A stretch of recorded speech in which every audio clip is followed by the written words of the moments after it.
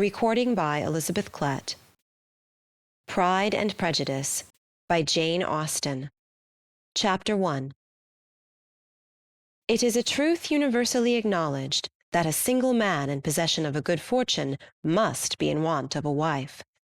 However little known the feelings or views of such a man may be on his first entering a neighborhood, this truth is so well fixed in the minds of the surrounding families that he is considered the rightful property of some one or other of their daughters.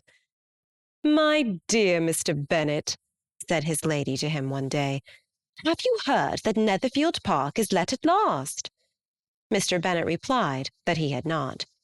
"But it is," returned she, "for Mrs. Long has just been here, and she told me all about it." Mr. Bennet made no answer. "Do you not want to know who has taken it?" cried his wife impatiently. "You want to tell me, and I have no objection to hearing it." This was invitation enough. "Why, my dear, you must know Mrs. Long says that Netherfield is taken by a young man of large fortune from the north of England, that he came down on Monday in a chaise and four to see the place, and was so much delighted with it that he agreed with Mr. Morris immediately, that he is to take possession before Michaelmas, and some of his servants are to be in the house by the end of next week." "What is his name?" "Bingley." "Is he married or single?" "Oh, single, my dear, to be sure. A single man of large fortune, 4,000 or 5,000 a year. What a fine thing for our girls!" "How so? How can it affect them?" "My dear Mr. Bennet," replied his wife, "how can you be so tiresome? You must know that I am thinking of his marrying one of them." "Is that his design in settling here?" "Design? Nonsense! How can you talk so? But it is very likely that he may fall in love with one of them, and therefore you must visit him as soon as he comes." "I see no occasion for that. You and the girls may go, or you may send them by themselves, which perhaps will be still better, for as you are as handsome as any of them, Mr. Bingley may like you the best of the party." "My dear, you flatter me.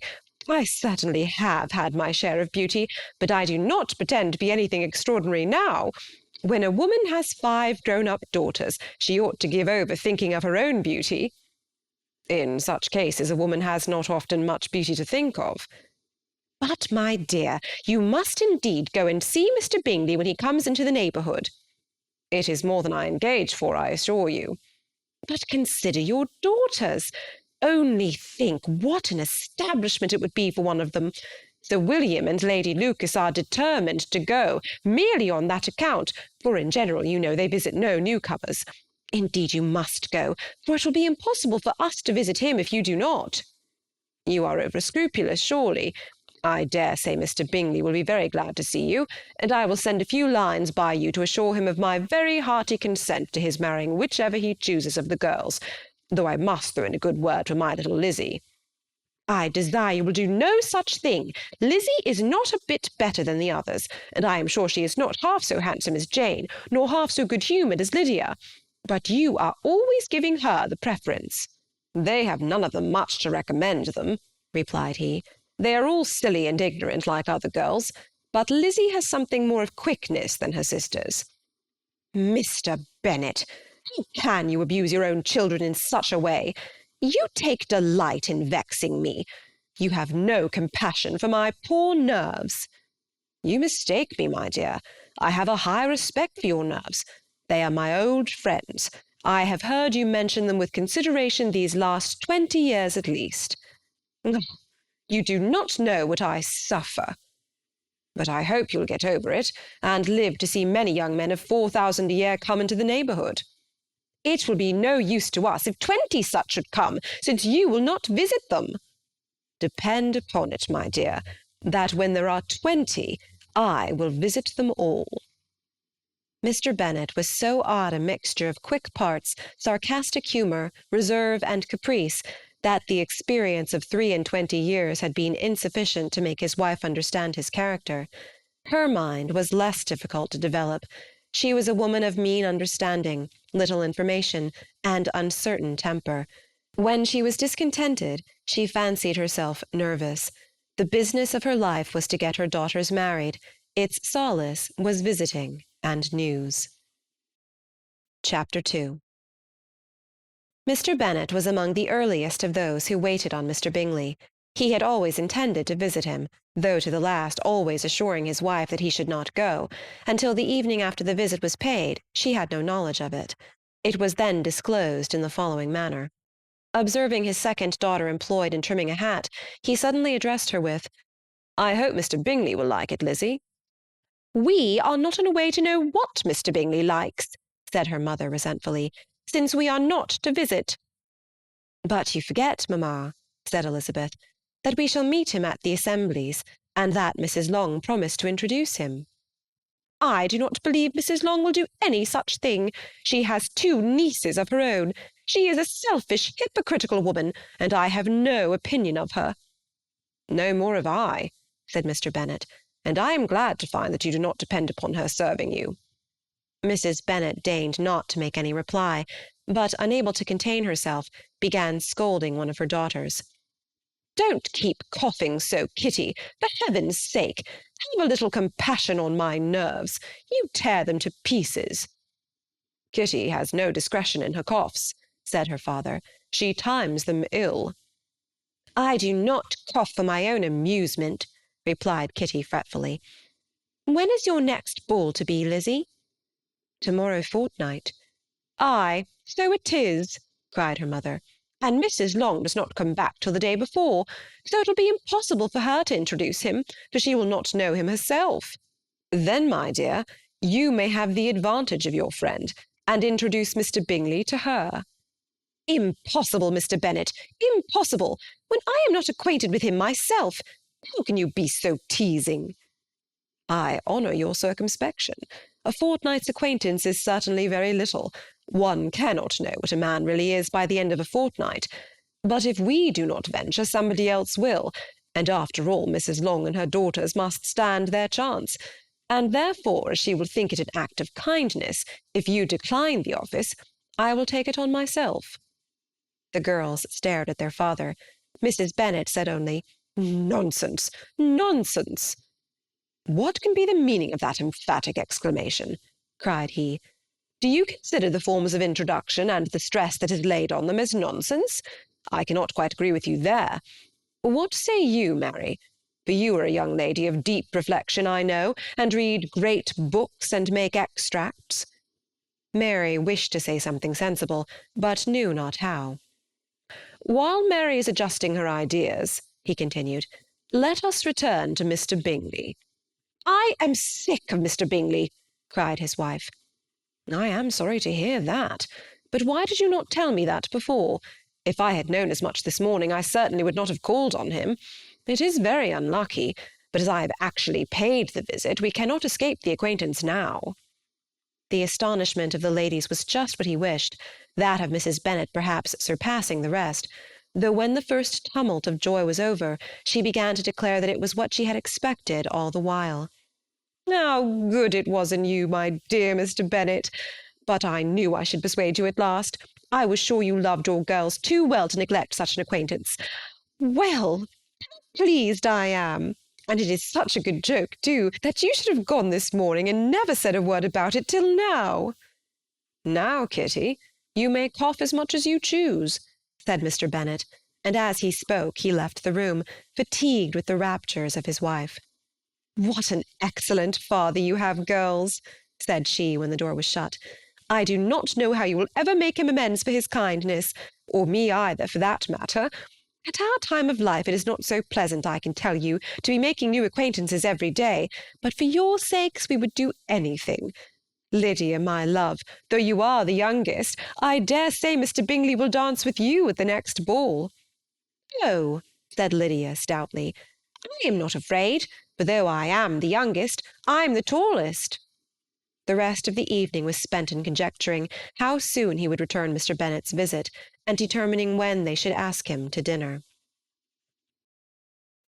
Chapter 3. Not all that Mrs. Bennet, however, with the assistance of her 5 daughters, could ask on the subject, was sufficient to draw from her husband any satisfactory description of Mr. Bingley.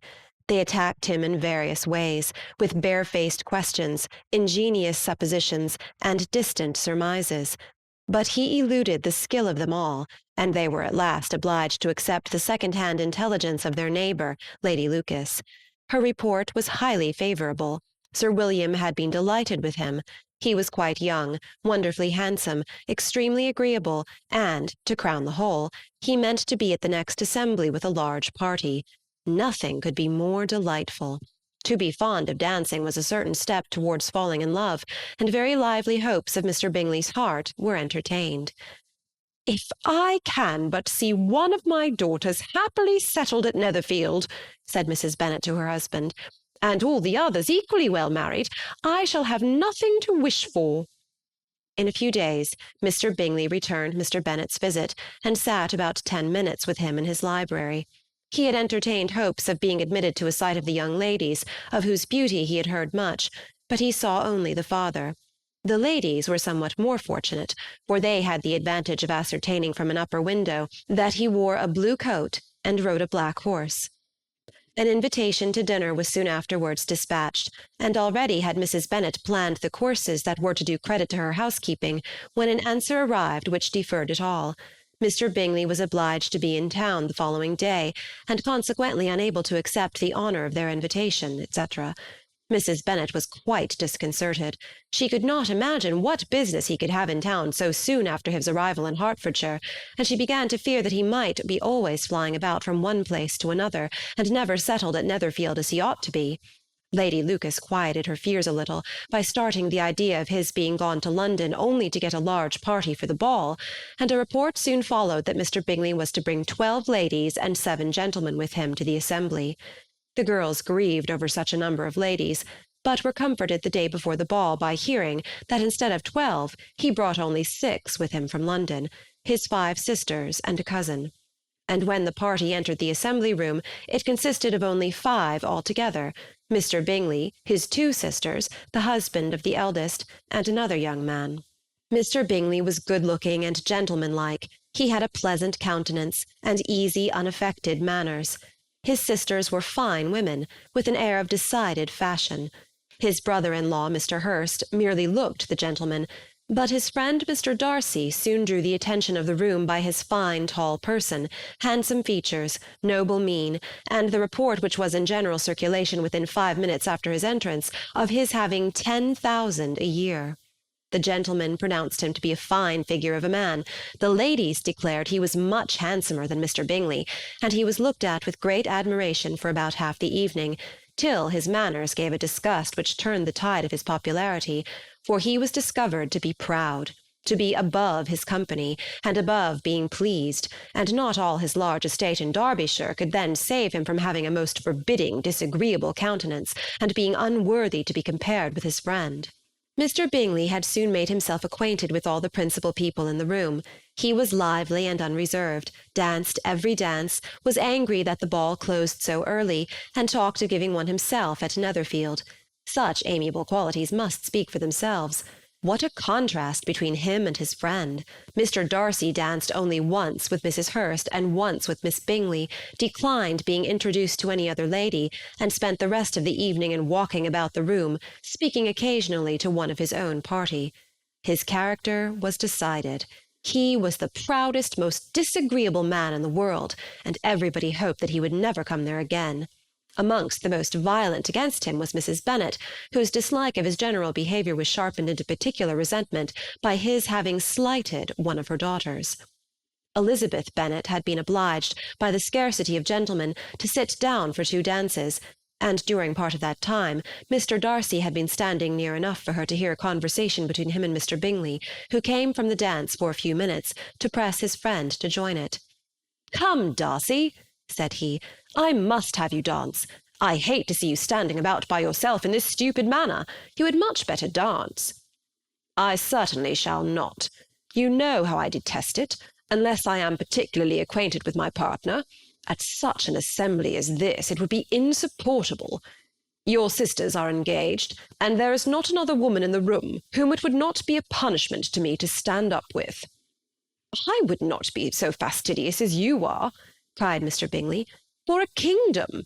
Upon my honour, I never met with so many pleasant girls in my life as I have this evening, and there are several of them, you see, uncommonly pretty." "You are dancing with the only handsome girl in the room," said Mr. Darcy, looking at the eldest Miss Bennet. "Oh, she is the most beautiful creature I ever beheld. But there is one of her sisters sitting down just behind you, who is very pretty, and I dare say very agreeable. Do let me ask my partner to introduce you." "Which do you mean?" And turning round, he looked for a moment at Elizabeth, till, catching her eye, he withdrew his own and coldly said, "She is tolerable, but not handsome enough to tempt me. I am in no humour at present to give consequence to young ladies who are slighted by other men. You had better return to your partner, and enjoy her smiles, for you are wasting your time with me." Mr. Bingley followed his advice. Mr. Darcy walked off, and Elizabeth remained with no very cordial feelings towards him. She told the story, however, with great spirit among her friends, for she had a lively, playful disposition, which delighted in anything ridiculous. The evening altogether passed off pleasantly to the whole family. Mrs. Bennet had seen her eldest daughter much admired by the Netherfield party. Mr. Bingley had danced with her twice, and she had been distinguished by his sisters. Jane was as much gratified by this as her mother could be, though in a quieter way. Elizabeth felt Jane's pleasure.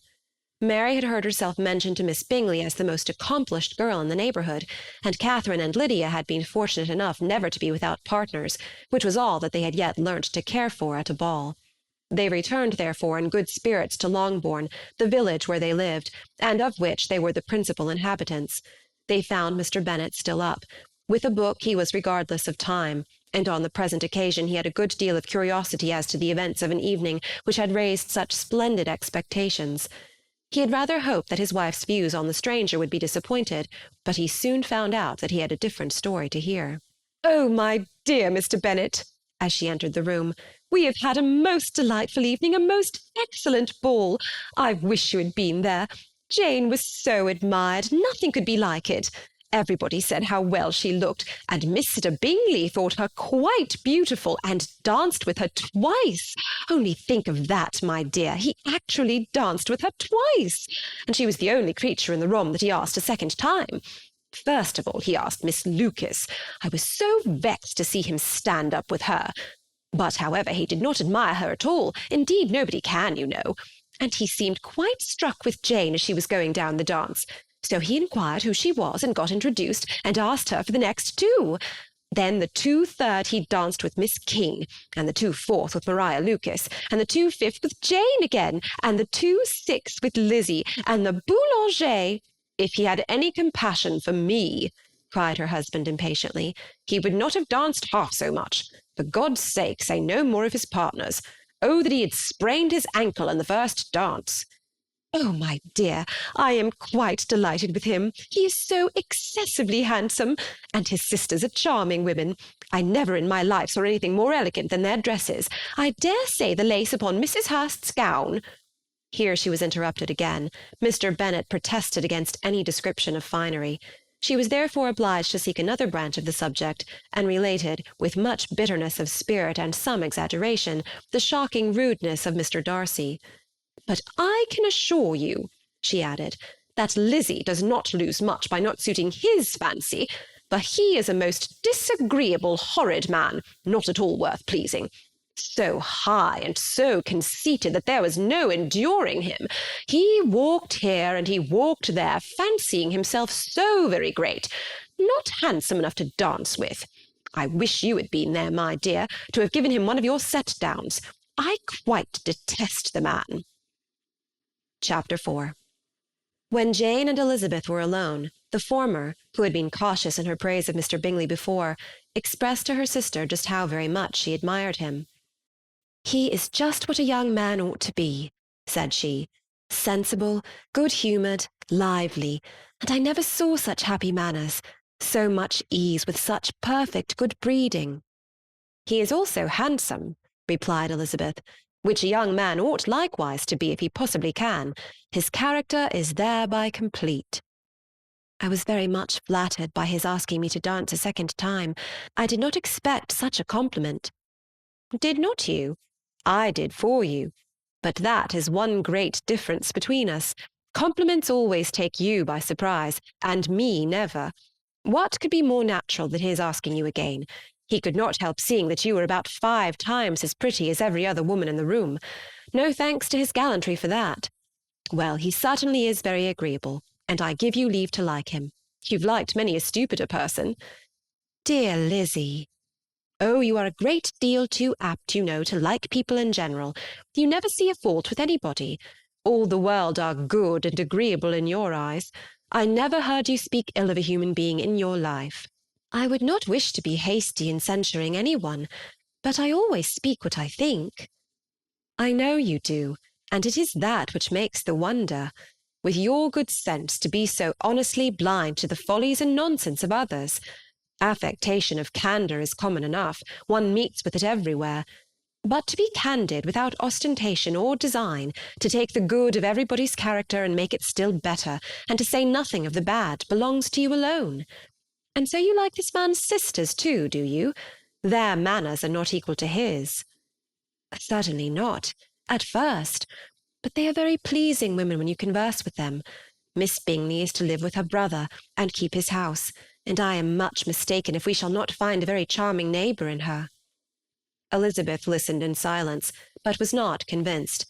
Their behaviour at the assembly had not been calculated to please in general, and with more quickness of observation, and less pliancy of temper than her sister, and with a judgment too unassailed by any attention to herself, she was very little disposed to approve them. They were, in fact, very fine ladies, not deficient in good humour when they were pleased, nor in the power of making themselves agreeable when they chose it, but proud and conceited. They were rather handsome, had been educated in one of the first private seminaries in town, had a fortune of £20,000, were in the habit of spending more than they ought, and of associating with people of rank, and were therefore in every respect entitled to think well of themselves, and meanly of others. They were of a respectable family in the north of England, a circumstance more deeply impressed on their memories than that their brother's fortune and their own had been acquired by trade. Mr. Bingley inherited property to the amount of nearly £100,000 from his father, who had intended to purchase an estate, but did not live to do it. Mr. Bingley intended it likewise, and sometimes made choice of his county, but as he now was provided with a good house and the liberty of a manor, it was doubtful to many of those who best knew the easiness of his temper whether he might not spend the remainder of his days at Netherfield, and leave the next generation to purchase. His sisters were anxious for his having an estate of his own, but though he was now only established as a tenant, Miss Bingley was by no means unwilling to preside at his table, nor was Mrs. Hurst, who had married a man of more fashion than fortune, less disposed to consider his house as her home when it suited her. Mr. Bingley had not been of age 2 years, when he was tempted by an accidental recommendation to look at Netherfield House. He did look at it, and into it for half an hour, was pleased with the situation and the principal rooms, satisfied with what the owner said in its praise, and took it immediately. Between him and Darcy there was a very steady friendship, in spite of great opposition of character. Bingley was endeared to Darcy by the easiness, openness, and ductility of his temper, though no disposition could offer a greater contrast to his own, and though with his own he never appeared dissatisfied. On the strength of Darcy's regard, Bingley had the firmest reliance, and of his judgment the highest opinion. In understanding, Darcy was the superior. Bingley was by no means deficient, but Darcy was clever.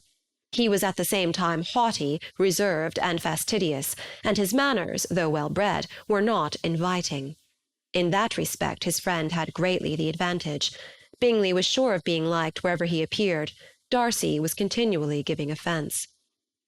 The manner in which they spoke of the Meryton assembly was sufficiently characteristic. Bingley had never met with more pleasant people or prettier girls in his life. Everybody had been most kind and attentive to him. There had been no formality, no stiffness. He had soon felt acquainted with all the room, and as to Miss Bennet, he could not conceive an angel more beautiful. Darcy, on the contrary, had seen a collection of people in whom there was little beauty and no fashion, for none of whom he had felt the smallest interest, and from none received either attention or pleasure. Miss Bennet he acknowledged to be pretty, but she smiled too much. Mrs. Hurst and her sister allowed it to be so, but still they admired her and liked her, and pronounced her to be a sweet girl, and one whom they would not object to know more of. Miss Bennet was therefore established as a sweet girl, and their brother felt authorized by such commendation to think of her as he chose. Chapter 5. Within a short walk of Longbourn lived a family with whom the Bennets were particularly intimate. Sir William Lucas had been formerly in trade in Meryton, where he had made a tolerable fortune, and risen to the honour of knighthood by an address to the king during his mayoralty. The distinction had perhaps been felt too strongly. It had given him a disgust to his business, and to his residence in a small market town, and in quitting them both, he had removed with his family to a house about a mile from Meryton, denominated from that period Lucas Lodge, where he could think with pleasure of his own importance, and, unshackled by business, occupy himself solely in being civil to all the world. For, though elated by his rank, it did not render him supercilious. On the contrary, he was all attention to everybody. By nature inoffensive, friendly, and obliging, his presentation at St. James's had made him courteous.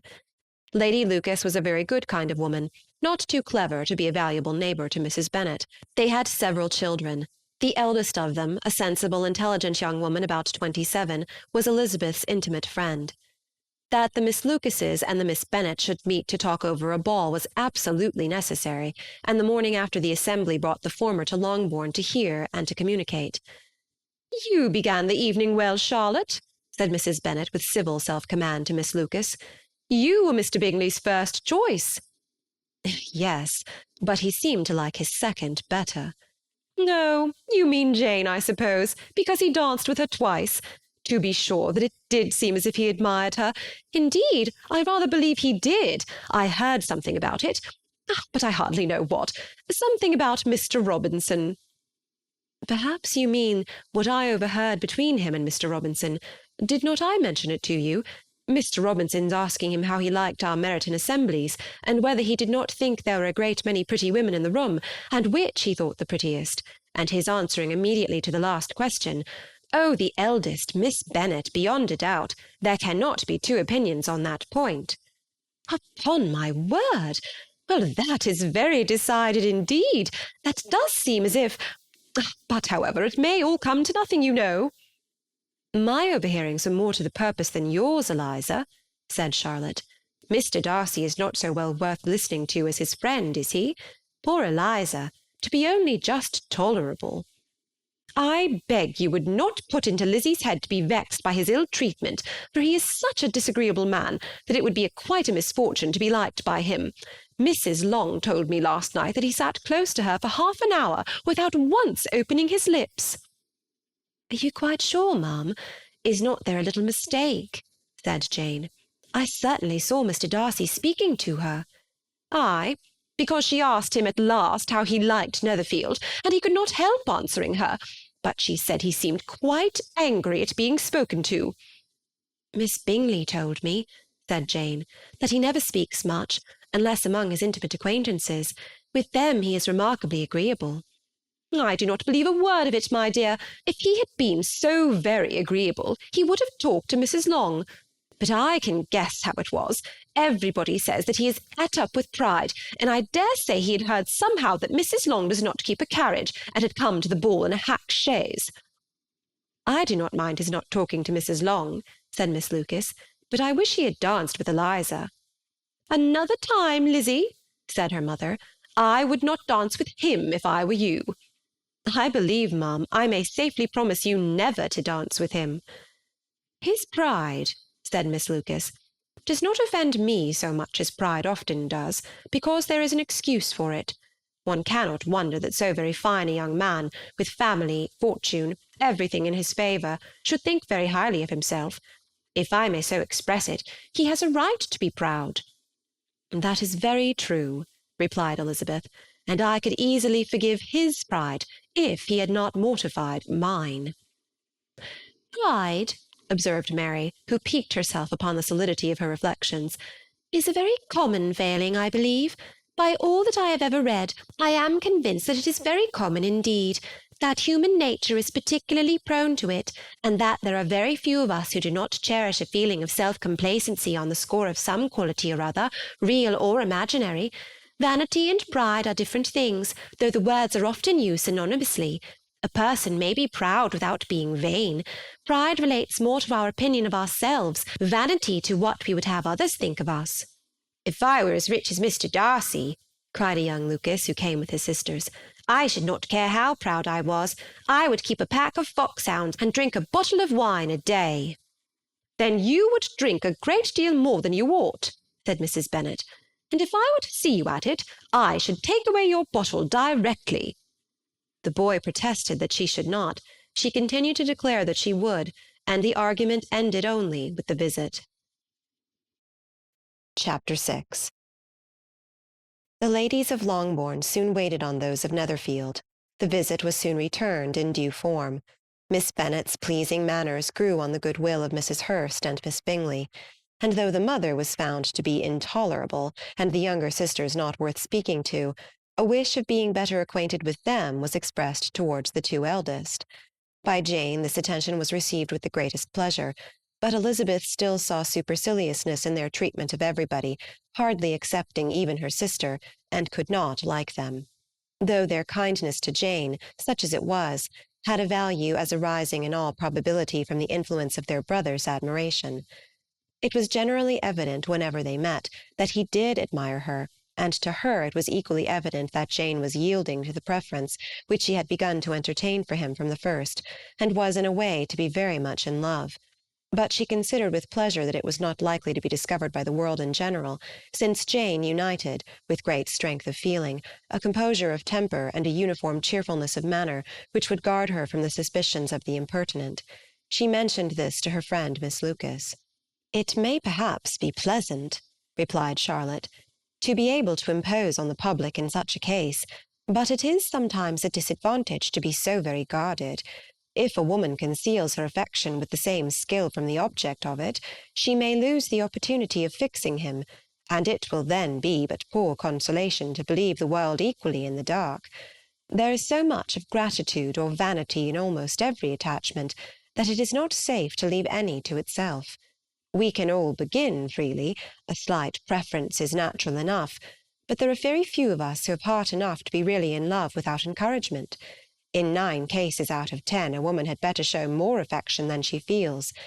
Bingley likes your sister undoubtedly, but he may never do more than like her, if she does not help him on." "But she does help him on, as much as her nature will allow. If I can perceive her regard for him, he must be a simpleton indeed not to discover it too." "Remember, Eliza, that he does not know Jane's disposition as you do." "But if a woman is partial to a man, and does not endeavour to conceal it, he must find it out." "Perhaps he must, if he sees enough of her. But though Bingley and Jane meet tolerably often, it is never for many hours together, and as they always see each other in large mixed parties, it is impossible that every moment should be employed in conversing together. Jane should therefore make the most of every half-hour in which she can command his attention. When she is secure of him, there will be more leisure for falling in love as much as she chooses." "Your plan is a good one," said Elizabeth, "where nothing is in question but the desire of being well married, and if I were determined to get a rich husband, or any husband, I dare say I should adopt it. But these are not Jane's feelings. She is not acting by design. As yet she cannot even be certain of the degree of her own regard, nor of its reasonableness. She has known him only a fortnight. She danced 4 dances with him at Meryton. She saw him one morning at his own house, and has since dined with him in company 4 times. This is not quite enough to make her understand his character, not as you represent it. Had she merely dined with him, she might only have discovered whether he had a good appetite. But you must remember that 4 evenings have also been spent together, and 4 evenings may do a great deal." "Yes, these 4 evenings have enabled them to ascertain that they both like 21 better than commerce, but with respect to any other leading characteristic, I do not imagine that much has been unfolded."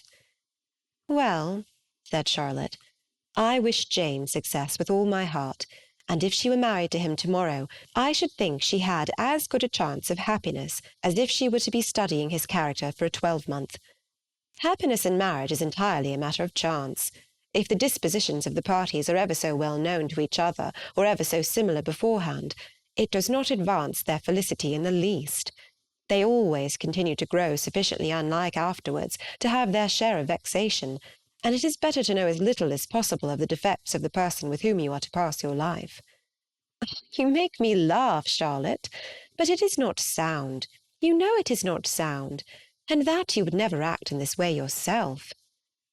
Occupied in observing Mr. Bingley's attentions to her sister, Elizabeth was far from suspecting that she was herself becoming an object of some interest in the eyes of his friend. Mr. Darcy had at first scarcely allowed her to be pretty. He had looked at her without admiration at the ball, and when they next met, he looked at her only to criticise. But no sooner had he made it clear to himself and his friends that she hardly had a good feature in her face, than he began to find it was rendered uncommonly intelligent by the beautiful expression of her dark eyes. To this discovery succeeded some others equally mortifying.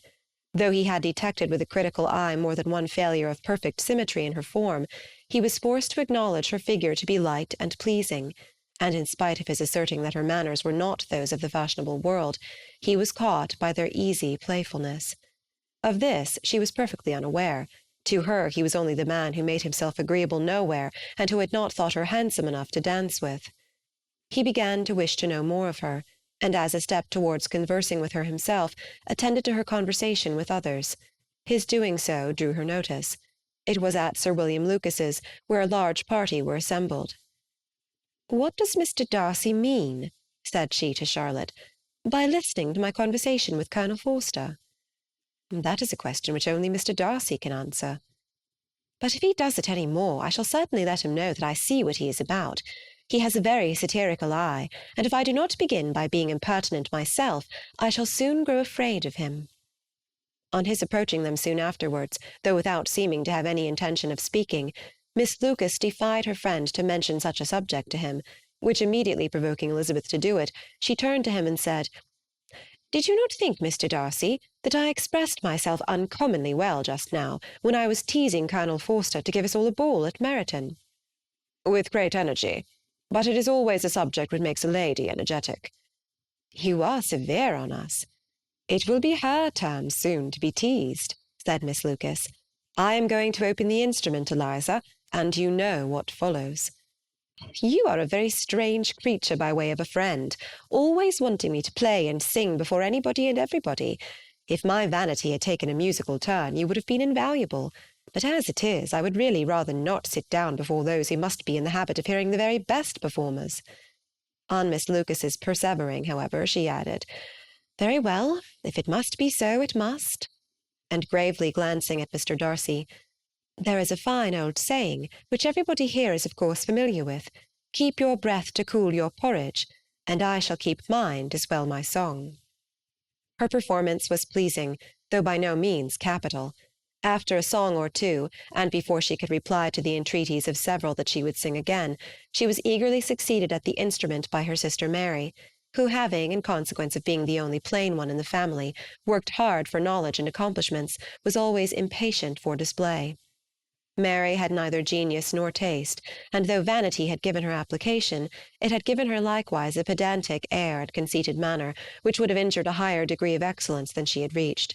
Elizabeth, easy and unaffected, had been listened to with much more pleasure, though not playing half so well, and Mary, at the end of a long concerto, was glad to purchase praise and gratitude by Scotch and Irish airs at the request of her younger sisters, who, with some of the Lucases and 2 or 3 officers, joined eagerly in dancing at one end of the room. Mr. Darcy stood near them in silent indignation at such a mode of passing the evening, to the exclusion of all conversation, and was too much engrossed by his thoughts to perceive that Sir William Lucas was his neighbour, till Sir William thus began. "What a charming amusement for young people this is, Mr. Darcy. There is nothing like dancing, after all. I consider it as one of the first refinements of polished society." "Certainly, sir. And it has the advantage also of being in vogue among the less polished societies of the world. Every savage can dance." Sir William only smiled. "Your friend performs delightfully," he continued after a pause, on seeing Bingley join the group, "and I doubt not that you are an adept in the science yourself, Mr. Darcy." "You saw me dance at Meryton, I believe, sir?" "Yes, indeed, and received no inconsiderable pleasure from the sight. Do you often dance at St. James's?" "Never, sir." Do you not think it would be a proper compliment to the place?" "It is a compliment which I never pay to any place if I can avoid it." "You have a house in town, I conclude?" Mr. Darcy bowed. "I had once had some thought of fixing in town myself, for I am fond of superior society, but I did not feel quite certain that the air of London would agree with Lady Lucas." He paused in hopes of receiving an answer, but his companion was not disposed to make any, and Elizabeth at that instant moving towards them, he was struck with the action of doing a very gallant thing, and called out to her, "My dear Miss Eliza, why are you not dancing? Mr. Darcy, you must allow me to present this young lady to you as a very desirable partner. You cannot refuse to dance, I am sure, when so much beauty is before you." And taking her hand, he would have given it to Mr. Darcy, who, though extremely surprised, was not unwilling to receive it, when she instantly drew back, and said with some discomposure to Sir William, "Indeed, sir, I have not the least intention of dancing. I entreat you not to suppose that I moved this way in order to beg for a partner." Mr. Darcy, with grave propriety, requested to be allowed the honour of her hand, but in vain. Elizabeth was determined, nor did Sir William at all shake her purpose by his attempt at persuasion. "You excelled so much in the dance, Miss Eliza, that it is cruel to deny me the happiness of seeing you, and though this gentleman dislikes the amusement in general, he can have no objection, I am sure, to oblige us for 1/2 hour." "Mr. Darcy is all politeness," said Elizabeth, smiling. "He is indeed, but considering the inducement, my dear Miss Eliza, we cannot wonder at his complaisance, for who would object to such a partner?" Elizabeth looked archly, and turned away. Her resistance had not injured her with the gentleman, and he was thinking of her with some complacency, when thus accosted by Miss Bingley. "I can guess the subject of your reverie." "I should imagine not." "You are considering how insupportable it would be to pass many evenings in this manner, in such society, and indeed I am quite of your opinion. I was never more annoyed. The insipidity, and yet the noise, the nothingness, and yet the self-importance of all those people. What would I give to hear your strictures on them?" "Your conjecture is totally wrong, I assure you. My mind was more agreeably engaged. I have been meditating on the very great pleasure which a pair of fine eyes in the face of a pretty woman can bestow." Miss Bingley immediately fixed her eyes on his face, and desired he would tell her what lady had the credit of inspiring such reflections. Mr. Darcy replied with great intrepidity, "Miss Elizabeth Bennet." "Miss Elizabeth Bennet?" repeated Miss Bingley. "I am all astonishment. How long has she been such a favourite? And pray, when am I to wish you joy?" "That is exactly the question which I expected you to ask. A lady's imagination is very rapid. It jumps from admiration to love, from love to matrimony in a moment. I knew you would be wishing me joy." "Nay, if you are serious about it, I shall consider the matter as absolutely settled. You will be having a charming mother-in-law indeed, and, of course, she will always be at Pemberley with you." He listened to her with perfect indifference, while she chose to entertain herself in this manner, and as his composure convinced her that all was safe, her wit flowed long. Chapter 7. Mr. Bennet's property consisted almost entirely in an estate of 2,000 a year, which, unfortunately for his daughters, was entailed, in default of heirs male, on a distant relation, and their mother's fortune, though ample for her situation in life, could but ill supply the deficiency of his. Her father had been an attorney in Meryton, and had left her £4,000. She had a sister married to a Mr. Phillips, who had been a clerk to their father and succeeded him in the business, and a brother settled in London in a respectable line of trade. The village of Longbourn was only 1 mile from Meryton, a most convenient distance for the young ladies, who were usually tempted thither 3 or 4 times a week, to pay their duty to their aunt, and to a milliner's shop just over the way. The 2 youngest of the family, Catherine and Lydia, were particularly frequent in these attentions. Their minds were more vacant than their sisters', and when nothing better offered, a walk to Meryton was necessary to amuse their morning hours, and furnish conversation for the evening, and however bare of news the country in general might be, they always contrived to learn some from their aunt. At present, indeed, they were well supplied both with news and happiness by the recent arrival of a militia regiment in the neighbourhood. It was to remain the whole winter, and Meryton was the headquarters. Their visits to Mrs. Phillips were now productive of the most interesting intelligence. Every day added something to their knowledge of the officers' names and connections. Their lodgings were not long a secret, and at length they began to know the officers themselves. Mr. Phillips visited them all, and this opened to his nieces a store of felicity unknown before. They could talk of nothing but officers, and Mr. Bingley's large fortune, the mention of which gave animation to their mother, was worthless in their eyes when opposed to the regimentals of an ensign. After listening one morning to their effusions on this subject, Mr. Bennet coolly observed, "From all that I can collect by your manner of talking, you must be two of the silliest girls in the country. I have suspected it some time, but I am now convinced." Catherine was disconcerted, and made no answer, but Lydia, with perfect indifference, continued to express her admiration of Captain Carter, and her hope of seeing him in the course of the day, as he was going the next morning to London.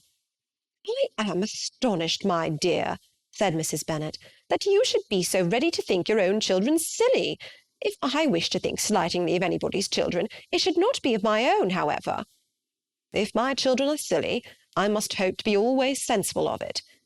"Yes, but as it happens, they are all of them very clever." "That is the only point, I flatter myself, on which we do not agree.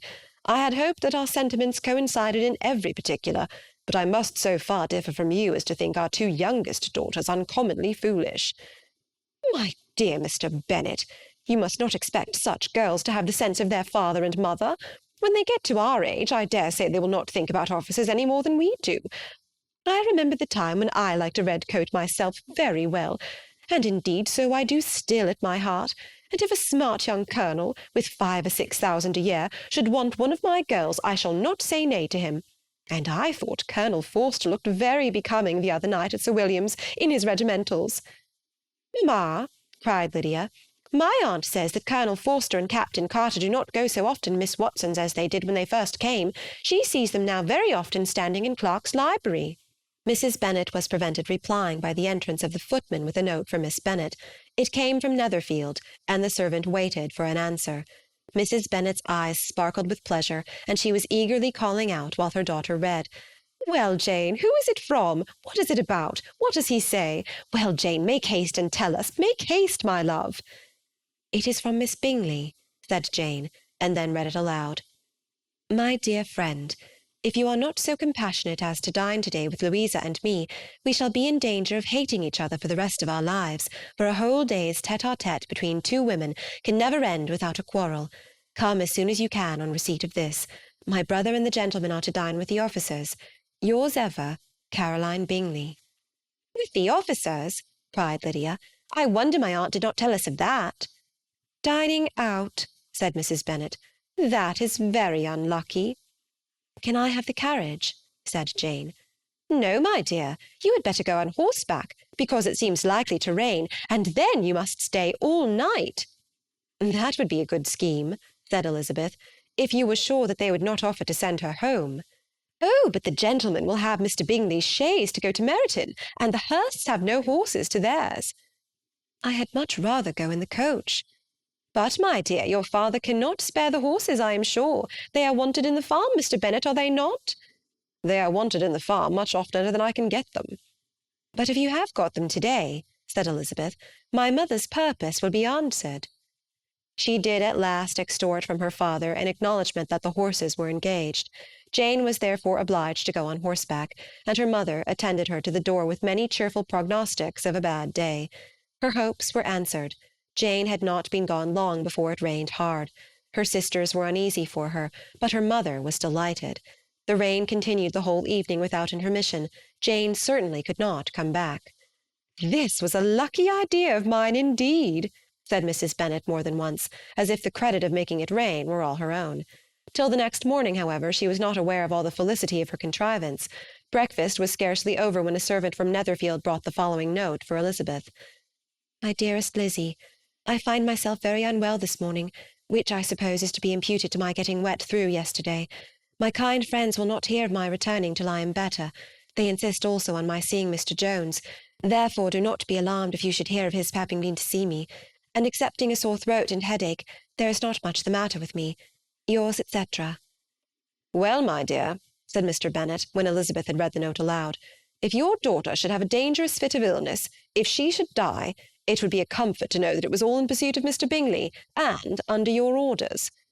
Oh, I am not afraid of her dying. People do not die of little trifling colds. She will be taken good care of.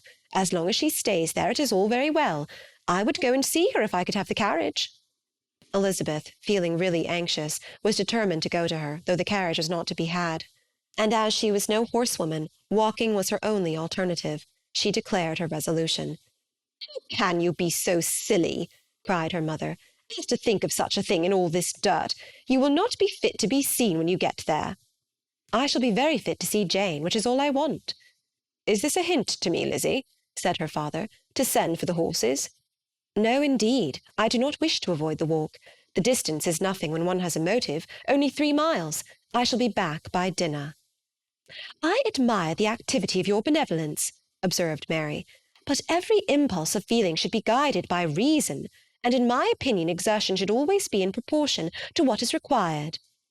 "We will go as far as Meryton with you," said Catherine and Lydia. Elizabeth accepted their company, and the 3 young ladies set off together. "If we make haste," said Lydia as they walked along, "perhaps we may see something of Captain Carter before he goes." In Meryton they parted. The 2 youngest repaired to the lodgings of one of the officers' wives, and Elizabeth continued her walk alone, crossing field after field at a quick pace, jumping over stiles and springing over puddles with impatient activity, and finding herself at last within view of the house, with weary ankles, dirty stockings, and a face glowing with the warmth of exercise. She was shown into the breakfast parlour, where all but Jane were assembled, and where her appearance created a great deal of surprise.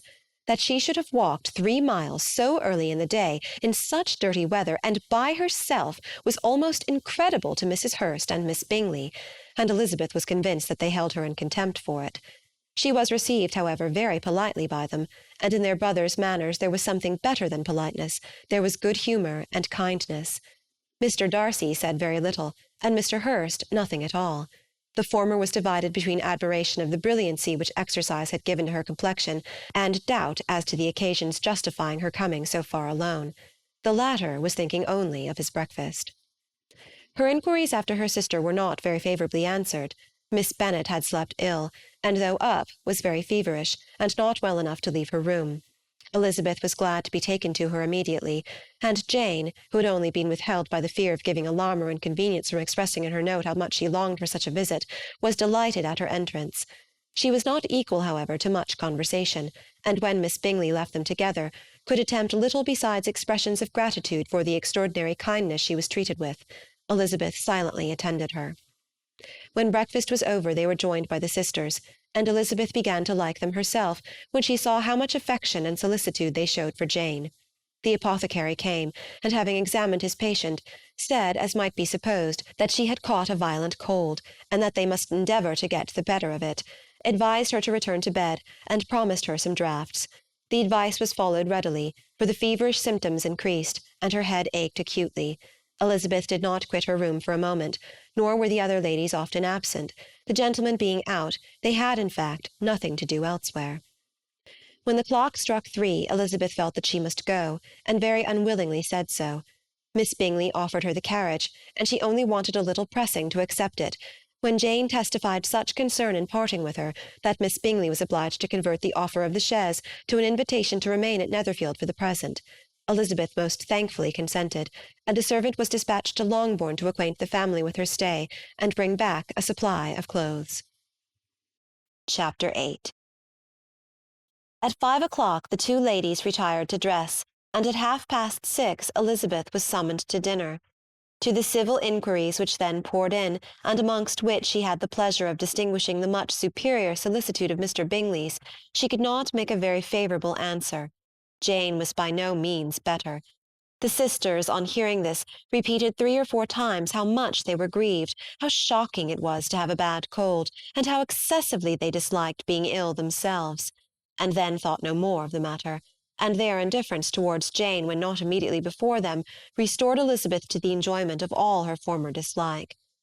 Their brother, indeed, was the only one of the party whom she could regard with any complacency. His anxiety for Jane was evident, and his attentions to herself most pleasing, and they prevented her feeling herself so much an intruder as she believed she was considered by the others. She had very little notice from any but him. Miss Bingley was engrossed by Mr. Darcy, her sister scarcely less so, and as for Mr. Hurst, by whom Elizabeth sat, he was an indolent man, who lived only to eat, drink, and play at cards, who, when he found her to prefer a plain dish to a ragout, had nothing to say to her. When dinner was over, she returned directly to Jane, and Miss Bingley began abusing her as soon as she was out of the room. Her manners were pronounced to be very bad indeed, a mixture of pride and impertinence. She had no conversation, no style, no beauty. Mrs. Hurst thought the same, and added, "She has nothing, in short, to recommend her, but being an excellent walker. I shall never forget her appearance this morning. She really looked almost wild." "She did indeed, Louisa. I could hardly keep my countenance. Very nonsensical to come at all. Why must she be scampering about the country because her sister had a cold?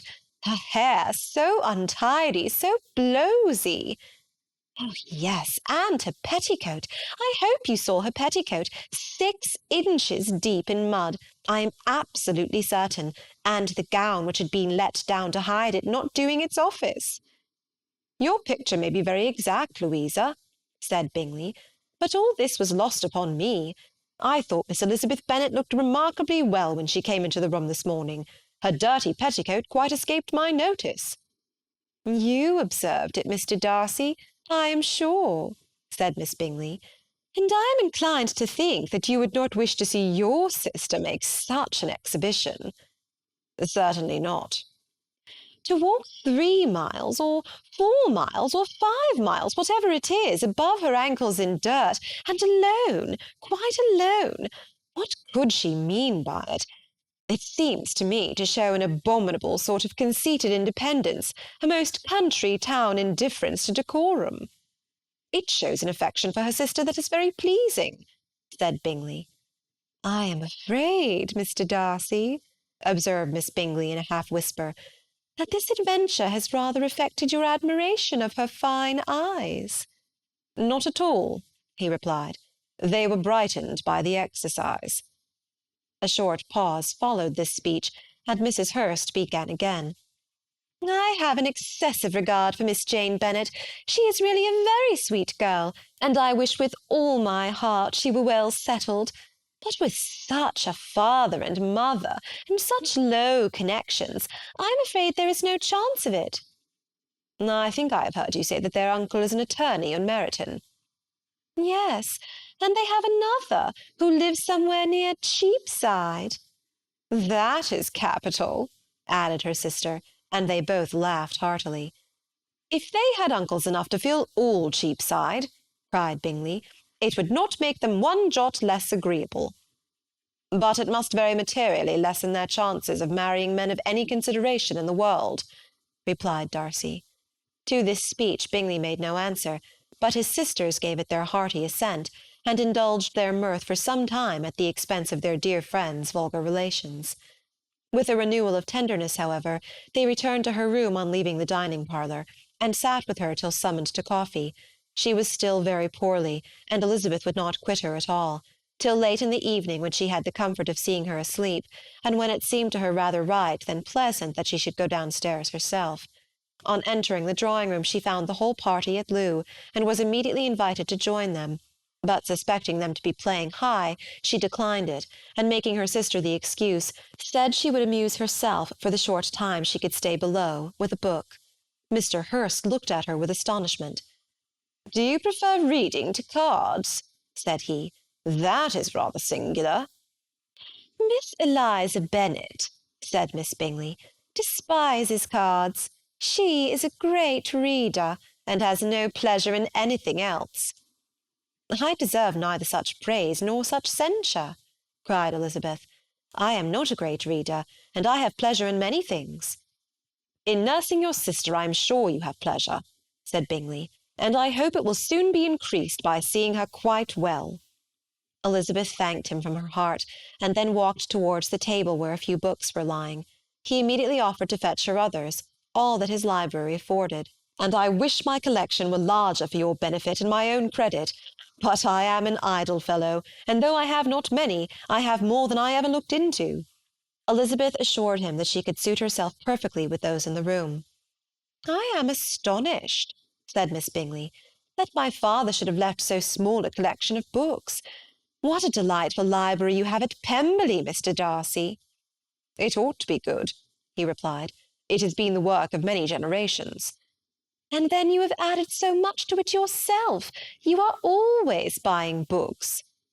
"I cannot comprehend the neglect of a family library in such days as these." "Neglect! I am sure you neglect nothing that can add to the beauties of that noble place. Charles, when you build your house, I wish it may be half as delightful as Pemberley." "I wish it may." "But I would really advise you to make your purchase in that neighbourhood, and take Pemberley for a kind of model.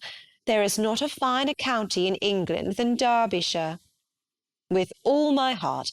I will buy Pemberley itself, if Darcy will sell it." "I am talking of possibilities, Charles." "Upon my word, Caroline, I should think it more possible to get Pemberley by purchase than by imitation."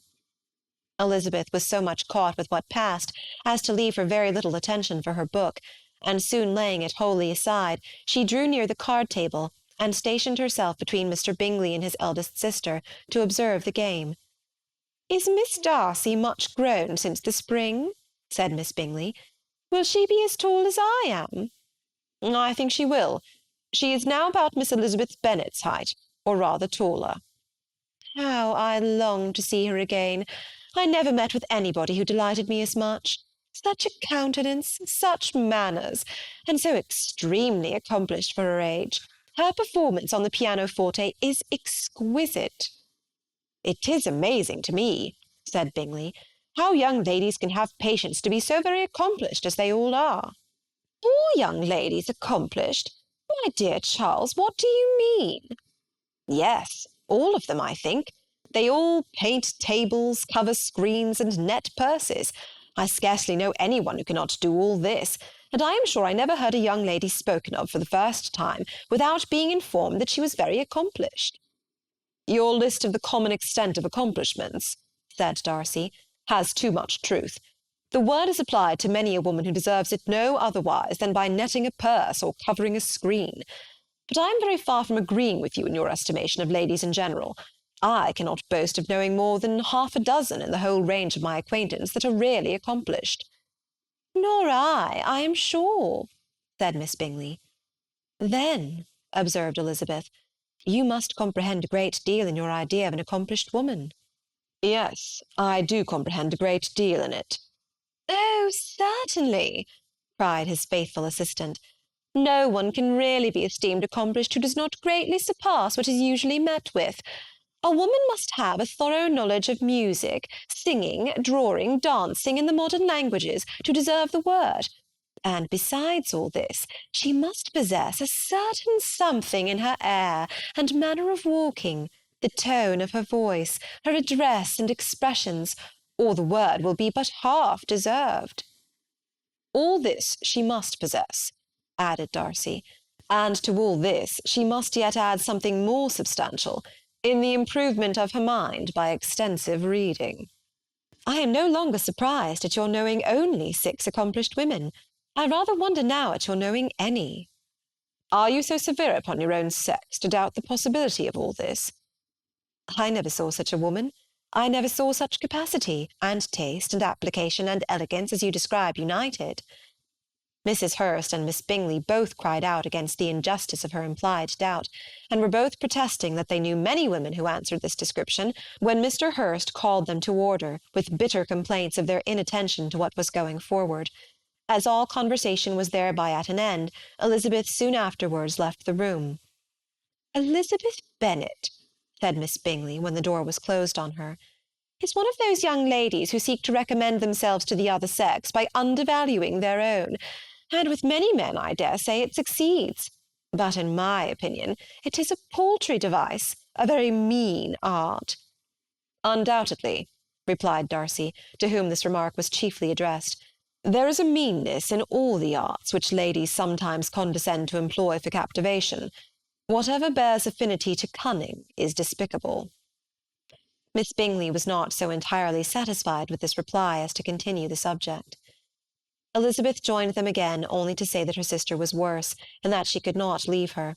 Bingley urged Mr. Jones being sent for immediately, while his sisters, convinced that no country advice could be of any service, recommended an express to town for one of the most eminent physicians. This she would not hear of, but she was not so unwilling to comply with their brother's proposal, and it was settled that Mr. Jones should be sent for early in the morning, if Miss Bennet were not decidedly better. Bingley was quite uncomfortable. His sisters declared that they were miserable. They solaced their wretchedness, however, by duets after supper, while he could find no better relief to his feelings than by giving his housekeeper directions that every attention might be paid to the sick lady and her sister. Chapter 9. Elizabeth passed the chief of the night in her sister's room, and in the morning had the pleasure of being able to send a tolerable answer to the inquiries which she very early received from Mr. Bingley by a housemaid, and some time afterwards from the two elegant ladies who waited on his sisters. In spite of this amendment, however, she requested to have a note sent to Longbourn, desiring her mother to visit Jane, and form her own judgment of her situation. The note was immediately dispatched, and its contents as quickly complied with. Mrs. Bennet, accompanied by her two youngest girls, reached Netherfield soon after the family breakfast. Had she found Jane in any apparent danger, Mrs. Bennet would have been very miserable, but being satisfied on seeing her that her illness was not alarming, she had no wish of her recovering immediately, as her restoration to health would probably remove her from Netherfield. She would not listen, therefore, to her daughter's proposal of being carried home. Neither did the apothecary, who arrived about the same time, think it at all advisable. After sitting a little while with Jane on Miss Bingley's appearance and invitation, the mother and three daughters all attended her into the breakfast-parlour. Bingley met them with hopes that Mrs. Bennet had not found Miss Bennet worse than she expected. "Indeed I have, sir," was her answer. "She is a great deal too ill to be moved. Mr. Jones says we must not think of moving her. We must trespass a little longer on your kindness." "Removed?" cried Bingley. "It must not be thought of. My sister, I am sure, will not hear of her removal." "You may depend upon it, madam," said Miss Bingley with cold civility, "that Miss Bennet will receive every possible attention while she remains with us." Mrs. Bennet was profuse in her acknowledgments. "I am sure," she added, "if it were not for such good friends, I do not know what would become of her, for she is very ill indeed, and suffers a vast deal, though with the greatest patience in the world, which is always the way with her, for she has, without exception, the sweetest temper I have ever met with. I often tell my other girls that they are nothing to her.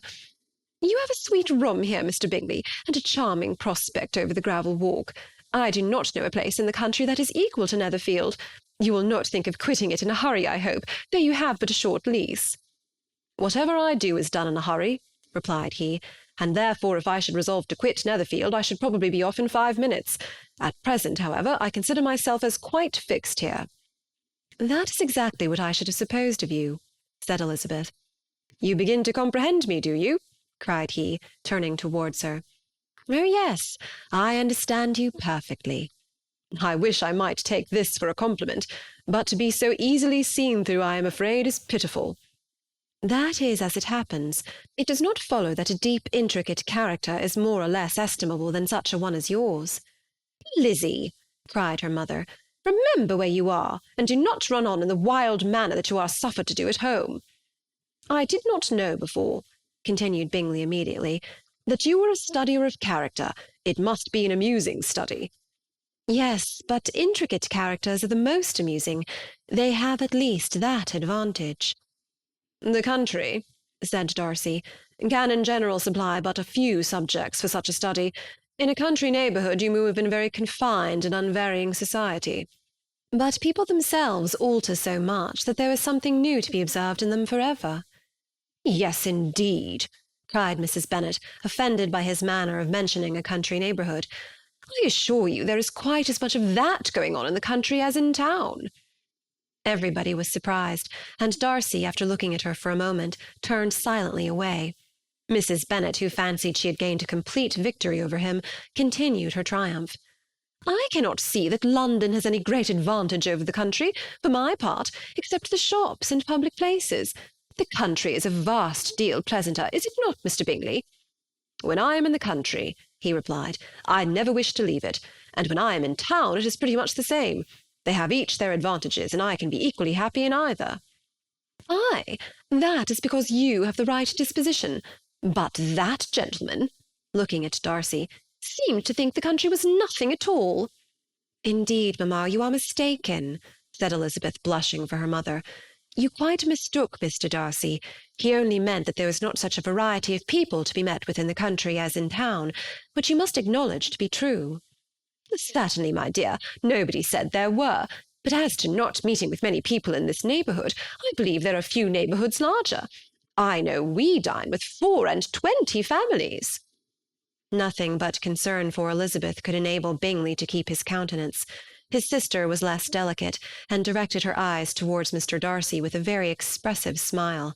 Elizabeth, for the sake of saying something that might turn her mother's thoughts, now asked her if Charlotte Lucas had been at Longbourn since her coming away.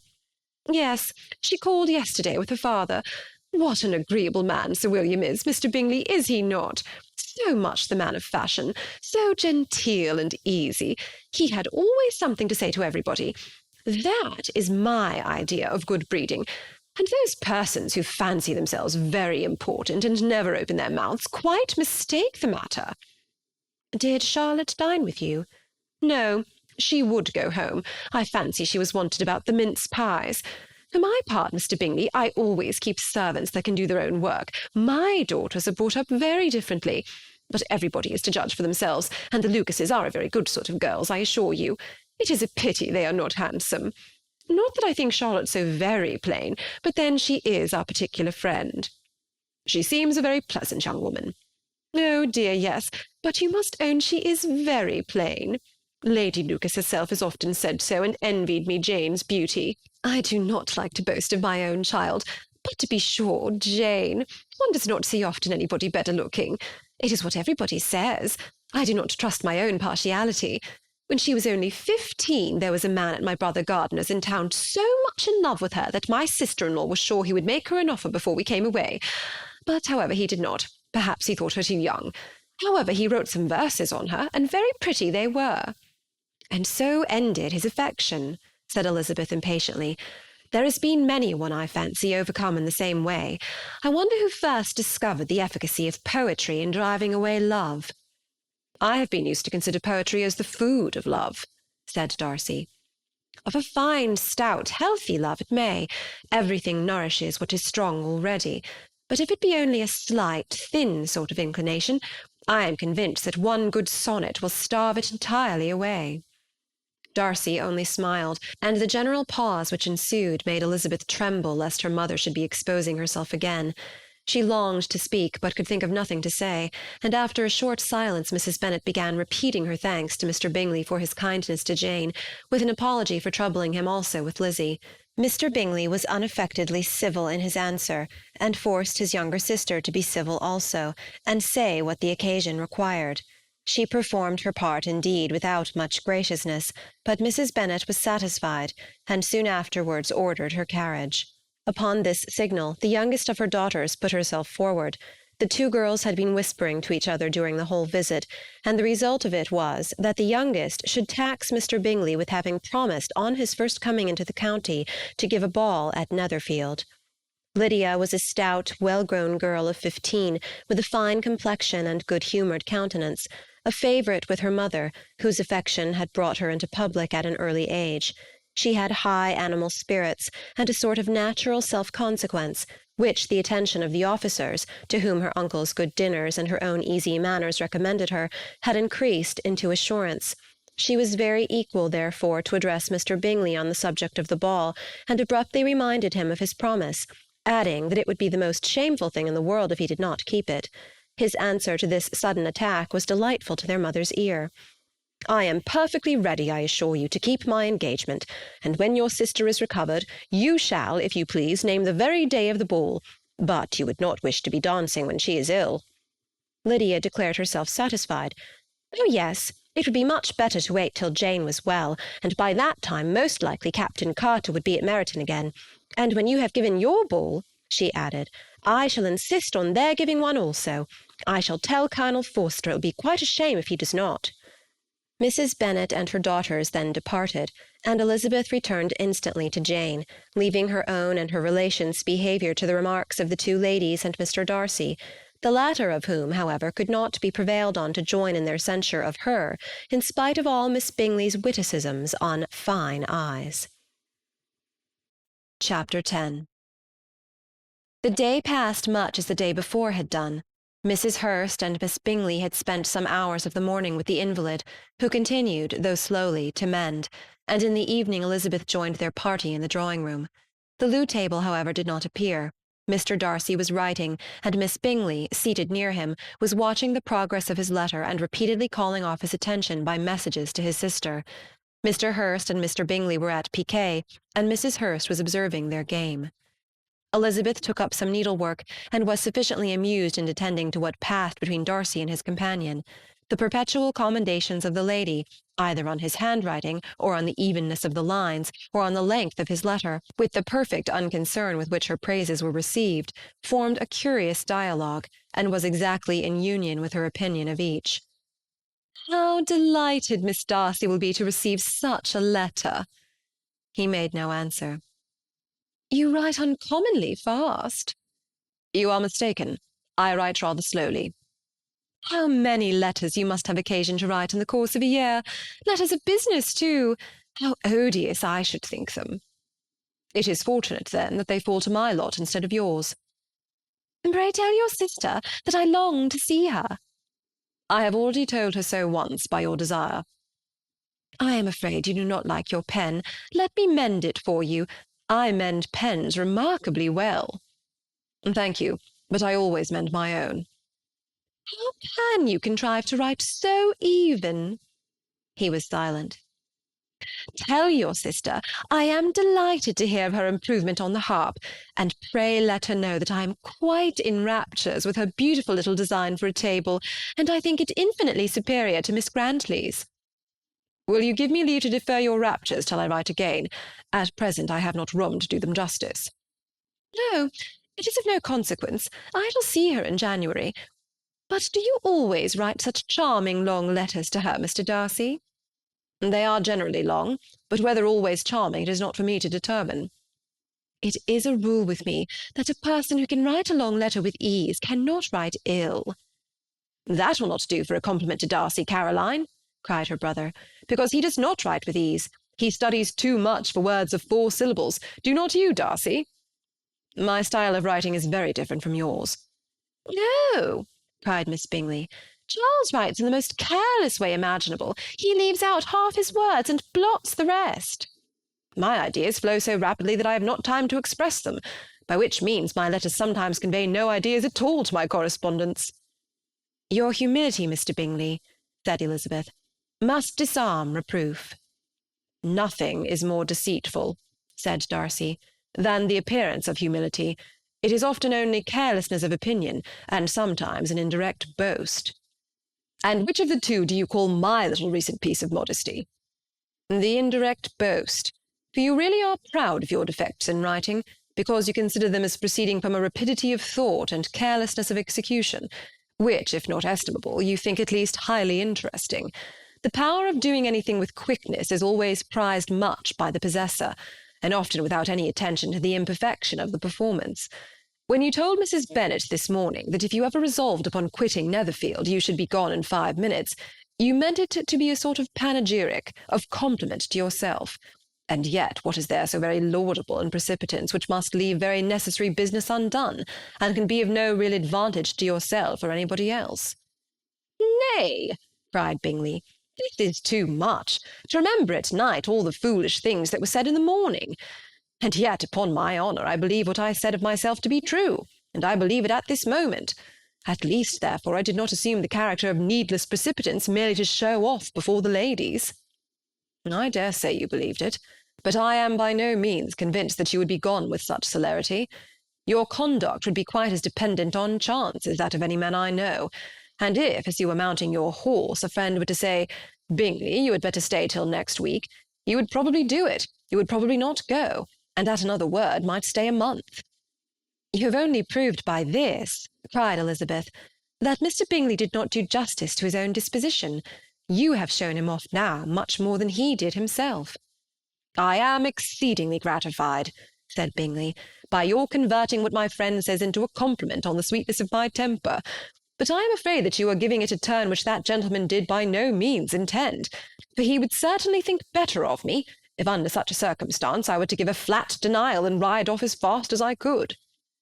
"Would Mr. Darcy then consider the rashness of your original intentions as atoned for by your obstinacy in adhering to it?" "Upon my word, I cannot exactly explain the matter. Darcy must speak for himself." "You expect me to account for opinions which you choose to call mine, but which I have never acknowledged. Allowing the case, however, to stand according to your representation, you must remember, Miss Bennet, that the friend who is supposed to desire his return to the house, and the delay of his plan, has merely desired it, asked it without offering one argument in favour of its propriety." "To yield readily, easily, to the persuasion of a friend is no merit with you." "To yield without conviction is no compliment to the understanding of either." "You appear to me, Mr. Darcy, to allow nothing for the influence of friendship and affection. A regard for the requester would often make one readily yield to a request without waiting for arguments to reason one into it. I am not particularly speaking of such a case as you have supposed about Mr. Bingley. We may as well wait, perhaps, till the circumstance occurs before we discuss the discretion of his behaviour thereupon. But in general and ordinary cases between friend and friend, where one of them is desired by the other to change a resolution of no very great moment, should you think ill of that person for complying with a desire, without waiting to be argued into it?" "Will it not be advisable, before we proceed on this subject, to arrange with rather more precision the degree of importance which is to pertain to this request, as well as the degree of intimacy subsisting between the parties?" "By all means," cried Bingley. "Let us hear the particulars, not forgetting their comparative height and size, for that will have more weight in the argument, Miss Bennet, than you may be aware of. I assure you that if Darcy were not such a great tall fellow in comparison with myself, I should not pay him half so much deference. I declare I do not know a more awful object than Darcy on particular occasions and in particular places, at his own house especially, and of a Sunday evening, when he has nothing to do." Mr. Darcy smiled, but Elizabeth thought she could perceive that he was rather offended, and therefore checked her laugh. Miss Bingley warmly resented the indignity he had received in an expostulation with her brother for talking such nonsense. "I see your design, Bingley," said his friend. "You dislike an argument and want to silence this." "Perhaps I do. Arguments are too much like disputes. If you and Miss Bennet will defer yours till I am out of the room, I shall be very thankful, and then you may say whatever you like of me." "What you ask," said Elizabeth, "is no sacrifice on my side, and Mr. Darcy had much better finish his letter." Mr. Darcy took her advice, and did finish his letter. When that business was over, he applied to Miss Bingley and Elizabeth for an indulgence of some music. Miss Bingley moved with some alacrity to the pianoforte, and after a polite request that Elizabeth would lead the way, which the other as politely and more earnestly negatived, she seated herself. Mrs. Hurst sang with her sister, and while they were thus employed, Elizabeth could not help observing, as she turned over some music books that lay on the instrument, how frequently Mr. Darcy's eyes were fixed on her. She hardly knew how to suppose that she could be an object of admiration to so great a man, and yet that he should look at her because he disliked her was still more strange. She could only imagine, however, at last, that she drew his notice because there was something more wrong and reprehensible, according to his ideas of right, than in any other person present. The supposition did not pain her. She liked him too little to care for his approbation. After playing some Italian songs, Miss Bingley varied the charm by a lively Scotch air, and soon afterward Mr. Darcy, drawing near Elizabeth, said to her, "Do not you feel a great inclination, Miss Bennet, to seize such an opportunity of dancing a reel?" She smiled, but made no answer. He repeated the question with some surprise at her silence. "Oh," said she, "I heard you before, but I could not immediately determine what to say in reply. You wanted me, I know, to say yes, that you might have the pleasure of despising my taste. But I always delight in overthrowing those kind of schemes and cheating a person of their premeditated contempt. I have therefore made up my mind to tell you that I do not want to dance a reel at all. And now, despise me if you dare." "Indeed, I do not dare." Elizabeth, having rather expected to affront him, was amazed at his gallantry. but there was a mixture of sweetness and archness in her manner which made it difficult for her to affront anybody, and Darcy had never been so bewitched by any woman as he was by her. He really believed that if it were not for the inferiority of her connections, he should be in some danger. Miss Bingley saw, or suspected enough to be jealous, and her great anxiety for the recovery of her dear friend Jane received some assistance from her desire of getting rid of Elizabeth. She often tried to provoke Darcy into disliking her guest by talking of their supposed marriage and planning his happiness in such an alliance.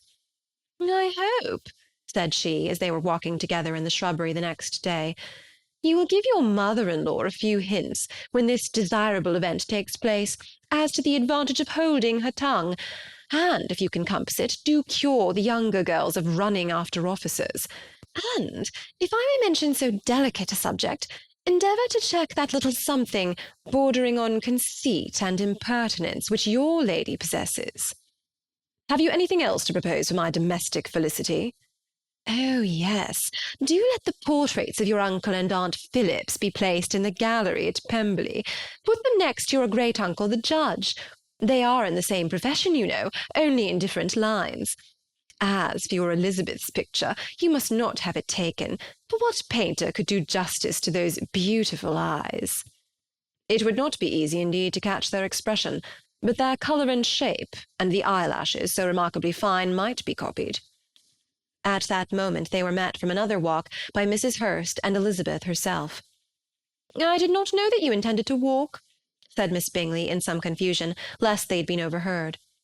"You used us abominably ill," answered Mrs. Hurst, "running away without telling us that you were coming out."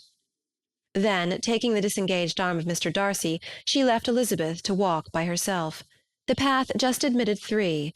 Mr. Darcy felt their rudeness and immediately said, "This walk is not wide enough for our party. We had better go into the avenue."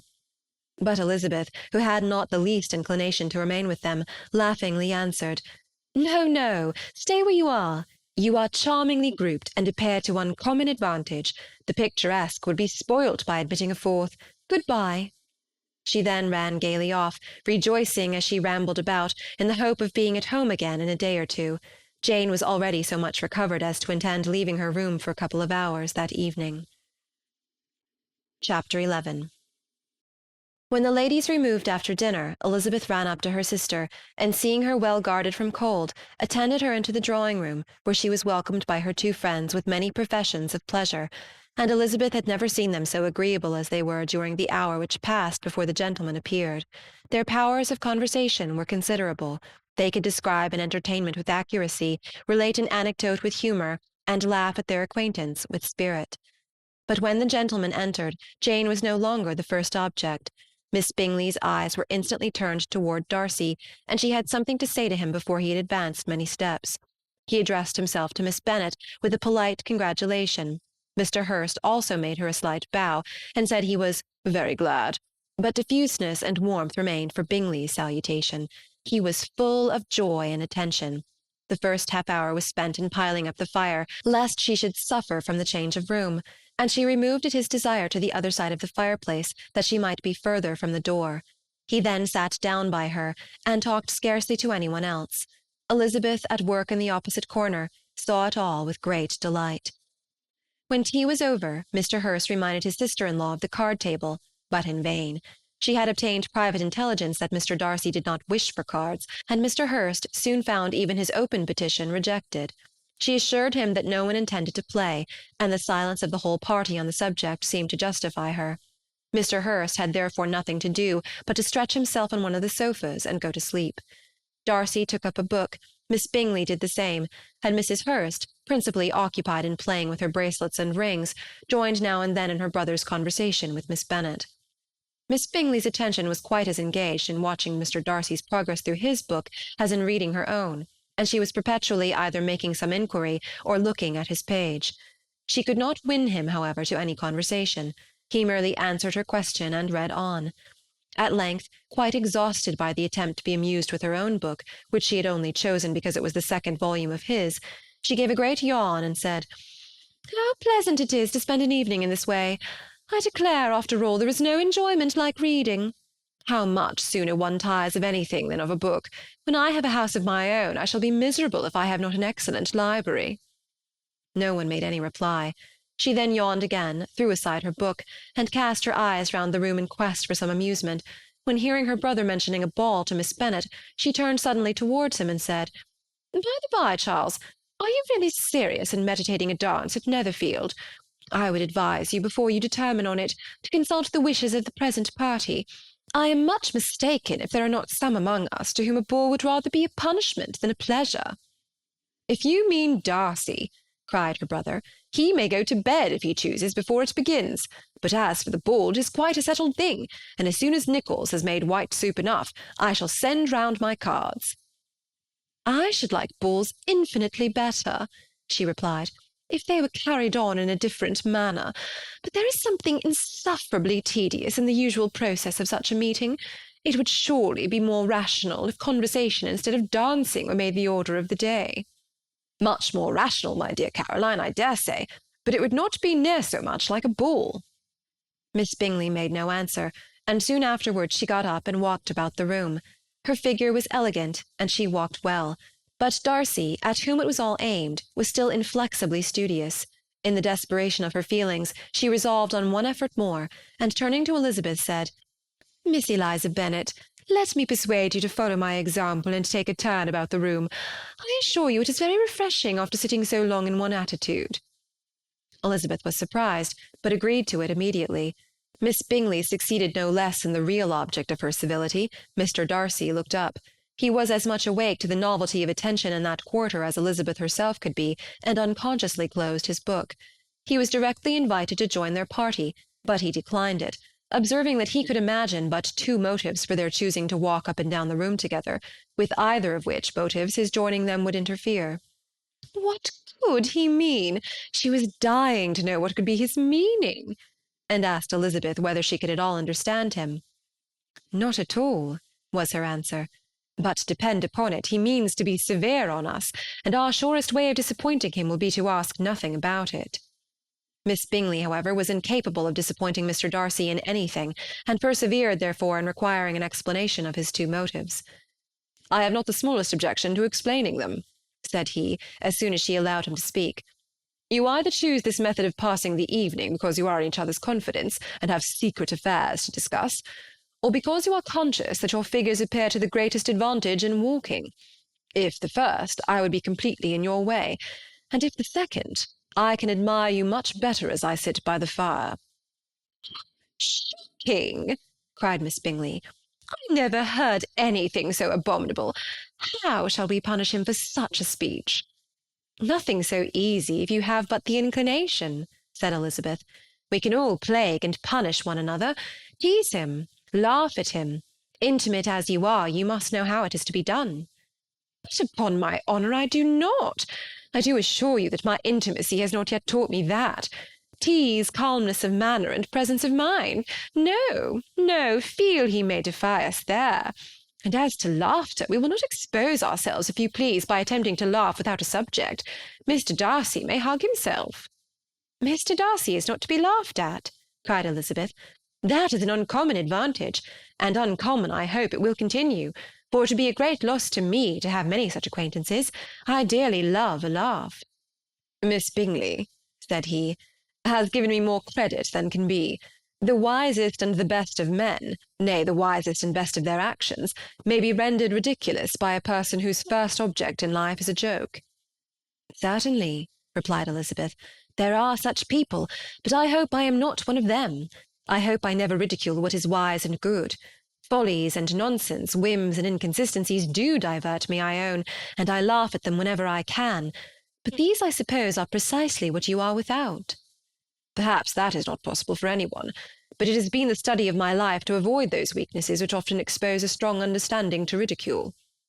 "Such as vanity and pride?" "Yes, vanity is a weakness indeed. But pride, where there is a real superiority of mind, pride will always be under good regulation." Elizabeth turned away to hide a smile. "Your examination of Mr. Darcy is over, I presume," said Miss Bingley. "And pray, what is the result?" "I am perfectly convinced by it that Mr. Darcy has no defect. He owns it himself without disguise. No, said Darcy, I have made no such pretension. I have faults enough, but they are not, I hope, of understanding. My temper I dare not vouch for. It is, I believe, too little yielding, certainly too little for the convenience of the world.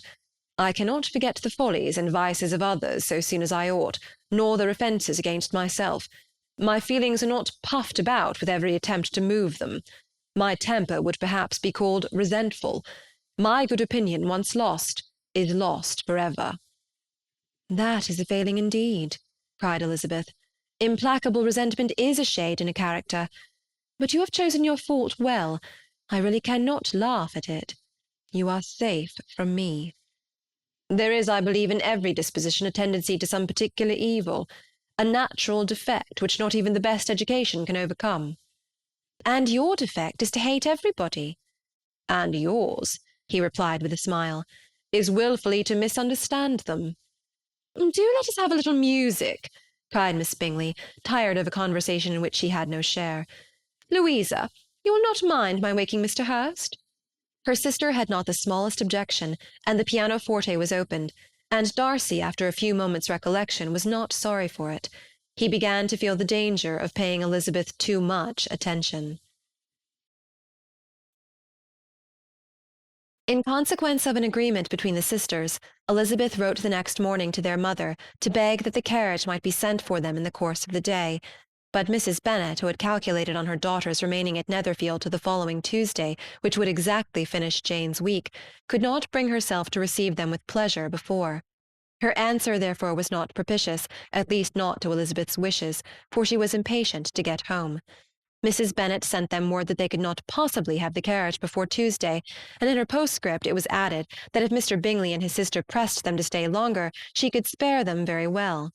Against staying longer, however, Elizabeth was positively resolved, nor did she much expect it would be asked, and fearful on the contrary as being considered as intruding themselves needlessly long, she urged Jane to borrow Mr. Bingley's carriage immediately, and at length it was settled that their original design of leaving Netherfield that morning should be mentioned, and the request made. The communication excited many professions of concern, and enough was said of wishing them to stay at least till the following day to work on Jane, and till the morrow their going was deferred. Miss Bingley was then sorry that she had proposed the delay, for her jealousy and dislike of one sister much exceeded her affection for the other. The master of the house heard with real sorrow that they were to go so soon, and repeatedly tried to persuade Miss Bennet that it would not be safe for her, that she was not enough recovered, but Jane was firm where she felt herself to be right. To Mr. Darcy it was a welcome intelligence. Elizabeth had been at Netherfield long enough. She attracted him more than he liked, and Miss Bingley was uncivil to her, and more teasing than usual to himself. He wisely resolved to be particularly careful that no sign of admiration should now escape him, nothing that could elevate her with the hope of influencing his felicity, sensible that if such an idea had been suggested, his behaviour during the last day must have material weight in confirming or crushing it. Steady to his purpose, he scarcely spoke 10 words to her through the whole of Saturday, and though they were at one time left by themselves for half an hour, he adhered most conscientiously to his book, and would not even look at her. On Sunday, after morning service, the separation, so agreeable to almost all, took place. Miss Bingley's civility to Elizabeth increased at last very rapidly, as well as her affection for Jane, and when they parted, after assuring the latter of the pleasure it would always give her to see her either at Longbourn or Netherfield, and embracing her most tenderly, she even shook hands with the former. Elizabeth took leave of the whole party in the liveliest of spirits. They were not welcomed home very cordially by their mother.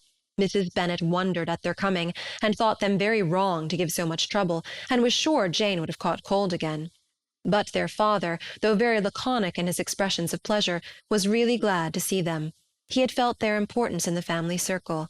The evening conversation, when they were all assembled, had lost much of its animation, and almost all its sense, by the absence of Jane and Elizabeth. They found Mary, as usual, deep in the study of thorough base and human nature, and had some extracts to admire, and some new observations of threadbare morality to listen to. Catherine and Lydia had information for them of a different sort. Much had been done and much had been said in the regiment since the preceding Wednesday. Several of the officers had dined lately with their uncle. A private had been flogged, and it had actually been hinted that Colonel Forster was going to be married. Chapter 13.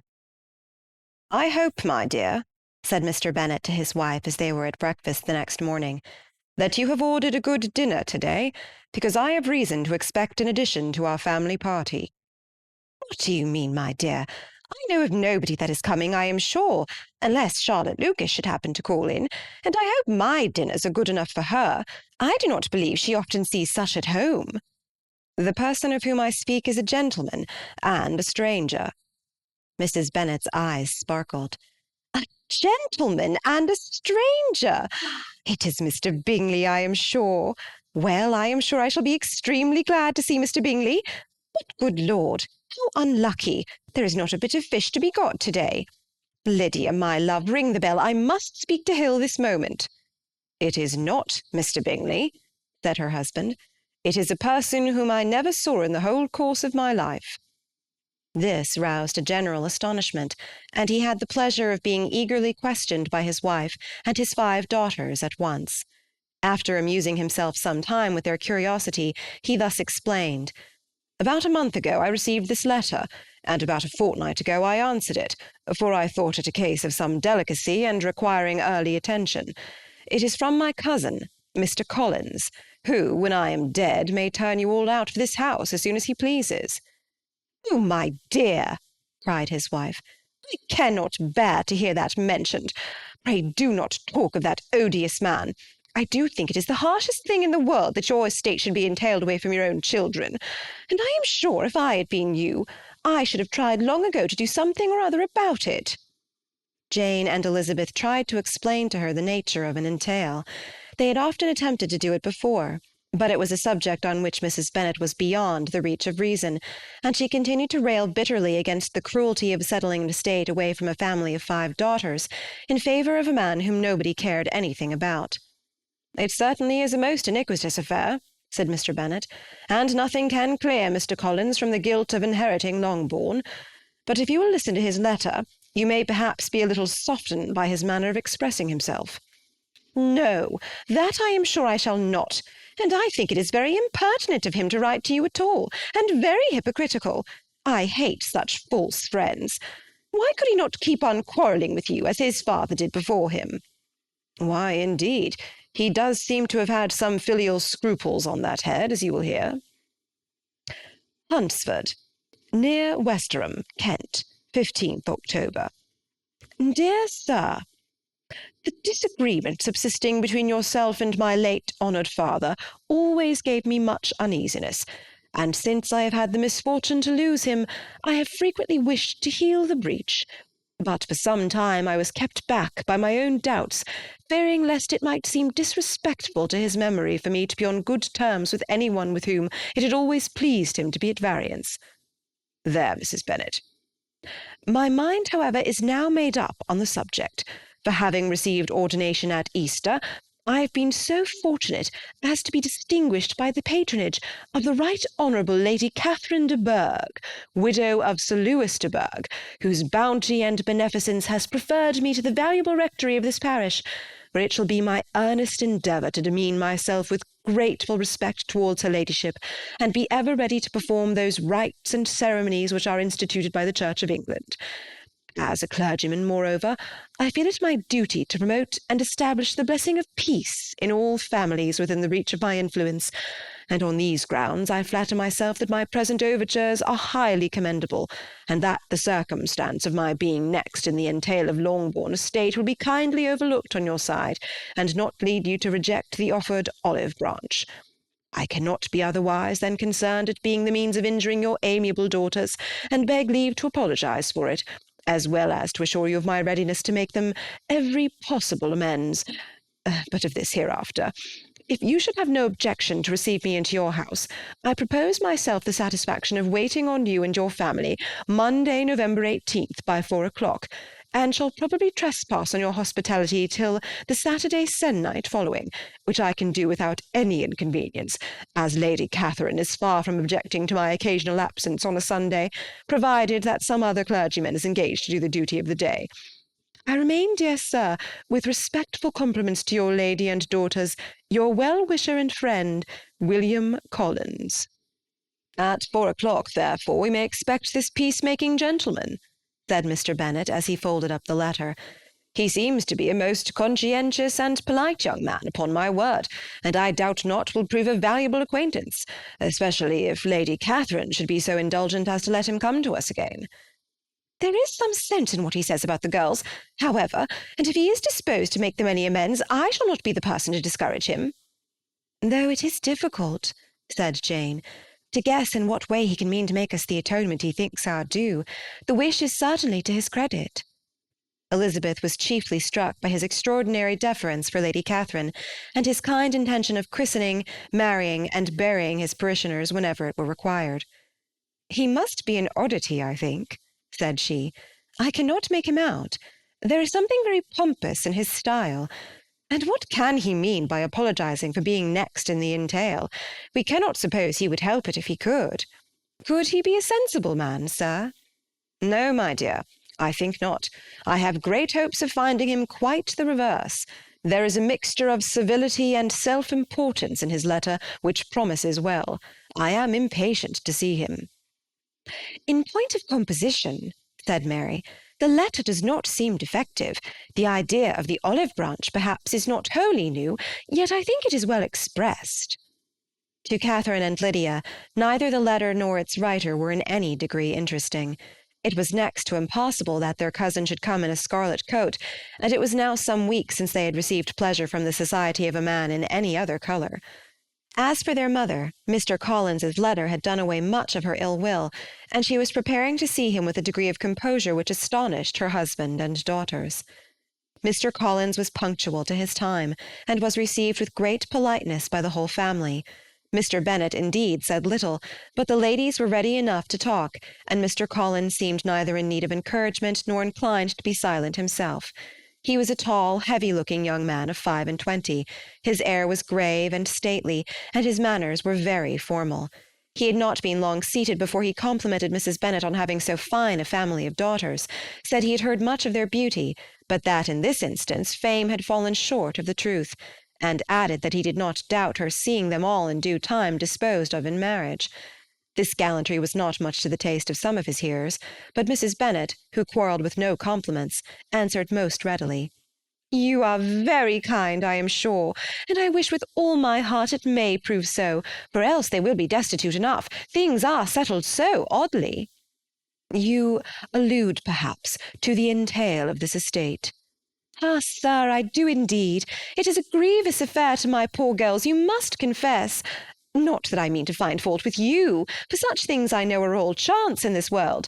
There is no knowing how estates will go when once they come to be entailed." "I am very sensible, madam, of the hardship to my fair cousins, and could say much on the subject, but that I am cautious of appearing forward and precipitate.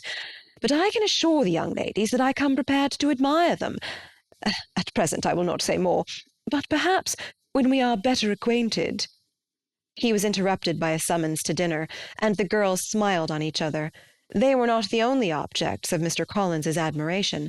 The hall, the dining-room, and all its furniture were examined and praised, and his commendation of everything would have touched Mrs. Bennet's heart, but for the mortifying supposition of his viewing it all as his own future property.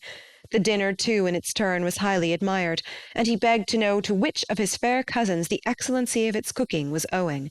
But he was set right there by Mrs. Bennet, who assured him with some asperity that they were very well able to keep a good cook, and that her daughters had nothing to do in the kitchen. He begged pardon for having displeased her.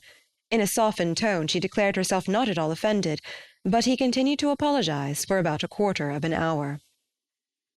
Chapter 14. During dinner Mr. Bennet scarcely spoke at all, but when the servants were withdrawn, he thought it time to have some conversation with his guest, and therefore started a subject in which he expected him to shine, by observing that he seemed very fortunate in his patroness. Lady Catherine de Bourgh's attention to his wishes, and consideration for his comfort, appeared very remarkable. Mr. Bennet could not have chosen better. Mr. Collins was eloquent in her praise. The subject elevated him to more than usual solemnity of manner, and with a most important aspect he protested that he had never in his life witnessed such behaviour in a person of rank, such affability and condescension, as he had himself experienced from Lady Catherine, She had been graciously pleased to approve of both of the discourses which she had already had the honour of preaching before her. She had also asked him twice to dine at Rosings, and had sent for him only the Saturday before to make up her pool of quadrille in the evening.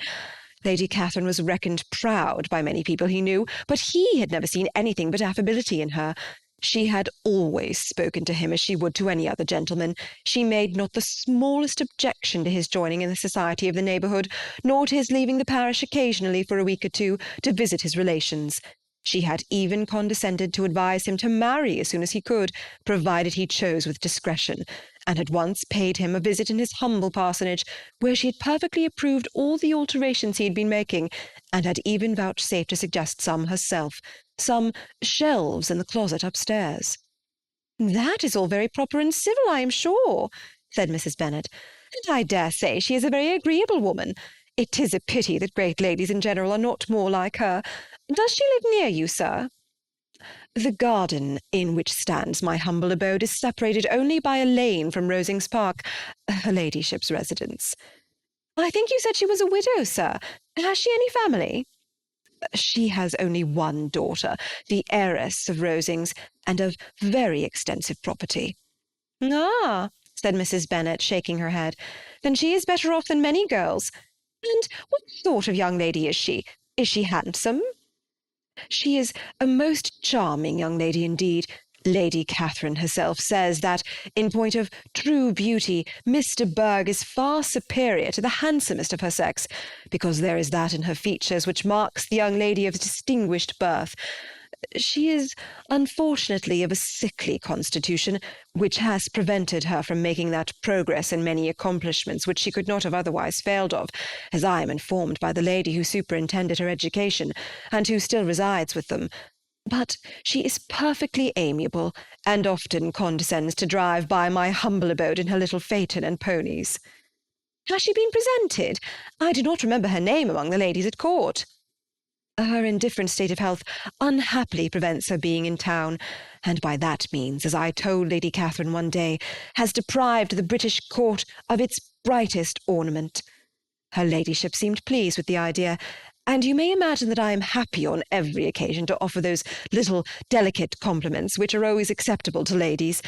I have more than once observed to Lady Catherine that her charming daughter seemed born to be a duchess, and that the most elevated rank, instead of giving her consequence, would be adorned by her. These are the kind of little things which please her ladyship, and it is a sort of attention which I conceive myself peculiarly bound to pay." "You judge very properly," said Mr. Bennet, "and it is happy for you that you possess the talent of flattering with delicacy. May I ask whether these pleasing attentions proceed from the impulse of the moment, or are they the result of previous study?"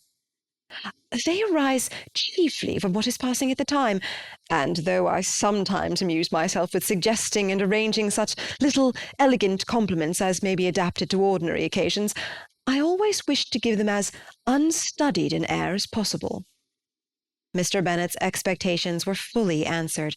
His cousin was as absurd as he had hoped, and he listened to him with the keenest enjoyment, maintaining at the same time the most resolute composure of countenance, and, except in an occasional glance at Elizabeth, requiring no partner in his pleasure.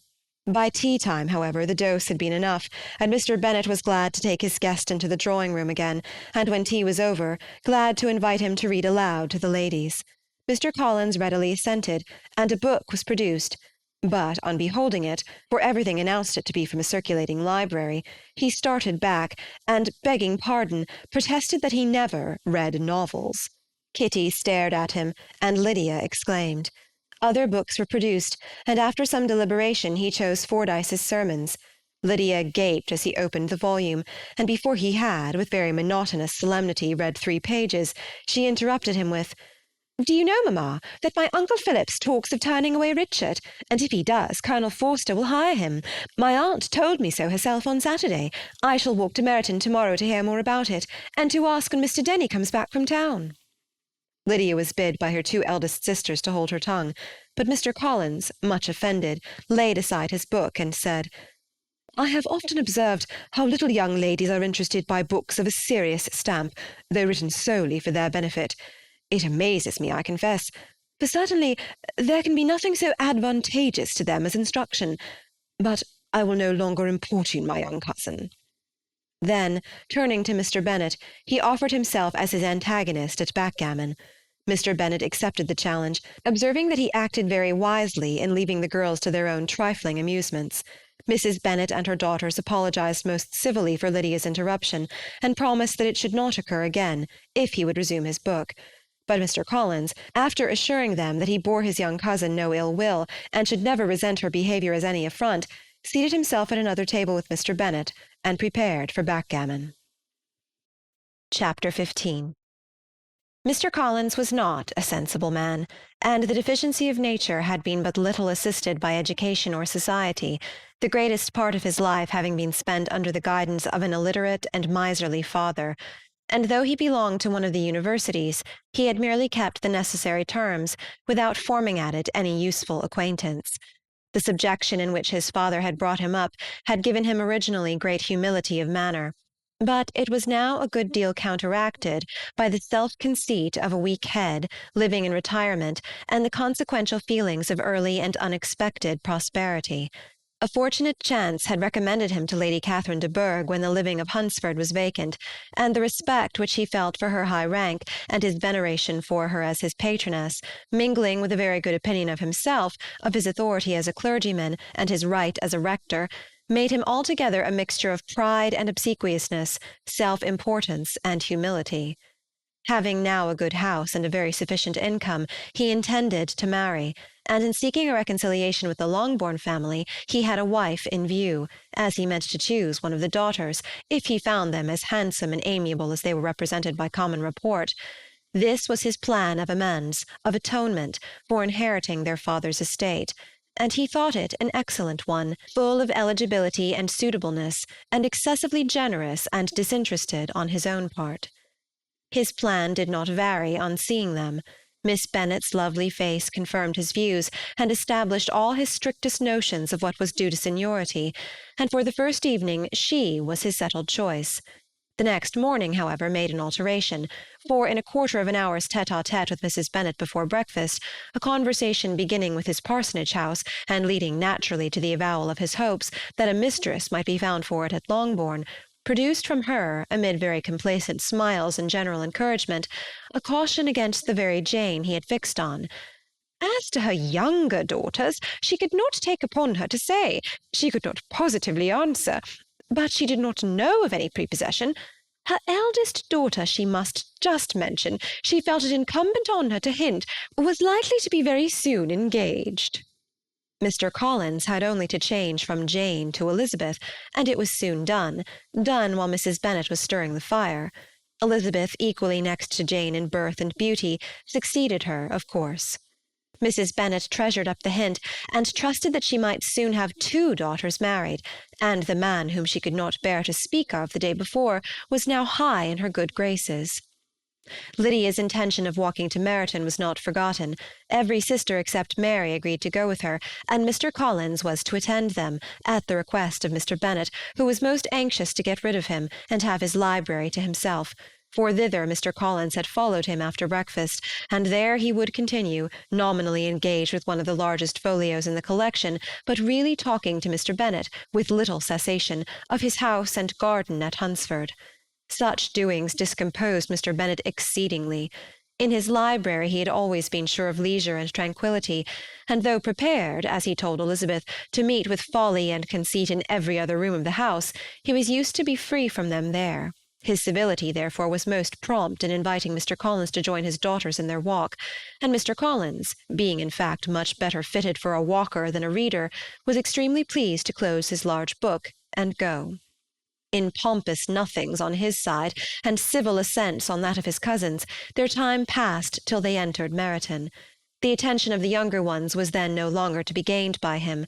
Their eyes were immediately wandering up in the street in quest of the officers, and nothing less than a very smart bonnet indeed, or a really new muslin in a shop window, could recall them.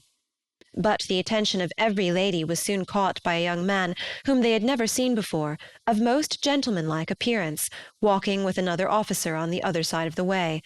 The officer was the very Mr. Denny, concerning whose return from London Lydia came to inquire, and he bowed as they passed. All were struck with the stranger's air, all wondered who he could be, and Kitty and Lydia, determined if possible to find out, led the way across the street, under pretence of wanting something in an opposite shop, and fortunately had just gained the pavement when the two gentlemen, turning back, had reached the same spot. Mr. Denny addressed them directly, and entreated permission to introduce his friend, Mr. Wickham, who had returned with him the day before from town, and he was happy to say had accepted a commission in their corps. This was exactly as it should be, for the young man wanted only regimentals to make him completely charming. His appearance was greatly in his favour. He had all the best part of beauty, a fine countenance, a good figure, and very pleasing address. The introduction was followed up on his side by a happy readiness of conversation, a readiness at the same time perfectly correct and unassuming, and the whole party were still standing and talking together very agreeably when the sound of horses drew their notice, and Darcy and Bingley were seen riding down the street. On distinguishing the ladies of the group, the two gentlemen came directly towards them and began the usual civilities. Bingley was the principal spokesman, and Miss Bennet the principal object. He was then, he said, on his way to Longbourn on purpose to inquire after her. Mr. Darcy corroborated it with a bow, and was beginning to determine not to fix his eyes on Elizabeth, when they were suddenly arrested by the sight of the stranger, and Elizabeth, happening to see the countenance of both as they looked at each other, was all astonishment at the effect of the meeting. Both changed colour. One looked white, the other red. Mr. Wickham after a few moments touched his hat, a salutation which Mr. Darcy just deigned to return. What could be the meaning of it? It was impossible to imagine. It was impossible not to long to know. In another minute, Mr. Bingley, but without seeming to have noticed what passed, took leave and rode on with his friend.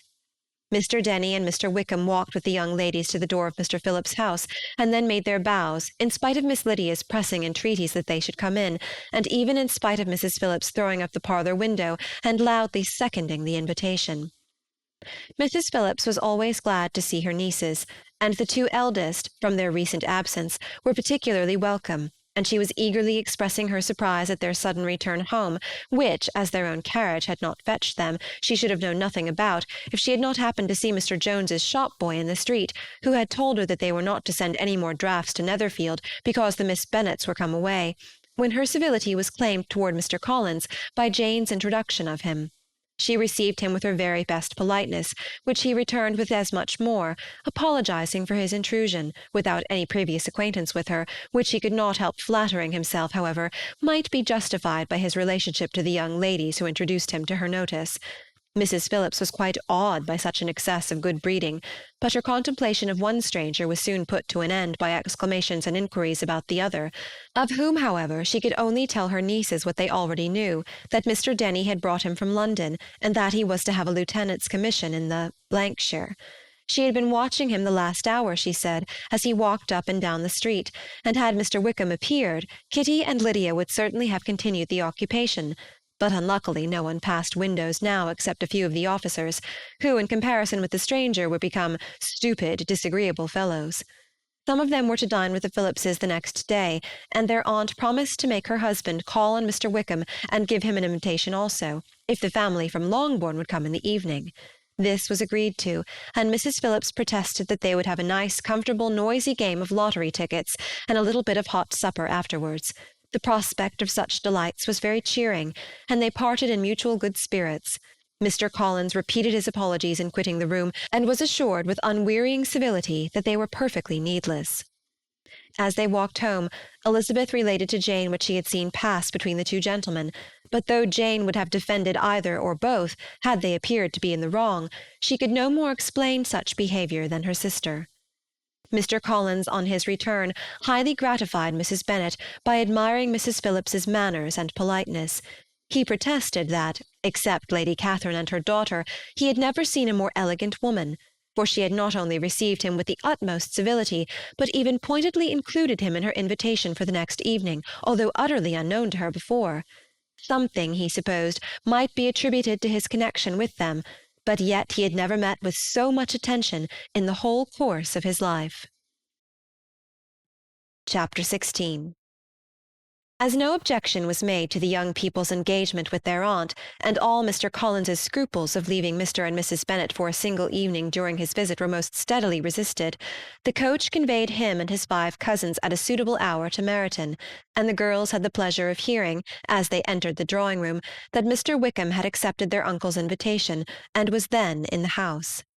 When this information was given, and they had all taken their seats, Mr. Collins was at leisure to look around him and admire, and he was so much struck with the size and furniture of the apartment that he declared he might almost have supposed himself in the small summer breakfast parlour at Rosings, a comparison that did not at first convey much gratification. But when Mrs. Phillips understood from him what Rosings was, and who was its proprietor, when she had listened to the description of only one of Lady Catherine's drawing-rooms, and found that the chimney-piece alone had cost £800, she felt all the force of the compliment, and would hardly have resented a comparison with the housekeeper's room.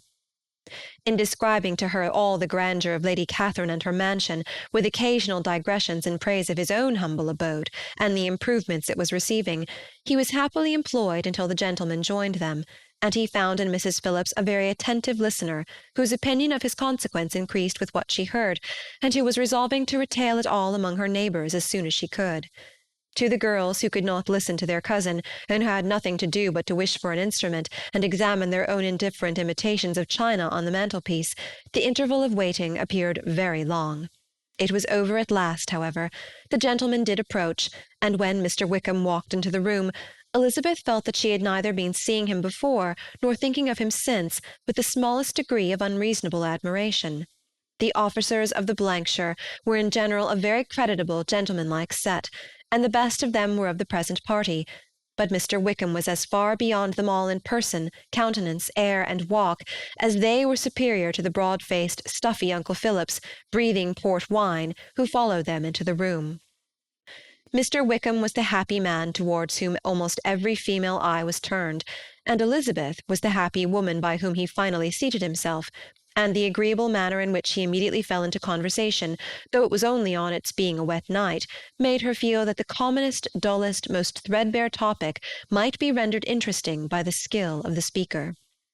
With such rivals for the notice of the fair as Mr. Wickham and the officers, Mr. Collins seemed to sink into insignificance.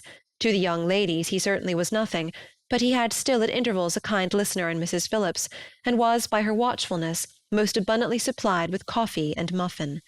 When the card-tables were placed, he had the opportunity of obliging her in turn by sitting down to whist. "I know little of the game at present," said he, "but I shall be glad to improve myself, for in my situation in life—" Mrs. Phillips was very glad for his compliance, but could not wait for his reason. Mr. Wickham did not play at whist, and with ready delight was he received at the other table between Elizabeth and Lydia. At first there seemed danger of Lydia's engrossing him entirely, for she was a most determined talker, but being likewise extremely fond of lottery tickets, she soon grew too much interested in the game, too eager in making bets and exclaiming after prizes, to have attention for anyone in particular. Allowing for the common demands of the game, Mr. Wickham was therefore at leisure to talk to Elizabeth, and he was very willing to hear him, though what she chiefly wished to hear she could not hope to be told, the history of his acquaintance with Mr. Darcy. She dared not even mention that gentleman. Her curiosity, however, was unexpectedly relieved. Mr. Wickham began the subject himself. He inquired how far Netherfield was from Meryton, and after receiving her answer, asked in a hesitating manner how long Mr. Darcy had been staying there. "About a month," said Elizabeth, and then, unwilling to let the subject drop, added, "He is a man of very large property in Derbyshire, I understand." "Yes," replied Mr. Wickham.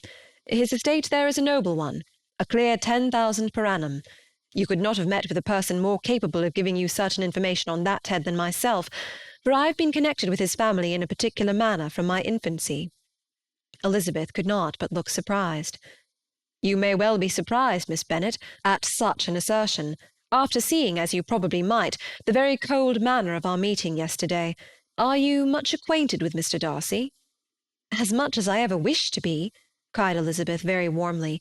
"I have spent 4 days in the same house with him, and I think him very disagreeable." "I have no right to give my opinion," said Wickham, "as to his being agreeable or otherwise. I am not qualified to form one. I have known him too long and too well to be a fair judge. It is impossible for me to be impartial. But I believe your opinion of him would in general astonish, and perhaps you would not express it quite so strongly anywhere else. Here you are in your own family. Upon my word, I say no more here than I might say in any house in the neighbourhood, except Netherfield. He is not at all liked in Hertfordshire. Everybody is disgusted with his pride. You will not find him more favourably spoken of by any one. I cannot pretend to be sorry, said Wickham, after a short interruption, that he or that any man should not be estimated beyond their deserts. But with him I believe it does not often happen. The world is blinded by his fortune and consequence, or frightened by his high and imposing manners, and sees him only as he chooses to be seen. I should take him, even on my slight acquaintance, to be an ill-tempered man. Wickham only shook his head. I wonder, said he at the next opportunity of speaking, whether he is likely to be in this country much longer. I do not at all know, but I heard nothing of his going away when I was at Netherfield. I hope your plans in favour of the Blankshire will not be affected by his being in the neighbourhood. Oh, no, it is not for me to be driven away by Mr. Darcy. If he wishes to avoid seeing me, he must go. We are not on friendly terms, and it always gives me pain to meet him, but I have no reason for avoiding him but what I might proclaim before all the world, a sense of very great ill-usage, and most painful regrets at his being what he is. His father, Miss Bennet, the late Mr. Darcy, was one of the best men that ever breathed, and the truest friend I ever had, and I can never be in company with this Mr. Darcy without being grieved to the soul by 1,000 tender recollections. His behaviour to myself has been scandalous, but I verily believe I could forgive him anything and everything, rather than his disappointing the hopes and disgracing the memory of his father. Elizabeth found the interest of the subject increase, and listened with all her heart, but the delicacy of it prevented further inquiry.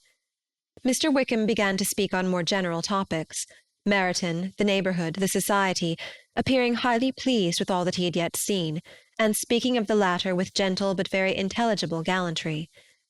It was the prospect of constant society, and good society, he added, which was my chief inducement to enter the Blankshire.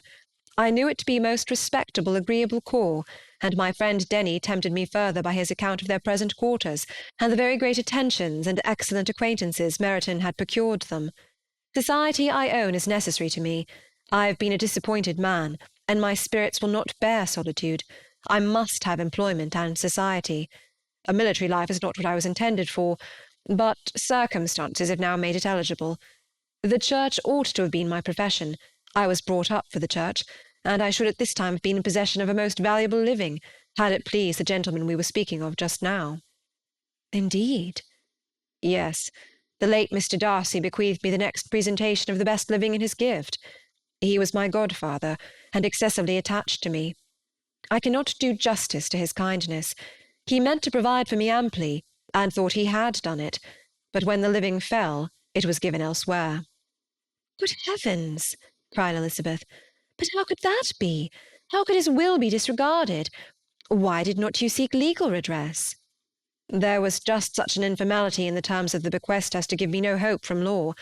A man of honour could not have doubted the intention, but Mr. Darcy chose to doubt it, or to treat it as merely a conditional recommendation, and to assert that I had forfeited all claim to it by extravagance, imprudence, in short, anything or nothing. Certain it is that the living became vacant 2 years ago, exactly as I was of an age to hold it, and that it was given to another man. And no less certain is it that I cannot accuse myself of having really done anything to deserve to lose it. I have a warm, unguarded temper, and I may have spoken my opinion of him and to him too freely. I can recall nothing worse. But the fact is that we are very different sort of men, and that he hates me. This is quite shocking. He deserves to be publicly disgraced. Some time or other he will be, but it shall not be by me.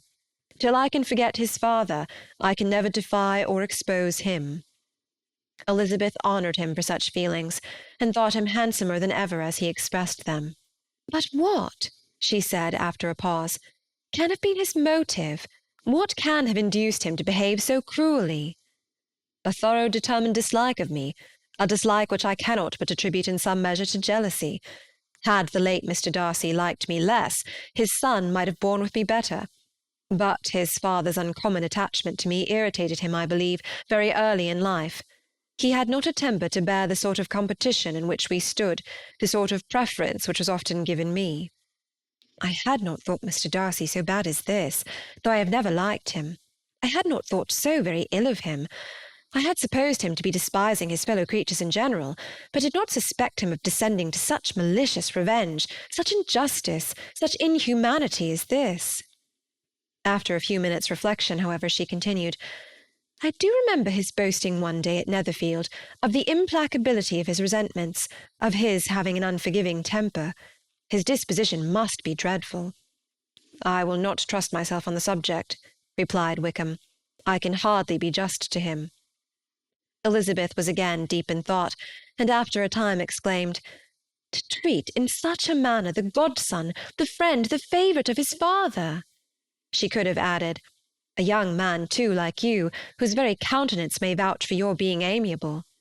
But she contented herself with, And one, too, who had probably been his companion from childhood, connected together, as I think you said, in the closest manner. We were born in the same parish, within the same park. The greatest part of our youth was passed together, inmates of the same house, sharing the same amusements, objects of the same parental care. My father began life in the profession which your uncle, Mr. Phillips, appears to do so much credit to, but he gave up everything to be of use to the late Mr. Darcy, and devoted all his time to the care of the Pemberley property. He was most highly esteemed by Mr. Darcy, a most intimate, confidential friend. Mr. Darcy often acknowledged himself to be under the greatest obligations to my father's active superintendence, and when, immediately before my father's death, Mr. Darcy gave him a voluntary promise of providing for me, I am convinced that he felt it to be as much a debt of gratitude to him as of his affection to myself. How strange! Cried Elizabeth. How abominable!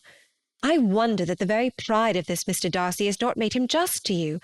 If from no better motive, that he should not have been too proud to be dishonest, for dishonesty I must call it. It is wonderful, replied Wickham, for almost all his actions may be traced to pride, and pride had often been his best friend. It has connected him nearer with virtue than with any other feeling.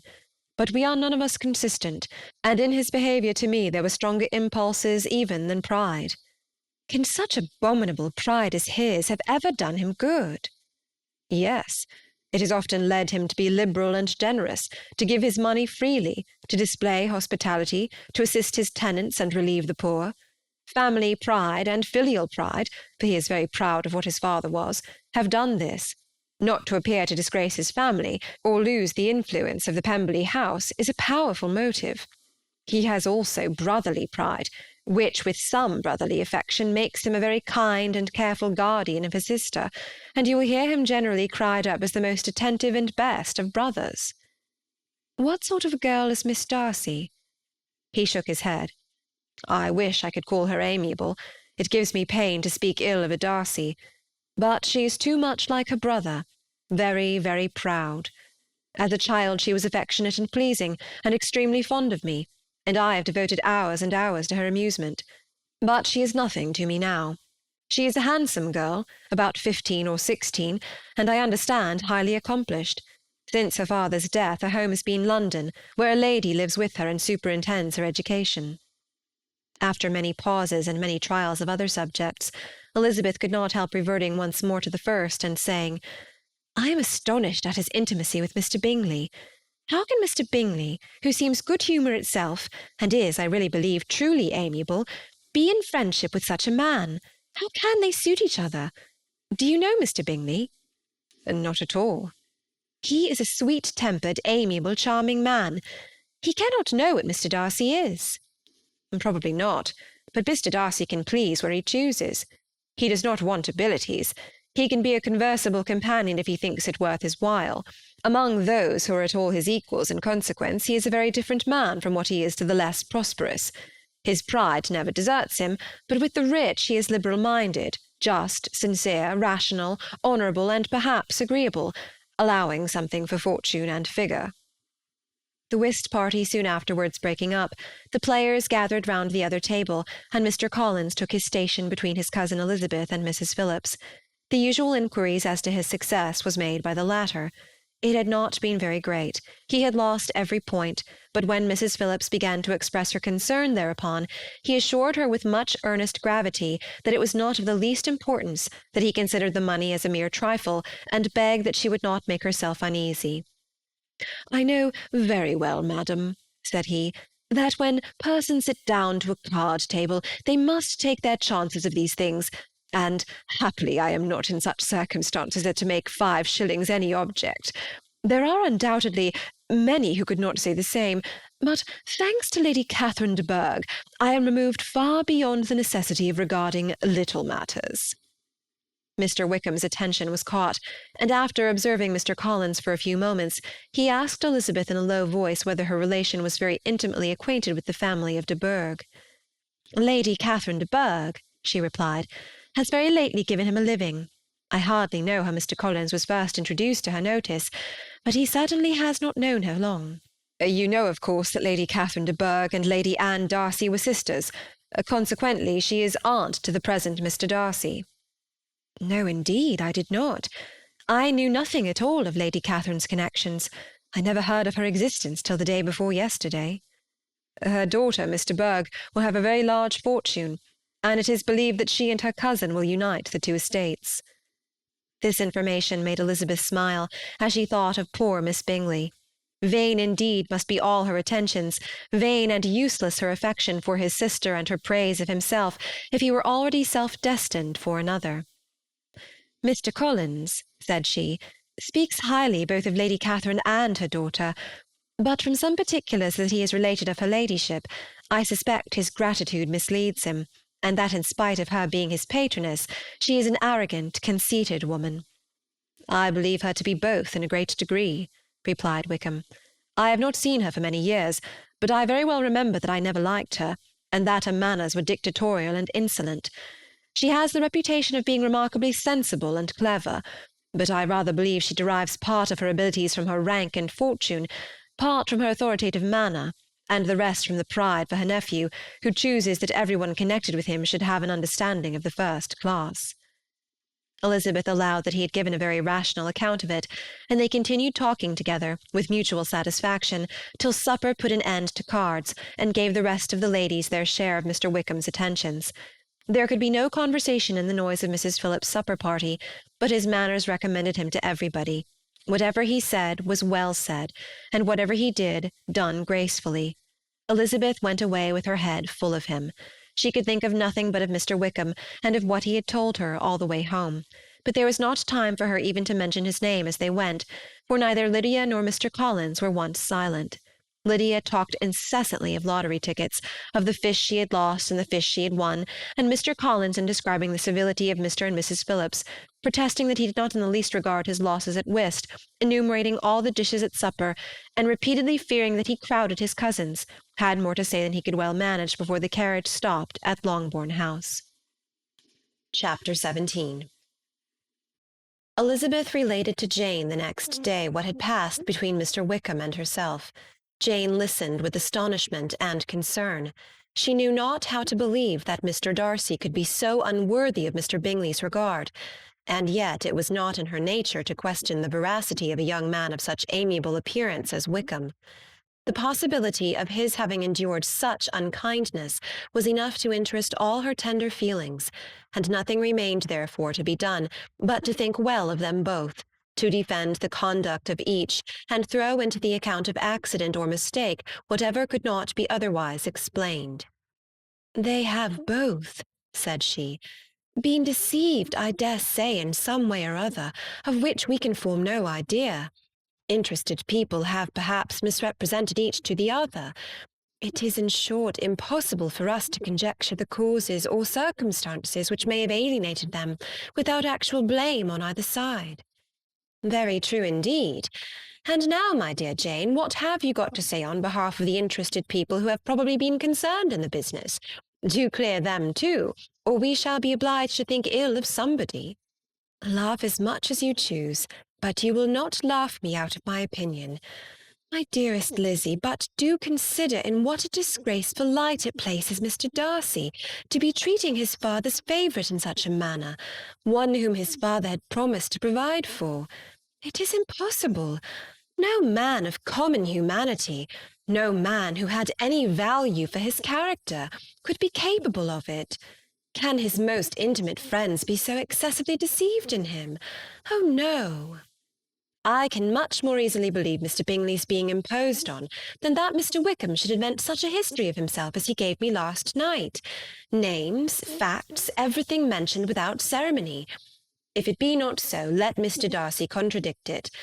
Besides, there was truth in his looks. It is difficult indeed.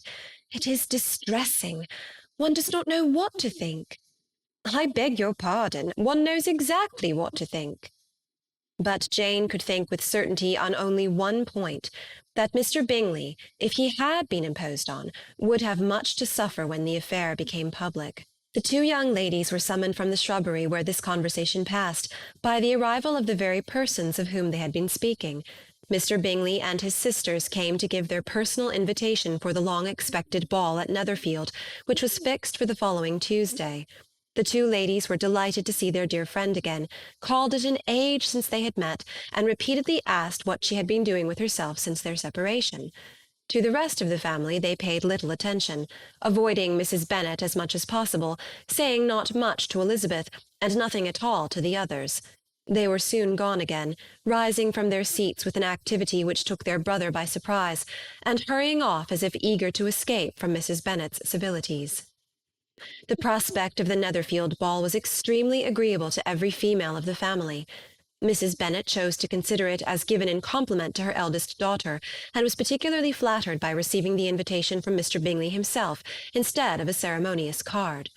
Jane pictured to herself a happy evening in the society of her two friends, and the attentions of her brother, and Elizabeth thought with pleasure of dancing a great deal with Mr. Wickham, and of seeing a confirmation of everything in Mr. Darcy's look and behaviour. The happiness anticipated by Catherine and Lydia depended less on any single event or on any particular person, for though they each, like Elizabeth, meant to dance half the evening with Mr. Wickham, he was by no means the only partner who could satisfy them, and a ball was, at any rate, a ball. And even Mary could assure her family that she had no disinclination for it. "While I can have my mornings to myself," said she, "it is enough. I think it is no sacrifice to join occasionally in evening engagements. Society has claims on us all, and I profess myself one of those who consider intervals of recreation and amusement as desirable for everybody." Elizabeth's spirits were so high on this occasion that though she did not often speak unnecessarily to Mr. Collins, she could not help asking him whether he intended to accept Mr. Bingley's invitation, and if he did, whether he would think it proper to join in the evening's amusement, and she was rather surprised to find that he entertained no scruple whatever on that head, and was very far from dreading a rebuke, either from the Archbishop or Lady Catherine de Bourgh, by venturing to dance. "I am by no means of the opinion, I assure you," said he, "that a ball of this kind, given by a young man of character to respectable people, can have any evil tendency, and I am so far from objecting to dancing myself that I shall hope to be honoured with the hands of all my fair cousins in the course of the evening, and I take this opportunity of soliciting yours, Miss Elizabeth, for the first two dances especially, a preference which I trust my cousin Jane will attribute to the right cause, and not to any disrespect for her." Elizabeth felt herself completely taken in. She had fully proposed being engaged by Mr. Wickham for those very dances, and to have Mr. Collins instead. Her liveliness had never been worse timed. There was no help for it, however. Mr. Wickham's happiness and her own were perforce delayed a little longer, and Mr. Collins' proposal accepted with as good a grace as she could. She was not the better pleased with his gallantry from the idea it suggested of something more. It now first struck her that she was selected from among her sisters as worthy of being mistress of Hunsford Parsonage, and of assisting to form a quadrille table at Rosings, in the absence of more eligible visitors. The idea soon reached to conviction, as she observed his increasing civilities toward herself, and heard his frequent attempt at a compliment on her wit and vivacity, and though more astonished than gratified herself by this effect of her charms, it was not long before her mother gave her to understand that the probability of their marriage was extremely agreeable to her. Elizabeth, however, did not choose to take the hint, being well aware that a serious dispute must be the consequence of any reply. Mr. Collins might never make the offer, and till he did, it was useless to quarrel about him. If there had not been a Netherfield ball to prepare for and talk of, the younger Miss Bennets would have been in a very pitiable state at this time, for from the day of the invitation to the day of the ball there was such a succession of rain as prevented their walking to Meryton once. No aunt, no officers, no news could be sought after. The very shoe-roses for Netherfield were got by proxy. Even Elizabeth might have found some trial of her patience in weather which totally suspended the improvement of her acquaintance with Mr. Wickham, and nothing less than a dance on Tuesday could have made such a Friday, Saturday, Sunday, and Monday endurable to Kitty and Lydia. Chapter 18. Till Elizabeth entered the drawing-room at Netherfield, and looked in vain for Mr. Wickham among the cluster of red coats there assembled, a doubt of his being present had never occurred to her. The certainty of meeting him had not been checked by any of those recollections that might not unreasonably have alarmed her. She had dressed with more than usual care, and prepared in the highest spirits for the conquest of all that remained unsubdued of his heart, trusting that it was not more than might be won in the course of the evening.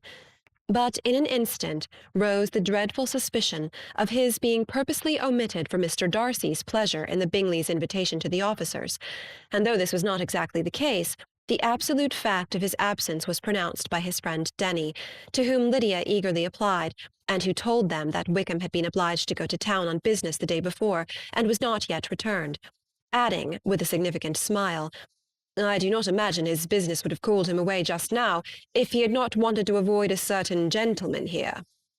This part of his intelligence, although unheard by Lydia, was caught by Elizabeth, and as it assured her that Darcy was not less answerable for Wickham's absence than if her first surmise had been just, every feeling of displeasure against the former was so sharpened by immediate disappointment that she could hardly reply with tolerable civility to the polite inquiries which he directly afterwards approached to make. Attendance, forbearance, patience with Darcy was injury to Wickham. She was resolved against any sort of conversation with him, and turned away with a degree of ill-humour which she could not wholly surmount even in speaking to Mr. Bingley, whose blind partiality provoked her.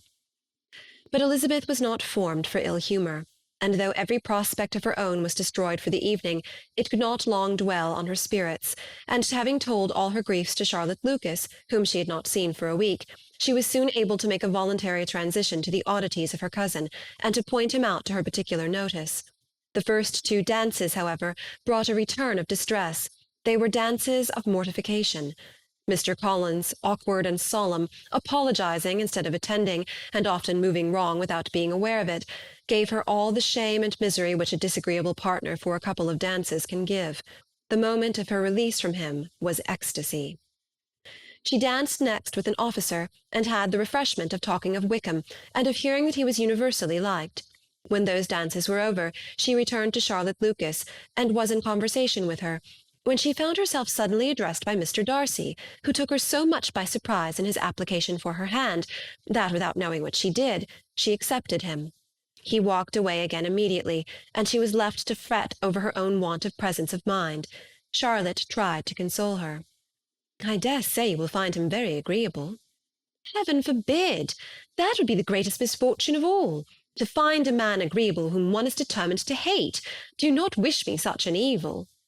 When the dancing recommenced, however, and Darcy approached to claim her hand, Charlotte could not help cautioning her in a whisper not to be a simpleton, and allow her fancy for Wickham to make her appear unpleasant in the eyes of a man of 10 times his consequence. Elizabeth made no answer, and took her place in the set, amazed at the dignity to which she was arrived in being allowed to stand opposite to Mr. Darcy, and reading in her neighbours' looks their equal amazement in beholding it. They stood for some time without speaking a word, and she began to imagine that their silence was to last through the 2 dances, and at first she was resolved not to break it, till, suddenly fancying that it would be the greater punishment to her partner to oblige him to talk, she made some slight observation on the dance. He replied, and was again silent. After a pause of some minutes, she addressed him a second time with, "It is your turn to say something now, Mr. Darcy. I talked about the dance, and you ought to make some sort of remark on the size of the room or the number of couples." He smiled, and assured her that whatever she wished him to say should be said. "Very well, that reply will do for the present. Perhaps by and by I may observe that private balls are much pleasanter than public ones. But now we may be silent." "Do you talk by rule, then, while you are dancing?" "Sometimes. One must speak a little, you know. It would look odd to be entirely silent for half an hour together, and yet, for the advantage of some, conversation ought to be so arranged as they might have the trouble of saying as little as possible." "Are you consulting your own feelings in the present case, or do you imagine that you are gratifying mine?" "Both," replied Elizabeth archly, "for I have always seen a great similarity in the turn of our minds. We are each of an unsocial, taciturn disposition, unwilling to speak unless we expect to say something that will amaze the whole room, and be handed down to posterity with all the éclat of a proverb." "This is no very striking resemblance of your own character, I am sure," he said. "How near it may be to mine, I cannot pretend to say. You think it a faithful portrait, undoubtedly." "I must not decide on my own performance." He made no answer, and they were again silent till they had gone down the dance, when he asked her if she and her sisters did not very often walk to Meryton. She answered in the affirmative, and, unable to resist the temptation, added, "When you met us there the other day, we had just been forming a new acquaintance." The effect was immediate. A deeper shade of hauteur overspread his features, but he said not a word, and Elizabeth, though blaming herself for her own weakness, could not go on. At length Darcy spoke, and in a constrained manner said, "Mr. Wickham is blessed with such happy manners as may ensure his making friends. Whether he may be equally capable of retaining them is less certain." "He has been so unlucky as to lose your friendship," replied Elizabeth with emphasis, "and in a manner which he is likely to suffer from all his life." Darcy made no answer, and seemed desirous of changing the subject. At that moment Sir William Lucas appeared close to them, meaning to pass through the set to the other side of the room, but on perceiving Mr. Darcy, he stopped with a bow of superior courtesy to compliment him on his dancing and his partner. "I have been most highly gratified indeed, my dear sir. Such very superior dancing is not often seen. It is evident that you belong to the first circles. Allow me to say, however, that your fair partner does not disgrace you, and that I must hope to have this pleasure often repeated, especially when a certain desirable event, my dear Eliza," glancing at her sister and Bingley, "shall take place. What congratulations will then flow in! I appeal to Mr. Darcy. But let not me interrupt you, sir. You will not thank me for detaining you from the bewitching converse of that young lady, whose bright eyes are also upbraiding me." The latter part of this address was scarcely heard by Darcy, but Sir William's allusion to his friend seemed to strike him forcibly, and his eyes were directed with a very serious expression towards Bingley and Jane, who were dancing together. Recovering himself, however, shortly, he turned to his partner, and said, "Sir William's interruption has made me forget what we were talking of." "I do not think we were speaking at all. Sir William could not have interrupted two people in the room who had less to say for themselves. We have tried 2 or 3 subjects already without success, and what we are to talk of next I cannot imagine." "What think you of books?" said he, smiling. "Books? Oh, no. I am sure we never read the same, or not with the same feelings." "I am sorry you think so. But if that be the case, there can at least be no want of subject. We may compare our different opinions." "No, I cannot talk of books in a ballroom. My head is always full of something else." "The present always occupies you in such scenes, does it?" said he, with a look of doubt. "Yes, always," she replied, without knowing what she said, for her thoughts had wandered far from the subject, as soon afterwards appeared by her suddenly exclaiming, "I remember hearing you once say, Mr. Darcy, that you hardly ever forgave, that your resentment, once created, was unappeasable. You are very cautious, I suppose, as to its being created?" "I am," said he, with a firm voice. "And never allow yourself to be blinded by prejudice?" "I hope not." "It is particularly incumbent on those who never change their opinion to be secure of judging properly at first." "May I ask to what these questions tend?" "Merely to the illustration of your character. said she, endeavouring to shake off her gravity. "I am trying to make it out." "And what is your success?" She shook her head. "I do not get on at all. I hear such different accounts of you as to puzzle me exceedingly." "I can readily believe," answered he gravely, "that reports may vary greatly with respect to me, and I could wish, Miss Bennet, that you were not to sketch my character at the present moment, as there is reason for fear that the performance would reflect no credit on either." "But if I do not take your likeness now, I may never have another opportunity." "I would by no means suspend any pleasure of yours," he coldly replied. She said no more, and they went down the other dance and parted in silence, and on each side dissatisfied, though not to an equal degree. For in Darcy's breast there was a tolerable powerful feeling towards her, which soon procured her pardon, and directed all his anger against another. They had not long separated, when Miss Bingley came towards her, and with an expression of civil disdain accosted her. "So, Miss Eliza, I hear you are quite delighted with George Wickham. Your sister has been talking to me about him, and asking me 1,000 questions, and I find that the young man quite forgot to tell you, among his other communication, that he was the son of old Wickham, the late Mr. Darcy's steward.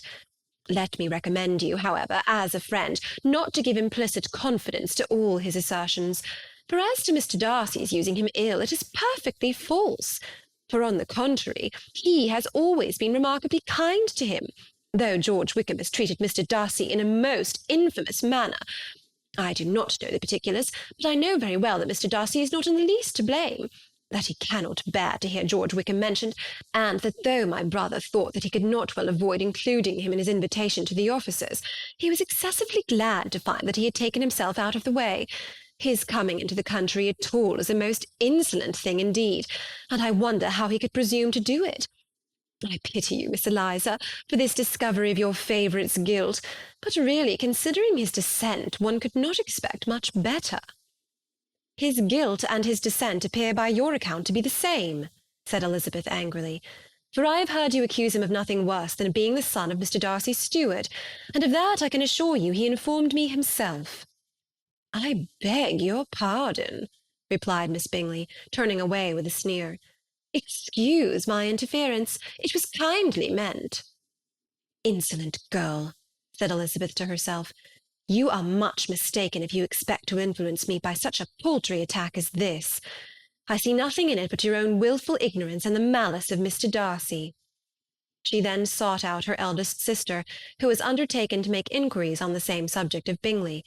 Jane met her with a smile of such sweet complacency, a glow of such happy expression, as sufficiently marked how well she was satisfied with the occurrences of the evening. Elizabeth instantly read her feelings, and at that moment solicitude for Wickham, resentment against his enemies, and everything else, gave way before the hope of Jane's being in the fairest way for happiness. "I want to know," said she, with a countenance no less smiling than her sister's, "what you have learnt about Mr. Wickham. But perhaps you have been too pleasantly engaged to think of any third person, in which case you may be sure of my pardon." "No," replied Jane, "I have not forgotten him, but I have nothing unsatisfactory to tell you. Mr. Bingley does not know the whole of his history, and he is quite ignorant of the circumstances which have principally offended Mr. Darcy, but he will vouch for the good conduct, the probity, and honour of his friend, and is perfectly convinced that Mr. Wickham has deserved much less attention from Mr. Darcy than he has received. And I am sorry to say, by his account as well as his sister's, Mr. Wickham is by no means a respectable young man. I am afraid he has been very imprudent, and has deserved to lose Mr. Darcy's regard." "Mr. Bingley does not know Mr. Wickham himself?" "No, he never saw him till the other morning at Meryton." "This account, then, is what he has received from Mr. Darcy. I am satisfied. But what does he say of the living?" "He does not exactly recollect the circumstances, though he has heard them from Mr. Darcy more than once, but believes that it was left to him conditionally only." "I have not a doubt of Mr. Bingley's sincerity," said Elizabeth warmly, "but you must excuse my not being convinced by assurances only. Mr. Bingley's defence of his friend was a very able one, I dare say, but since he is unacquainted with several parts of the story, and has learnt the rest from that friend himself, I shall venture to still think of both gentlemen as I did before." She then changed the discourse to one more gratifying to each, and on which there could be no difference of sentiment. Elizabeth listened with delight to the happy, though modest, hopes which Jane entertained of Mr. Bingley's regard, and said all in her power to heighten her confidence in it. On their being joined by Mr. Bingley himself, Elizabeth withdrew to Miss Lucas, to whose inquiry after the pleasantness of her last partner she had scarcely replied, before Mr. Collins came up to them, and told her with great exultation that he had just been so fortunate as to make a most important discovery. "I have found out," said he, "by a singular accident, that there is now in the room a near relation of my patroness. I happened to overhear the gentleman himself mentioning to the young lady who does the honours of the house the names of his cousin, Mr. Berg, and of her mother, Lady Catherine. How wonderfully these sort of things occur! Who would have thought of my meeting with, perhaps, a nephew of Lady Catherine de Bourgh in this assembly?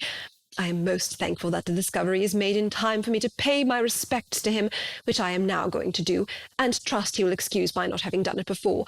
My total ignorance of the connection must plead my apology." "You are not going to introduce yourself to Mr. Darcy?"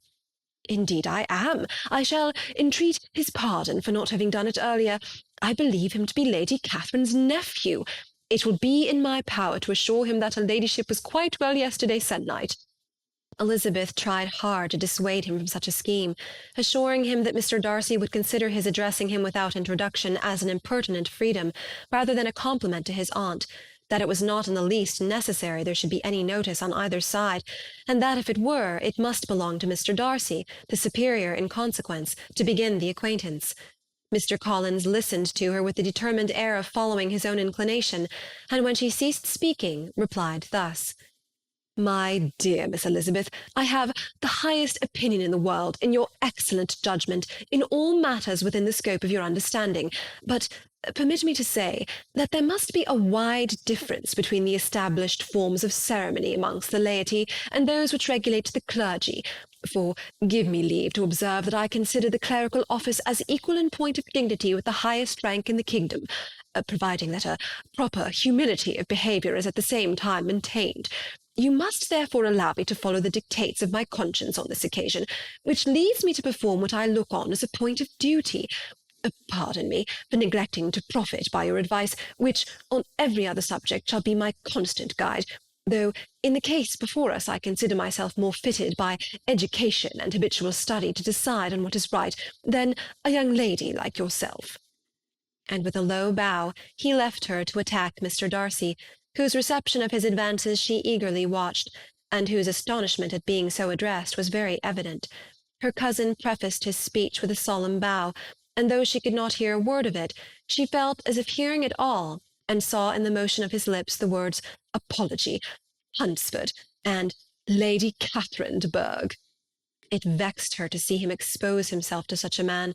Mr. Darcy was eyeing him with unrestrained wonder, and when at last Mr. Collins allowed him time to speak, replied with an air of distant civility.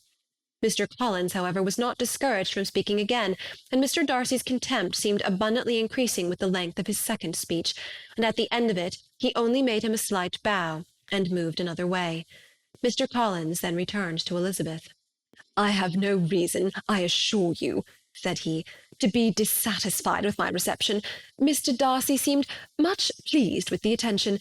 He answered me with the utmost civility, and even paid me the compliment of saying that he was so well convinced of Lady Catherine's discernment as to be certain she could never bestow a favour unworthily. It was really a very handsome thought. Upon the whole, I am much pleased with him." As Elizabeth had no longer any interest of her own to pursue, she turned her attention almost entirely on her sister and Mr. Bingley, and the train of agreeable reflections which her observations gave birth to made her perhaps almost as happy as Jane. She saw her in idea settled in that very house, in all the felicity which a marriage of true affection could bestow, and she felt capable, under such circumstances, of endeavouring even to like Bingley's two sisters. Her mother's thoughts she plainly saw were bent the same way, and she determined not to venture near her, lest she might hear too much. When they sat down to supper, therefore, she considered it a most unlucky perverseness which placed them within one of each other, and deeply was she vexed to find that her mother was talking to that one person, Lady Lucas, freely, openly, and of nothing else but her expectation that Jane would soon be married to Mr. Bingley. It was an animating subject, and Mrs. Bennet seemed incapable of fatigue while enumerating the advantages of the match. His being such a charming young man, and so rich, and living but 3 miles from them, were the first points of self-gratulation, and then it was such a comfort to think how fond the two sisters were of Jane, and to be certain that they must desire the connection as much as she could do. It was, moreover, such a promising thing for her younger daughters, as Jane's marrying so greatly must throw them in the way of other rich men. And lastly, it was so pleasant at her time of life to be able to consign her single daughters to the care of their sister, that she might not be obliged to go into company more than she liked. It was necessary to make this circumstance a matter of pleasure, because on such occasions it is the etiquette, but no one was less likely than Mrs. Bennet to find comfort in staying home at any period of her life. She concluded with many good wishes that Lady Lucas might soon be equally fortunate, though evidently and triumphantly believing there was no chance of it. In vain did Elizabeth endeavour to check the rapidity of her mother's words, or persuade her to describe her felicity in a less audible whisper, for, to her inexpressible vexation, she could perceive that the chief of it was overheard by Mr. Darcy, who sat opposite to them. Her mother only scolded her for being nonsensical. "What is Mr. Darcy to me, pray, that I should be afraid of him? I am sure we owe him no such particular civility as to be obliged to say nothing he may not like to hear." "For heaven's sake, madam, speak lower. What advantage can it be for you to offend Mr. Darcy? You will never recommend yourself to his friend by so doing." Nothing that she could say, however, had any influence. Her mother would talk of her views in the same intelligible tone. Elizabeth blushed and blushed again with shame and vexation. She could not help frequently glancing her eye at Mr. Darcy, though every glance convinced her of what she dreaded, for though he was not always looking at her mother, she was convinced that his attention was invariably fixed on her. The expression of his face changed gradually from indignant contempt to a composed and steady gravity. At length, however, Mrs. Bennet had no more to say, and Lady Lucas, who had been long yawning at the repetition of delights which she saw no likelihood of sharing, was left to the comforts of cold ham and chicken. Elizabeth now began to revive, but not long was the interval of tranquillity, for when supper was over, singing was talked of, and she had the mortification of seeing Mary, after very little entreaty, preparing to oblige the company. By many significant looks and silent entreaties did she endeavour to prevent such a proof of complaisance, but in vain. Mary would not understand them. Such an opportunity of exhibiting was delightful to her, and she began her song. Elizabeth's eyes were fixed on her with most painful sensations, and she watched her progress through the several stanzas with an impatience which was very ill rewarded at their close. For Mary, on receiving, amongst the thanks of the table, the hint of a hope that she might be prevailed on to favour them again, after the pause of half a minute, began another. Mary's powers were by no means fitted for such a display. Her voice was weak, and her manner affected. Elizabeth was in agonies. She looked at Jane to see how she bore it, but Jane was very composedly talking to Bingley. She looked at his two sisters, and saw them making signs of derision at each other, and at Darcy, who continued, however, imperturbably grave. She looked at her father to entreat his interference, lest Mary should be singing all night. He took the hint, and when Mary had finished her second song, said aloud, "That will do extremely well, child. You have delighted us long enough. Let the other young ladies have time to exhibit." Mary, though pretending not to hear, was somewhat disconcerted, and Elizabeth, sorry for her, and sorry for her father's speech, was afraid her anxiety had done no good. Others of the party were now applied to. "If I," said Mr. Collins, "was so fortunate as to be able to sing, I should have great pleasure, I am sure, in obliging the company with an air, for I consider music as a very innocent diversion, and perfectly compatible with the profession of a clergyman. I do not mean, however, to assert that we can be justified in devoting too much of our time to music, for there are certainly other things to be attended to. The rector of a parish has much to do. In the first place, he must make such an agreement for tithes as may be beneficial to himself, and not offensive to his patron. He must write his own sermons, and the time that remains will not be too much for his parish duties, and the care and improvement of his dwelling, which he cannot be excused from making as comfortable as possible. And I do not think it of light importance that he should have attentive and conciliatory manner towards everybody, especially towards those to whom he owes his preferment. I cannot acquit him of that duty, nor could I think well of the man who should omit an occasion of testifying his respect towards anybody connected with the family." And with a bow to Mr. Darcy, he concluded his speech, which had been spoken so loud as to be heard by half the room. Many stared, many smiled, but no one looked more amused than Mr. Bennet himself, while his wife seriously commended Mr. Collins for having spoken so sensibly, and observed in a half-whisper to Lady Lucas that he was a remarkably clever, good kind of young man.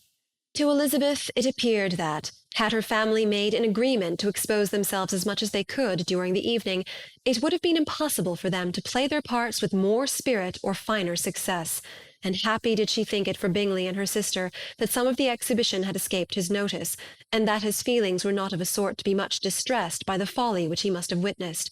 That his two sisters and Mr. Darcy, however, should have such an opportunity of ridiculing her relations was bad enough, and she could not determine whether the silent contempt of the gentlemen or the insolent smiles of the ladies were more intolerable.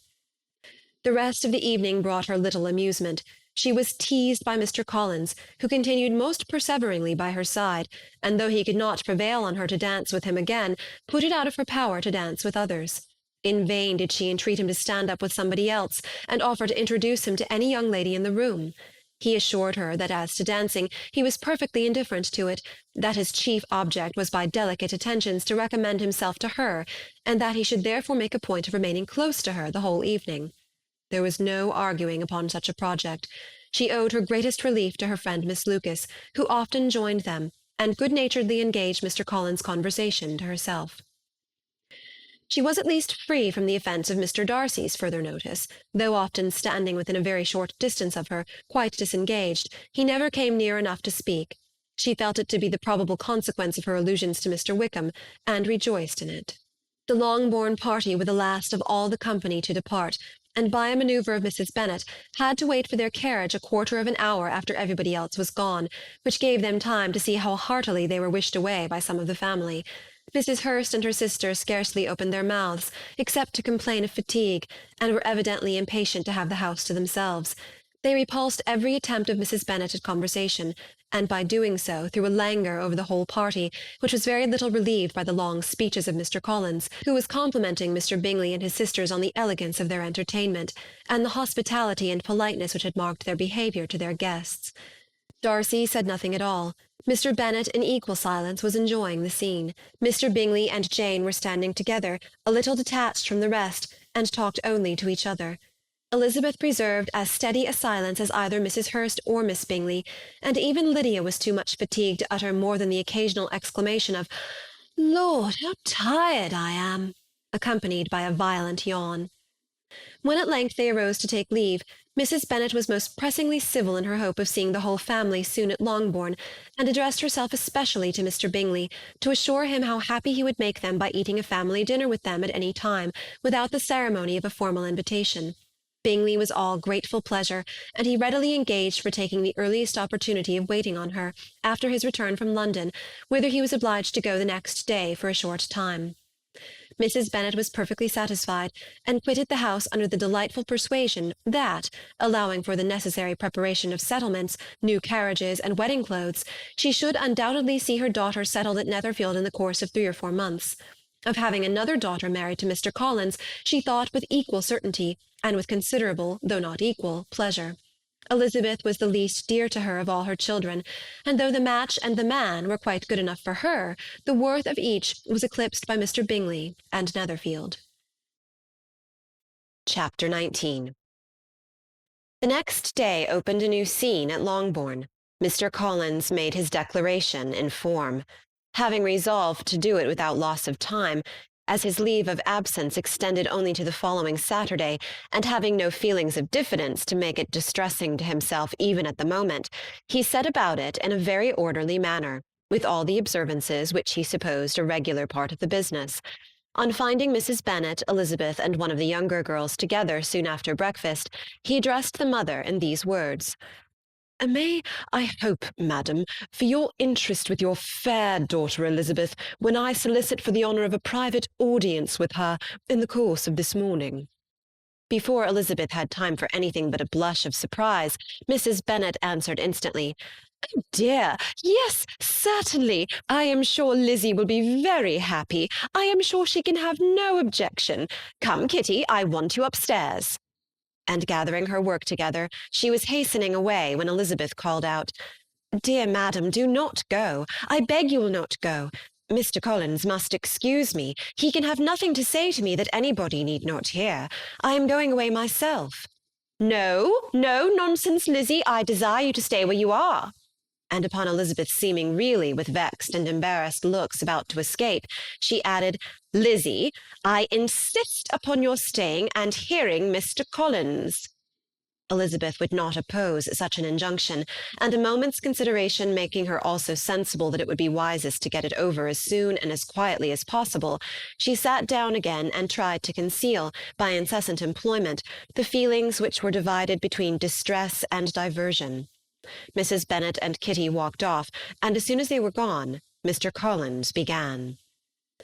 Believe me, my dear Miss Elizabeth, that your modesty, so far from doing you any disservice, rather adds to your other perfections. You would have been less amiable in my eyes had there not been this little unwillingness. But allow me to assure you that I have your respected mother's permission for this address. You can hardly doubt the purport of my discourse. However your natural delicacy may lead you to dissemble, my attentions have been too marked to be mistaken. Almost as soon as I entered the house, I singled you out as the companion of my future life. But before I am run away with by my feelings on this subject, perhaps it would be advisable for me to state my reasons for marrying, and moreover for coming into Hertfordshire with the design of selecting a wife, as I certainly did.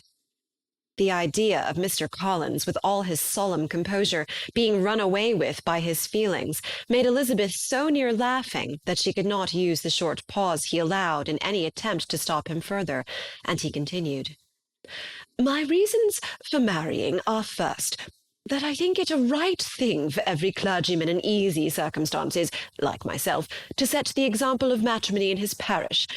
Secondly, that I am convinced that it will add very greatly to my happiness. And thirdly, which perhaps I ought to have mentioned earlier, that it is the particular advice and recommendation of the very noble lady whom I have the honour of calling patroness. Twice she has condescended to give me her opinion, unasked too, on this subject. And it was but the very Saturday night before I left Hunsford, between our pools at quadrille, while Mrs. Jenkinson was arranging Miss de Bourgh's footstool, that she said, Mr. Collins, you must marry.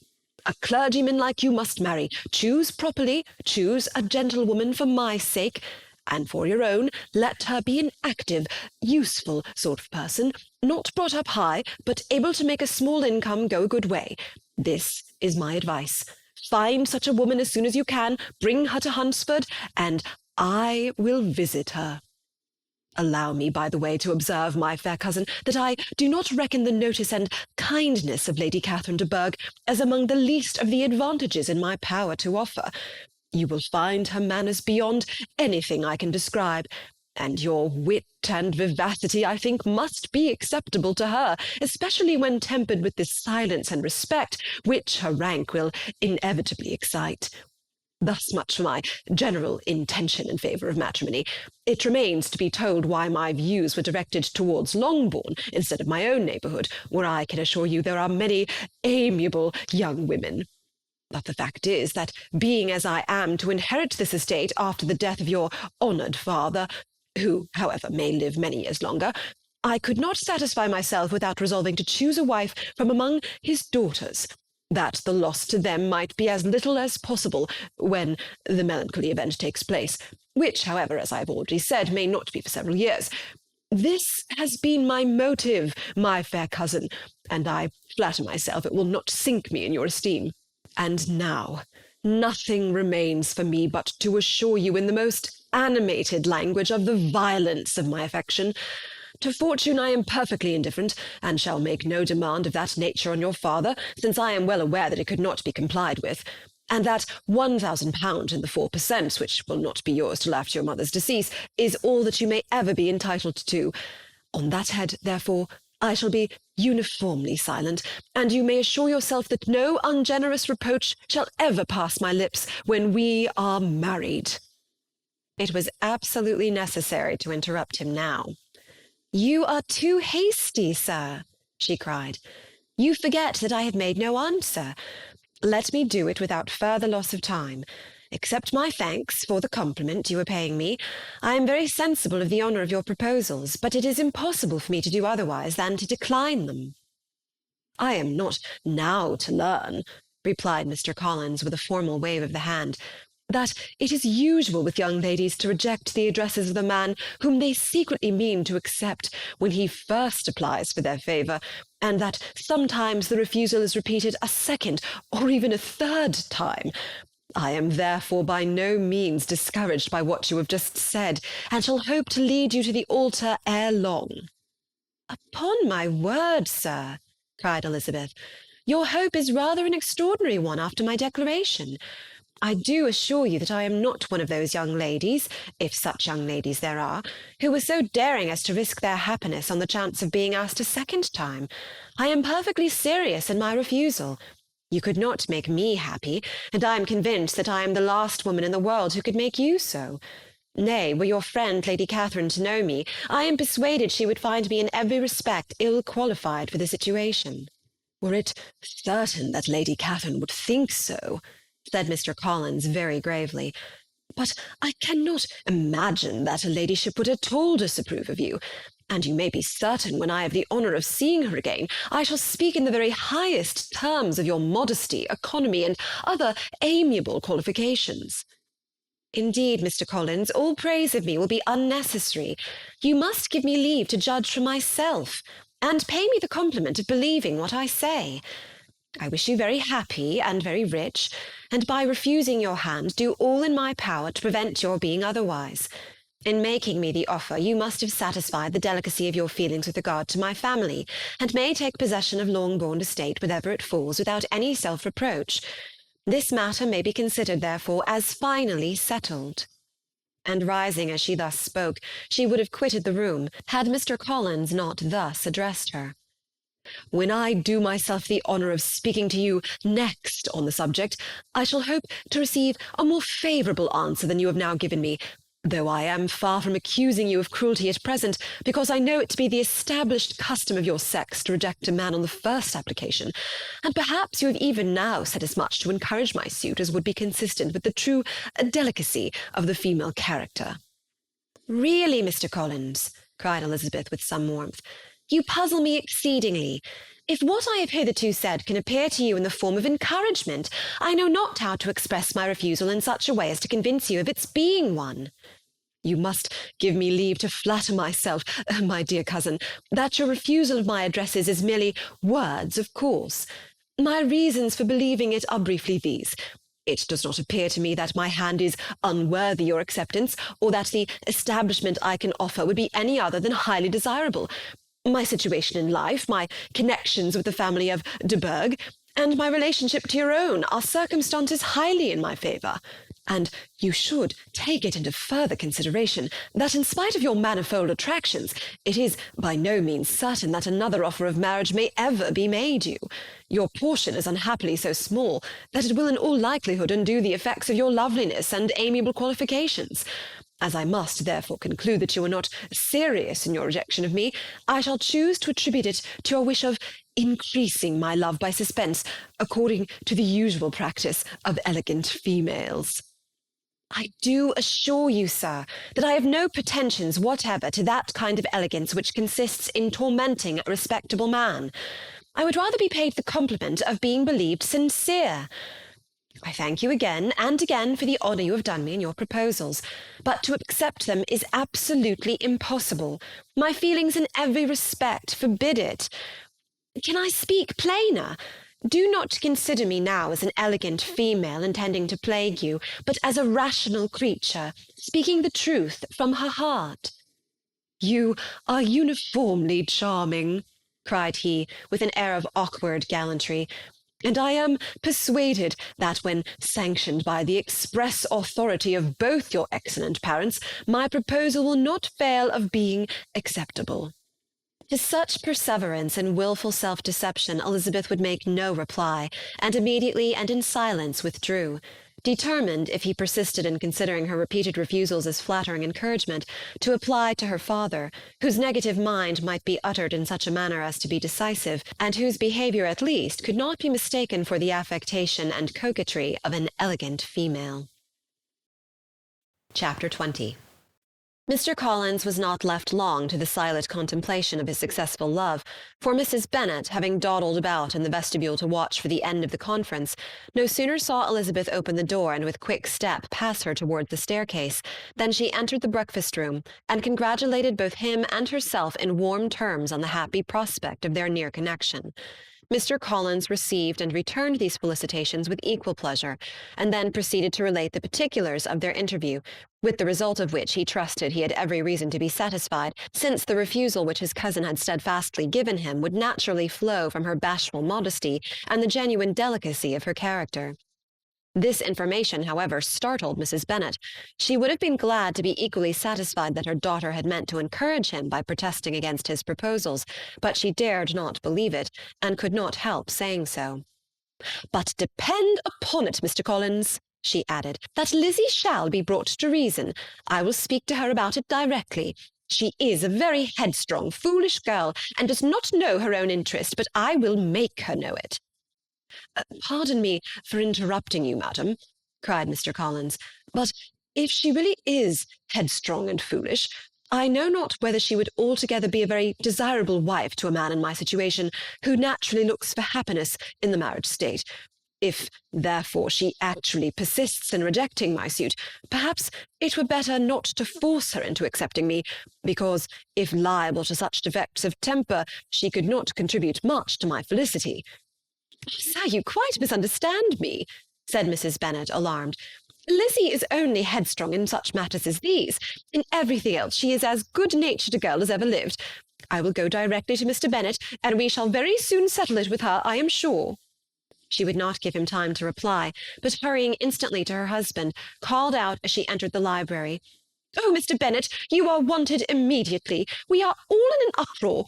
You must come and make Lizzie marry Mr. Collins, for she vows she will not have him, and if you do not make haste, he will change his mind and not have her."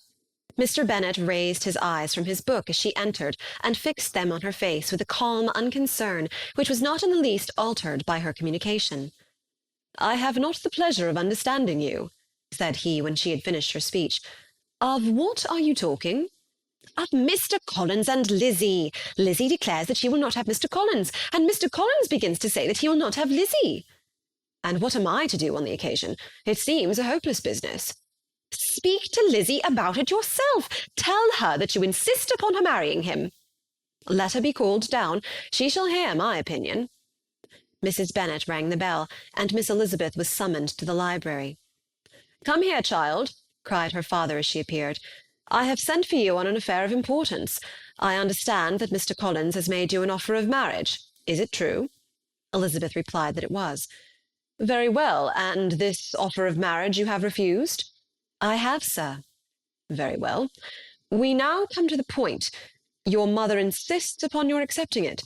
Is it not so, Mrs. Bennet?" "Yes, or I will never see her again." "An unhappy alternative is before you, Elizabeth. From this day you must be a stranger to one of your parents. Your mother will never see you again if you do not marry Mr. Collins, and I will never see you again if you do."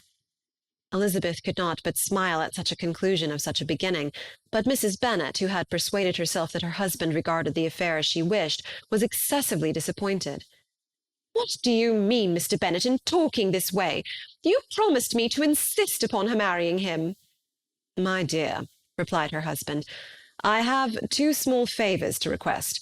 First, that you allow me the free use of my understanding on the present occasion, and secondly, of my room. I shall be glad to have the library to myself as soon as may be." Not yet, however, in spite of her disappointment in her husband, did Mrs. Bennet give up the point. She talked to Elizabeth again and again, coaxed and threatened her by turns.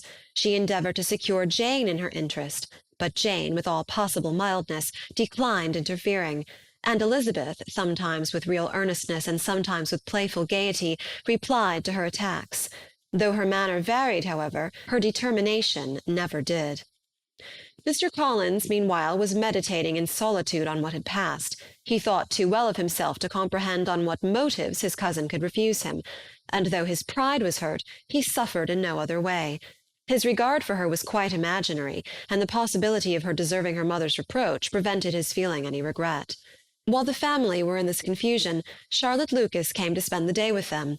She was met in the vestibule by Lydia, who, flying to her, cried in a half-whisper, "I am glad you were come, for there is such fun here. What do you think has happened this morning? Mr. Collins has made an offer to Lizzie, and she will not have him."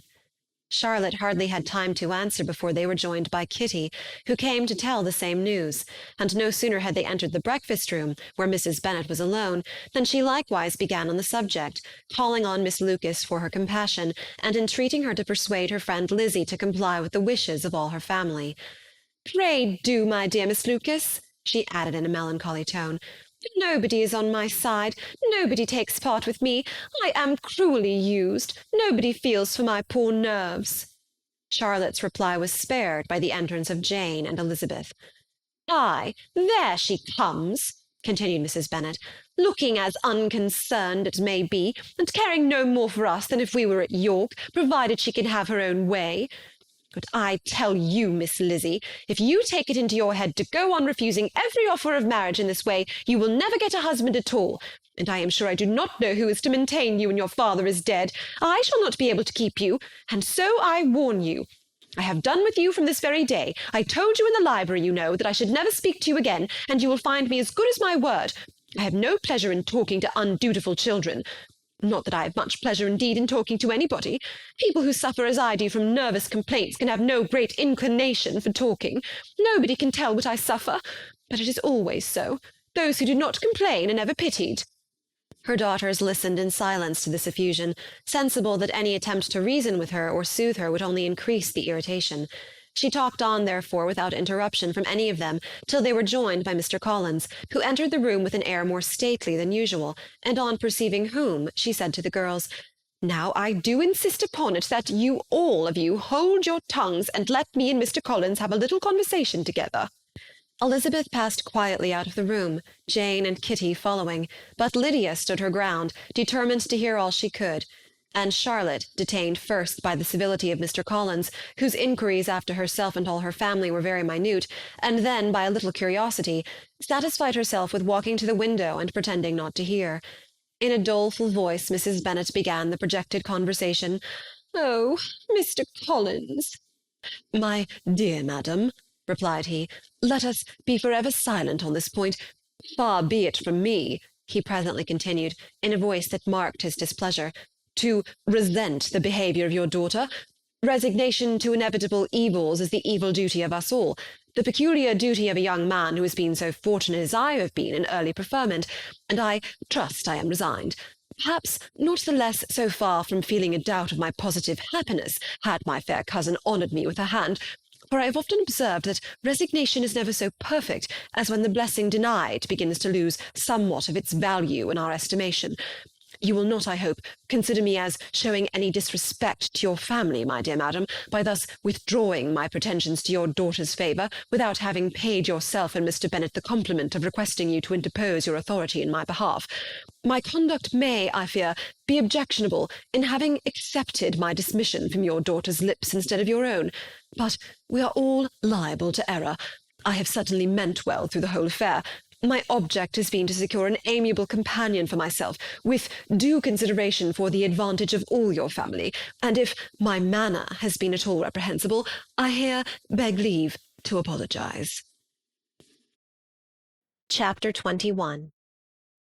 The discussion of Mr. Collins's offer was now nearly at an end, and Elizabeth had only to suffer from the uncomfortable feelings necessarily attending it, and occasionally from some peevish allusions of her mother.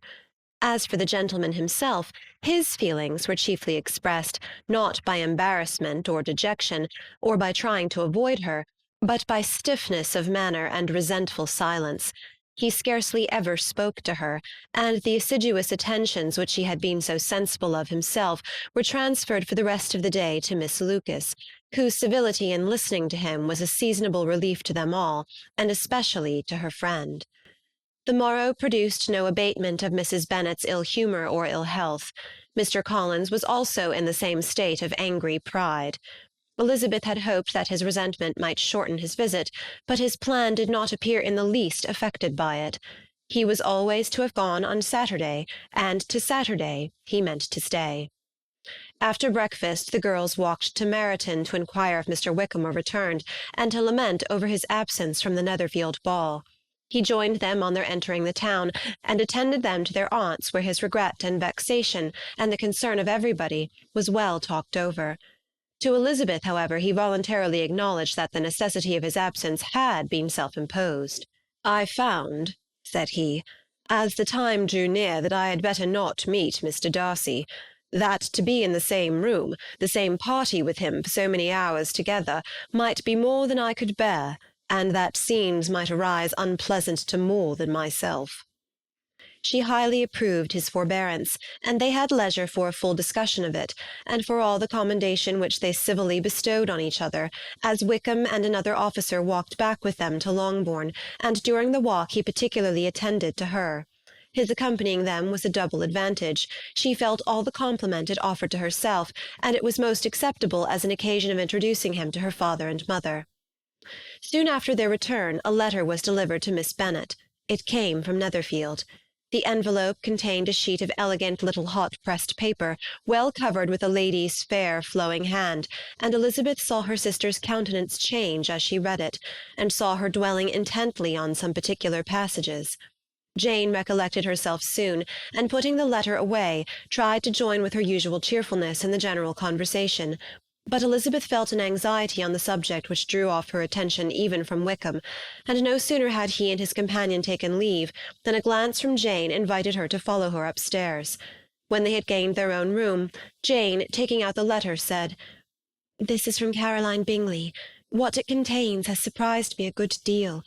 The whole party have left Netherfield by this time, and are on their way to town, and without any intention of coming back again. You shall hear what she says." She then read the first sentence aloud, which comprised the information of their having just resolved to follow their brother to town directly, and of their meaning to dine in Grosvenor Street, where Mr. Hurst had a house. The next was in these words: "I do not pretend to regret anything I shall leave in Hertfordshire, except your society, my dearest friend, but we will hope, at some future period, to enjoy many returns of that delightful intercourse we have known, and in the meanwhile may lessen the pain of separation by a very frequent and most unreserved correspondence. I depend on you for that." To these high-flown expressions Elizabeth listened with all the insensibility of distrust, and though the suddenness of their removal surprised her, she saw nothing in it really to lament. It was not to be supposed that their absence from Netherfield would prevent Mr. Bingley's being there, and as to the loss of their society, she was persuaded that Jane must cease to regard it in the enjoyment of his. "It is unlucky," said she, after a short pause, "that you should not be able to see your friends before they leave the country.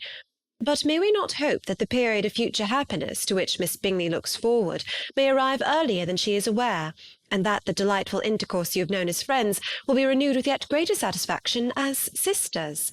Mr. Bingley will not be detained in London by them." "Caroline decidedly says that none of the party will return into Hertfordshire this winter. I will read it to you.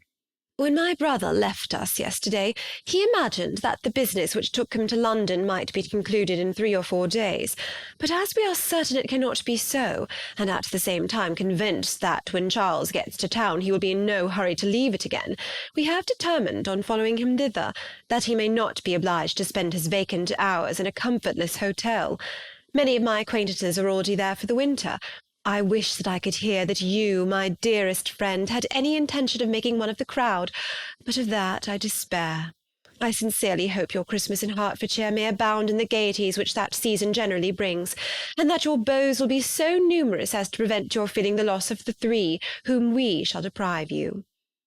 "It is evident by this," added Jane, "that he comes back no more this winter." "It is only evident that Miss Bingley does not mean that he should." Why will you think so? It must be his own doing. He is his own master. But you do not know all. I will read you the passage which particularly hurts me. I will have no reserves from you. Mr. Darcy is impatient to see his sister, and to confess the truth, we are scarcely less eager to meet her again. I really do not think Georgiana Darcy has her equal for beauty, elegance, and accomplishments, and the affection she inspires in Louisa and myself is heightened into something still more interesting from the hope we dare entertain of her being hereafter our sister. I do not know whether I ever before mentioned to you my feelings on this subject, but I will not leave the country without confiding them, and I trust you will not esteem them unreasonable. My brother admires her greatly already. He will have frequent opportunity now of seeing her on the most intimate footing. Her relations all wish the connection as much as his own, and a sister's partiality is not misleading me, I think, when I call Charles most capable of engaging any woman's heart.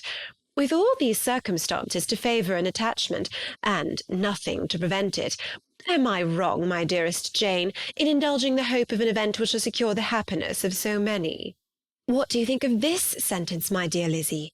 Said Jane as she finished it. Is it not clear enough?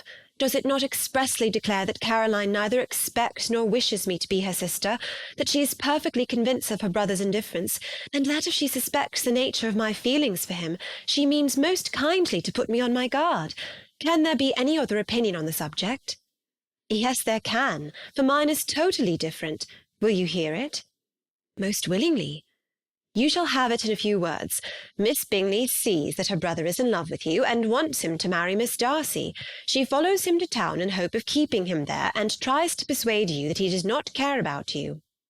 Jane shook her head. Indeed, Jane, you ought to believe me. No one who has ever seen you together can doubt his affection.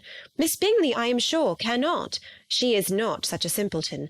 Could she have seen half as much love in Mr. Darcy for herself, she would have ordered her wedding clothes.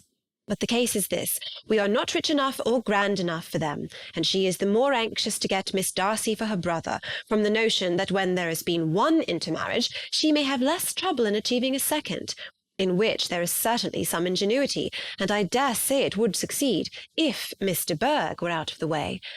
But, my dearest Jane, you cannot seriously imagine that because Miss Bingley tells you her brother greatly admires Miss Darcy, he is in the smallest degree less sensible of your merit than when he took leave of you on Tuesday, or that it will be in her power to persuade him that, instead of being in love with you, he is very much in love with a friend. If we thought alike of Miss Bingley, replied Jane, your representation of all this might make me quite easy, but I know the foundation is unjust. Caroline is incapable of wilfully deceiving anyone, and all that I can hope in this case is that she is deceiving herself. That is right. You could not have started a more happy idea, since you will not take comfort in mine. Believe her to be deceived by all means. You have now done your duty by her, and must fret no longer. But, my dear sister, can I be happy, even supposing the best, in accepting a man whose sisters and friends are all wishing him to marry elsewhere? You must decide for yourself, said Elizabeth, and if, upon mature deliberation, you find that the misery of disobliging his two sisters is more than equivalent to the happiness of being his wife, I advise you by all means to refuse him. How can you talk so? Said Jane, faintly smiling. You must know that though I should be exceedingly grieved at their disapprobation, I could not hesitate. I did not think you would, and that being the case, I cannot consider your situation with much compassion. But if he returns no more this winter, my choice will never be required. 1,000 things may arise in 6 months. The idea of his returning no more Elizabeth treated with the utmost contempt. It appeared to her merely the suggestion of Caroline's interested wishes, and she could not for a moment suppose that those wishes, however openly or artfully spoken, could influence a young man so totally independent of every one. She represented to her sister as forcibly as possible what she felt on the subject, and had soon the pleasure of seeing its happy effect. Jane's temper was not desponding, and she was gradually led to hope, though the diffidence of affection sometimes overcame the hope, that Bingley would return to Netherfield and answer every wish of her heart. They agreed that Mrs. Bennet should only hear of the departure of the family, without being alarmed on the score of the gentleman's conduct, but even this partial communication gave her a great deal of concern, and she bewailed it as exceedingly unlucky that the ladies should happen to go away just as they were all getting so intimate together. After lamenting it, however, at some length, she had the consolation that Mr. Bingley would soon be down again, and soon dining at Longbourn, and the conclusion of all was the comfortable declaration that though he had been invited only to a family dinner, she would take care to have 2 full courses. Chapter 22. The Bennets were engaged to dine with the Lucases, and again, during the chief of the day, was Miss Lucas so kind as to listen to Mr. Collins. Elizabeth took an opportunity of thanking her. "It keeps him in good humour," said she, "and I am more obliged to you than I can express." Charlotte assured her friend of her satisfaction in being useful, and that it amply repaid her for the little sacrifice of her time. This was very amiable, but Charlotte's kindness extended farther than Elizabeth had any conception of. Its object was nothing else than to secure her from any return of Mr. Collins' addresses by engaging them towards herself. Such was Miss Lucas's scheme, and appearances were so favourable that when they parted at night she would have felt almost secure of success if he had not been to leave Hertfordshire so very soon. But here she did injustice to the fire and independence of his character, for it led him to escape out of Longbourn House the next morning with admirable slyness, and hasten to Lucas Lodge to throw himself at her feet. He was anxious to avoid the notice of his cousins, from a conviction that if they saw him depart, they could not fail to conjecture his design, and he was not willing to have the attempt known till its success might be known likewise. For though feeling almost secure, and with reason, for Charlotte had been tolerably encouraging, he was comparatively diffident since the adventure of Wednesday. His reception, however, was of the most flattering kind. Miss Lucas perceived him from an upper window as he walked towards the house, and instantly set out to meet him accidentally in the lane. But little had she dared to hope that so much love and eloquence awaited her there. In as short a time as Mr. Collins' long speeches would allow, everything was settled between them to the satisfaction of both, and as they entered the house, he earnestly entreated her to name the day that was to make him the happiest of men, and though such a solicitation must be waived for the present, the lady felt no inclination to trifle with his happiness. The stupidity with which he was favoured by nature must guard his courtship from any charm that could make a woman wish for its continuance, and Miss Lucas, who accepted him solely from the pure and disinterested desire of an establishment, cared not how soon that establishment were gained. Sir William and Lady Lucas were speedily applied to for their consent, and it was bestowed with a most joyful alacrity. Mr. Collins' present circumstances made it a most eligible match for their daughter, to whom they could give little fortune, and his prospects of future wealth were exceedingly fair. Lady Lucas began directly to calculate, with more interest than the matter had ever excited before, how many years longer Mr. Bennet was likely to live, and Sir William gave it as his decided opinion that whenever Mr. Collins should be in possession of the Longbourn estate, it would be highly expedient that both he and his wife should make their appearance at St. James's. The whole family, in short, were properly overjoyed on the occasion. The younger girls formed hopes of coming out a year or 2 sooner than they might otherwise have done, and the boys were relieved from their apprehension of Charlotte's dying an old maid. Charlotte herself was tolerably composed. She had gained her point, and had time to consider of it. Her reflections were in general satisfactory. Mr. Collins, to be sure, was neither sensible nor agreeable. His society was irksome, and his attachment to her must be imaginary. But still he would be her husband. Without thinking highly either of men or matrimony, marriage had always been her object. It was the only provision for well-educated young women of small fortune, and however uncertain of giving happiness, must be their pleasantest preservative from want. This preservative she had now obtained, and at the age of 27, without having ever been handsome, she felt all the good luck of it. The least agreeable circumstance in the business was the surprise it must occasion to Elizabeth Bennet, whose friendship she valued beyond that of any other person. Elizabeth would wonder, and probably would blame her, and though her resolution was not to be shaken, her feelings must be hurt by such a disapprobation. She resolved to give her the information herself, and therefore charged Mr. Collins, when he returned to Longbourn to dinner, to drop no hint of what had passed before any of the family.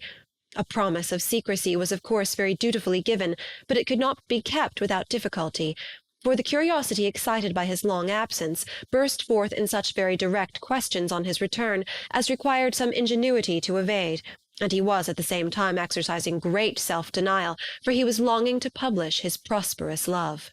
As he was to begin his journey too early on the morrow to see any of the family, the ceremony of leave-taking was performed when the ladies moved for the night, and Mrs. Bennet, with great politeness and cordiality, said how happy they should be to see him at Longbourn again, whenever his engagements might allow him to visit them. "My dear madam," he replied, "this invitation is particularly gratifying, because it is what I have been hoping to receive, and you may be very certain that I shall avail myself of it as soon as possible." They were all astonished, and Mr. Bennet, who could by no means wish for so speedy a return, immediately said, "But is there not danger of Lady Catherine's disapprobation here, my good sir? You had better neglect your relations than run the risk of offending your patroness." "My dear sir," replied Mr. Collins, "I am particularly obliged to you for this friendly caution, and you may depend upon my not taking so material a step without her ladyship's concurrence." "You cannot be too much upon your guard. Risk anything rather than her displeasure, and if you find it likely to be raised by your coming to us again, which I should think exceedingly probable, stay quietly at home, and be satisfied that we shall take no offence." "Believe me, my dear sir, my gratitude is warmly excited by such affectionate attention, and depend upon it, you will speedily receive from me a letter of thanks for this, and for every other mark of your regard during my stay in Hertfordshire. As for my fair cousins, though my absence may not be long enough to render it necessary, I shall now take the liberty of wishing them health and happiness, not excepting my cousin Elizabeth." With proper civilities the ladies then withdrew, all of them equally surprised that he meditated a quick return. Mrs. Bennet wished to understand by it that he thought of paying his addresses to one of her younger girls, and Mary might have been prevailed on to accept him. She rated his abilities much higher than any of the others. There was a solidity in his reflections which often struck her, and though by no means as clever as herself, she thought that if encouraged to read and improve himself by such an example as hers, he might become a very agreeable companion. But on the following morning every hope of this kind was done away. Miss Lucas called soon after breakfast, and in a private conference with Elizabeth related the event of the day before. The possibility of Mr. Collins fancying himself in love with her friend had once occurred to Elizabeth within the last day or two, but that Charlotte could encourage him seemed almost as far from possibility as she could encourage him herself, and her astonishment was consequently so great as to overcome at the first the bounds of decorum, and she could not help crying out, "Engaged to Mr. Collins! My dear Charlotte! Impossible!" The steady countenance which Miss Lucas had commanded in telling her story gave way to a momentary confusion here on receiving so direct a reproach, though as it was no more than she expected, she soon regained her composure, and calmly replied, "Why should you be surprised, my dear Eliza? Do you think it incredible that Mr. Collins should be able to procure any woman's good opinion, because he was not so happy as to succeed with you?" But Elizabeth had now recollected herself, and making a strong effort for it, was able to assure with tolerable firmness that the prospect of their relationship was highly grateful to her, and that she wished her all imaginable happiness. "I see what you are feeling," replied Charlotte. "You must be surprised, very much surprised, so lately as Mr. Collins was wishing to marry you. But when you have had time to think it over, I hope you'll be satisfied with what I have done. I am not romantic, you know. I never was. I ask only a comfortable home, and considering Mr. Collins' character, connection, and situation in life, I am convinced that my chance of happiness with him is as fair as most people can boast on entering the marriage state." Elizabeth quietly answered, "Undoubtedly," and after an awkward pause they returned to the rest of the family. Charlotte did not stay much longer, and Elizabeth was then left to reflect on what she had heard. It was a long time before she became at all reconciled to the idea of so unsuitable a match. The strangeness of Mr. Collins making 2 offers of marriage within 3 days was nothing in comparison of his being now accepted. She had always felt that Charlotte's opinion of matrimony was not exactly like her own, but she had not supposed it to be possible that, when called into action, she would have sacrificed every better feeling to worldly advantage. Charlotte, the wife of Mr. Collins, was a most humiliating picture, and to the pang of a friend disgracing herself and sunk in her esteem was added the distressing conviction that it was impossible for that friend to be tolerably happy in the lot she had chosen. Chapter 23. Elizabeth was sitting with her mother and sisters, reflecting on what she had heard, and doubting whether she was authorized to mention it, when Sir William Lucas himself appeared, sent by his daughter, to announce her engagement to the family. With many compliments to them, and much self-gratulation on the prospect of a connection between the houses, he unfolded the matter, to an audience not merely wondering, but incredulous, for Mrs. Bennet, with more perseverance than politeness, protested he must be entirely mistaken, and Lydia, always unguarded and often uncivil, boisterously exclaimed, "Good Lord! Sir William, how can you tell such a story? Do not you know that Mr. Collins wants to marry Lizzie?" Nothing less than the complacence of a courtier could have borne without anger such treatment, but Sir William's good breeding carried him through it all, and though he begged leave to be positive as to the truth of his information, he listened to all their impertinence with the most forbearing courtesy. Elizabeth, feeling it incumbent on her to relieve him from so unpleasant a situation, now put herself forward to confirm his account by mentioning her prior knowledge of it from Charlotte herself, and endeavoured to put a stop to the exclamations of her mother and sisters by the earnestness of her congratulations to Sir William, in which she was readily joined by Jane, and by making a variety of remarks on the happiness that might be expected from the match, the excellent character of Mr. Collins, and the convenient distance of Hunsford from London. Mrs. Bennet was in fact too much overpowered to say a great deal while Sir William remained, but no sooner had he left them than her feelings found a rapid vent. In the first place, she persisted in disbelieving the whole of the matter. Secondly, she was very sure that Mr. Collins had been taken in. Thirdly, she trusted that they would never be happy together. And fourthly, that the match might be broken off. Two inferences, however, were plainly deduced from the whole. One, that Elizabeth was the real cause of the mischief, and the other that she herself had been barbarously misused by them all, and on these 2 points she principally dwelt during the rest of the day. Nothing could console and nothing could appease her, nor did that day wear out her resentment. A week elapsed before she could see Elizabeth without scolding her, a month passed away before she could speak to Sir William or Lady Lucas without being rude, and many months were gone before she could at all forgive their daughter. Mr. Bennet's emotions were much more tranquil on the occasion, and such as he did experience he pronounced to be of a most agreeable sort, for it gratified him, he said, to discover that Charlotte Lucas, whom he had been used to think tolerably sensible, was as foolish as his wife, and more foolish than his daughter. Jane confessed herself a little surprised at the match, but she said less of her astonishment than of her earnest desire for their happiness, nor could Elizabeth persuade her to consider it as improbable. Kitty and Lydia were far from envying Miss Lucas, for Mr. Collins was only a clergyman, and it affected them in no other way than as a piece of news to spread at Meryton. Lady Lucas could not be insensible of triumph on being able to retort on Mrs. Bennet the comfort of having a daughter well married, and she called at Longbourn rather oftener than usual to say how happy she was, though Mrs. Bennet's sour looks and ill-natured remarks might have been enough to drive happiness away.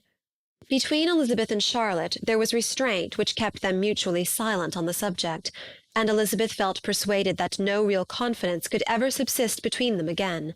Her disappointment in Charlotte made her turn with fonder regard to her sister, of whose rectitude and delicacy she was sure her opinion could never be shaken, and for whose happiness she grew daily more anxious, as Bingley had now been gone a week, and nothing more was heard of his return. Jane had sent Caroline an early answer to her letter, and was counting the days till she might reasonably hope to hear again. The promised letter of thanks from Mr. Collins arrived on Tuesday, addressed to their father, and written with all the solemnity of gratitude which a 12-month's abode in the family might have prompted.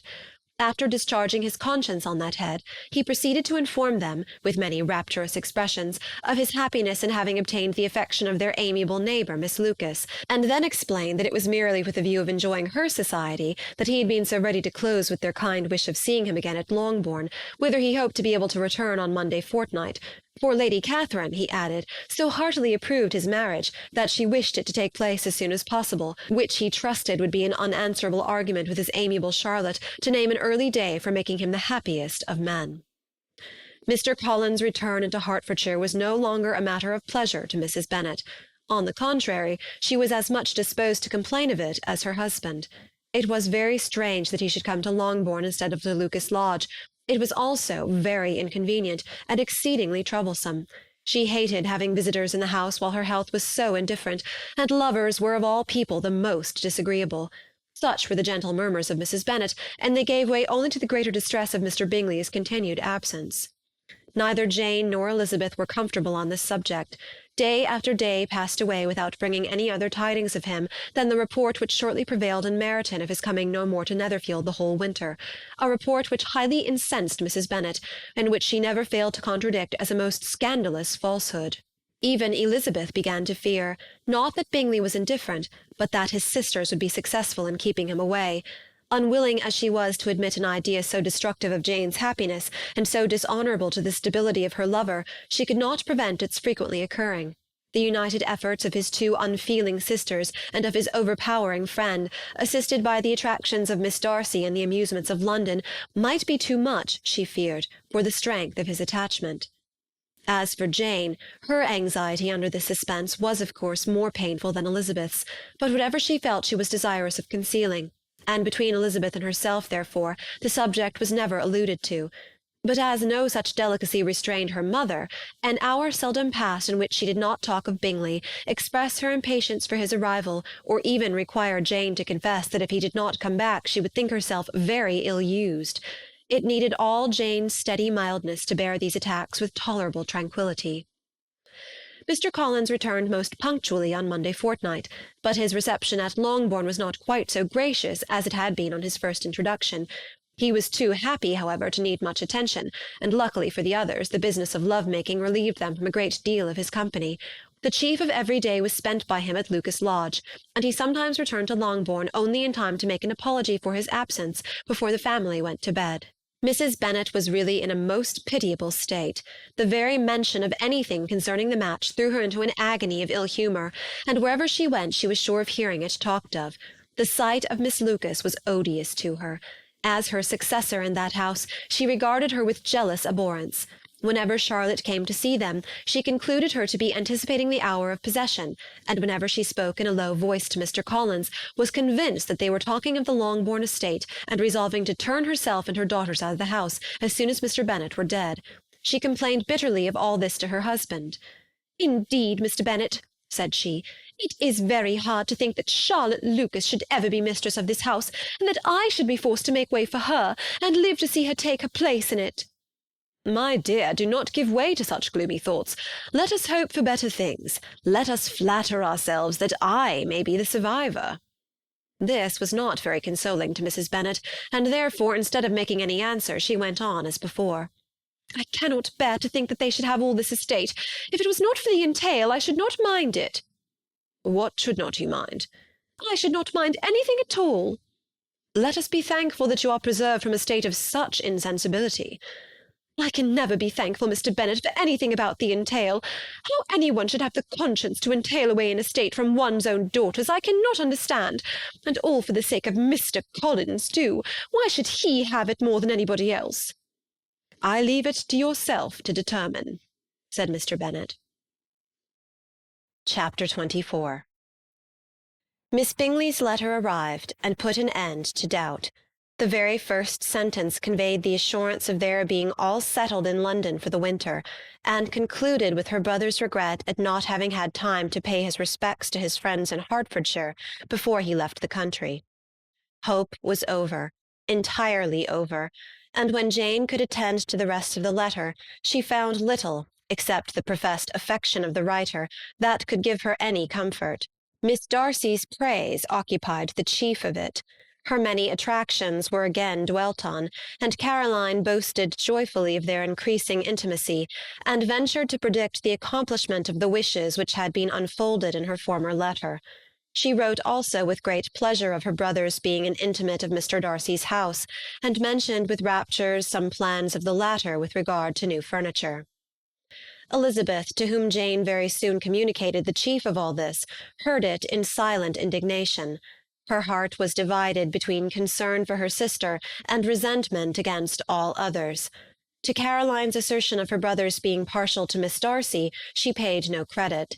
That he was really fond of Jane, she doubted no more than she had ever done, and much as she had always been disposed to like him, she could not think without anger, hardly without contempt, on that easiness of temper, that want of proper resolution, which now made him the slave of his designing friends, and led him to sacrifice of his own happiness to the caprice of their inclination.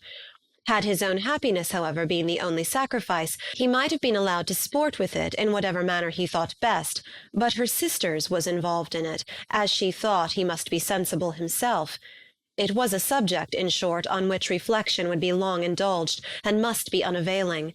She could think of nothing else, and yet whether Bingley's regard had really died away, or were suppressed by his friend's interference, whether he had been aware of Jane's attachment, or whether it had escaped his observation, whatever were the case, though her opinion of him must be materially affected by the difference, her sister's situation remained the same, her peace equally wounded. A day or two passed before Jane had courage to speak of her feelings to Elizabeth, but at last, on Mrs. Bennet's leaving them together, after a longer irritation than usual about Netherfield and its master, she could not help saying, "Oh, that my dear mother had more command over herself! She can have no idea of the pain she gives me by her continual reflections on him. But I will not repine. It cannot last long. He will be forgot, and we shall be as we were before." Elizabeth looked at her sister with incredulous solicitude, but said nothing. "You doubt me?" cried Jane, slightly colouring. "Indeed, you have no reason. He may live in my memory as the most amiable man of my acquaintance, but that is all. I have nothing either to hope or fear, and nothing to reproach him with. Thank God, I have not that pain. A little time, therefore, I shall certainly try to get the better." With a stronger voice she soon added, "I have this comfort immediately, that it has not been more than an error of fancy on my side, and that it has done no harm to any one but myself." "My dear Jane," exclaimed Elizabeth, "you are too good. Your sweetness and disinterestedness are really angelic. I do not know what to say to you. I feel as if I had never done you justice or loved you as you deserve." Miss Bennet eagerly disclaimed all extraordinary merit, and threw back the praise on her sister's warm affection. "Nay," said Elizabeth, "this is not fair. You wish to think all the world respectable, and are hurt if I speak ill of anybody. I only want to think you perfect, and you set yourself against it. Do not be afraid of my running into any excess, of my encroaching on your privilege of universal goodwill. You need not. There are few people whom I really love, and still fewer of whom I think well. The more I see of the world, the more am I dissatisfied with it, and every day confirms my belief of the inconsistency of all human characters, and of the little dependence that can be placed on the appearance of merit or sense. I have met with 2 instances lately. One I will not mention, the other is Charlotte's marriage. It is unaccountable. In every view it is unaccountable." "My dear Lizzie, do not give way to such feelings as these. They will ruin your happiness. You do not make allowance enough for difference of situation and temper. Consider Mr. Collins's respectability and Charlotte's steady, prudent character. Remember that she is one of a large family, that, as to fortune, it is a most eligible match, and be ready to believe, for everybody's sake, that she may feel something like regard and esteem for our cousin." "To oblige you, I would try to believe almost anything, but no one else could be benefited by such a belief as this. For were I persuaded that Charlotte had any real regard for him, I should only think worse of her understanding than I now do of her heart. My dear Jane, Mr. Collins is a conceited, pompous, narrow-minded, silly man. You know he is, as well as I do, and you must feel, as well as I do, that the woman who married him cannot have a proper way of thinking. You shall not defend her, though it is Charlotte Lucas. You shall not, for the sake of one individual, change the meaning of principle and integrity, nor endeavour to persuade yourself or me that selfishness is prudence, and insensibility of danger security for happiness." "I must think your language too strong in speaking of both," replied Jane, "and I hope you will be convinced of it by seeing them happy together. But enough of this. You alluded to something else. You mentioned 2 instances. I cannot misunderstand you, but I entreat you, dear Lizzie, not to pain me by thinking that person to blame, and saying your opinion of him is sunk. We must not be so ready to fancy ourselves intentionally injured. We must not expect a lively young man to be always so guarded and circumspect. It is very often nothing but our own vanity that deceives us. Women fancy admiration means more than it does. And men take care that they should. If it is designedly done, they cannot be justified, but I have no idea of there being so much design in the world as some persons imagine. I am far from attributing any part of Mr. Bingley's conduct to design," said Elizabeth, "but without scheming to do wrong, or to make others unhappy, there may be error, and there may be misery. Thoughtlessness, want of attention to other people's feelings, and want of resolution will do the business." And do you impute it to either of those? Yes, to the last. But if I go on, I shall displease you by saying what I think of persons you esteem. Stop me whilst you can. You persist, then, in supposing his sisters influence him? Yes, in conjunction with his friend. I cannot believe it. Why should they try to influence him? They can only wish his happiness, and if he is attached to me, no other woman can secure it. Your first position is false. They may wish many things besides his happiness. They may wish his increase of wealth and consequence. They may wish him to marry a girl who has all the importance of money, great connections, and pride. Beyond a doubt, they do wish him to choose Miss Darcy, replied Jane. But this may be from better feelings than you are supposing. They have known her much longer than they have known me. No wonder if they love her better. But whatever may be their own wishes, it is very unlikely that they should have opposed their brothers. What sister would think herself at liberty to do it, unless there was something very objectionable? If they believed him attached to me, they would not try to part us. If he were so, they could not succeed. By supposing such an affection, you make everybody acting unnaturally and wrong, and me most unhappy. Do not distress me by the idea. I am not ashamed of having been mistaken, or at least it is light, it is nothing in comparison of what I should feel in thinking ill of him or his sisters. Let me take it in the best light, in the light in which it may be understood. Elizabeth could not oppose such a wish, and from this time Mr. Bingley's name was scarcely ever mentioned between them. Mrs. Bennet still continued to wonder and repine at his returning no more, and though a day seldom passed in which Elizabeth did not account for it clearly, there was little chance of her ever considering it with less perplexity. Her daughter endeavoured to convince her of what she did not believe herself, that his attentions to Jane had been merely the effect of a common and transient liking, which ceased when he saw her no more. But though the probability of the statement was admitted at the time, she had the same story to repeat every day. Mrs. Bennet's best comfort was that Mr. Bingley must be down again in the summer. Mr. Bennet treated the matter differently. "So, Lizzie," said he one day, "your sister is crossed in love, I find. I congratulate her. Next to being married, a girl likes to be crossed in love a little now and then. It is something to think of, and it gives her a sort of distinction among her companions. When is your turn to come? You will hardly bear to be long outdone by Jane. Now is your time. Here are officers enough in Meryton to disappoint all the young ladies in the country. Let Wickham be your man. He is a pleasant fellow, and would jilt you creditably." "Thank you, sir, but a less agreeable man would satisfy me. We must not all expect Jane's good fortune." "True," said Mr. Bennet, "but it is a comfort to think that whatever of that kind may befall you, you have an affectionate mother who will make the most of it." Mr. Wickham's society was of material service in dispelling the gloom which the late perverse occurrences had thrown on many of the Longbourn family. They saw him often, and to his other recommendations was now added that of general unreserve. The whole of what Elizabeth had already heard, his claims on Mr. Darcy, and all that he had suffered from him, was now openly acknowledged and publicly canvassed, and everybody was pleased to know how much they had always disliked Mr. Darcy before they had known anything of the matter. Miss Bennet was the only creature who could suppose there might be any extenuating circumstances in the case, unknown to the society of Hertfordshire. Her mild and steady candour always pleaded for allowances, and urged the possibility of mistakes, but by everybody else Mr. Darcy was condemned as the worst of men. Chapter 25. After a week spent in professions of love and schemes of felicity, Mr. Collins was called from his amiable Charlotte by the arrival of Saturday. The pain of separation, however, might be alleviated on his side by preparations for the reception of his bride, as he had reason to hope that shortly after his return into Hertfordshire the day would be fixed that was to make him the happiest of men. He took leave of his relations at Longbourn with as much solemnity as before, wished his fair cousins health and happiness, and promised their father another letter of thanks. On the following Monday, Mrs. Bennet had the pleasure of receiving her brother and his wife, who came as usual to spend the Christmas at Longbourn. Mr. Gardiner was a sensible, gentlemanlike man, greatly superior to his sister, as well by nature as education. The Netherfield ladies would have had difficulty in believing that a man who lived by trade, and within view of his own warehouses, could have been so well-bred and agreeable. Mrs. Gardiner, who was several years younger than Mrs. Bennet and Mrs. Phillips, was an amiable, intelligent, elegant woman, and a great favourite with all her Longbourn nieces. Between the two eldest and herself especially, there subsisted a particular regard.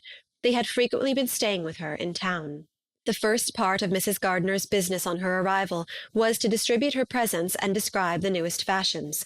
When this was done, she had a less active part to play. It became her turn to listen. Mrs. Bennet had many grievances to relate, and much to complain of. They had all been very ill used since she last saw her sister. 2 of her girls had been upon the point of marriage, and after all there was nothing in it. "I do not blame Jane," she continued, "for Jane would have got Mr. Bingley if she could. But Lizzie, oh, sister, it is very hard to think she might have been Mr. Collins's wife by this time, had it not been for her own perverseness. He made her an offer in this very room, and she refused him. The consequence of it is that Lady Lucas will have a daughter married before I have, and that the Longbourn estate is just as much entailed as ever. The Lucases are very artful people indeed, sister. They are all for what they can get. I am sorry to say it of them, but so it is. It makes me very nervous and poorly to be thwarted so in my own family, and to have neighbours who think of themselves before anybody else. However, your coming just at this time is the greatest of comforts, and I am very glad to hear what you tell us of long sleeves." Mrs. Gardiner, to whom the chief of this news had been given before in the course of Jane and Elizabeth's correspondence with her, made her sister a slight answer, and in compassion to her nieces turned the conversation. When alone with Elizabeth afterwards, she spoke more on the subject. "It seems likely to have been a desirable match for Jane," said she. "I am sorry it went off, but these things happen so often.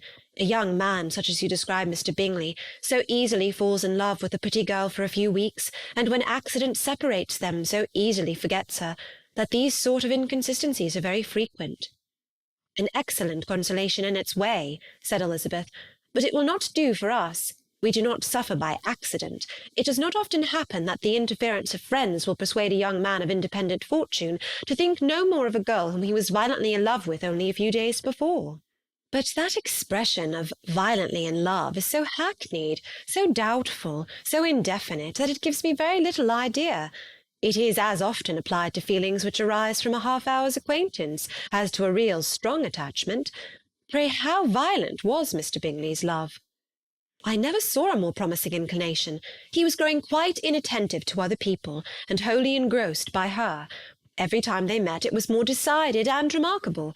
At his own ball he offended 2 or 3 young ladies by not asking them to dance, and I spoke to him twice myself without receiving an answer. Could there be finer symptoms? Is not general incivility the very essence of love?" "Oh, yes, of that kind of love which I suppose him to have felt. Poor Jane! I am sorry for her, because with her disposition she may not get over it immediately. It had better have happened to you, Lizzie. You would have laughed yourself out of it sooner. But do you think she would be prevailed upon to go back with us? Change of scene might be of service, and perhaps a little relief from home may be as useful as anything." Elizabeth was exceedingly pleased with this proposal, and felt persuaded of her sister's ready acquiescence. "I hope," added Mrs. Gardiner, "that no consideration with regard to this young man will influence her. We live in so different a part of town, all our connections are so different, and as you well know, we go out so little, that it is very improbable that they should meet at all, unless he really comes to see her.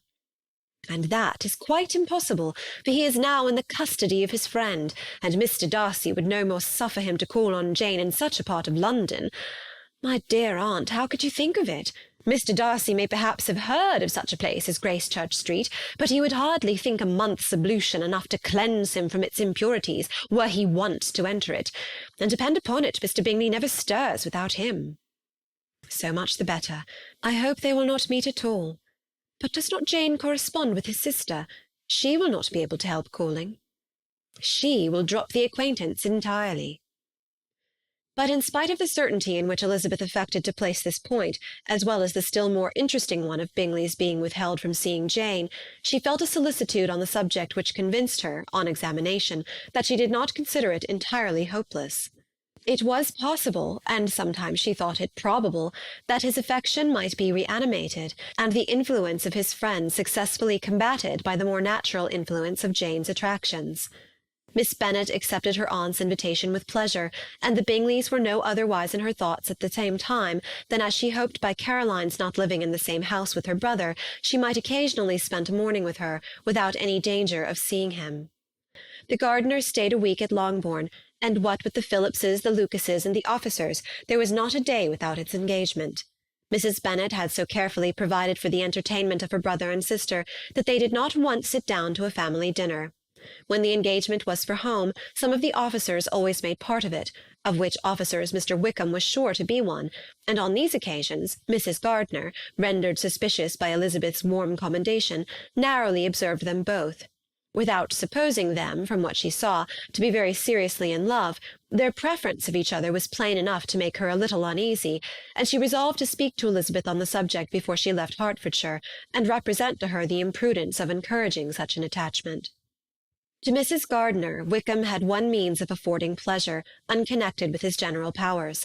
About 10 or a dozen years ago, before her marriage, she had spent a considerable time in that very part of Derbyshire to which he belonged.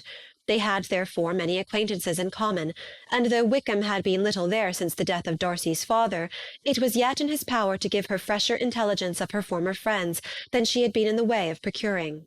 Mrs. Gardiner had seen Pemberley, and known the late Mr. Darcy by character perfectly well. Here consequently was an inexhaustible subject of discourse. In comparing her recollection of Pemberley with the minute description which Wickham could give, and in bestowing her tribute of praise on the character of its late possessor, she was delighting both him and herself.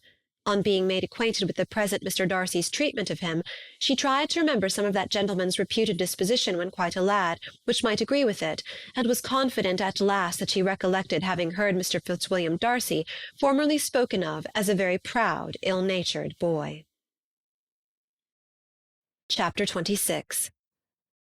Mrs. Gardiner's caution to Elizabeth was punctually and kindly given on the first favourable opportunity of speaking to her alone. After honestly telling her what she thought, she thus went on. "You are too sensible a girl, Lizzie, to fall in love merely because you are warned against it, and therefore I am not afraid of speaking openly.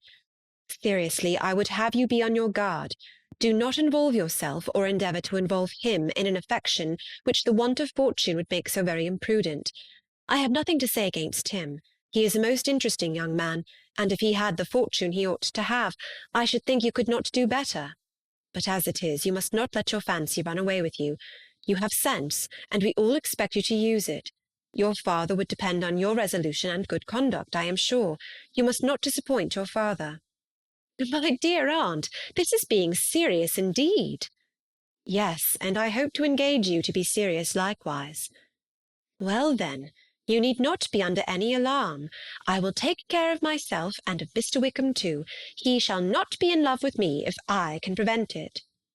"Elizabeth, you are not serious now." "I beg your pardon, I will try again. At present I am not in love with Mr. Wickham. No, I certainly am not. But he is, beyond all comparison, the most agreeable man I ever saw. And if he becomes really attached to me, I believe it will be better that he should not. I see the imprudence of it. Oh, that abominable Mr. Darcy! My father's opinion of me does me the greatest honour, and I should be miserable to forfeit it. My father, however, is partial to Mr. Wickham. In short, my dear aunt, I should be very sorry to be the means of making any of you unhappy. But since we see every day that where there is affection, young people are seldom withheld by immediate want of fortune from entering into engagements with each other, how can I promise to be wiser than so many of my fellow creatures if I am tempted? Or how am I even to know that it would be wisdom to resist? All that I can promise you, therefore, is not to be in a hurry. I will not be in a hurry to believe myself his first object. When I am in company with him, I will not be wishing.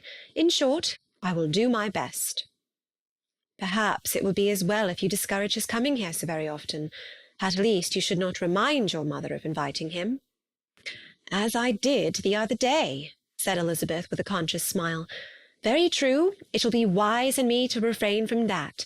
But do not imagine that he is always here so often. It is on your account that he has been so frequently invited this week. You know my mother's ideas as to the necessity of constant company for her friends.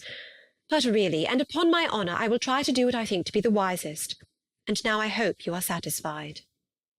Her aunt assured her that she was, and Elizabeth having thanked her for the kindness of her hints, they parted, a wonderful instance of advice being given on such a point, without being resented.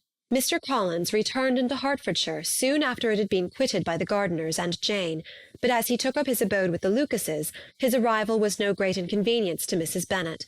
His marriage was now fast approaching, and she was at length so far resigned as to think it inevitable, and even repeatedly to say, in an ill-natured tone, that she wished they might be happy.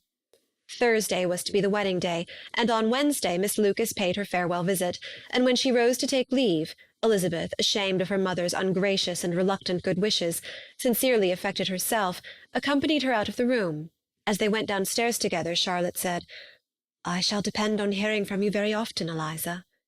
"That you certainly shall." "And I have another favour to ask you. Will you come and see me?" "We shall often meet, I hope, in Hertfordshire." "I am not likely to leave Kent for some time. Promise me, therefore, to come to Hunsford." Elizabeth could not refuse, though she foresaw little pleasure in the visit. "My father and Maria are coming to me in March," added Charlotte, "and I hope you will consent to be of the party. Indeed, Eliza, you will be as welcome as either of them." The wedding took place. The bride and bridegroom set off for Kent from the church door, and everybody had as much to say or to hear on the subject as usual. Elizabeth soon heard from her friend, and their correspondence was as regular and frequent as it had ever been. That it should be equally unreserved was impossible. Elizabeth could never address her without feeling that all the comfort of intimacy was over, and though determined not to slacken as a correspondent, it was for the sake of what had been rather than what was. Charlotte's first letters were received with a good deal of eagerness. There could not but be curiosity to know how she would speak of her new home, how she would like Lady Catherine, and how happy she would dare pronounce herself to be, though, when the letters were read, Elizabeth felt that Charlotte expressed herself on every point exactly as she might have foreseen. She wrote cheerfully, seemed surrounded with comforts, and mentioned nothing which she could not praise. The house, furniture, and neighbourhood and roads were all to her taste, and Lady Catherine's behaviour was most friendly and obliging.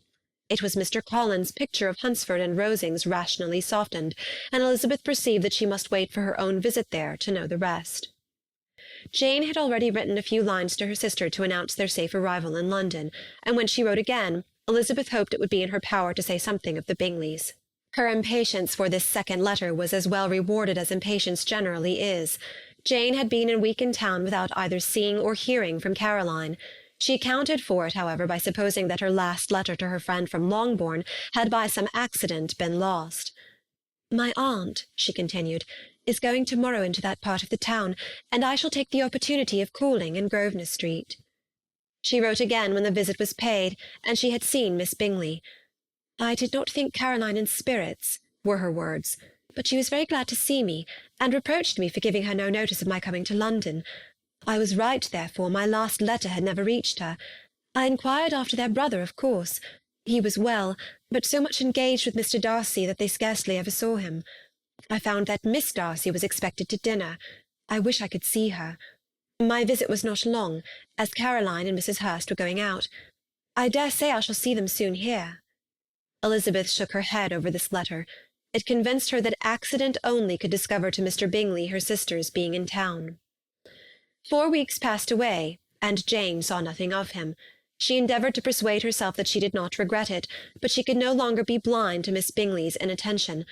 After waiting at home every morning for a fortnight, and inventing every evening a fresh excuse for her, the visitor did at last appear, but the shortness of her stay, and yet more, the alteration of her manner would allow Jane to deceive herself no longer.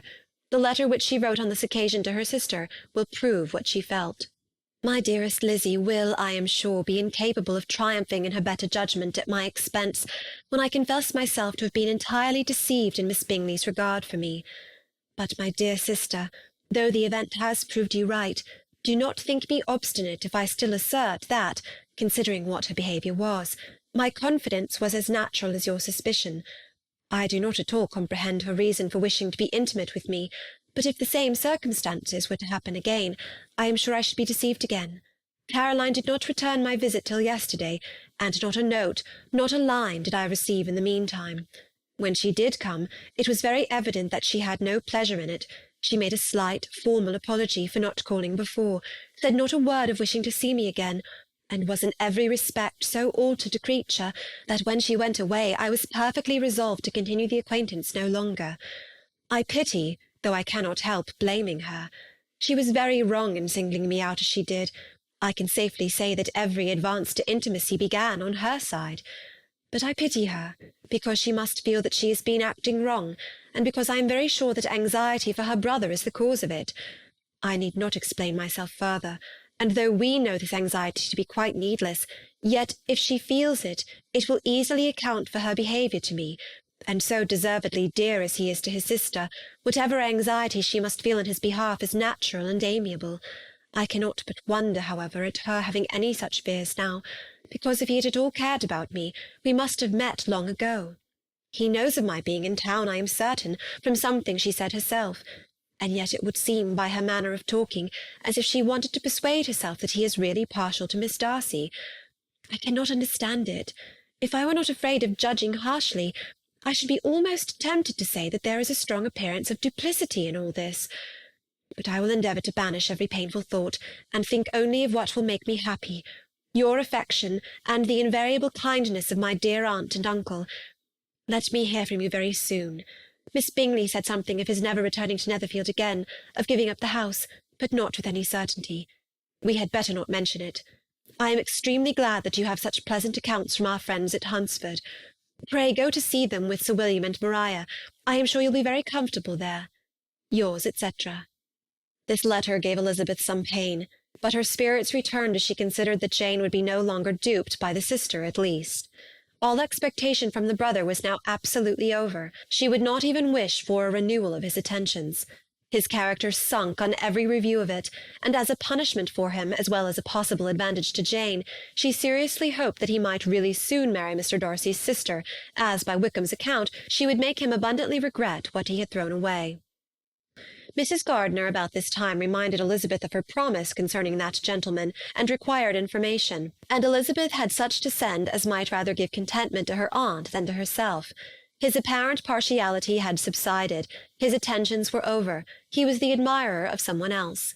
Elizabeth was watchful enough to see it all, but she could see it and write of it without material pain.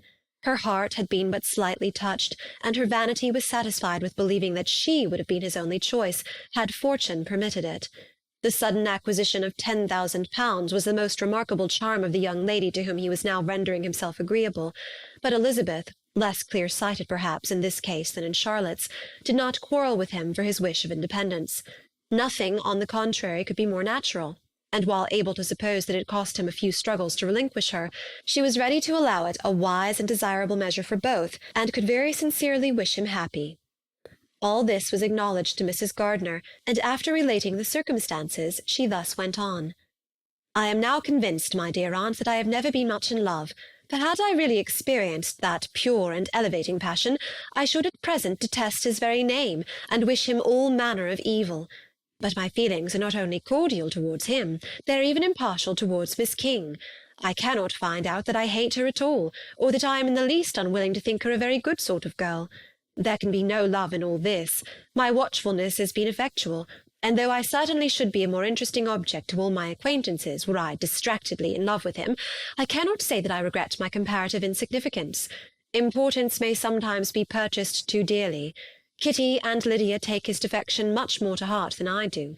They are young in the ways of the world, and not yet open to the mortifying conviction that handsome young men must have something to live on as well as the plain. Chapter 27. With no greater events than these in the Longbourn family, and otherwise diversified by little beyond the walks to Meryton, sometimes dirty and sometimes cold, did January and February pass away. March was to take Elizabeth to Hunsford. She had not at first thought very seriously of going thither, but Charlotte, she soon found, was depending on the plan, and she gradually learned to consider it herself with greater pleasure as well as greater certainty. Absence had increased her desire of seeing Charlotte again, and weakened her disgust of Mr. Collins.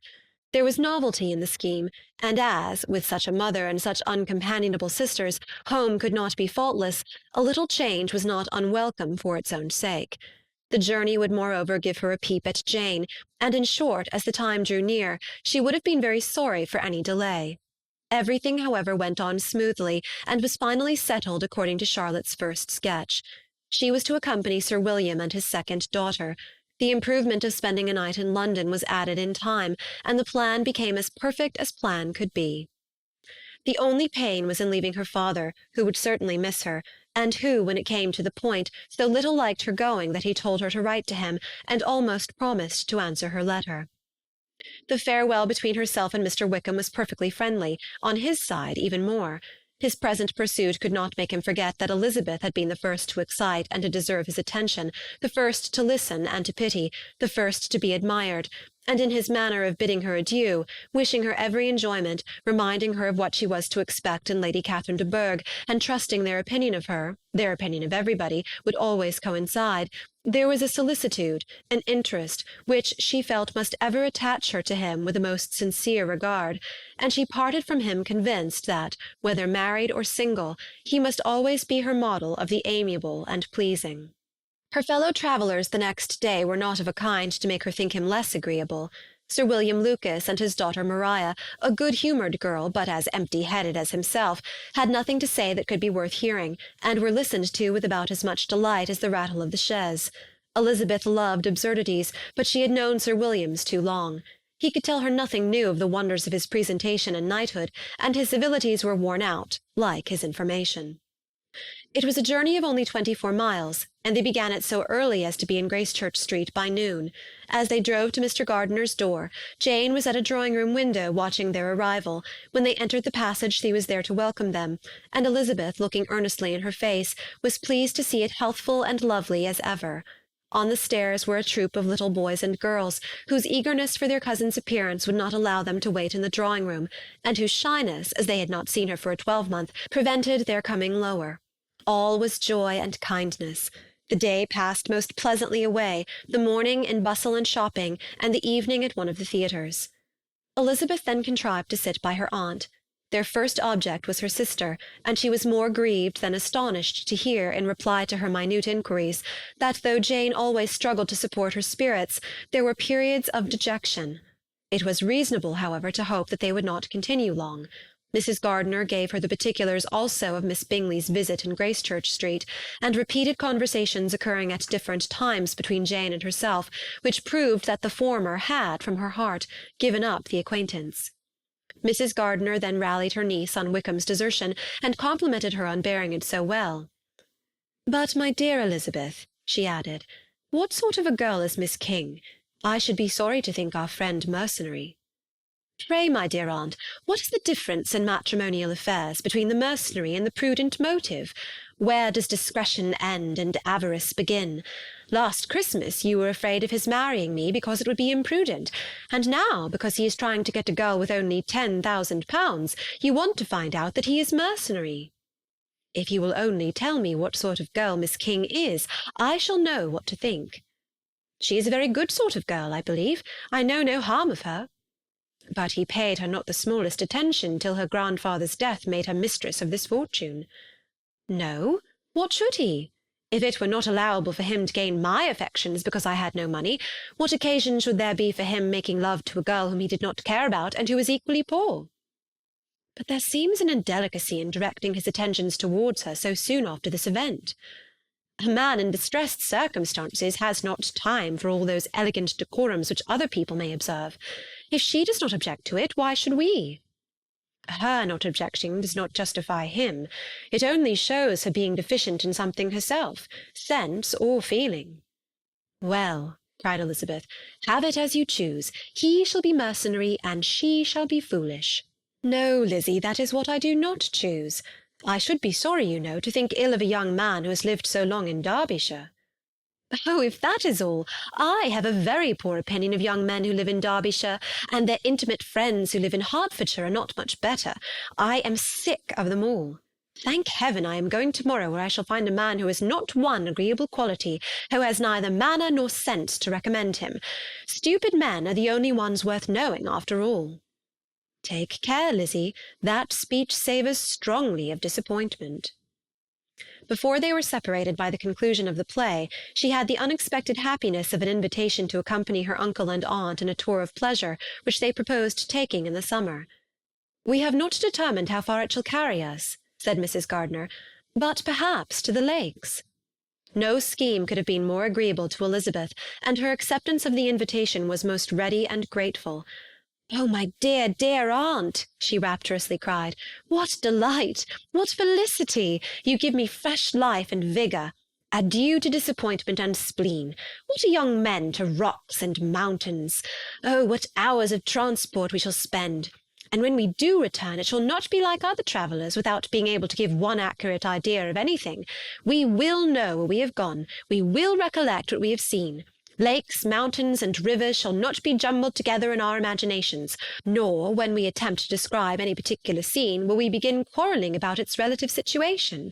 Let our first effusions be less insupportable than those of the generality of travellers." Chapter 28. Every object in the next day's journey was new and interesting to Elizabeth, and her spirits were in a state of enjoyment, for she had seen her sister looking so well as to banish all fear for her health, and the prospect of her northern tour was a constant source of delight. When they left the high road for the lane to Hunsford, every eye was in search of the parsonage, and every turning expected to bring it in view. The palings of Rosings Park was their boundary on one side. Elizabeth smiled at the recollection of all that she had heard of its inhabitants. At length the parsonage was discernible, the garden sloping to the road, the house standing in it, the green pales and the laurel hedge, everything declared they were arriving.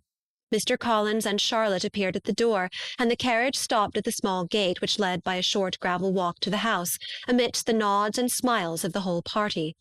In a moment they were all out of the chaise, rejoicing at the sight of each other. Mrs. Collins welcomed her friend with the liveliest pleasure, and Elizabeth was more and more satisfied with coming when she found herself so affectionately received. She saw instantly that her cousin's manners were not altered by his marriage. His formal civility was just what it had been, and he detained her some minutes at the gate to hear and satisfy his inquiries after all her family.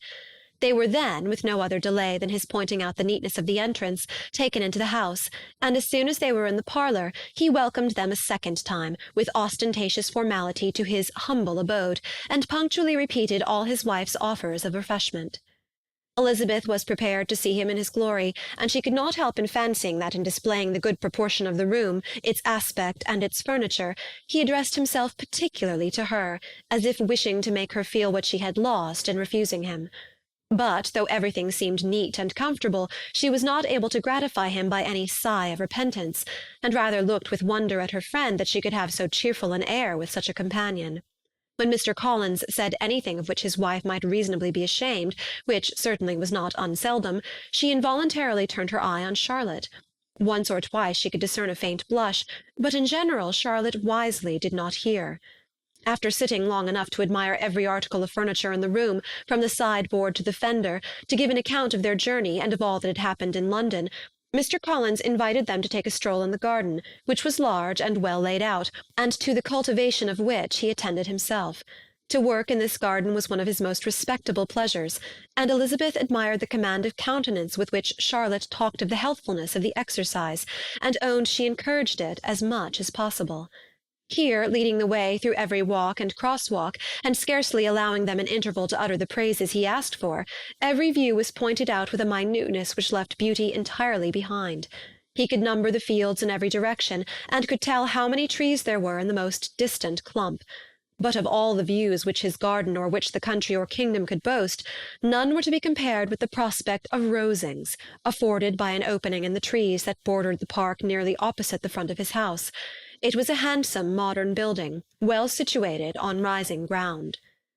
From his garden Mr. Collins would have led them round his 2 meadows, but the ladies, not having shoes to encounter the remains of a white frost, turned back, and while Sir William accompanied him, Charlotte took her sister and friend over the house, extremely well pleased probably to have the opportunity of showing it without her husband's help. It was rather small, but well built and convenient, and everything was fitted up and arranged with a neatness and consistency of which Elizabeth gave Charlotte all the credit. When Mr. Collins could be forgotten, there was really an air of great comfort throughout, and by Charlotte's evident enjoyment of it, Elizabeth supposed he must be often forgotten. She had already learnt that Lady Catherine was still in the country.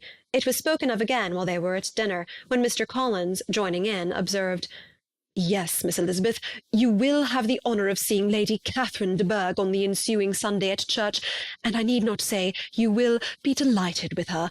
She is all affability and condescension, and I doubt not but you will be honoured with some portion of her notice when service is over. I have scarcely any hesitation in saying that she will include you and my sister Maria in every invitation which she honours us during our stay here. Her behaviour to my dear Charlotte is charming.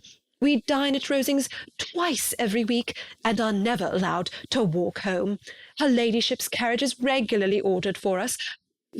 I should say one of her ladyship's carriages, for she has several. Lady Catherine is a very respectable, sensible woman indeed, added Charlotte, and a most attentive neighbour. Very true, my dear. That is exactly what I would say. She is the sort of woman whom one cannot regard with too much deference.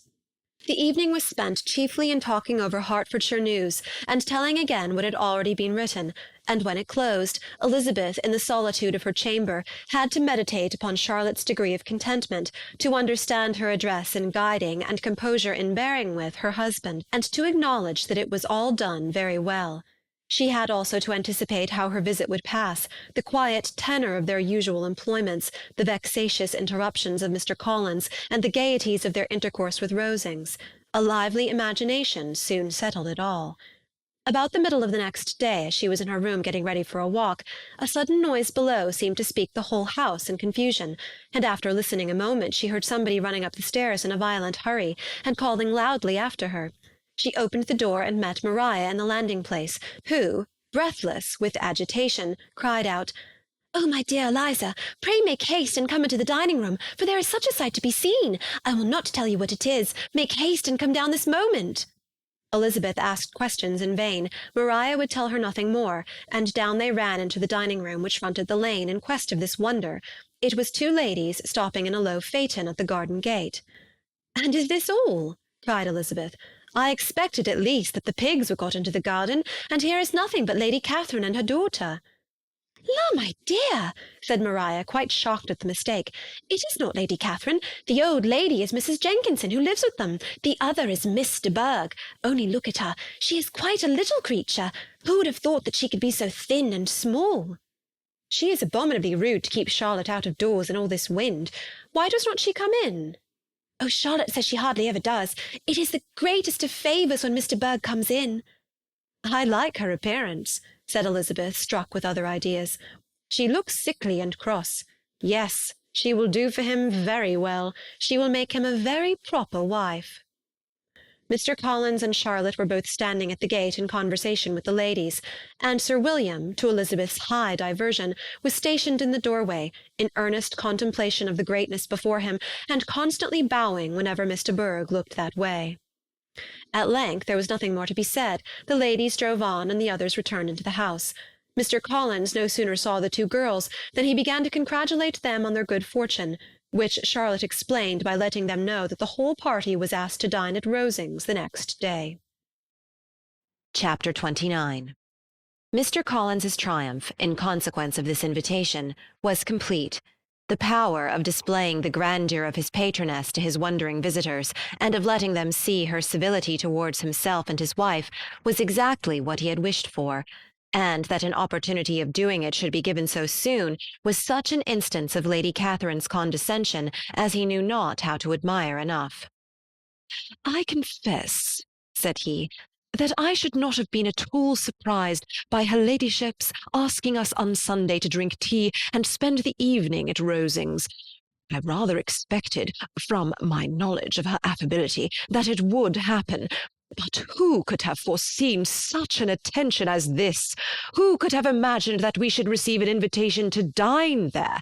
An invitation, moreover, including the whole party, so immediately after your arrival."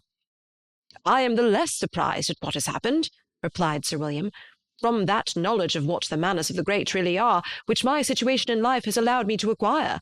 About the court, such instances of elegant breeding are not uncommon." Scarcely anything was talked of the whole day or next morning but their visit to Rosings. Mr. Collins was carefully instructing them in what they were to expect, that the sight of such rooms, so many servants, and so splendid a dinner, might not wholly overpower them.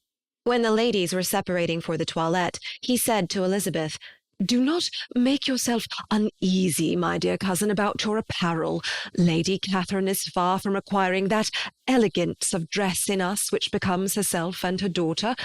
I would advise you merely to put on whatever of your clothes is superior to the rest. There is no occasion for anything more. Lady Catherine will not think the worse of you for being simply dressed. She likes to have the distinction of rank preserved. While they were dressing, he came 2 or 3 times to their different doors to recommend their being quick, as Lady Catherine very much objected to be kept waiting for her dinner.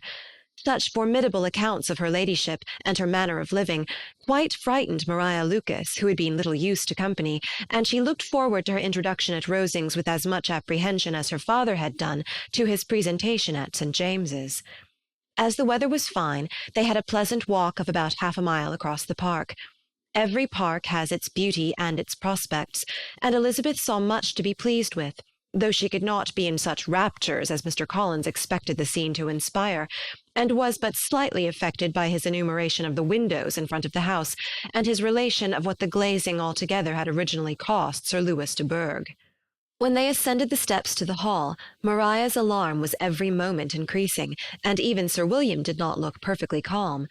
Elizabeth's courage did not fail her.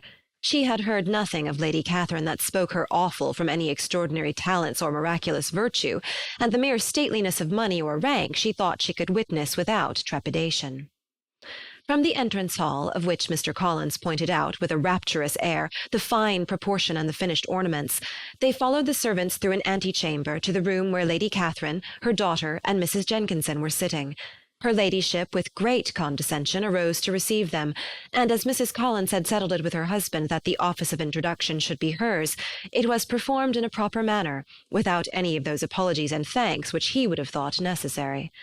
In spite of having been at St. James's, Sir William was so completely awed by the grandeur surrounding him that he had but just courage enough to make a very low bow and take his seat without saying a word, and his daughter, frightened almost out of her senses, sat on the edge of her chair, not knowing which way to look.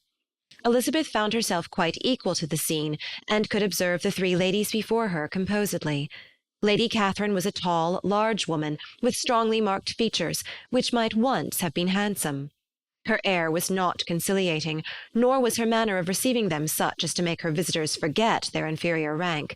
She was not rendered formidable by silence, but whatever she said was spoken in so authoritative a tone as marked her self-importance, and brought Mr. Wickham immediately to Elizabeth's mind, and from the observation of the day altogether, she believed Lady Catherine to be exactly what he represented. When, after examining the mother, in whose countenance and deportment she soon found some resemblance of Mr. Darcy, she turned her eyes on the daughter, she could almost have joined in Maria's astonishment at her being so thin and so small. There was neither in figure nor face any likeness between the ladies. Miss de Bourgh was pale and sickly. Her features, though not plain, were insignificant, and she spoke very little, except in a low voice to Mrs. Jenkinson, in whose appearance there was nothing remarkable, and who was entirely engaged in listening to what she said, and placing a screen in the proper direction before her eyes. After sitting a few minutes, they were all sent to one of the windows to admire the view, Mr. Collins attending them to point out its beauties, and Lady Catherine kindly informing them that it was much better worth looking at in the summer. The dinner was exceedingly handsome, and there were all the servants and all the articles of plate which Mr. Collins had promised, and, as he had likewise foretold, he took his seat at the bottom of the table by her ladyship's desire, and looked as if he felt that life could furnish nothing greater. He carved and ate and praised with delighted alacrity, and every dish was commended, first by him and then by Sir William, who was now enough recovered to echo whatever his son-in-law said, in a manner which Elizabeth wondered Lady Catherine could bear. But Lady Catherine seemed gratified by their excessive admiration, and gave most gracious smiles, especially when any dish on the table proved a novelty to them. The party did not supply much conversation. Elizabeth was ready to speak whenever there was an opening, but she was seated between Charlotte and Miss de Bourgh, the former of whom was engaged in listening to Lady Catherine, and the latter said not a word to her all dinner-time. Mrs. Jenkinson was chiefly employed in watching how little Miss de Bourgh ate, pressing her to try some other dish, and fearing she was indisposed. Maria thought speaking out of the question, and the gentlemen did nothing but eat and admire. When the ladies returned to the drawing-room, there was little to be done but to hear Lady Catherine talk, which she did without any intermission till coffee came in, delivering her opinion on every subject in so decisive a manner as proved that she was not used to have her judgment controverted. She inquired into Charlotte's domestic concerns familiarly and minutely, gave her a great deal of advice as to the management of them all, told her how everything ought to be regulated in so small a family as hers, and instructed her as to the care of her cows and her poultry. Elizabeth found that nothing was beneath this great lady's attention which could furnish her with an occasion of dictating to others.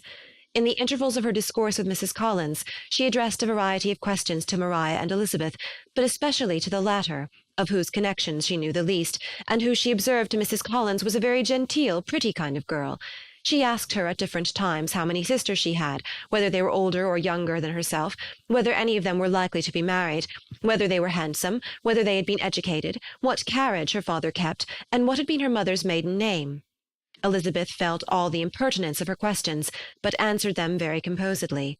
Lady Catherine then observed, "Your father's estate is entailed on Mr. Collins, I think. For your sake," turning to Charlotte, "I am glad of it. But otherwise I see no occasion for entailing estates from the female line. It was not thought necessary in Sir Lewis de Bourgh's family. Do you play and sing, Miss Bennet?" "A little." "No. Then some time or other we shall be happy to hear you. Our instrument is a capital one, probably superior to— You shall try it some day. Do your sisters play and sing?" "One of them does." "Why did not you all learn? You ought all to have learned. The Miss Webbs all play, and their father has not so good an income as yours. Do you draw?" "No, not at all." "What? None of you?" "Not one." "That is very strange. But I suppose you had no opportunity. Your mother should have taken you to town every spring for the benefit of masters."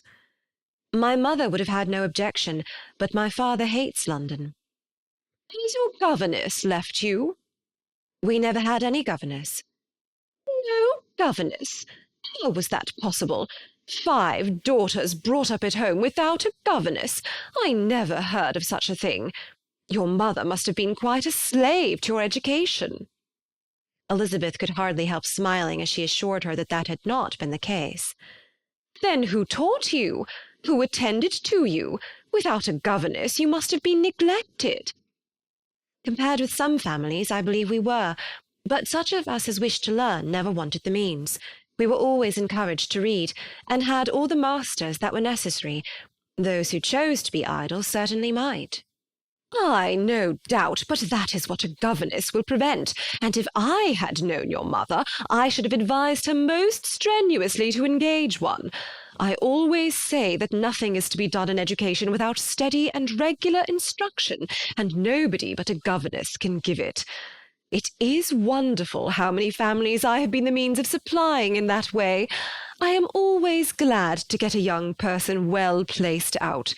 4 nieces of Mrs. Jenkinson are most delightfully situated through my means, and it was but the other day that I recommended another young person, who was merely accidentally mentioned to me, and the family are quite delighted with her.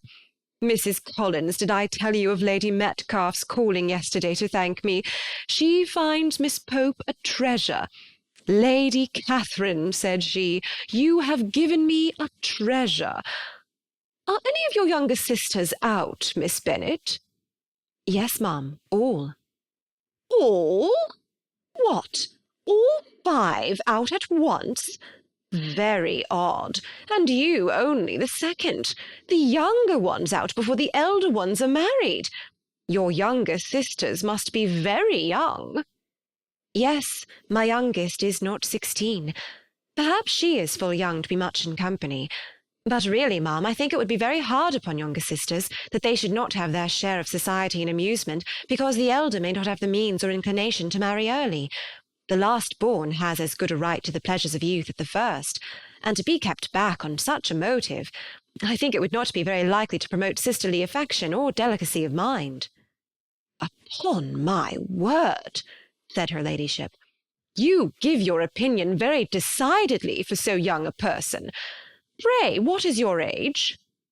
"With 3 younger sisters grown up," replied Elizabeth, smiling, "your ladyship can hardly expect me to own it." Lady Catherine seemed quite astonished at not receiving a direct answer, and Elizabeth suspected herself to be the first creature who had ever dared to trifle with so much dignified impertinence. "You cannot be more than 20, I am sure. Therefore you need not conceal your age." "I am not 21." When the gentlemen had joined them and tea was over, the card tables were placed. Lady Catherine, Sir William, and Mr. and Mrs. Collins sat down to quadrille, and as Mr. Berg chose to play at casino, the 2 girls had the honour of assisting Mrs. Jenkinson to make up her party. Their table was superlatively stupid. Scarcely a syllable was uttered that did not relate to the game, except when Mrs. Jenkinson expressed her fears of Mr. Berg's being too hot or too cold, or having too much or too little light. A great deal more passed at the other table. Lady Catherine was generally speaking, stating the mistakes of the 3 others, or relating some anecdote of herself. Mr. Collins was employed in agreeing to everything her ladyship said, thanking her for every fish he won, and apologizing if he thought he won too many. Sir William did not say much. He was storing his memory with anecdotes and noble names. When Lady Catherine and her daughter had played as long as they chose, the tables were broken up, the carriage was offered to Mrs. Collins, gratefully accepted and immediately ordered. The party then gathered round the fire to hear Lady Catherine determine what weather they were to have on the morrow. From these instructions they were summoned by the arrival of the coach, and with many speeches of thankfulness on Mr. Collins' side, and as many bows on Sir William's, they departed. As soon as they had driven from the door, Elizabeth was called on by her cousin to give her opinion of all that she had seen at Rosings, which, for Charlotte's sake, she made more favourable than it really was. But her commendation, though costing her some trouble, could by no means satisfy Mr. Collins, and he was very soon obliged to take her ladyship's praise into his own hands. Chapter 30. Sir William stayed only a week at Hunsford, but his visit was long enough to convince him of his daughter's being most comfortably settled, and of her possessing such a husband and such a neighbour as were not often met with. While Sir William was with them, Mr. Collins devoted his morning to driving him out in his gig and showing him the country, but when he went away, the whole family returned to their usual employments, and Elizabeth was thankful to find that they did not see more of her cousin by the alteration, for the chief of the time between breakfast and dinner was now passed by him either at work in the garden or in reading and writing, and looking out of the window in his own book-room, which fronted the road. The room in which the ladies sat was backwards. Elizabeth had at first rather wondered that Charlotte should not prefer the dining-parlour for common use. It was a better-sized room, and had a more pleasant aspect, but she soon saw that her friend had an excellent reason for what she did, for Mr. Collins would undoubtedly have been much less in his own apartment had they sat in one equally lively, and she gave Charlotte credit for the arrangement. From the drawing-room they could distinguish nothing in the lane, and were indebted to Mr. Collins for the knowledge of what carriages went along, and how often especially Miss de Bourgh drove by in her phaeton, which he never failed coming to inform them of, though it happened almost every day. She not unfrequently stopped at the parsonage, and had a few minutes' conversation with Charlotte, but was scarcely ever prevailed upon to get out. Very few days passed in which Mr. Collins did not walk to Rosings, and not many in which his wife did not think it necessary to go likewise, and till Elizabeth recollected that there might be other family livings to be disposed of, she could not understand the sacrifice of so many hours. Now and then they were honoured with a call from her ladyship, and nothing escaped her observation that was passing in the room during these visits. She examined into their employments, looked at their work, and advised them to do it differently, found fault with the arrangement of the furniture, or detected the housemaid in negligence, and if she accepted any refreshment, seemed to do it only for the sake of finding out that Mrs. Collins's joints of meat were too large for her family. Elizabeth soon perceived that though this great lady was not in commission of the peace of the county, she was a most active magistrate in her own parish, the minutest concerns of which were carried to her by Mr. Collins, and whenever any of the cottagers were disposed to be quarrelsome, discontented, or too poor, she sallied forth into the village to settle their differences, silence their complaints, and scold them into harmony and plenty. The entertainment of dining at Rosings was repeated about twice a week, and allowing for the loss of Sir William, and there being only one card-table in the evening, every such entertainment was the counterpart of the first. Their other engagements were few, as the style of living in the neighbourhood in general was beyond Mr. Collins's reach. This, however, was no evil to Elizabeth, and upon the whole she spent her time comfortably enough, There were half-hours of pleasant conversation with Charlotte, and the weather was so fine for the time of year that she had often great enjoyment out of doors. Her favourite walk, and where she frequently went while the others were calling on Lady Catherine, was along the open grove which edged that side of the park, where there was a nice sheltered path, which no one seemed to value but herself, and where she felt beyond the reach of Lady Catherine's curiosity. In this quiet way, the first fortnight of her visit soon passed away. Easter was approaching, and the week preceding it was to bring an addition to the family at Rosings, which in so small a circle must be important. Elizabeth had heard soon after her arrival that Mr. Darcy was expected there in the course of a few weeks, and though there were not many of her acquaintances whom she did not prefer, his coming would furnish one comparatively new to look at in their Rosings parties, and she might be amused in seeing how hopeless Miss Bingley's designs on him were by his behaviour to his cousin, for whom he was evidently destined by Lady Catherine, who talked of his coming with the greatest satisfaction, spoke of him in terms of the highest admiration, and seemed almost angry to find that he had already been frequently seen by Miss Lucas and herself. His arrival was soon known at the parsonage, for Mr. Collins was walking the whole morning within view of the lodges opening into Hunsford Lane, in order to have the earliest assurance of it, and after making his bow as the carriage turned into the park, hurried home with the great intelligence. On the following morning he hastened to Rosings to pay his respects. There were 2 nephews of Lady Catherine to require them, for Mr. Darcy had brought with him a Colonel Fitzwilliam, the younger son of his uncle, Lord Blank, and to the great surprise of all the party, when Mr. Collins returned, the gentleman accompanied him. Charlotte had seen them from her husband's room, crossing the road, and immediately running into the other, told the girls what an honour they might expect, adding, "I may thank you, Eliza, for this piece of civility. Mr. Darcy would never have come so soon to wait upon me." Elizabeth had scarcely time to disclaim all right to the compliment before their approach was announced by the door-bell, and shortly afterwards the 3 gentlemen entered the room. Colonel Fitzwilliam, who led the way, was about 30, not handsome, but in person and address most truly the gentleman. Mr. Darcy looked just as he had been used to look in Hertfordshire, paid his compliments with his usual reserve to Mrs. Collins, and whatever might be his feelings toward her friend, met her with every appearance of composure. Elizabeth merely curtsied to him without saying a word. Colonel Fitzwilliam entered into conversation directly with the readiness and ease of a well-bred man, and talked very pleasantly, but his cousin, after having addressed a slight observation on the house and garden to Mrs. Collins, sat for some time without speaking to anybody. At length, however, his civility was so far awakened as to inquire of Elizabeth after the health of her family. She answered him in the usual way, and after a moment's pause added, "My eldest sister has been in town these 3 months. Have you never happened to see her there?" She was perfectly sensible that he never had, but she wished to see whether he would betray any consciousness of what had passed between the Bingleys and Jane, and she thought he looked a little confused as he answered that he had never been so fortunate as to meet Miss Bennet. The subject was pursued no farther, and the gentlemen soon afterwards went away. Chapter 31. Colonel Fitzwilliam's manners were very much admired at the parsonage, and the ladies all felt that he must add considerably to the pleasures of their engagements at Rosings. It was some days, however, before they received any invitation thither, for while there were visitors in the house, they could not be necessary, and it was not till Easter Day, almost a week after the gentlemen's arrival, that they were honoured by such an attention, and then they were merely asked on leaving church to come there in the evening. For the last week they had seen very little of Lady Catherine or her daughter. Colonel Fitzwilliam had called at the parsonage more than once during the time, but Mr. Darcy they had only seen at church. The invitation was accepted, of course, and at a proper hour they joined the party in Lady Catherine's drawing-room. Her ladyship received them civilly, but it was plain that their company was by no means so acceptable as when she could get nobody else, and she was in fact almost engrossed by her nephews, speaking to them, especially to Darcy, much more than to any other person in the room. Colonel Fitzwilliam seemed really glad to see them. Anything was a welcome relief to him at Rosings, and Mrs. Collins' pretty friend had moreover caught his fancy very much. He now seated himself by her, and talked so agreeably of Kent and Hertfordshire, of travelling and staying at home, of new books and music, that Elizabeth had never been half so well entertained in that room before.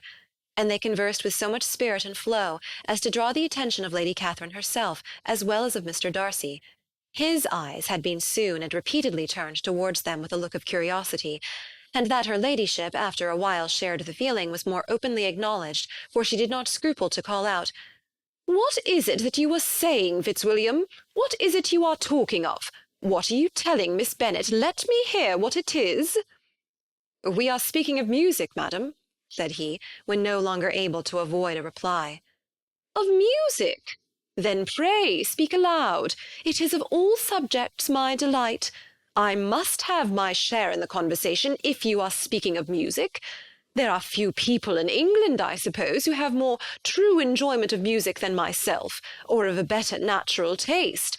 If I had ever learned, I should have been a great proficient, and so would Anne, if her health had allowed her to apply. I am confident that she would have performed delightfully. How does Georgiana get on, Darcy? Mr. Darcy spoke with affectionate praise of his sister's proficiency. I am very glad to hear such a good account of her, said Lady Catherine. And pray tell her from me that she cannot expect to excel if she does not practice a good deal.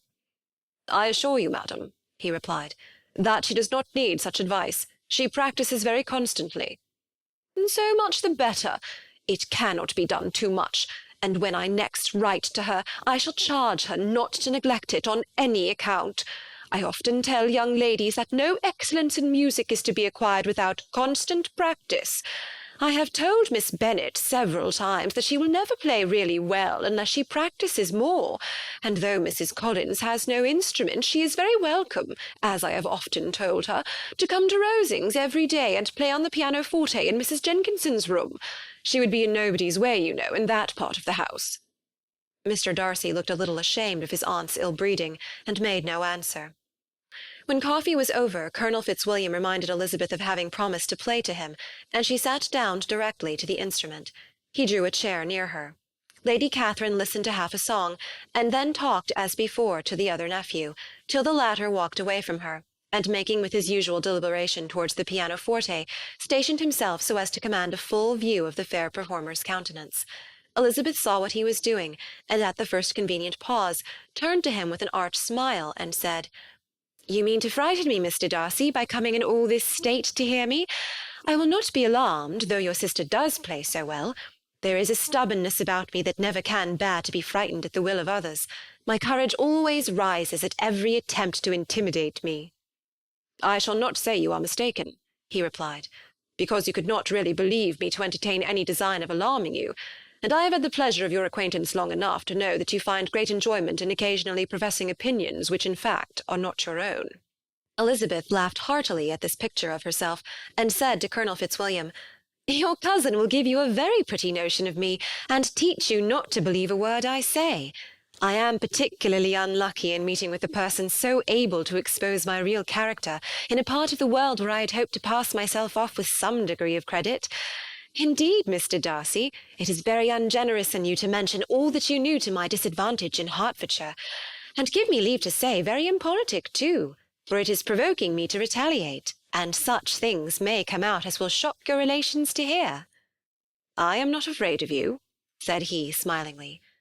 Pray let me hear what you have to accuse him of, cried Colonel Fitzwilliam. I should like to know how he behaves among strangers. You shall hear then, but prepare yourself for something very dreadful. The first time of my ever seeing him in Hertfordshire, you must know, was at a ball, and at this ball what do you think he did? He danced only 4 dances, though gentlemen were scarce, and to my certain knowledge more than one young lady was sitting down in want of a partner. Mr. Darcy, you cannot deny the fact. I had not at that time the honour of knowing any lady in the assembly beyond my own party. True, and nobody can ever be introduced in a ballroom. Well, Colonel Fitzwilliam, what do I play next? My fingers await your orders. Perhaps, said Darcy, I should have judged better had I sought an introduction, but I am ill qualified to recommend myself to strangers. Shall we ask your cousin the reason of this? Said Elizabeth, still addressing Colonel Fitzwilliam. Shall we ask him why a man of sense and education, and who has lived in the world, is ill qualified to recommend himself to strangers? I can answer your question, said Fitzwilliam. Without applying to him, it is because he will not give himself the trouble. I certainly have not the talent which some people possess, said Darcy, of conversing easily with those I have never seen before. I cannot catch their tone of conversation, or appear interested in their concerns, as I often see done. My fingers, said Elizabeth, do not move over this instrument in the masterly manner which I see so many women's do. They have not the same force or rapidity, and do not produce the same expression. But then I have always supposed it to be my own fault, because I will not take the trouble of practising. It is not that I do not believe my fingers as capable as any other woman's of superior execution. Darcy smiled and said, "You are perfectly right. You have employed your time much better. No one admitted to the privilege of hearing you can think anything wanting. We neither of us perform to strangers." Here they were interrupted by Lady Catherine, who called out to know what they were talking of. Elizabeth immediately began playing again. Lady Catherine approached, and after listening for a few minutes, said to Darcy, "Miss Bennet would not play at all amiss if she practised more, and could have the advantage of a London master. She has a very good notion of fingering, though her taste is not equal to Anne's. Anne would have been a delightful performer, had her health allowed her to learn." Elizabeth looked at Darcy to see how cordially he assented to his cousin's praise, but neither at that moment, nor at any other, could she discern any symptom of love, and from the whole of his behaviour to Mr. Berg she derived this comfort for Miss Bingley, that he might have been just as likely to marry her had she been his relation. Lady Catherine continued her remarks on Elizabeth's performance, mixing with them many instructions on execution and taste. Elizabeth received them with all the forbearance of civility, and at the request of the gentleman remained at the instrument till her ladyship's carriage was ready to take them all home. Chapter 32. Elizabeth was sitting by herself the next morning, and writing to Jane while Mrs. Collins and Maria were gone on business into the village, when she was startled by a ring at the door, the certain signal of a visitor. As she had heard no carriage, she thought it not unlikely to be Lady Catherine, and under that apprehension was putting away her half-finished letter that she might escape all impertinent questions, when the door opened, and to her very great surprise, Mr. Darcy, and Mr. Darcy only, entered the room. He seemed astonished, too, at finding her alone, and apologized for his intrusion by letting her know that he had understood all the ladies were to be within. They then sat down, and when her inquiries after Rosings were made, seemed in danger of sinking into total silence. It was absolutely necessary, therefore, to think of something, and in this emergence, recollecting when she had seen him last in Hertfordshire, and feeling curious to know what he would say on the subject of their hasty departure, she observed, "How very suddenly you all quitted Netherfield last November, Mr. Darcy. It must have been a most agreeable surprise to Mr. Bingley to see you all after him so soon. For if I recollect right, he went but the day before. He and his sisters were well, I hope, when you left London?" "Perfectly so, I thank you." She found that she was to receive no other answer, and after a short pause added, "I think I have understood that Mr. Bingley has not much idea of ever returning to Netherfield again." "I have never heard him say so, but it is probable that he may spend very little of his time there in future. He has many friends, and is at a time of life when friends and engagements are continually increasing." "If he means to be but little at Netherfield, it would be better for the neighbourhood that he should give up the place entirely, for then we might possibly get a settled family there. But perhaps Mr. Bingley did not take the house so much for the convenience of the neighbourhood as for his own, and we must expect him to keep it or quit it on the same principle." "I should not be surprised," said Darcy, "if he were to give it up as soon as any eligible purchase offers." Elizabeth made no answer. She was afraid of talking longer of his friend, and having nothing else to say, was now determined to leave the trouble of finding a subject to him. He took the hint, and soon began with, "This seems a very comfortable house. Lady Catherine, I believe, did a great deal to it when Mr. Collins first came to Hunsford." "I believe she did, and I am sure she could not have bestowed her kindness on a more grateful object." "Mr. Collins appears to be very fortunate in his choice of wife."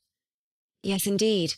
His friends may well rejoice in his having met with one of the very few sensible women who would have accepted him, or have made him happy if they had. My friend has an excellent understanding, though I am not certain that I consider her marrying Mr. Collins as the wisest thing she ever did. She seems perfectly happy, however, and in a prudential light it is certainly a very good match for her." "It must be very agreeable for her to be settled within so easy distance of her family and friends." "An easy distance, do you call it? It is nearly 50 miles.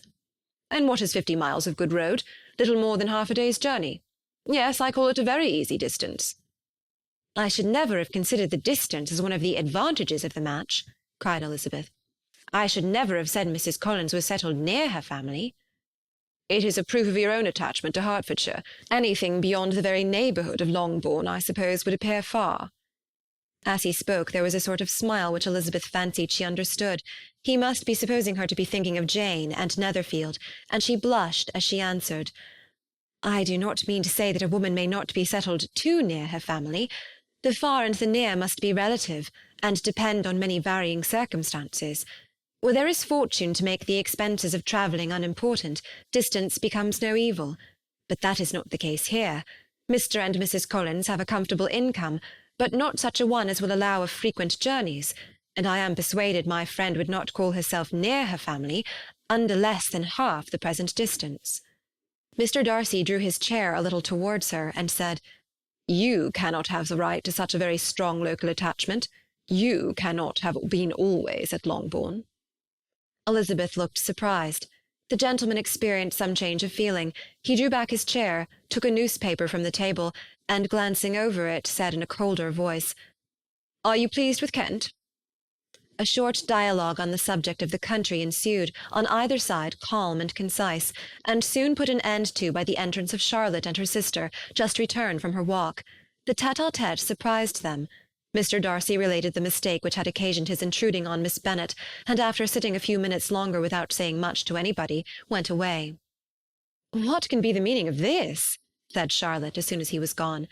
"My dear Eliza, he must be in love with you, or he would never have called on us in this familiar way." But when Elizabeth told of his silence, it did not seem very likely, even to Charlotte's wishes, to be the case, and after various conjectures, they could at last only suppose his visit to proceed from the difficulty of finding anything to do, which was the more probable from the time of year. All field sports were over. Within doors there was Lady Catherine, books, and a billiard table, but a gentleman cannot always be within doors, and in the nearness of the parsonage, or the pleasantness of the walk to it, or of the people who lived in it, the two cousins found a temptation from this period of walking thither almost every day. They called at various times of the morning, sometimes separately, sometimes together, and now and then accompanied by their aunt. It was plain to them all that Colonel Fitzwilliam came because he had pleasure in their society, a persuasion which of course recommended him still more, and Elizabeth was reminded by her own satisfaction in being with him, as well as by his evident admiration of her former favourite George Wickham, and though in comparing them she saw there was less captivating softness in Colonel Fitzwilliam's manners, she believed he might have the best informed mind. But why Mr. Darcy came so often to the parsonage, it was more difficult to understand. It could not be for society, as he frequently sat there 10 minutes together without opening his lips, and when he did speak it seemed the effect of necessity rather than of choice, a sacrifice to propriety, not a pleasure to himself. He seldom appeared really animated. Mrs. Collins knew not what to make of him.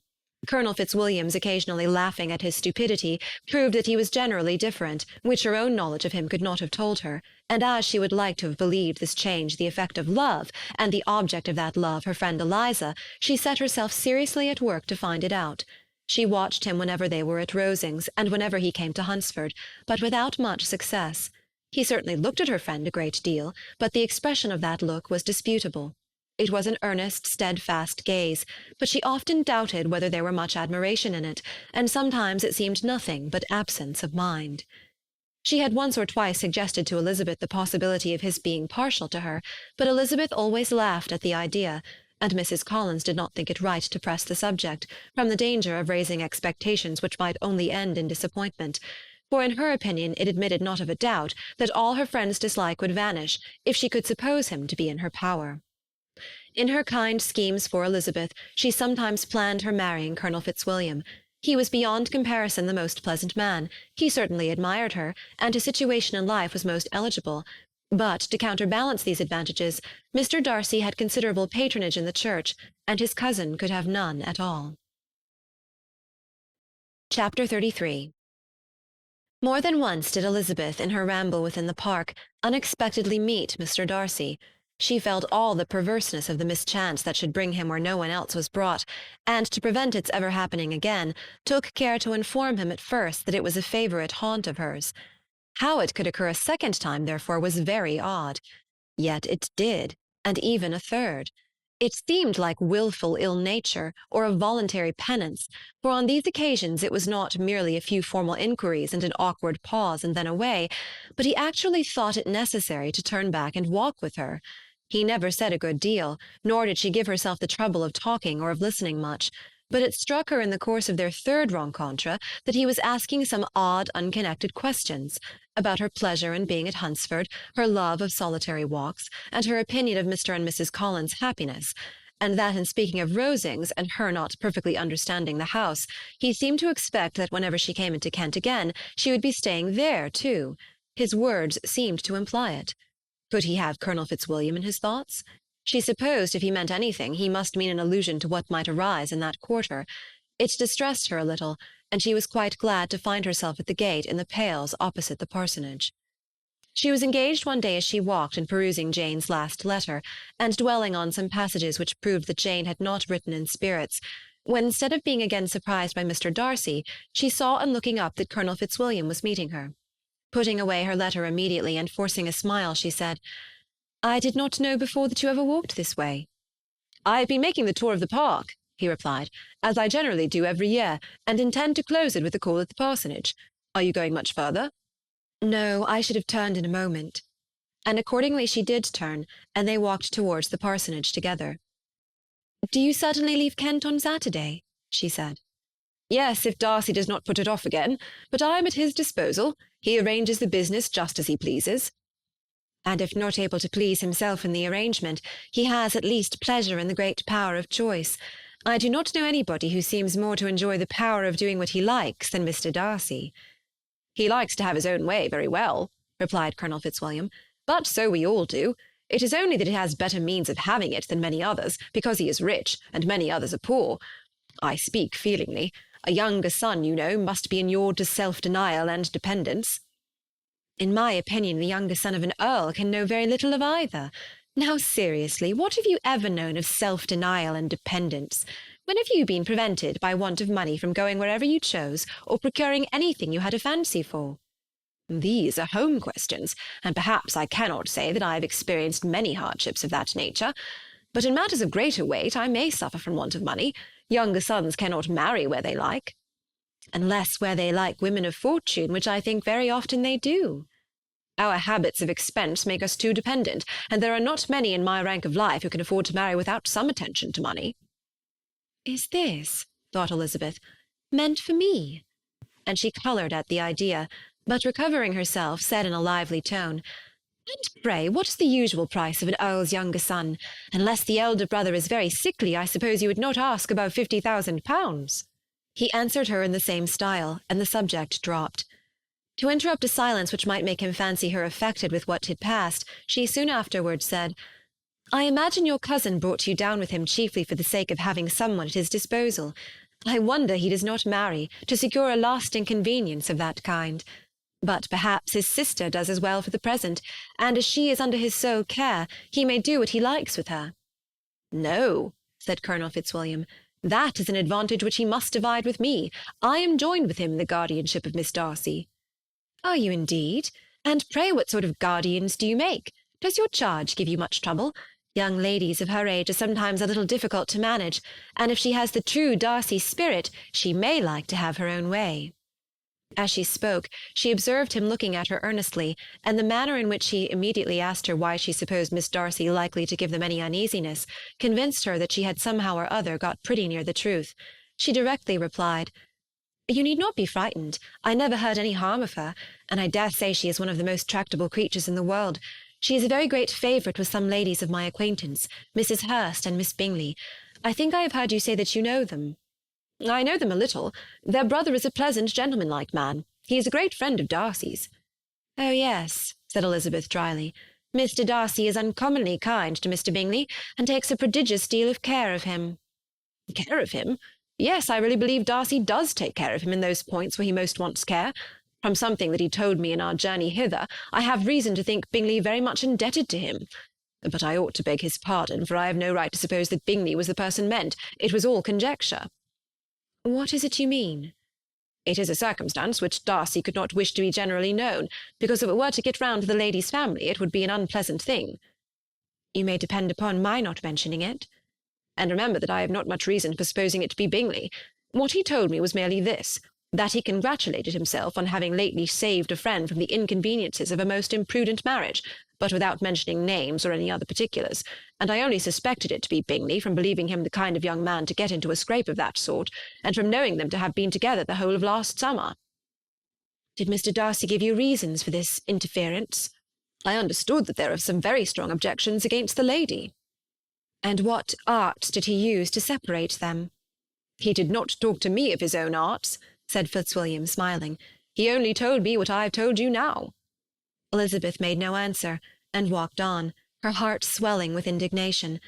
After watching her a little, Fitzwilliam asked her why she was so thoughtful. "I am thinking of what you have been telling me," said she. "Your cousin's conduct does not suit my feelings. Why was he to be the judge?" "You are rather disposed to call his interference officious." "I do not see what right Mr. Darcy had to decide on the propriety of his friend's inclination, or why upon his own judgment alone he was to determine and direct in what manner his friend was to be happy.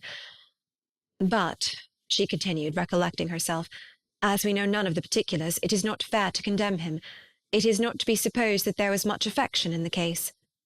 "That is not an unnatural surmise," said Fitzwilliam, "but it is a lessening of the honour of my cousin's triumph very sadly." This was spoken jestingly, but it appeared to her so just a picture of Mr. Darcy that she would not trust herself with an answer, and therefore, abruptly changing the conversation, talked on indifferent matters until they reached the parsonage. There, shut into her own room as soon as their visitor left them, she could think without interruption of all that she had heard. It was not to be supposed that any other people could be meant than those with whom she was connected. There could not exist in the world two men over whom Mr. Darcy could have such boundless influence. That he had been concerned in the measures taken to separate Bingley and Jane she had never doubted, but she had always attributed to Miss Bingley the principal design and arrangement of them. If his own vanity, however, did not mislead him, he was the cause, his pride and caprice were the cause, of all that Jane had suffered and still continued to suffer. He had ruined for a while every hope of happiness for the most affectionate, generous heart in the world, and no one could say how lasting an evil he might have inflicted. "There were some very strong objections against the lady," were Colonel Fitzwilliam's words, and those strong objections probably were, her having one uncle who was a country attorney, and another who was in business in London. "To Jane herself," she exclaimed, "there could be no possibility of objection, all loveliness and goodness as she is, her understanding excellent, her mind improved, and her manners captivating. Neither could anything be urged against my father, who, though with some peculiarities, has abilities Mr. Darcy himself need not disdain, and respectability which he will probably never reach." When she thought of her mother, her confidence gave way a little, but she would not allow that any objections there had material weight with Mr. Darcy, whose pride, she was convinced, would receive a deeper wound from the want of importance in his friends' connections than from their want of sense, and she was quite decided at last that he had been partly governed by this worst kind of pride, and partly by the wish of retaining Mr. Bingley for his sister. The agitation and tears which the subject occasioned brought on a headache, and it grew so much worse towards the evening that, added to her unwillingness to see Mr. Darcy, it determined her not to attend her cousins to Rosings, where they were engaged to drink tea. Mrs. Collins, seeing that she was really unwell, did not press her to go, and as much as possible prevented her husband from pressing her, but Mr. Collins could not conceal his apprehension of Lady Catherine's being rather displeased by her staying at home. Chapter 34. When they were gone, Elizabeth, as if intending to exasperate herself as much as possible against Mr. Darcy, chose for her employment the examination of all the letters which Jane had written to her since her being in Kent. They contained no actual complaint, nor was there any revival of past occurrences, or any communication of present suffering.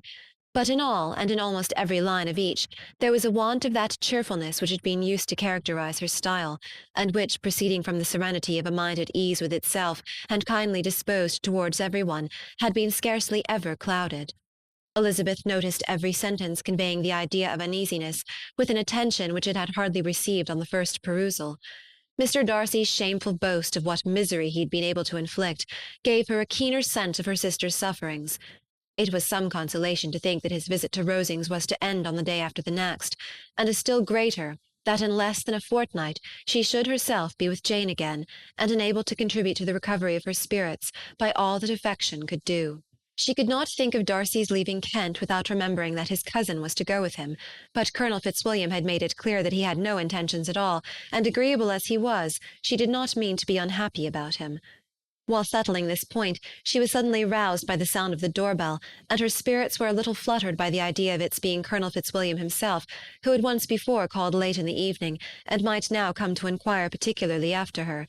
But the idea was soon banished, and her spirits were very differently affected, when, to her utter amazement, she saw Mr. Darcy walk into the room. In an hurried manner he immediately began an inquiry after her health, imputing his visit to a wish of hearing that she were better. She answered him with cold civility. He sat down for a few moments, and then getting up, walked about the room.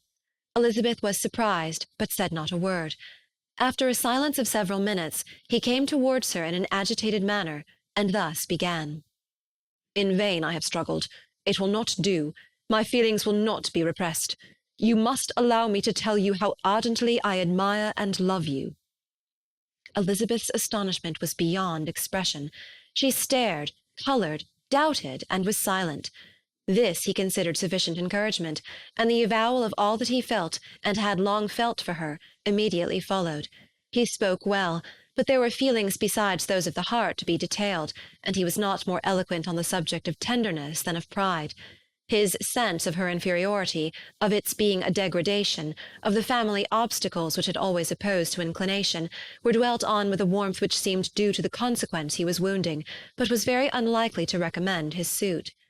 In spite of her deeply rooted dislike, she could not be insensible to the compliment of such a man's affection, and though her intentions did not vary for an instant, she was at first sorry for the pain he was to receive, till, roused to resentment by his subsequent language, she lost all compassion in anger.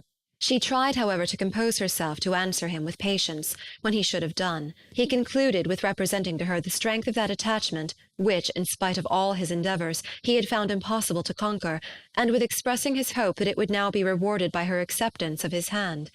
As he said this, she could easily see that he had no doubt of a favourable answer. He spoke of apprehension and anxiety, but his countenance expressed real security. Such a circumstance could only exasperate further, and when he ceased, the colour rose into her cheeks, and she said, "In such cases as this, it is, I believe, the established mode to express a sense of obligation for the sentiments avowed, however unequally they may be returned.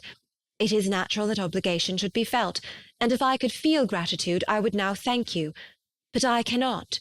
I have never desired your good opinion, and you have certainly bestowed it most unwillingly. I am sorry to have occasioned pain to any one.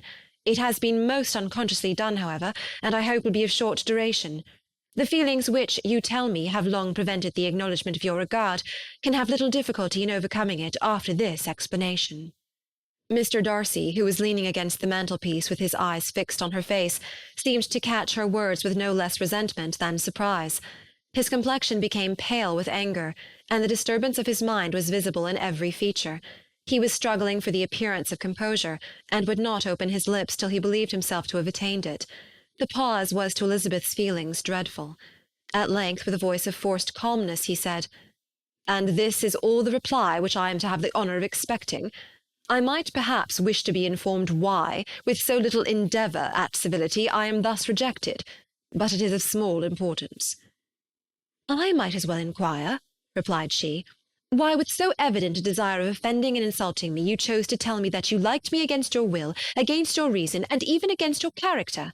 Was not this some excuse for incivility, if I was incivil? But I have other provocations. You know I have. Had not my feelings decided against you, had they been indifferent, or had they even been favourable, do you think that any consideration would tempt me to accept the man who has been the means of ruining, perhaps for ever, the happiness of a most beloved sister?" As she pronounced these words, Mr. Darcy changed colour, but the emotion was short, and he listened without attempting to interrupt her while she continued. "I have every reason in the world to think ill of you. No motive can excuse the unjust and ungenerous part you acted there. You dare not, you cannot deny that you have been the principal, if not the only means of dividing them from each other, of exposing one to the censure of the world for caprice and instability, and the other to its derision for disappointed hopes, and involving them both in misery of the acutest kind." She paused, and saw with no slight indignation that he was listening with an air which proved him wholly unmoved by any feeling of remorse. He even looked at her with a smile of affected incredulity. "Can you deny that you have done it?" she repeated. With assumed tranquillity he then replied, I have no wish of denying that I did everything in my power to separate my friend from your sister, or that I rejoice in my success. Towards him I have been kinder than towards myself." Elizabeth disdained the appearance of noticing this civil reflection, but its meaning did not escape, nor was it likely to conciliate her. "But it is not merely this affair," she continued, "on which my dislike is founded. Long before it had even taken place, my opinion of you was decided. Your character was unfolded in the recital which I received many months ago from Mr. Wickham. On this subject, what can you have to say? In what imaginary act of friendship can you here defend yourself, or under what misrepresentation can you here impose upon others?" "You take an eager interest in that gentleman's concerns," said Darcy in a less tranquil tone, and with a heightened colour. "Who that knows what his misfortunes have been can help feeling an interest in him?" "His misfortunes," repeated Darcy contemptuously. "Yes, his misfortunes have been great indeed." "And of your infliction," cried Elizabeth with energy. "You have reduced him to his present state of poverty, comparative poverty. You have withheld the advantages which you must know to have been designed for him. You have deprived the best years of his life of that independence which was no less his due than his desert. You have done all this, and yet you can treat the mention of his misfortune with contempt and ridicule." "And this," cried Darcy, as he walked with quick steps across the room, "is your opinion of me? This is the estimation which you hold me? I thank you for explaining it so fully. My faults, according to this calculation, are heavy indeed. But perhaps," added he, stopping in his walk and turning towards her, "these offences might have been overlooked, had not your pride been hurt by my honest confession of the scruples that had long prevented my forming any serious design. These bitter accusations might have been suppressed, had I, with greater policy, concealed my struggles, and flattered you into the belief of my being impelled by unqualified, unalloyed inclination, by reason, by reflection, by everything. But disguise of every sort is my abhorrence. Nor am I ashamed of the feelings I related. They were natural and just. Could you expect me to rejoice in the inferiority of your connections? To congratulate myself on the hope of relations whose condition in life is so decidedly beneath my own?" Elizabeth felt herself growing more angry every moment, yet she tried to the utmost to speak with composure when she said, "You are mistaken, Mr. Darcy, if you suppose that the mode of your declaration affected me in any other way than as it spared the concern which I might have felt in refusing you, had you behaved in a more gentlemanlike manner." She saw him start at this, but he said nothing, and she continued, "You could not have made the offer of your hand in any possible way that would have tempted me to accept it." Again his astonishment was obvious, and he looked at her with an expression of mingled incredulity and mortification. She went on, "From the very beginning, from the first moment, I may almost say, of my acquaintance with you, your manners, impressing me with the fullest belief of your arrogance, your conceit, and your selfish disdain for the feelings of others, were such as to form the groundwork of disapprobation, on which succeeding events have built so immovable a dislike. And I had not known you a month before I felt that you were the last man in the world whom I could ever be prevailed on to marry." "You have said quite enough, madam. I perfectly comprehend your feelings, and have now only to be ashamed of what my own have been. Forgive me for having taken up so much of your time, and accept my best wishes for your health and happiness." And with these words he hastily left the room, and Elizabeth heard him the next moment open the front door and quit the house. The tumult of her mind was now painfully great. She knew not how to support herself, and from actual weakness sat down and cried for half an hour. Her astonishment, as she reflected on what had passed, was increased by every review of it. That she should receive an offer of marriage from Mr. Darcy, that he should have been in love with her for so many months, so much in love as to wish to marry her in spite of all the objections which had made him prevent his friends marrying her sister, and which must appear at least with equal force in his own case, was almost incredible. It was gratifying to have inspired unconsciously so strong an affection. But his pride, his abominable pride, his shameless avowal of what he had done with respect to Jane, his unpardonable assurance in acknowledging, though he could not justify it, and the unfeeling manner in which he had mentioned Mr. Wickham, his cruelty towards whom he had not attempted to deny, soon overcame the pity which the consideration of his attachment had for a moment excited. She continued in very agitated reflections, till the sound of Lady Catherine's carriage made her feel how unequal she was to encounter Charlotte's observation, and hurried her away to her room. Chapter 35. Elizabeth awoke the next morning to the same thoughts and meditations, which had at length closed her eyes. She could not yet recover from the surprise of what had happened. It was impossible to think of anything else, and totally indisposed for employment, she resolved, soon after breakfast, to indulge herself in air and exercise. She was proceeding directly to her favourite walk, when the recollection of Mr. Darcy's sometimes coming there stopped her, and instead of entering the park, she turned up the lane which led farther from the turnpike road. The park paling was still the boundary on one side, and she soon passed one of the gates into the grounds. After walking 2 or 3 times along that part of the lane, she was tempted, by the pleasantness of the morning, to stop at the gates and look into the park. The 5 weeks which she had now passed in Kent had made a great difference in the country, and every day was adding to the verdure of the early trees. She was on the point of continuing her walk, when she caught a glimpse of a gentleman within the sort of grove which edged the park. He was moving that way, and fearful of its being Mr. Darcy, she was directly retreating. But the person who advanced was now near enough to see her, and stepping forward with eagerness, pronounced her name. She had turned away, but on hearing herself called, though in a voice which proved it to be Mr. Darcy, she moved again towards the gate. He had by that time reached it also, and holding out a letter which she instinctively took, said with a look of haughty composure, "I have been walking in the grove some time in the hope of meeting you. Will you do me the honour of reading that letter?" And then, with a slight bow, turned again into the plantation, and was soon out of sight. With no expectation of pleasure, but with the strongest curiosity, Elizabeth opened the letter, and to her still increasing wonder, perceived an envelope containing 2 sheets of letter paper, written quite through in a very close hand. The envelope itself was likewise full. Pursuing her way along the lane, she then began it. It was dated from Rosings at 8 o'clock in the morning, and was as follows. "Be not alarmed, madam, on receiving this letter, by the apprehension of its containing any repetition of those sentiments or renewal of those offers which were last night so disgusting to you.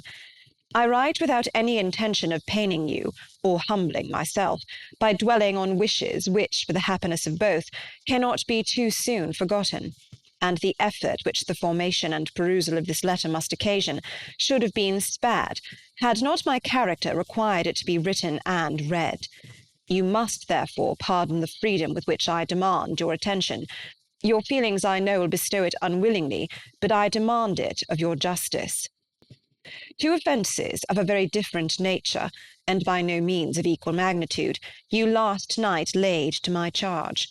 The first mentioned was, that regardless of the sentiments of either, I had detached Mr. Bingley from your sister, and the other, that I had, in defiance of various claims, in defiance of honour and humanity, ruined the immediate prosperity and blasted the prospects of Mr. Wickham, wilfully and wantonly to have thrown off the companion of my youth, the acknowledged favourite of my father, a young man who had scarcely any other dependence than on our patronage, and who had been brought up to expect its exertion, would be a depravity, to which the separation of 2 young persons, whose affection could be the growth of only a few weeks, could bear no comparison.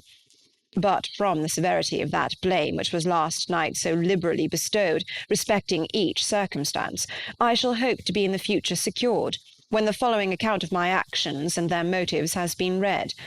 If, in the explanation of them, which is due to myself, I am under the necessity of relating feelings which may be offensive to yours, I can only say that I am sorry. The necessity must be obeyed, and further apology would be absurd. I had not long been in Hertfordshire before I saw, in common with others, that Bingley preferred your elder sister to any other young woman in the country. But it was not till the evening of the dance at Netherfield that I had any apprehension of his feeling a serious attachment. I had often seen him in love before. At that ball, while I had the honour of dancing with you, I was first made acquainted by Sir William Lucas's accidental information that Bingley's attentions to your sister had given rise to a general expectation of their marriage. He spoke of it as a certain event of which the time alone could be undecided. From that moment I observed my friend's behaviour attentively, and I could then perceive that his partiality for Miss Bennet was beyond what I had ever witnessed in him. Your sister I also watched. Her look and manners were open, cheerful, and engaging as ever, but without any symptom of peculiar regard. and I remained convinced from the evening's scrutiny that though she received his attentions with pleasure, she did not invite them by any participation of sentiment. If you have not been mistaken here, I must have been in error. Your superior knowledge of your sister must make the latter probable. If it be so, if I have been misled by such error to inflict pain on her, your resentment has not been unreasonable. But I shall not scruple to assert that the serenity of your sister's countenance and air was such as might have given the most acute observer a conviction that, however amiable her temper, her heart was not likely to be easily touched. That I was desirous of believing her indifferent is certain, but I will venture to say that my investigation and decisions are not usually influenced by my hopes or fears. I did not believe her to be indifferent because I wished it. I believed it on impartial conviction, as truly I wished it in reason. My objections to the marriage were not merely those which I last night acknowledged to have the utmost force of passion to put aside, in my own case. The want of connection could not be so great an evil to my friend as to me. But there were other causes of repugnance, causes which, though still existing, and existing to an equal degree in both instances, I had myself endeavoured to forget, because they were not immediately before me. These causes must be stated, though briefly. The situation of your mother's family, though objectionable, was nothing in comparison to that total want of propriety so frequently, so almost uniformly betrayed by herself, by your 3 younger sisters, and occasionally even by your father. Pardon me. It pains me to offend you, but amidst your concern for the defects of your nearest relations, and your displeasure at this representation of them, let it give you consolation to consider that, to have conducted yourselves so as to avoid any share of the like censure, is praise no less generally bestowed on you and your elder sister, than it is honourable to the sense and disposition of both. I will only say farther that from what passed that evening, my opinion of all parties was confirmed, and every inducement heightened which could have led me before to preserve my friend from what I esteemed a most unhappy connection. He left Netherfield for London on the day following, as you, I am certain, remember, with the design of soon returning. The part which I acted is now to be explained. His sister's uneasiness had been equally excited with my own. Our coincidence of feeling was soon discovered, and alike sensible that no time was to be lost in detaching their brother, we shortly resolved on joining him directly in London. We accordingly went, and there I readily engaged in the office of pointing out to my friend the certain evils of such a choice. I described and enforced them earnestly. But however this remonstrance might have staggered or delayed his determination, I do not suppose that it would ultimately have prevented the marriage, had it not been seconded by the assurance that I hesitated not in giving of your sister's indifference. He had before believed her to return his affection with sincere, if not with equal regard. But Bingley has a great natural modesty, with a stronger dependence on my judgment than on his own. To convince him, therefore, that he had deceived himself was no very difficult point. To persuade him against returning into Hertfordshire, when that conviction had been given, was scarcely the work of a moment. I cannot blame myself for having done thus much. There is but one part of my conduct in the whole affair on which I do not reflect with satisfaction. It is that I condescended to adopt the measures of art so far as to conceal from him your sister's being in town. I knew it myself, as it was known to Miss Bingley, but her brother is even yet ignorant of it. That they might have met without ill consequence is perhaps probable, but his regard did not appear to me enough extinguished for him to see her without some danger. Perhaps this concealment, this disguise, was beneath me. It is done, however, and it was done for the best. On this subject I have nothing more to say, no other apology to offer. If I have wounded your sister's feelings, it was unknowingly done, and though the motives which governed me may to you very naturally appear insufficient, I have not yet learnt to condemn them. With respect to that other, more weighty accusation of having injured Mr. Wickham, I can only refute it by laying before you the whole of his connection with my family. Of what he has particularly accused me, I am ignorant, but of the truth of what I shall relate, I can summon more than one witness of undoubted veracity. Mr. Wickham is the son of a very respectable man, who had for many years the management of all the Pemberley estates, and whose good conduct in the discharge of his trust naturally inclined my father to be of service to him, and on George Wickham, who was his godson, his kindness was therefore liberally bestowed. My father supported him at school, and afterwards at Cambridge. most important assistance, as his own father, always poor from the extravagance of his wife, would have been unable to give him a gentleman's education. My father was not only fond of this young man's society, whose manners were always engaging, he had also the highest opinion of him, and hoping the church would be his profession, intended to provide for him in it. As for myself, it is many, many years since I first began to think of him in a very different manner. The vicious propensities, the want of principle, which he was careful to guard from the knowledge of his best friend, could not escape the observation of a young man of nearly the same age with himself, and who had opportunities of seeing him in unguarded moments, which Mr. Darcy could not have. Here again I shall give you pain, to what degree you only can tell. But whatever may be the sentiments which Mr. Wickham has created, a suspicion of their nature shall not prevent me from unfolding his real character. It adds even another motive. My excellent father died about 5 years ago, and his attachment to Mr. Wickham was to the last so steady that in his will he particularly recommended it to me to promote his advancement in the best manner that his profession might allow, and if he took orders, desired that a valuable family living might be his as soon as it became vacant. There was also a legacy of £1,000. His own father did not long survive mine, and within half a year from these events, Mr. Wickham wrote to inform me that finally, having resolved against taking orders, he hoped I should not think it unreasonable for him to expect some more immediate pecuniary advantage, in lieu of the preferment, by which he could not be benefited. He had some intention, he added, of studying law, and I must be aware that the interest of £1,000 would be a very insufficient support therein.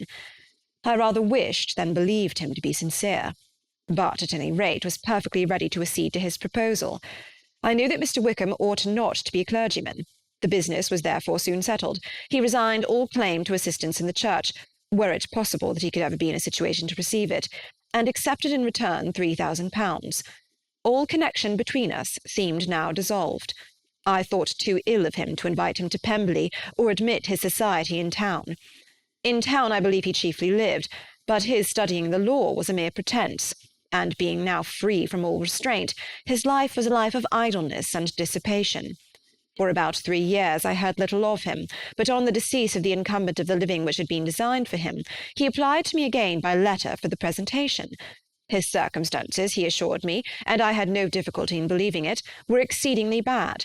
He had found the law a most unprofitable study, and was now absolutely resolved on being ordained if I would present him to the living in question, of which he trusted there could be little doubt, as he was well assured that I had no other person to provide for, and I could not have forgotten my revered father's intentions. You will hardly blame me for refusing to comply with this entreaty, or for resisting every repetition to it. His resentment was in proportion to the distress of his circumstances, and he was doubtless as violent in his abuse of me to others as in his reproaches to myself. After this period every appearance of acquaintance was dropped. How he lived I know not, but last summer he was again most painfully obtruded on my notice. I must now mention a circumstance which I would wish to forget myself, and which no obligation less than the present should induce me to unfold to any human being. Having said thus much, I feel no doubt of your secrecy. My sister, who is more than 10 years my junior, was left to the guardianship of my mother's nephew, Colonel Fitzwilliam, and myself. About a year ago she was taken from school, and an establishment formed for her in London, and last summer she went with the lady who presided over it to Ramsgate, and thither also went Mr. Wickham, undoubtedly by design, for there proved to have been a prior acquaintance between him and Mrs. Young, in whose character we most unhappily deceived, and by her connivance and aid he so far recommended himself to Georgiana, whose affectionate heart retained a strong impression of his kindness to her as a child, that she was persuaded to believe herself in love, and to consent to an elopement. She was then but 15, which must be her excuse, and after stating her imprudence, I am happy to add that I owed the knowledge of it to herself. I joined them unexpectedly a day or two before the intended elopement, and then Georgiana, unable to support the idea of grieving and offending a brother whom she almost looked up to as a father, acknowledged the whole to me. You may imagine what I felt, and how I acted. Regard for my sister's credit and feelings prevented any public exposure, but I wrote to Mr. Wickham, who left the place immediately, and Mrs. Young was of course removed from her charge. Mr. Wickham's chief object was unquestionably my sister's fortune, which is £30,000, but I cannot help supposing that the hope of revenging himself on me was a strong inducement. His revenge would have been complete indeed. This, madam, is a faithful narrative of every event in which we have been concerned together, and if you do not absolutely reject it as false, you will, I hope, acquit me henceforth of cruelty towards Mr. Wickham. I know not in what manner, under what form of falsehood he had imposed on you, but his success is not perhaps to be wondered at. Ignorant as you previously were of everything concerning either, detection could not be in your power, and suspicion certainly not in your inclination. You may possibly wonder why all this was not told you last night, but I was not then master enough of myself to know what could or ought to be revealed. For the truth of everything here related, I can appeal more particularly to the testimony of Colonel Fitzwilliam, who, from our near relationship and constant intimacy, and still more as one of the executors of my father's will, has been unavoidably acquainted with every particular of these transactions. If your abhorrence of me should make my assertions valueless, you cannot be prevented by the same cause from confiding in my cousin, and that there may be the possibility of consulting him, I shall endeavour to find some opportunity of putting this letter in your hands in the course of the morning. I will only add, God bless you.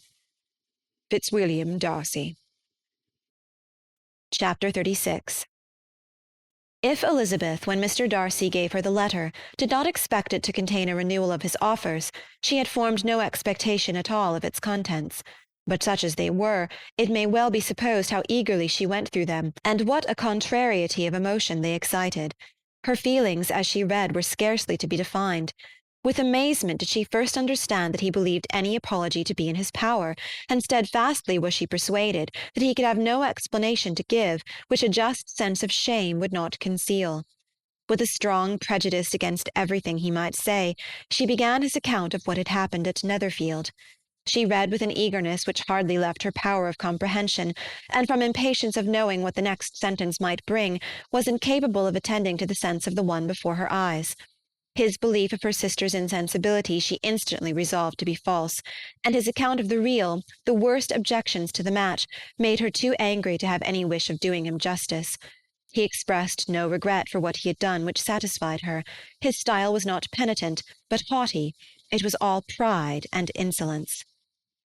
But when this subject was succeeded by his account of Mr. Wickham, when she read with somewhat clearer attention a relation of events which, if true, must overthrow every cherished opinion of his worth, and which bore so alarming an affinity to his own history of himself, her feelings were yet more acutely painful and more difficult of definition. Astonishment, apprehension, and even horror oppressed her. She wished to discredit it entirely, repeatedly exclaiming, "This must be false! This cannot be! This must be the grossest falsehood!"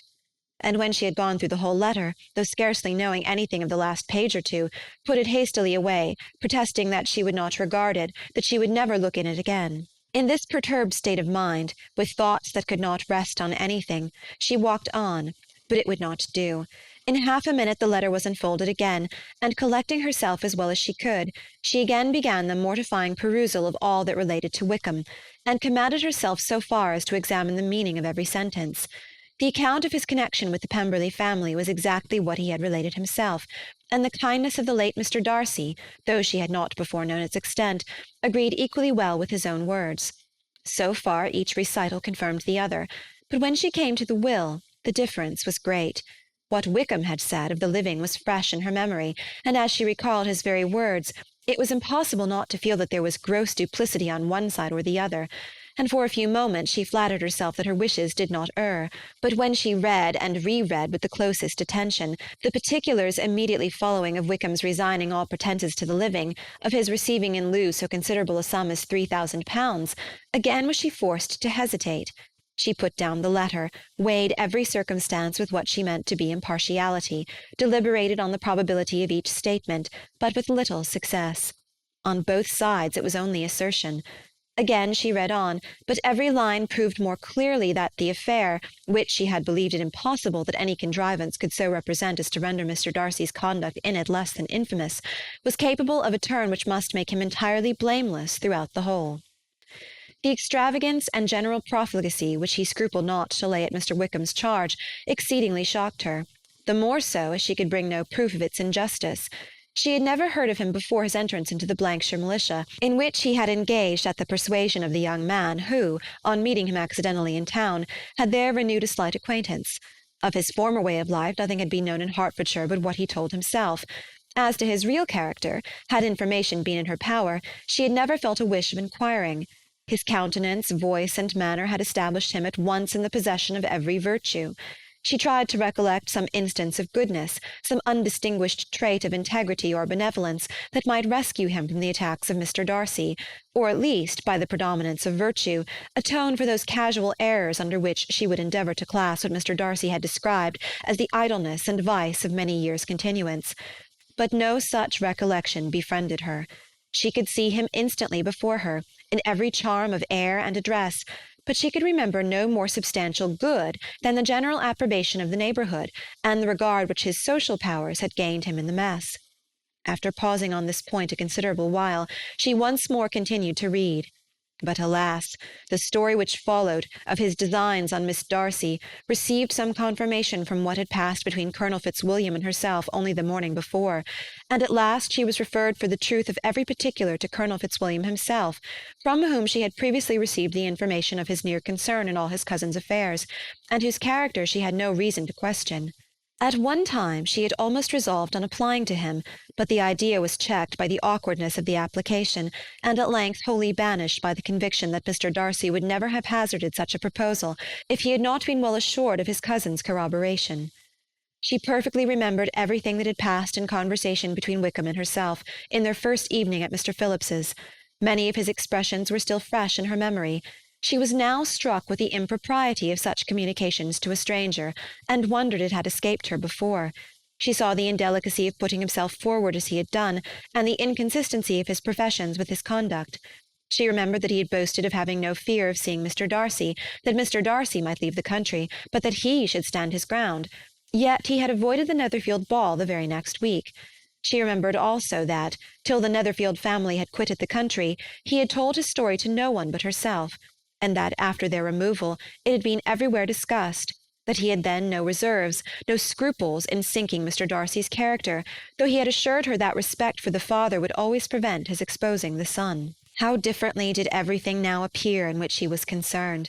His attentions to Miss King were now the consequence of views solely and hatefully mercenary, and the mediocrity of her fortune proved no longer the moderation of his wishes, but his eagerness to grasp at anything. His behaviour to herself could now have had no tolerable motive. He had either been deceived with regard to her fortune, or had been gratifying his vanity by encouraging the preference which she believed she had most incautiously shown.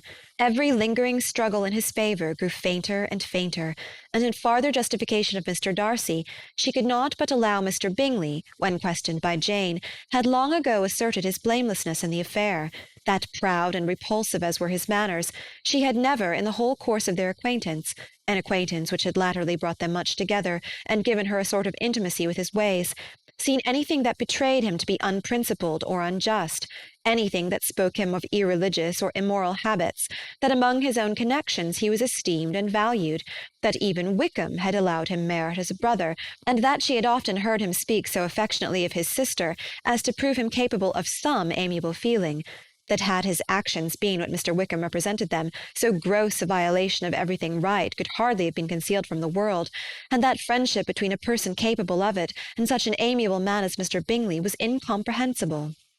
She grew absolutely ashamed of herself. Of neither Darcy nor Wickham could she think without feeling she had been blind, partial, prejudiced, absurd. "How despicably have I acted!" she cried. "I who prided myself on my discernment, I who have valued myself on my abilities, who have often disdained the generous candour of my sister, and gratified my vanity in useless or blamable mistrust. How humiliating is this discovery! Yet how just a humiliation! Had I been in love, I could not have been more wretchedly blind. But vanity, not love, has been my folly. Pleased with the preference of one, and offended by the neglect of the other, on the very beginning of our acquaintance, I have courted prepossession and ignorance, and driven reason away where either were concerned. Till this moment I never knew myself." From herself to Jane, from Jane to Bingley. Her thoughts were in a line which soon brought to her recollection that Mr. Darcy's explanation there had appeared very insufficient, and she read it again. Widely different was the effect of a second perusal. How could she deny that credit to his assertions in one instance which she had been obliged to give it in the other? He declared himself to be totally unsuspicious of her sister's attachment, and she could not help remembering what Charlotte's opinion had always been. Neither could she deny the justice of his description of Jane. She felt that Jane's feelings, though fervent, were little displayed, and that there was a constant complacency in her air and manner, not often united with great sensibility. When she came to that part of the letter in which her family were mentioned in terms of such mortifying yet merited reproach, her sense of shame was severe. The justice of the charge struck her too forcibly for denial, and the circumstances to which he particularly alluded as having passed at the Netherfield ball, and as confirming all his first disapprobation, could not have made a stronger impression on his mind than on hers. The compliment to herself and her sister was not unfelt. It soothed but could not console her for the contempt which had thus been self-attracted by the rest of her family, and as she considered that Jane's disappointment had in fact been the work of her nearest relations, and reflected how materially the credit of both must be hurt by such impropriety of conduct, she felt depressed beyond anything she had ever known before. After wandering along the lane for 2 hours, giving way to every variety of thought, to reconsidering events, determining probabilities, and reconciling herself, as well as she could, to a change so sudden and so important, fatigue and a recollection of her long absence made her at length return home, and she entered the house with the wish of appearing cheerful as usual, and the resolution of repressing such reflections as must make her unfit for conversation. She was immediately told that the 2 gentlemen from Rosings had each called during her absence, Mr. Darcy only for a few minutes to take leave, but that Colonel Fitzwilliam had been sitting with them at least an hour, hoping for her return, and almost resolving to walk after her till she could be found. Elizabeth could but just affect concern in missing him. She really rejoiced at it. Colonel Fitzwilliam was no longer an object. She could think only of her letter. Chapter 37.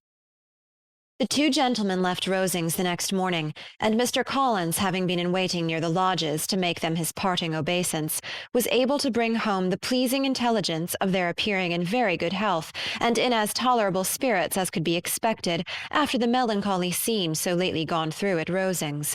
To Rosings he then hastened, to console Lady Catherine and her daughter, and on his return brought back, with great satisfaction, a message from her ladyship, importing that she felt herself so dull as to make her very desirous of having them all to dine with her. Elizabeth could not see Lady Catherine without recollecting that, had she chosen it, she might by this time have been presented to her as her future niece, nor could she think without a smile of what her ladyship's indignation would have been. What would she have said? How would she have behaved? Were questions with which she amused herself. Their first subject was the diminution of the Rosings party. "I assure you I feel it exceedingly," said Lady Catherine. "I believe no one feels the loss of friends so much as I do.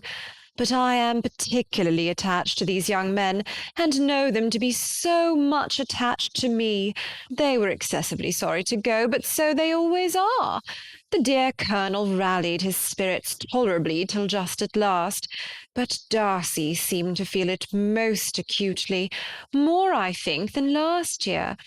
His attachment to Rosings certainly increases." Mr. Collins had a compliment and an allusion to throw in here, which were kindly smiled on by the mother and daughter. Lady Catherine observed after dinner that Miss Bennet seemed out of spirits, and immediately accounting for it by herself, by supposing that she did not like to go home again so soon, she added, "But if that is the case, you must write to your mother and beg that you may stay a little longer. Mrs. Collins will be very glad of your company, I am sure." "I am much obliged to your ladyship for your kind invitation," replied Elizabeth, "but it is not in my power to accept it. I must be in town next Saturday."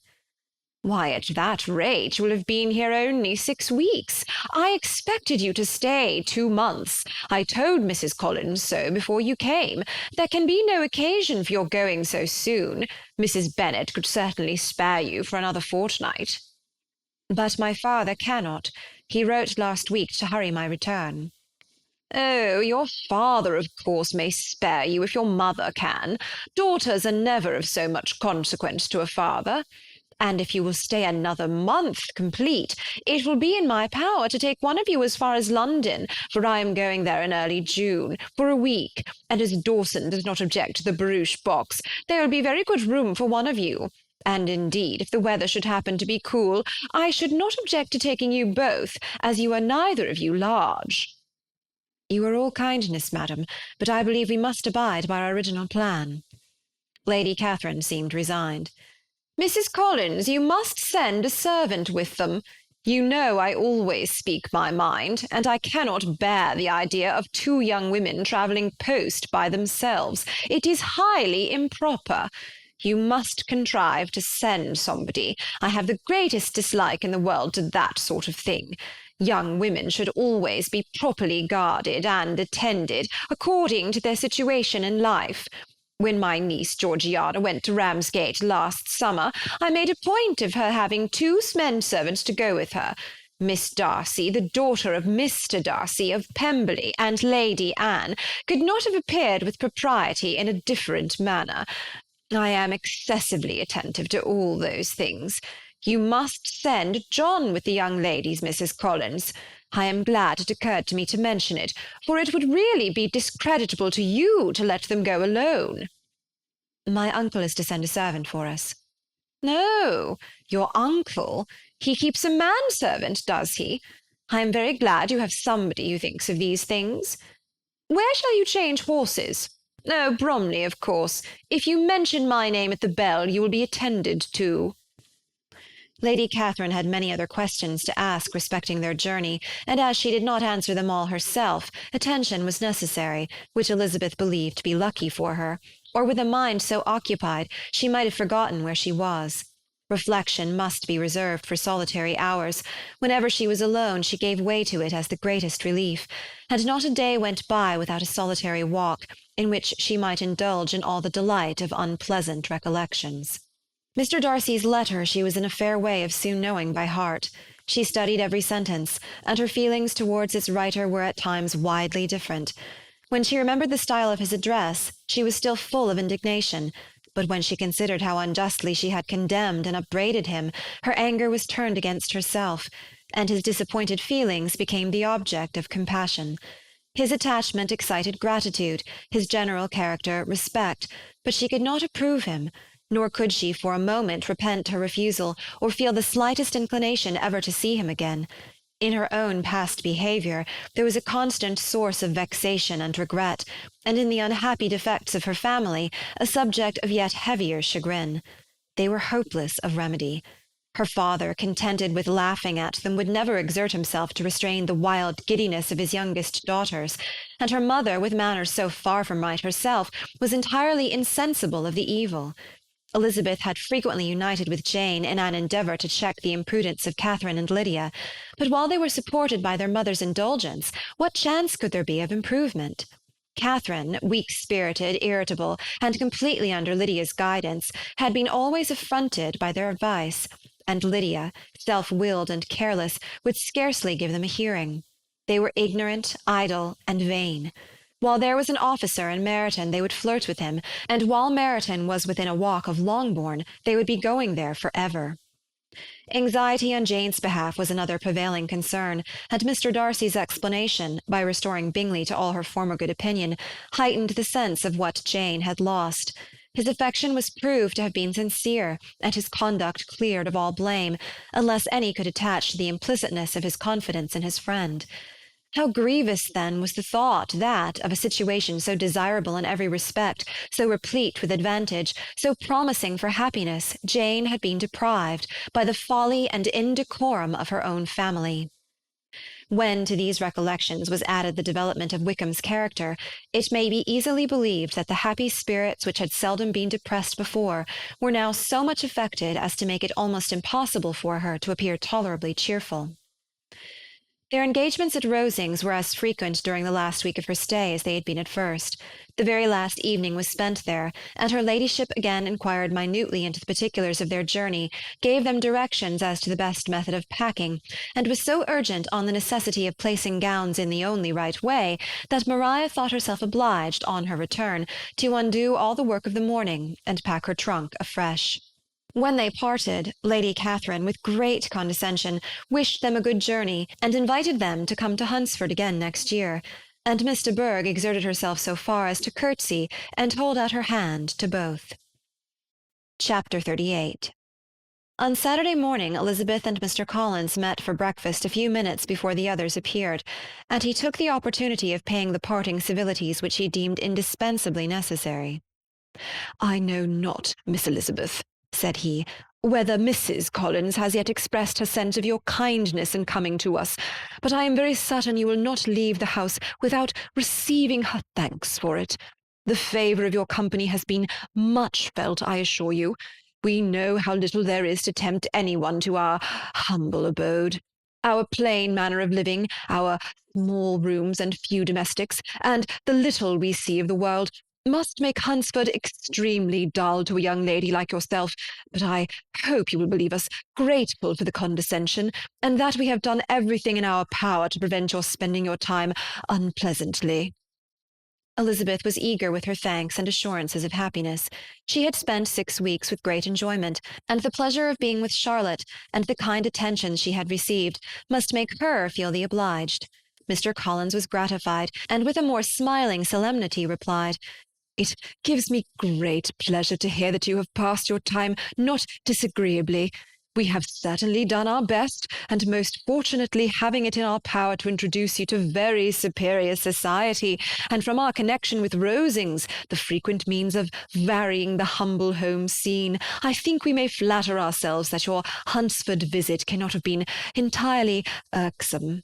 Our situation with regard to Lady Catherine's family is indeed the sort of extraordinary advantage and blessing which few can boast. You see on what a footing we are. You see how continually we are engaged there. In truth, I must acknowledge that, with all the disadvantages of this humble parsonage, I should not think any one abiding in it an object of compassion, while they are sharers of our intimacy at Rosings." Words were insufficient for the elevation of his feelings, and he was obliged to walk about the room, while Elizabeth tried to unite civility and truth in a few short sentences.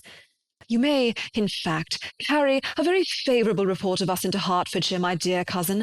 I flatter myself, at least, that you will be able to do so. Lady Catherine's great attentions to Mrs. Collins you have been a daily witness of, and altogether I trust it does not appear that your friend has drawn an unfortunate... but on this point it will be as well to be silent.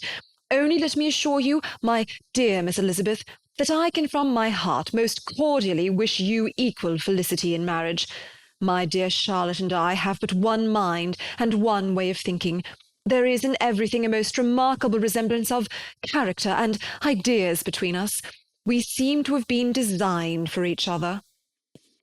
Elizabeth could safely say that it was a great happiness where that was the case, and with equal sincerity could add that she firmly believed and rejoiced in his domestic comforts. She was not sorry, however, to have the recital of them interrupted by the lady from whom they sprang.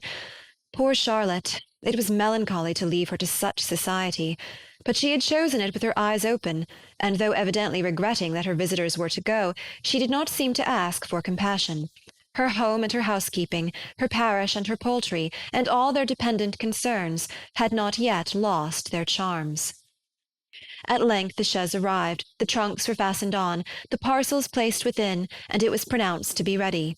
After an affectionate parting between the friends, Elizabeth was attended to the carriage by Mr. Collins, and as they walked down the garden he was commissioning her with his best respects to all her family, not forgetting his thanks for the kindness he had received at Longbourn in the winter, and his compliments to Mr. and Mrs. Gardiner, though unknown. He then handed her in, Maria followed, and the door was on the point of being closed, when he suddenly reminded them, with some consternation, that they had hitherto forgotten to leave any message for the ladies at Rosings. "But," he added, "you will of course wish to have your humble respects delivered to them, with your grateful thanks for their kindness to you while you have been here." Elizabeth made no objection. The door was then allowed to be shut, and the carriage drove off. gracious!" cried Maria, after a few minutes' silence. "It seems but a day or two since we first came, and yet how many things have happened!" "A great many indeed," said her companion with a sigh. "We have dined 9 times at Rosings, besides drinking tea there twice. How much I shall have to tell!"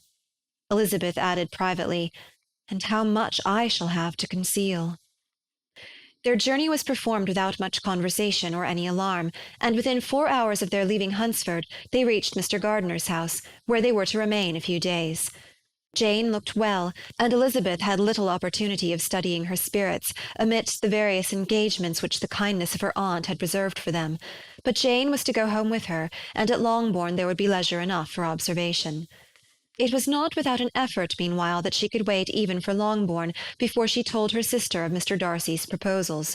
To know that she had the power of revealing what would so exceedingly astonish Jane, and must at the same time so highly gratify whatever of her own vanity she had not yet been able to reason away, was such a temptation to openness as nothing could have conquered the state of indecision which she remained as to the extent of what she should communicate, and her fear, if she once entered on the subject, of being hurried into repeating something of Bingley which might only grieve her sister further.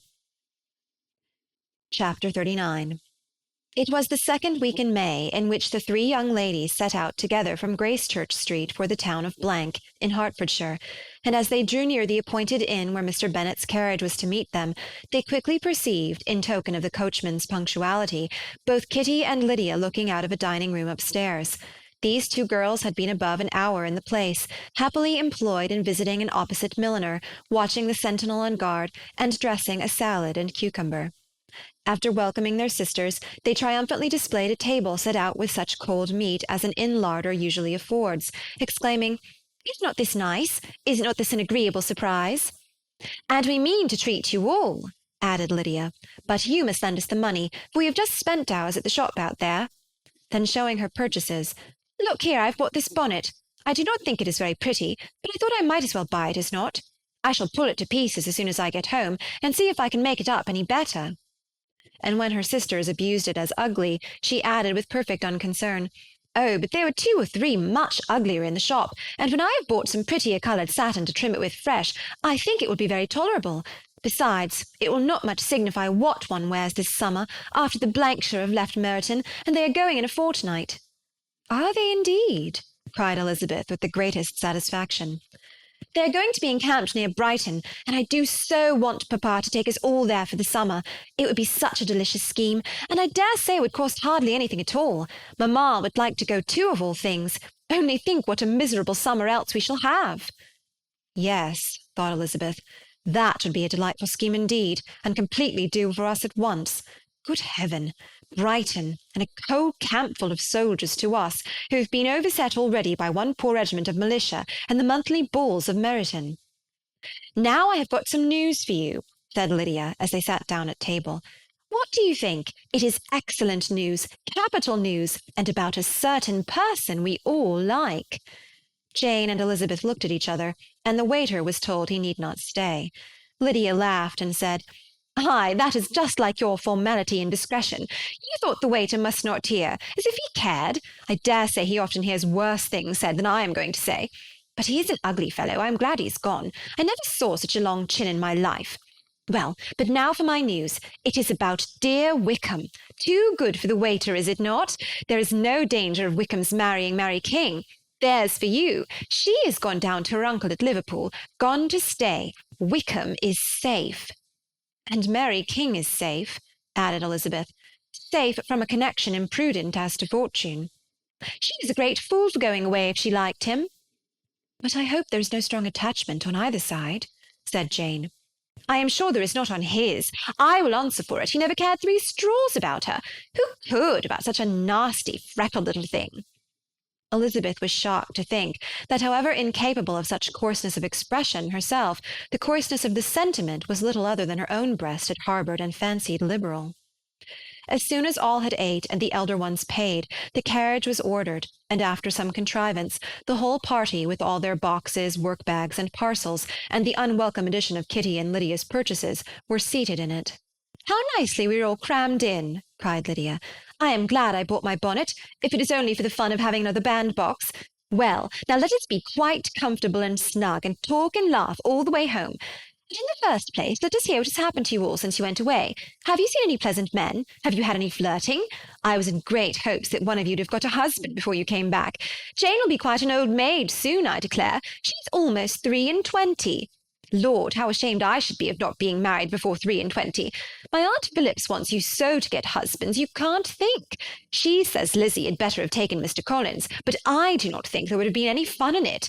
Lord, how I should like to be married before any of you, and then I would chaperone you about to all the balls. Dear me, we had such a good piece of fun the other day at Colonel Forster's. Kitty and me were to spend the day there, and Mrs. Forster promised to have a little dance in the evening. By the by, Mrs. Forster and me are such friends, and so she asked the two Harringtons to come, but Harriet was ill, and so Pen was forced to come by herself. And then what do you think we did? We dressed up Chamberlain in women's clothes on purpose to pass for a lady. Only think what fun!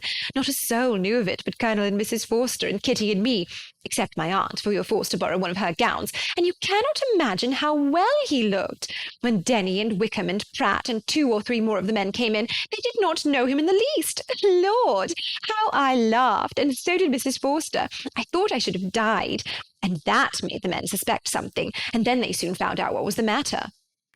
With such kinds of histories and their parties and good jokes, did Lydia, assisted by Kitty's hints and additions, endeavour to amuse her companions all the way to Longbourn. Elizabeth listened as little as she could, but there was no escaping the frequent mention of Wickham's name. Their reception at home was most kind. Mrs. Bennet rejoiced to see Jane in undiminished beauty, and more than once during dinner did Mr. Bennet say voluntarily to Elizabeth, "I am glad you are come back, Lizzie." Their party in the dining-room was large, for almost all the Lucases came to meet Maria and hear the news, and various were the subjects that occupied them. Lady Lucas was inquiring of Maria after the welfare and poultry of her eldest daughter. Mrs. Bennet was doubly engaged, on the one hand collecting an account of the present fashions from Jane, who sat some way below her, and on the other retailing them all to the younger Lucases. And Lydia, in a voice rather louder than any other person's, was enumerating the various pleasures of the morning to anybody who would hear her. "Oh, Mary," said she, "I wish you had gone with us, for we had such fun. As we went along, Kitty and I drew up the blinds, and pretended there was nobody in the coach, and I should have gone so all the way if Kitty had not been sick. And when we got to the George, I do think we behaved very handsomely, for we treated the other 3 with the nicest cold luncheon in the world. And if you would have gone, we would have treated you too. And then we came away. It was such fun. I thought we never should have got into the coach. I was ready to die of laughter. And then we were so merry all the way home. We talked and laughed so loud that anybody might have heard us 10 miles off." To this, Mary very gravely replied, "Far be it from me, my dear sister, to depreciate such pleasures. They would doubtless be congenial with the generality of female minds, but I confess they would have no charms for me. I should infinitely prefer a book." But of this answer Lydia heard not a word. She seldom listened to anybody for more than half a minute, and never attended to Mary at all. In the afternoon Lydia was urgent with the rest of the girls to walk to Meryton, and to see how everybody went on, but Elizabeth steadily opposed the scheme. It should not be said that the Miss Bennets could not be at home half a day before they were in pursuit of the officers. There was another reason, too, for her opposition. She dreaded seeing Mr. Wickham again, and was resolved to avoid it as long as possible. The comfort to her of the regiment's approaching removal was indeed beyond expression. In a fortnight they were to go, and once gone, she hoped there could be nothing more to plague her on his account. She had not been many hours at home before she found that the Brighton scheme, of which Lydia had given them a hint at the inn, was under frequent discussion between her parents. Elizabeth saw directly that her father had not the smallest intention of yielding, but his answers were at the same time so vague and equivocal that her mother, though often disheartened, had never yet despaired of succeeding at last. Chapter 40. Elizabeth's impatience to acquaint Jane with what had happened could no longer be overcome, and at length, resolving to suppress every particular in which her sister was concerned, and preparing her to be surprised, she related to her the next morning the chief of the scene between Mr. Darcy and herself. Miss Bennet's astonishment was soon lessened by the strong sisterly partiality which made any admiration of Elizabeth appear perfectly natural, and all surprise was shortly lost in other feelings. She was sorry that Mr. Darcy should have delivered his sentiments in a manner so little suited to recommend them, but still more was she grieved for the unhappiness which her sister's refusal must have given him. "His being so sure of succeeding was wrong," said she, "and certainly ought not to have appeared. But consider how much it must increase his disappointment." "Indeed," replied Elizabeth, "I am heartily sorry for him, but he has other feelings which will probably soon drive away his regard for me. You do not blame me, however, for refusing him?" "Blame you? Oh, no." "But you blame me for having spoken so warmly of Wickham?" "No, I do not know that you were wrong in saying what you did." "But you will know it when I tell you what happened the very next day." She then spoke of the letter, repeating the whole of its contents as far as they concerned George Wickham. What a stroke was this for poor Jane! Who would willingly have gone through the world without believing that so much wickedness existed in the whole race of mankind as was here collected in one individual? Nor was Darcy's vindication, though grateful to her feelings, capable of consoling her for such discovery. Most earnestly did she labour to prove the probability of error, and seek to clear the one without involving the other. "This will not do," said Elizabeth.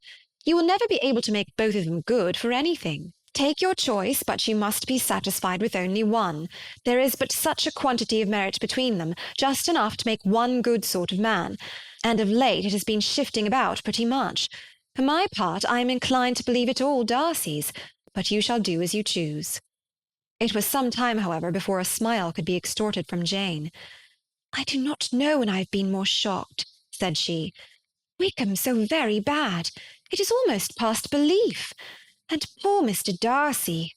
Dear Lizzie, only consider what he must have suffered. Such a disappointment, and with the knowledge of your ill opinion too, and having to relate such a thing of his sister. It is really too distressing. I am sure you must feel it so." "Oh no, my regret and compassion are all done away by seeing you so full of both. I know you will do him such ample justice that I am growing every moment more unconcerned and indifferent. Your profusion makes me saving, and if you lament over him much longer, my heart will be as light as a feather." "Poor Wickham! There is such an expression of goodness in his countenance, such an openness and gentleness in his manner." "There certainly was some great mismanagement in the education of those two young men. One has got all the goodness, and the other all the appearance of it." "I never thought Mr. Darcy so deficient in the appearance of it as you used to do." "And yet I meant to be uncommonly clever in taking so decided a dislike to him without any reason. It is such a spur to one's genius, such an opening for wit, to have a dislike of that kind. One may be continually abusive without saying anything just, but one cannot be always laughing at a man without now and then stumbling on something witty." "Lizzie, when you first read that letter, I am sure you could not treat the matter as you do now." "Indeed, I could not. I was uncomfortable enough, I may say unhappy, and with no one to speak to about what I felt, no Jane to comfort me and say that I had not been so very weak and vain and nonsensical as I knew I had. Oh, how I wanted you! How unfortunate that you should have used so very strong expressions in speaking of Wickham to Mr. Darcy, for now they do appear so wholly undeserved." "Certainly. But the misfortune of speaking with bitterness is a most natural consequence of the prejudices I had been encouraging. There is one point on which I want your advice. I want to be told whether I ought, or ought not, to make our acquaintance in general understand Wickham's character." Miss Bennet paused a little, and then replied, "Surely there can be no occasion for exposing him so dreadfully. What is your opinion?" "That it ought not to be attempted. Mr. Darcy has not authorized me to make his communication public. On the contrary, every particular relative to his sister was meant to be kept as much as possible to myself, and if I endeavour to undeceive people as to the rest of his conduct, who will believe me? The general prejudice against Mr. Darcy is so violent that it would be the death of half the good people in Meryton to attempt to place him in an amiable light. I am not equal to it. Wickham will soon be gone, and therefore it will not signify to anyone here what he really is. Some time hence it will all be found out, and then we may laugh at their stupidity in not knowing it before. At present I will say nothing about it." "You are quite right. To have his errors made public might ruin him for ever. He is now perhaps sorry for what he has done, and anxious to re-establish a character. We must not make him desperate." The tumult of Elizabeth's mind was allayed by this conversation. She had got rid of two of the secrets which had weighed on her for a fortnight, and was certain of a willing listener in Jane, whenever she might wish to talk again of either. But there was still something lurking behind, of which prudence forbade the disclosure. She dared not relate the other half of Mr. Darcy's letter, nor explain to her sister how sincerely she had been valued by her friend. Here was knowledge in which no one could partake, and she was sensible that nothing less than a perfect understanding between the parties could justify her in throwing off this last encumbrance of mystery. "And then," said she, "if that very improbable event should ever take place, I shall merely be able to tell what Bingley may tell in a much more agreeable manner himself. The liberty of communication cannot be mine till it has lost all its value." She was now, on being settled at home, at leisure to observe the real state of her sister's spirits. Jane was not happy. She still cherished a very tender affection for Bingley. Having never even fancied herself in love before, her regard had all the warmth of first attachment, and from her age and disposition, greater steadiness than most first attachments often boast, and so fervently did she value his remembrance, and prefer him to every other man, that all her good sense, and all her attention to the feelings of her friends, were requisite to check the indulgence of those regrets which must have been injurious to her own health and their tranquillity. "Well, Lizzie," said Mrs. Bennet one day, "what is your opinion now of this sad business of Jane's? For my part, I am determined never to speak of it again to anybody. I told my sister Philip so the other day, but I cannot find out that Jane saw anything of him in London. Well, he is a very undeserving young man, and I do not suppose there's the least chance in the world of her ever getting him now. There is no talk of him coming to Netherfield again in the summer, and I have inquired of everybody, too, who is likely to know." "I do not believe he will ever live at Netherfield any more." "Oh, well, it is just as he chooses. Nobody wants him to come. Though I shall always say he used my daughter extremely ill, and if I was her I would not have put up with it. Well, my comfort is, I am sure Jane will die of a broken heart, and then he will be sorry for what he has done." But Elizabeth could not receive comfort from any such expectation, and she made no answer. "Well, Lizzie," continued her mother soon afterwards, "so the Collinses live very comfortable, do they? Well, well, I only hope it will last. What sort of table do they keep? Charlotte is an excellent manager, I dare say. If she is half as sharp as her mother, she is saving enough. There is nothing extravagant in their housekeeping, I dare say." "No, nothing at all." "A great deal of good management, depend upon it. Yes, yes, they will take care not to outrun their income. They will never be distressed for money. Well, much good may it do them. And so, I suppose, they often talk of having Longbourn when your father is dead. They look upon it quite as their own, I dare say, whenever that happens." "It was a subject which they could not mention before me." "No, it would have been strange if they had, but I make no doubt they often talk of it between themselves. Well, if they can be easy with an estate that is not lawfully their own, so much the better. I should be ashamed of having one that was only entailed on me." Chapter 41. The first week of their return was soon gone. The second began. It was the last of the regiment's stay in Meryton, and all the young ladies in the neighbourhood were drooping apace. The dejection was almost universal. The elder Miss Bennets alone were still able to eat, drink, and sleep, and pursue the usual course of their employments. Very frequently were they reproached for this insensibility by Kitty and Lydia, whose own misery was extreme, and who could not comprehend such hard-heartedness in any of the family. "Good heaven! What is to become of us? What are we to do?" would they often exclaim in the bitterness of woe. "How can you be so smiling, Lizzie?" Their affectionate mother shared all their grief. She remembered what she had herself endured on a similar occasion 25 years ago. "I am sure," said she, "I cried for 2 days together when Colonel Miller's regiment went away. I thought I should have broken my heart." "I am sure I shall break mine," said Lydia. "If one could but go to Brighton," observed Mrs. Bennet. "Oh, yes, if one could but go to Brighton, but papa is so disagreeable." "A little sea-bathing would set me up forever." "And my Aunt Phillips is sure it would do me a great deal of good," added Kitty.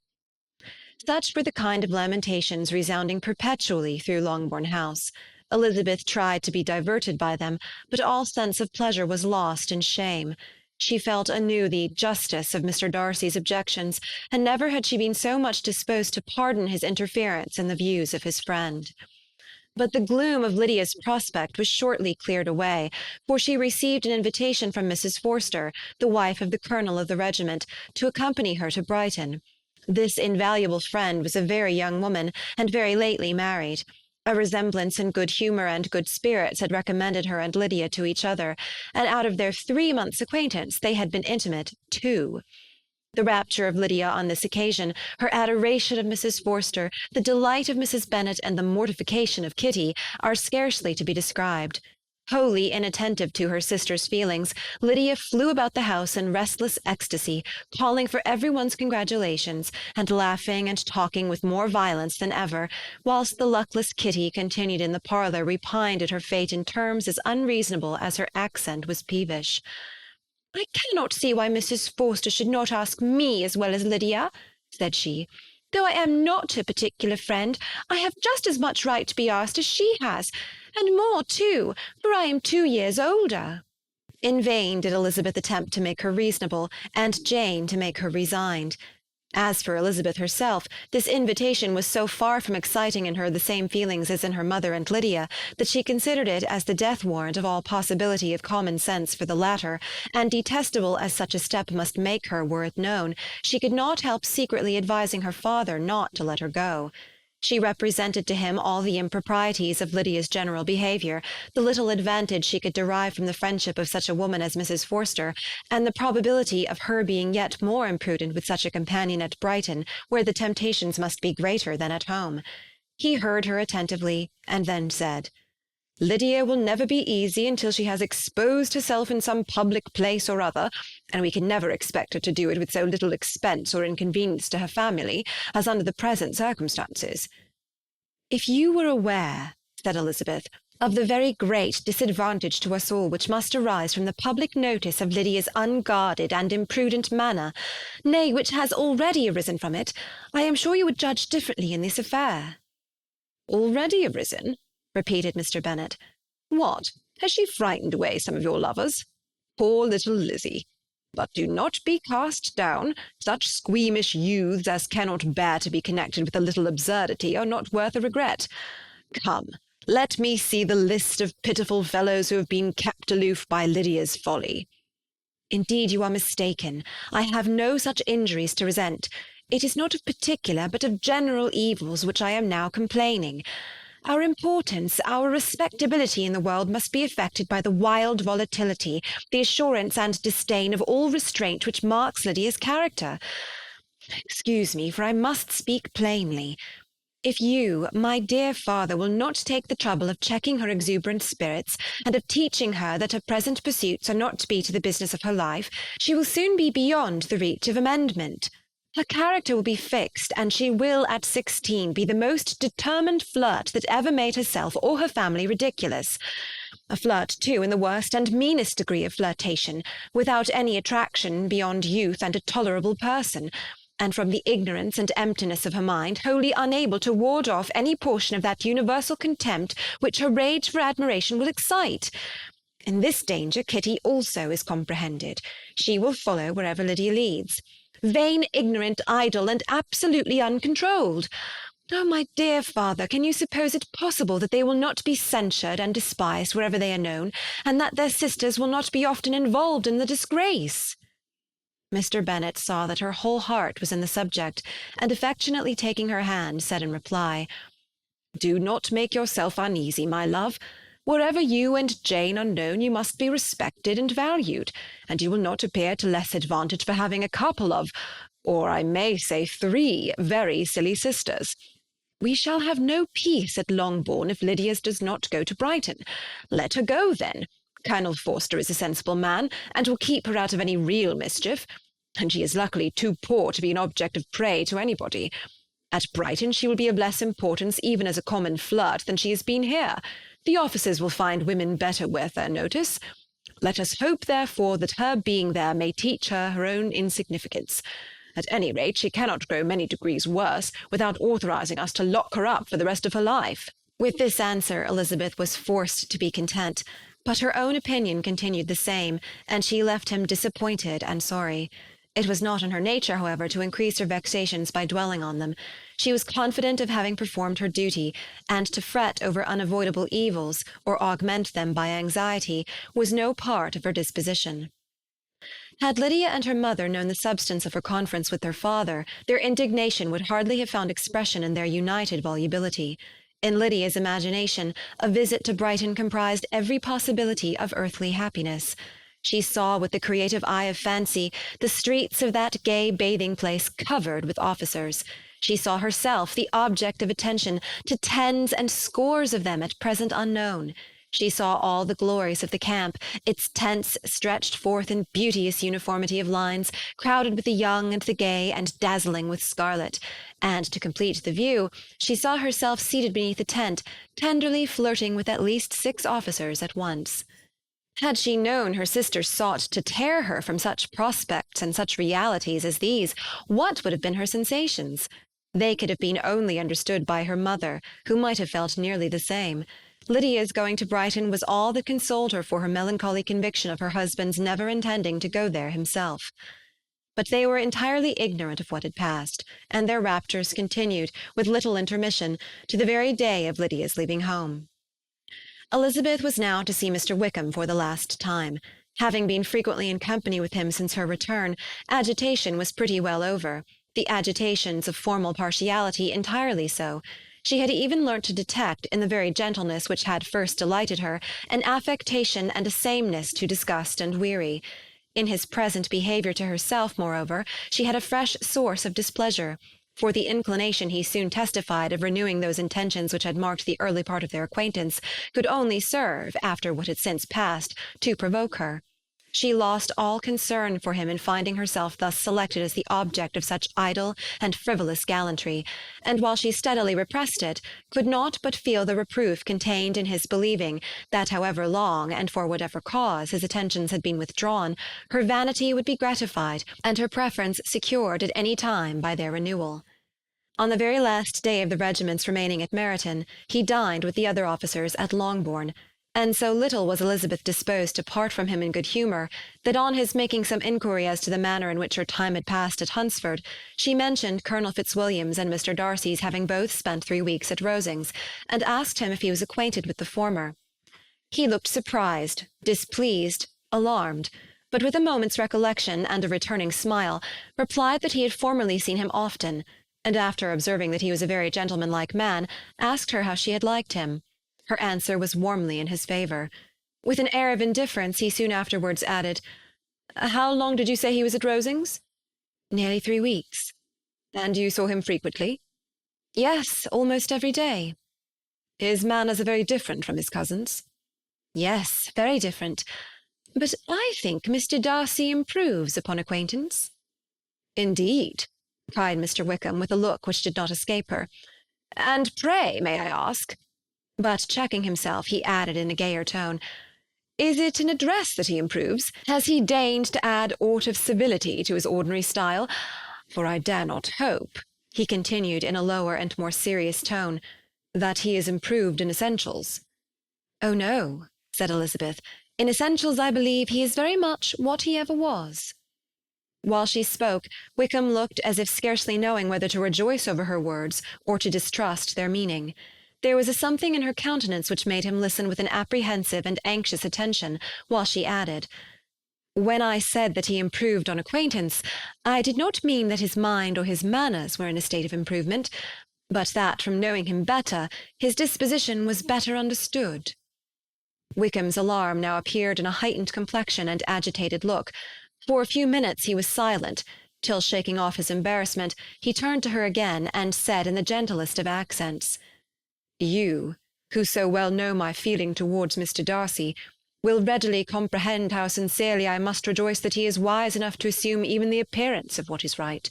His pride in that direction may be of service, if not to himself, to many others, for it must only deter him from such foul misconduct as I have suffered by. I only fear that the sort of cautiousness to which you, I imagine, have been alluding, is merely adopted on his visits to his aunt, of whose good opinion and judgment he stands much in awe. His fear of her has always operated, I know, when they were together, and a good deal is to be imputed to his wish of forwarding the match with Mr. Berg, which I am certain he has very much at heart." Elizabeth could not repress a smile at this, but she answered only by a slight inclination of the head. She saw that he wanted to engage her on the old subject of his grievances, and she was in no humour to indulge him. The rest of the evening passed with the appearance, on his side, of usual cheerfulness, but with no further attempt to distinguish Elizabeth, and they parted at last with mutual civility, and possibly a mutual desire of never meeting again. When the party broke up, Lydia returned with Mrs. Forster to Meryton, from whence they were to set out early the next morning. The separation between her and her family was rather noisy than pathetic. Kitty was the only one who shed tears, but she did weep from vexation and envy. Mrs. Bennet was diffuse in her good wishes for the felicity of her daughter, and impressive in her injunctions that she should not miss the opportunity of enjoying herself as much as possible, advice which there was every reason to believe would be well attended to.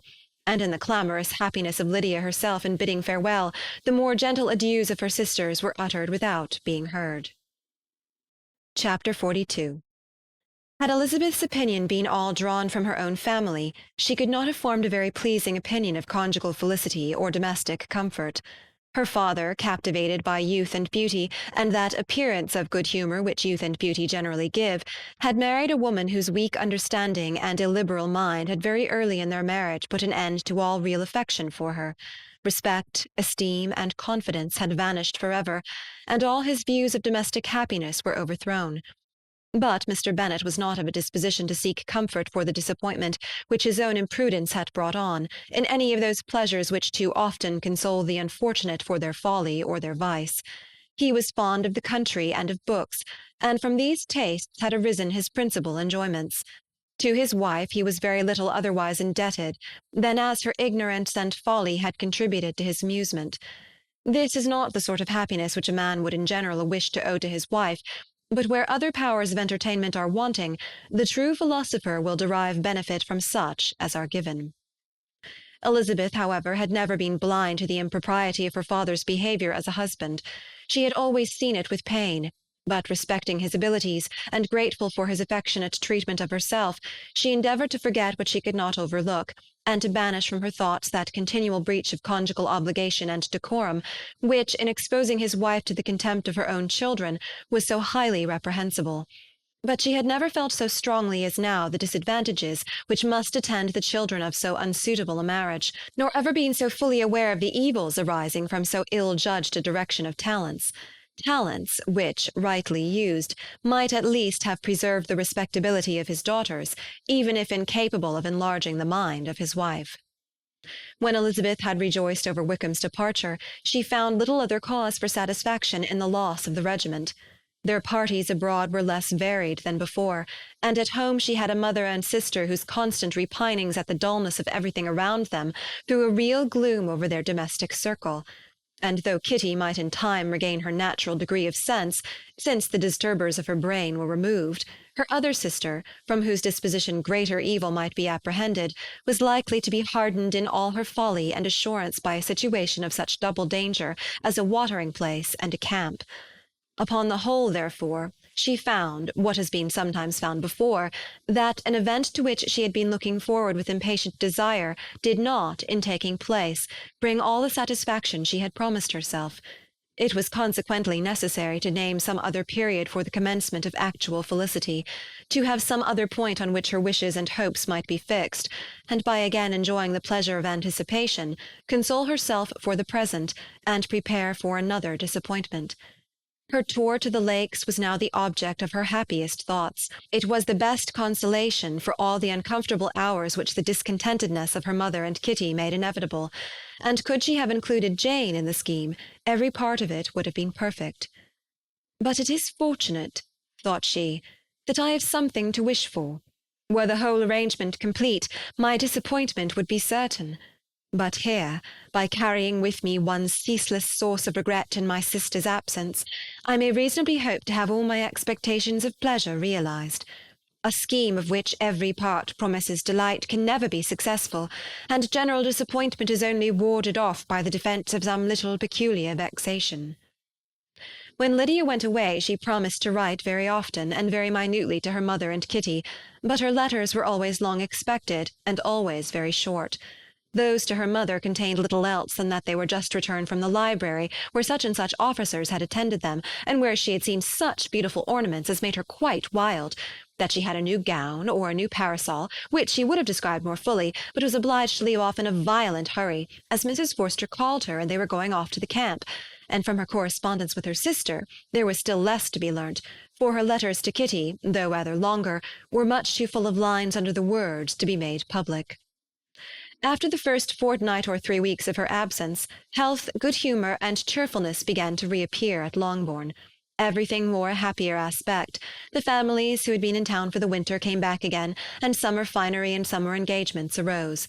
Mrs. Bennet was restored to her usual querulous serenity, and by the middle of June, Kitty was so much recovered as to be able to enter Meryton without tears, an event of such happy promise as to make Elizabeth hope that by the following Christmas she might be so tolerably reasonable as to not mention an officer above once a day, unless by some cruel and malicious arrangement at the War Office another regiment should be quartered in Meryton. The time fixed for the beginning of their northern tour was now fast approaching, and a fortnight only was wanting of it, when a letter arrived from Mrs. Gardiner, which at once delayed its commencement and curtailed its extent. Mr. Gardiner would be prevented by business from setting out till a fortnight later in July, and must be in London again within a month, and as that left too short a period for them to go so far and see so much as they had proposed, or at least to see it with the leisure and comfort they had built on, they were obliged to give up the Lakes, and substitute a more contracted tour, and according to the present plan were to go no farther northwards than Derbyshire. In that country there was enough to be seen to occupy the chief of their 3 weeks, and to Mrs. Gardiner it had a peculiarly strong attraction.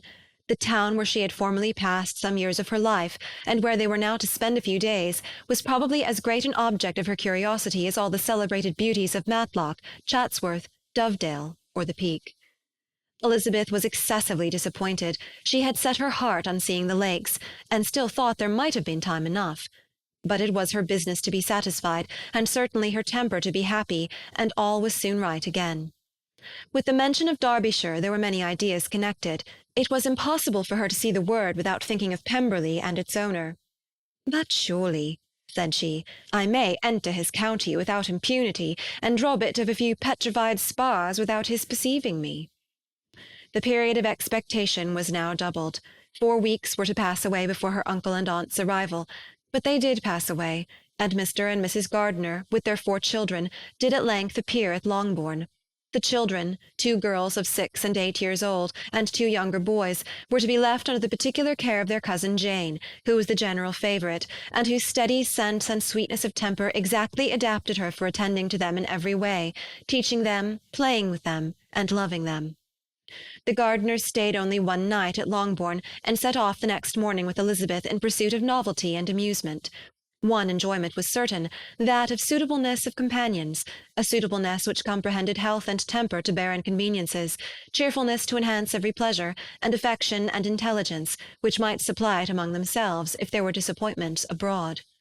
It is not the object of this work to give a description of Derbyshire, nor of any of the remarkable places through which their route thither lay. Oxford, Blenheim, Warwick, Kenilworth, Birmingham, etc., are sufficiently known. A small part of Derbyshire is all the present concern.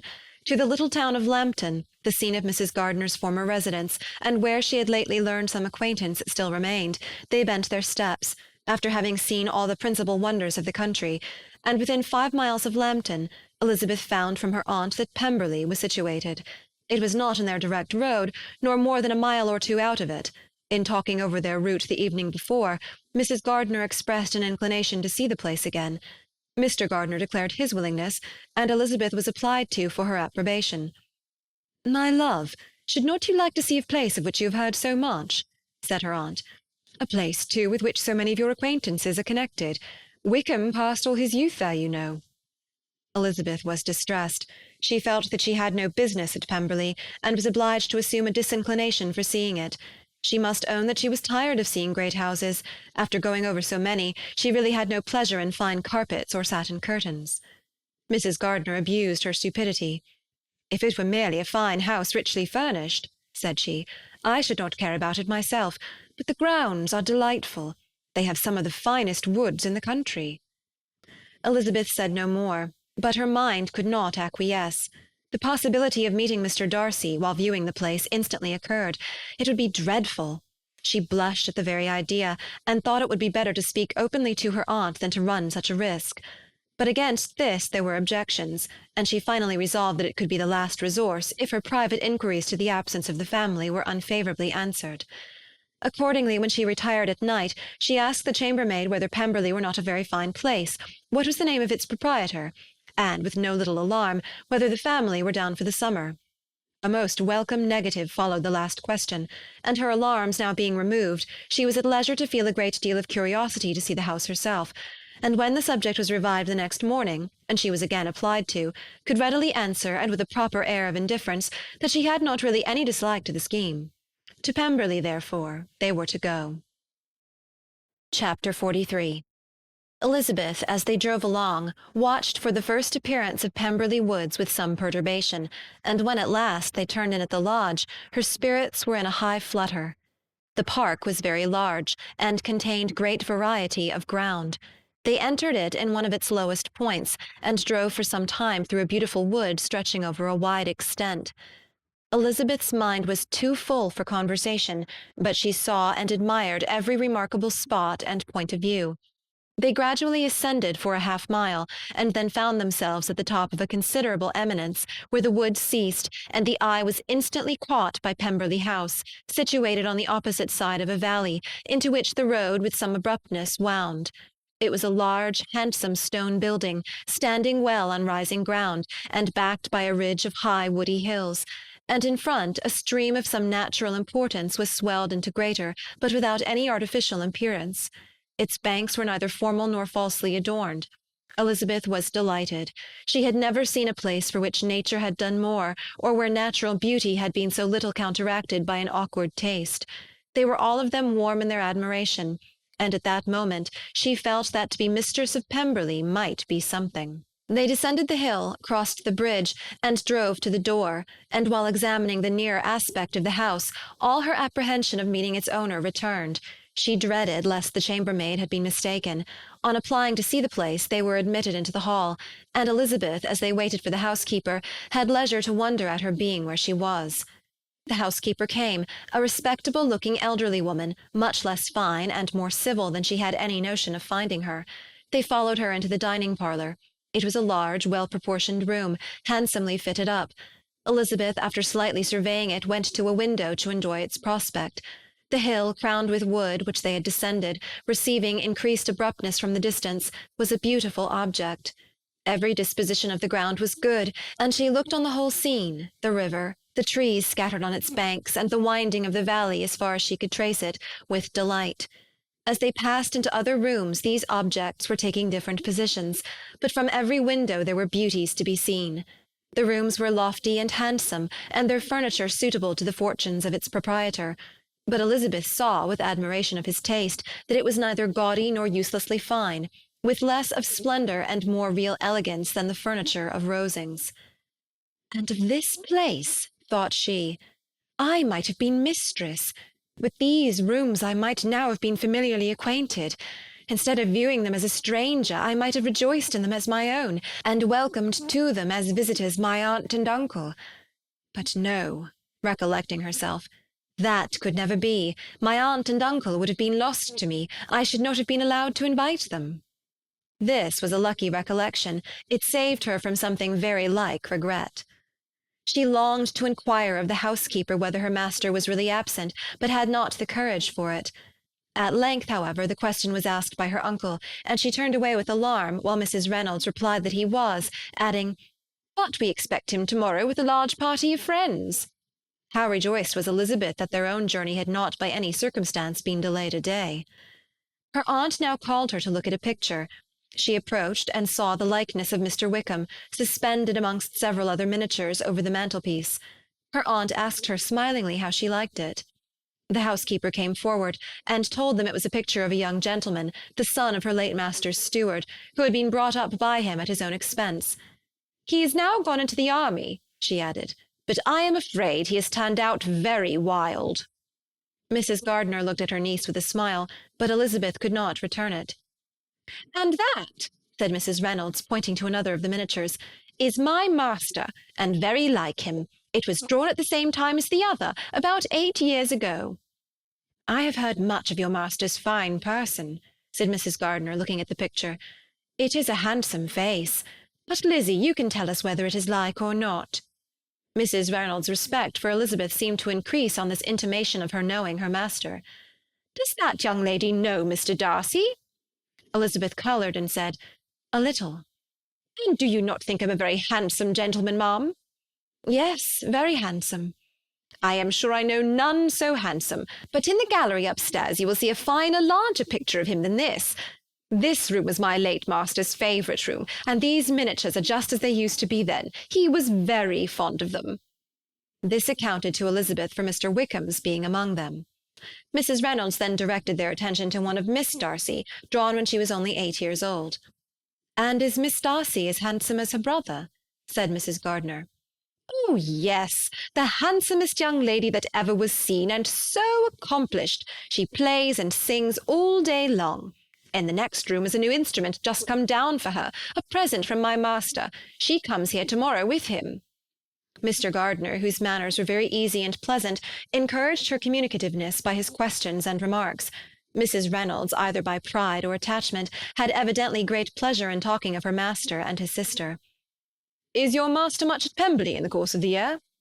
"Not so much as I could wish, sir, but I dare say he may spend half his time here, and Miss Darcy is always down for the summer months."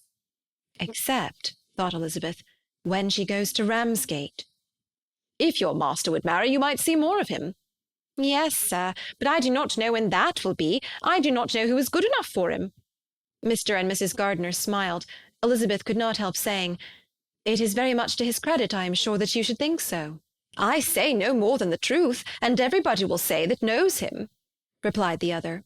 Elizabeth thought this was going pretty far, and she listened with increasing astonishment as the housekeeper added, "I have never known a cross word from him in my life, and I have known him ever since he was 4 years old."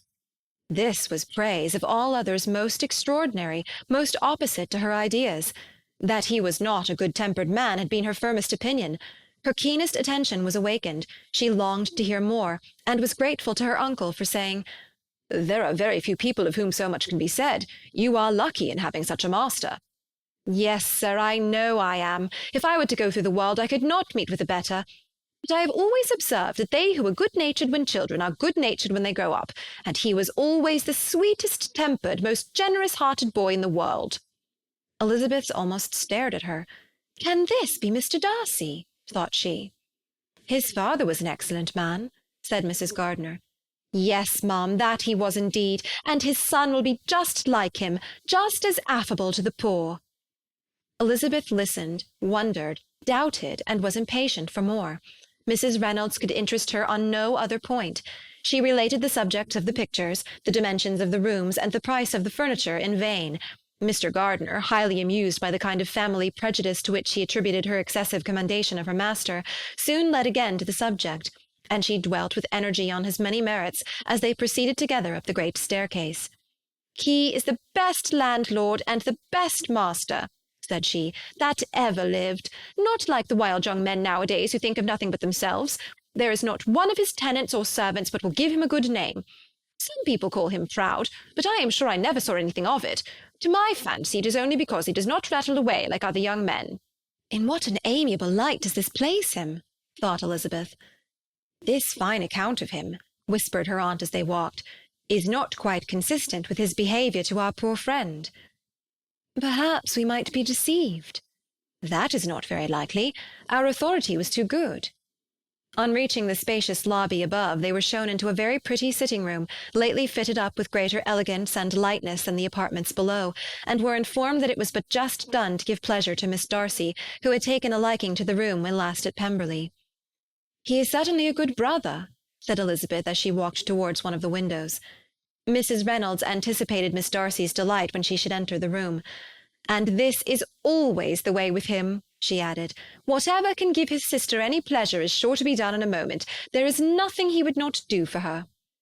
The picture gallery and 2 or 3 of the principal bedrooms were all that remained to be shown.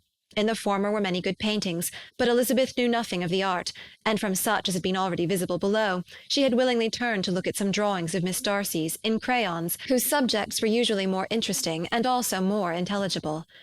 In the gallery there were many family portraits, but they could have little to fix the attention of a stranger. Elizabeth walked in quest of the only face whose features would be known to her.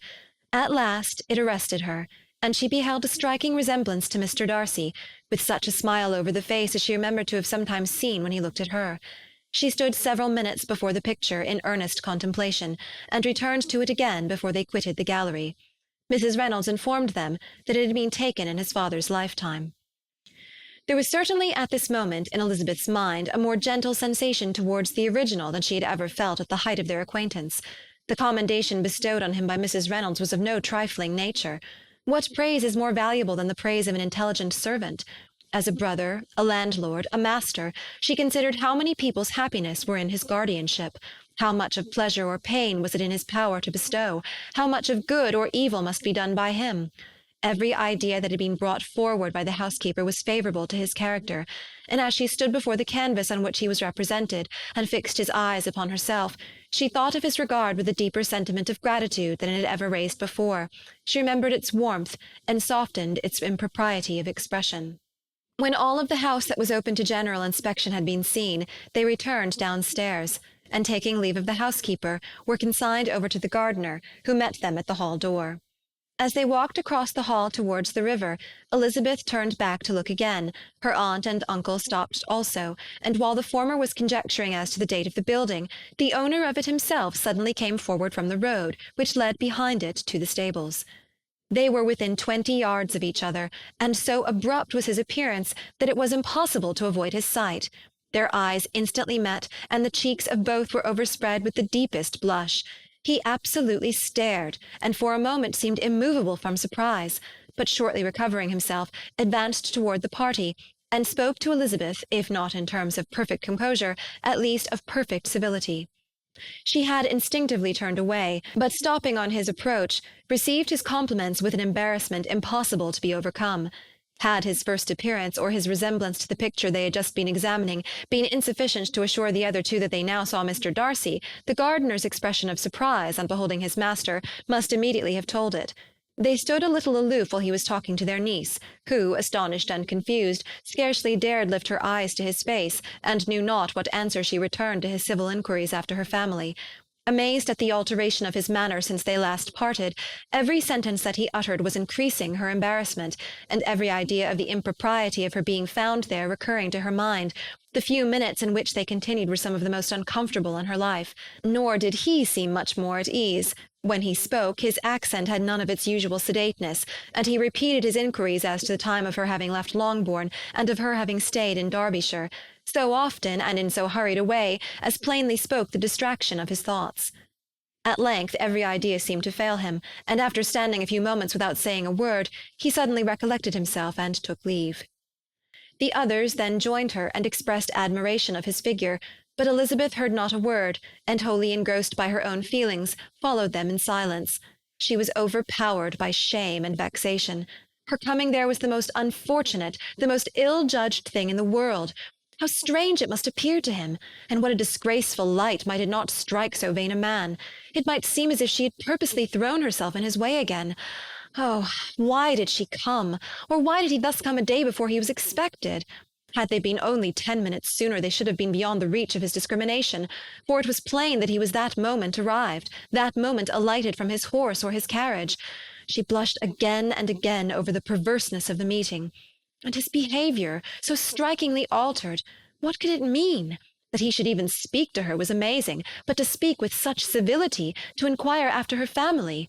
Never in her life had she seen his manners so little dignified, never had he spoken with such gentleness as on this unexpected meeting. What a contrast did it offer to his last address in Rosings Park, when he put his letter into her hand. She knew not what to think, or how to account for it. They had now entered a beautiful walk by the side of the water, and every step was bringing forward a nobler fall of ground, or a finer reach of the woods to which they were approaching.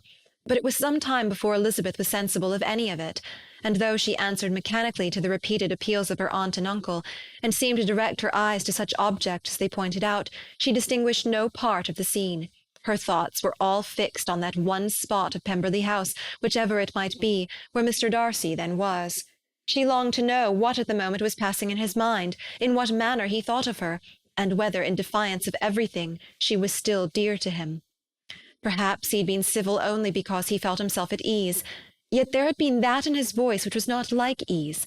Whether he had felt more of pain or of pleasure in seeing her she could not tell, but he certainly had not seen her with composure. At length, however, the remarks of her companions on her absence of mind aroused her, and she felt the necessity of appearing more like herself. They entered the woods, and bidding adieu to the river for a while, ascended some of the higher grounds, when in spots where the opening of the trees gave the eye power to wander were many charming views of the valley, the opposite hills, with the long range of woods overspreading many, and occasionally part of the stream. Mr. Gardiner expressed a wish of going round the whole park, but feared it might be beyond a walk. With a triumphant smile they were told that it was 10 miles round. It settled the matter, and they pursued the accustomed circuit, which brought them again after some time in a descent among hanging woods to the edge of the water, and one of its narrowest parts. They crossed it by a simple bridge, in character with the general air of the scene. It was a spot less adorned than any they had yet visited, and the valley, here contracted into a glen, allowed room only for the stream and a narrow walk amidst the rough coppice wood which bordered it. Elizabeth longed to explore its windings, but when they had crossed the bridge and perceived their distance from the house, Mrs. Gardiner, who was not a great walker, could go no further, and thought only of returning to the carriage as quickly as possible. Her niece was therefore obliged to submit, and they took their way towards the house on the opposite side of the river, in the nearest direction. But their progress was slow, for Mr. Gardiner, though seldom able to indulge the taste, was very fond of fishing, and was so much engaged in watching the occasional appearance of some trout in the water, and talking to the man about them, that he advanced but little. Whilst wandering on in this slow manner, they were again surprised, and Elizabeth's astonishment was quite equal to what it had been at first, by the sight of Mr. Darcy approaching them, and at no great distance. The walk being here less sheltered than on the other side, allowed them to see him before they met. Elizabeth, however astonished, was at least more prepared for an interview than before, and resolved to appear and to speak with calmness if he really intended to meet them. For a few moments, indeed, she felt that he would probably strike into some other path. The idea lasted while a turning in the walk concealed him from their view. The turning past, he was immediately before them. With a glance, she saw that he had lost none of his recent civility, and to imitate his politeness, she began, as they met, to admire the beauty of the place. But she had not got beyond the words delightful and charming, when some unlucky recollections obtruded, and she fancied that praise of Pemberley from her might be mischievously construed. Her colour changed, and she said no more. Mrs. Gardiner was standing a little behind, and on her pausing, he asked her if she would do him the honour of introducing him to her friends. This was a stroke of civility for which she was quite unprepared, and could hardly suppress a smile at his being now seeking the acquaintance of some of those very people against whom his pride had revolted in his offer to herself. What will be his surprise, thought she, when he knows who they are? He takes them now for people of fashion. The introduction, however, was immediately made, and as she named their relationship to herself, she stole a sly look at him to see how he bore it, and was not without the expectation of his decamping as fast as he could from such disgraceful companions. That he was surprised by the connection was evident. He sustained it, however, with fortitude, and so far from going away, turned his back with them and entered into conversation with Mr. Gardiner. Elizabeth could not but be pleased, could not but triumph. It was consoling that he should know she had some relations for whom there was no need to blush. She listened most attentively to all that passed between them, and gloried in every expression, every sentence of her uncle, which marked his intelligence, his taste, or his good manners. The conversation soon turned upon fishing, and she heard Mr. Darcy invite him with the greatest civility to fish there as often as he chose while he continued in the neighbourhood, offering at the same time to supply him with fishing tackle, and pointing out those parts of the stream where there was most usually sport. Mrs. Gardiner, who was walking arm in arm with Elizabeth, gave her a look expressive of wonder. Elizabeth said nothing, but it gratified her exceedingly. The compliment must be all for herself. Her astonishment, however, was extreme, and continually was she repeating, "Why is he so altered? From what can it proceed? It cannot be for me, it cannot be for my sake that his manners are thus softened. My reproofs at Hunsford could not work such a change as this. It is impossible that he should still love me." After walking some time in this way, the two ladies in front, the two gentlemen behind, on resuming their places after descending to the brink of the river for the better inspection of some curious water plant, there chanced to be a little alteration. It originated in Mrs. Gardiner, who, fatigued by the exercise of the morning, found Elizabeth's arm inadequate to her support, and consequently preferred her husband's. Mr. Darcy took her place by her niece, and they walked on together. After a short silence, the lady first spoke. She wished him to know that she had been assured of his absence before she came to the place, and accordingly began by observing that his arrival had been very unexpected. "For your housekeeper," she added, "informed us that you would certainly not be here till tomorrow, and indeed, before we left Bakewell, we understood that you were not immediately expected in the country." He acknowledged the truth of it all, and said that business with his steward had occasioned his coming forward a few hours before the rest of the party with whom he had been travelling. "They will join me early tomorrow," he continued, "and among them are some who will claim an acquaintance with you, Mr. Bingley and his sisters." Elizabeth answered only by a slight bow. Her thoughts were instantly driven back to the time when Mr. Bingley's name had been the last mentioned between them, and if she might judge by his complexion, his mind was not very differently engaged. "There is also one other person in the party," he continued after a pause, "who more particularly wishes to be known to you. Will you allow me, or do I ask too much, to introduce my sister to your acquaintance during your stay at Lambton?" The surprise of such an application was great indeed. It was too great for her to know in what manner she acceded to it.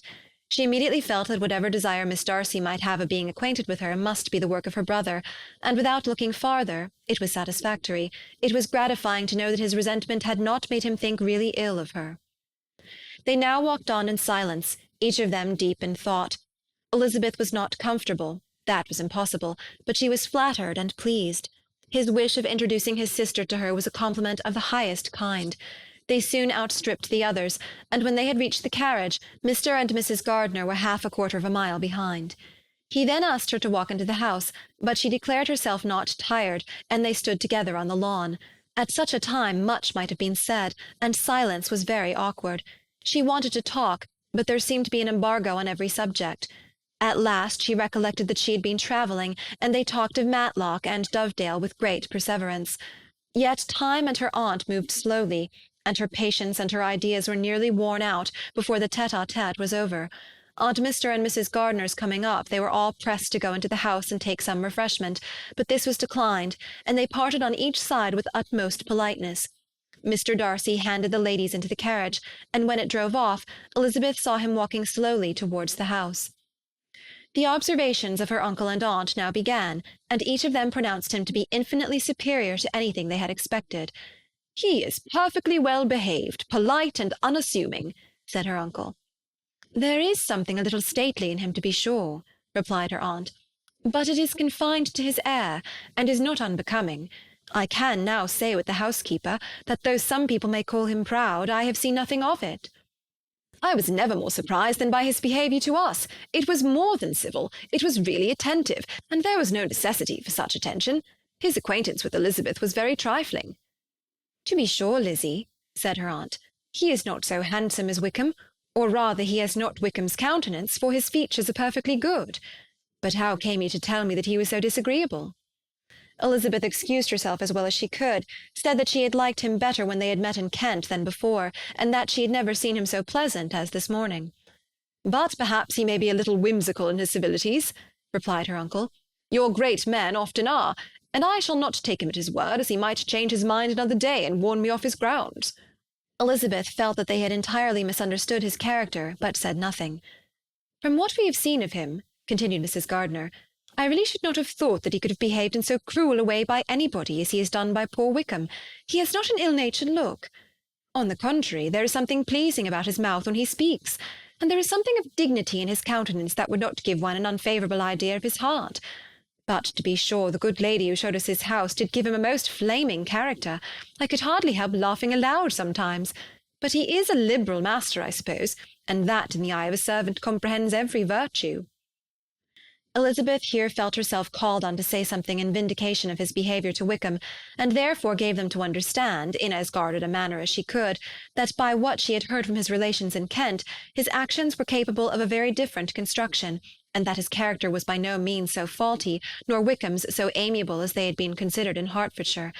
In confirmation of this, she related the particulars of all the pecuniary transactions in which they had been connected, without actually naming her authority, but stating it to be such as might be relied on. Mrs. Gardiner was surprised and concerned, but as they were now approaching the scene of her former pleasures, every idea gave way to the charm of recollection, and she was too much engaged in pointing out to her husband all the interesting spots in its environs to think of anything else. Fatigued as she had been by the morning's walk, they had no sooner dined than she set off again in quest of her former acquaintance, and the evening was spent in the satisfactions of an intercourse renewed after many years' discontinuance. The occurrences of the day were too full of interest to leave Elizabeth much attention for any of these new friends, and she could do nothing but think, and think with wonder, of Mr. Darcy's civility, and above all, of his wishing her to be acquainted with his sister. Chapter 44. Elizabeth had settled it that Mr. Darcy would bring his sister to visit her the very day after her reaching Pemberley, and was consequently resolved not to be out of sight of the inn the whole of that morning. But her conclusion was false, for on the very morning after their arrival at Lambton, these visitors came. They had been walking about the place with some of their new friends, and were just returning to the inn to dress themselves for dining with the same family, when the sound of a carriage drew them to the window, and they saw a gentleman and a lady in a curricle driving up the street. Elizabeth, immediately recognizing the livery, guessed what it meant, and imparted no small degree of her surprise to her relations by acquainting them with the honour which she expected. Her uncle and aunt were all amazement, and the embarrassment of her manner as she spoke, joined to the circumstance itself, and many of the circumstances of the preceding day, opened to them a new idea on the business. Nothing had ever suggested it before, but they felt that there was no other way of accounting for such attentions from such a quarter than by supposing a partiality for their niece. While these newly born notions were passing in their heads, the perturbation of Elizabeth's feelings was at every moment increasing. She was quite amazed at her own discomposure, but amongst other causes of disquiet, she dreaded lest the partiality of the brother should have said too much in her favour, and more than commonly anxious to please, she naturally suspected that every power of pleasing would fail her. She retreated from the window, fearful of being seen, and as she walked up and down the room, endeavouring to compose herself, saw such looks of inquiring surprise in her uncle and aunt as made everything worse. Miss Darcy and her brother appeared, and this formidable introduction took place. With astonishment did Elizabeth see that her new acquaintance was at least as much embarrassed as herself. Since her being at Lambton, she had heard that Miss Darcy was exceedingly proud, but the observation of a very few minutes convinced her that she was only exceedingly shy. She found it difficult to obtain even a word from her beyond a monosyllable. Miss Darcy was tall, and on a larger scale than Elizabeth, and though little more than 16, her figure was formed and her appearance womanly and graceful. She was less handsome than her brother, but there was sense and good humour in her face, and her manners were perfectly unassuming and gentle. Elizabeth, who had expected to find in her as acute and unembarrassed an observer as ever Mr. Darcy had been, was much relieved by discerning such different feelings. They had not long been together before Mr. Darcy told her that Bingley was also coming to wait on her, and she had barely time to express her satisfaction and prepare for such a visitor, when Bingley's quick step was heard on the stairs, and in a moment he entered the room. All Elizabeth's anger against him had been long done away, but had she still felt any, it could hardly have stood its ground against the unaffected cordiality with which he expressed himself on seeing her again. He inquired in a friendly, though general way, after her family, and looked and spoke with the same good-humoured ease that he had ever done. To Mr. and Mrs. Gardiner he was scarcely a less interesting personage than to herself. They had long wished to see him. The whole party before them, indeed, excited a lively attention. The suspicions which had just arisen of Mr. Darcy and their niece directed their observation towards each with an earnest though guarded inquiry, and they soon drew from those inquiries the full conviction that one of them at least knew what it was to love. Of the ladies' sensations they remained a little in doubt, but that the gentleman was overflowing with admiration was evident enough. Elizabeth, on her side, had much to do. She wanted to ascertain the feelings of each of her visitors, she wanted to compose her own, and to make herself agreeable to all, and in the latter object, where she feared most to fail, she was most sure of success, for those to whom she endeavoured to give pleasure were prepossessed in her favour. Bingley was ready, Georgiana was eager, and Darcy determined to be pleased. In seeing Bingley, her thoughts naturally flew to her sister, and oh, how ardently did she long to know whether any of his were directed in a like manner. Sometimes she could fancy that he talked less than on former occasions, and once or twice pleased herself with the notion that, as he looked at her, he was trying to trace a resemblance. But though this might be imaginary, she could not be deceived as to his behaviour to Miss Darcy, who had been set up as a rival to Jane. No look appeared on either side that spoke particular regard. Nothing occurred between them that could justify the hopes of his sister. On this point she was soon satisfied, and 2 or 3 little circumstances occurred ere they parted, which in her anxious interpretation denoted a recollection of Jane not untinctured by tenderness, and a wish of saying more that might lead to the mention of her, had he dared. He observed to her at a moment when the others were talking together, and in a tone which had something of real regret, that it was a very long time since he had had the pleasure of seeing her, and before she could reply, he added, "It is above 8 months. We have not met since the 26th of November, when we were all dancing together at Netherfield." Elizabeth was pleased to find his memory so exact, and he afterwards took occasion to ask her, when unattended to by any of the rest, whether all her sisters were at Longbourn. There was not much in the question, nor in the preceding remark, but there was a look and a manner which gave them meaning. It was not often that she could turn her eyes on Mr. Darcy himself, but whenever she did catch a glimpse, she saw an expression of general complacence, and in all that he said she heard an accent so removed from hauteur or disdain of his companions, as convinced her that the improvement of manners which she had yesterday witnessed, however temporary its existence might prove, had at least outlived one day. When she saw him thus seeking the acquaintance and courting the good opinion of people with whom any intercourse a few months ago would have been a disgrace, when she saw him thus civil, not only to herself, but to the very relations whom he had openly disdained, and recollected their last lively scene in Hunsford Parsonage, the difference, the change, was so great, and struck so forcibly on her mind, that she could hardly restrain her astonishment from being visible. Never, even in the company of his dear friends at Netherfield, or his dignified relations at Rosings, had she seen him so desirous to please, so free from self-consequence or unbending reserve, as now, when no importance could result from the success of his endeavours, and when even the acquaintance of those to whom his attentions were addressed would draw down the ridicule and censure of the ladies both of Netherfield and Rosings. Their visitors stayed with them above half an hour, and when they arose to depart, Mr. Darcy called on his sister to join him in expressing their wish of seeing Mr. and Mrs. Gardiner and Miss Bennet to dinner at Pemberley before they left the country.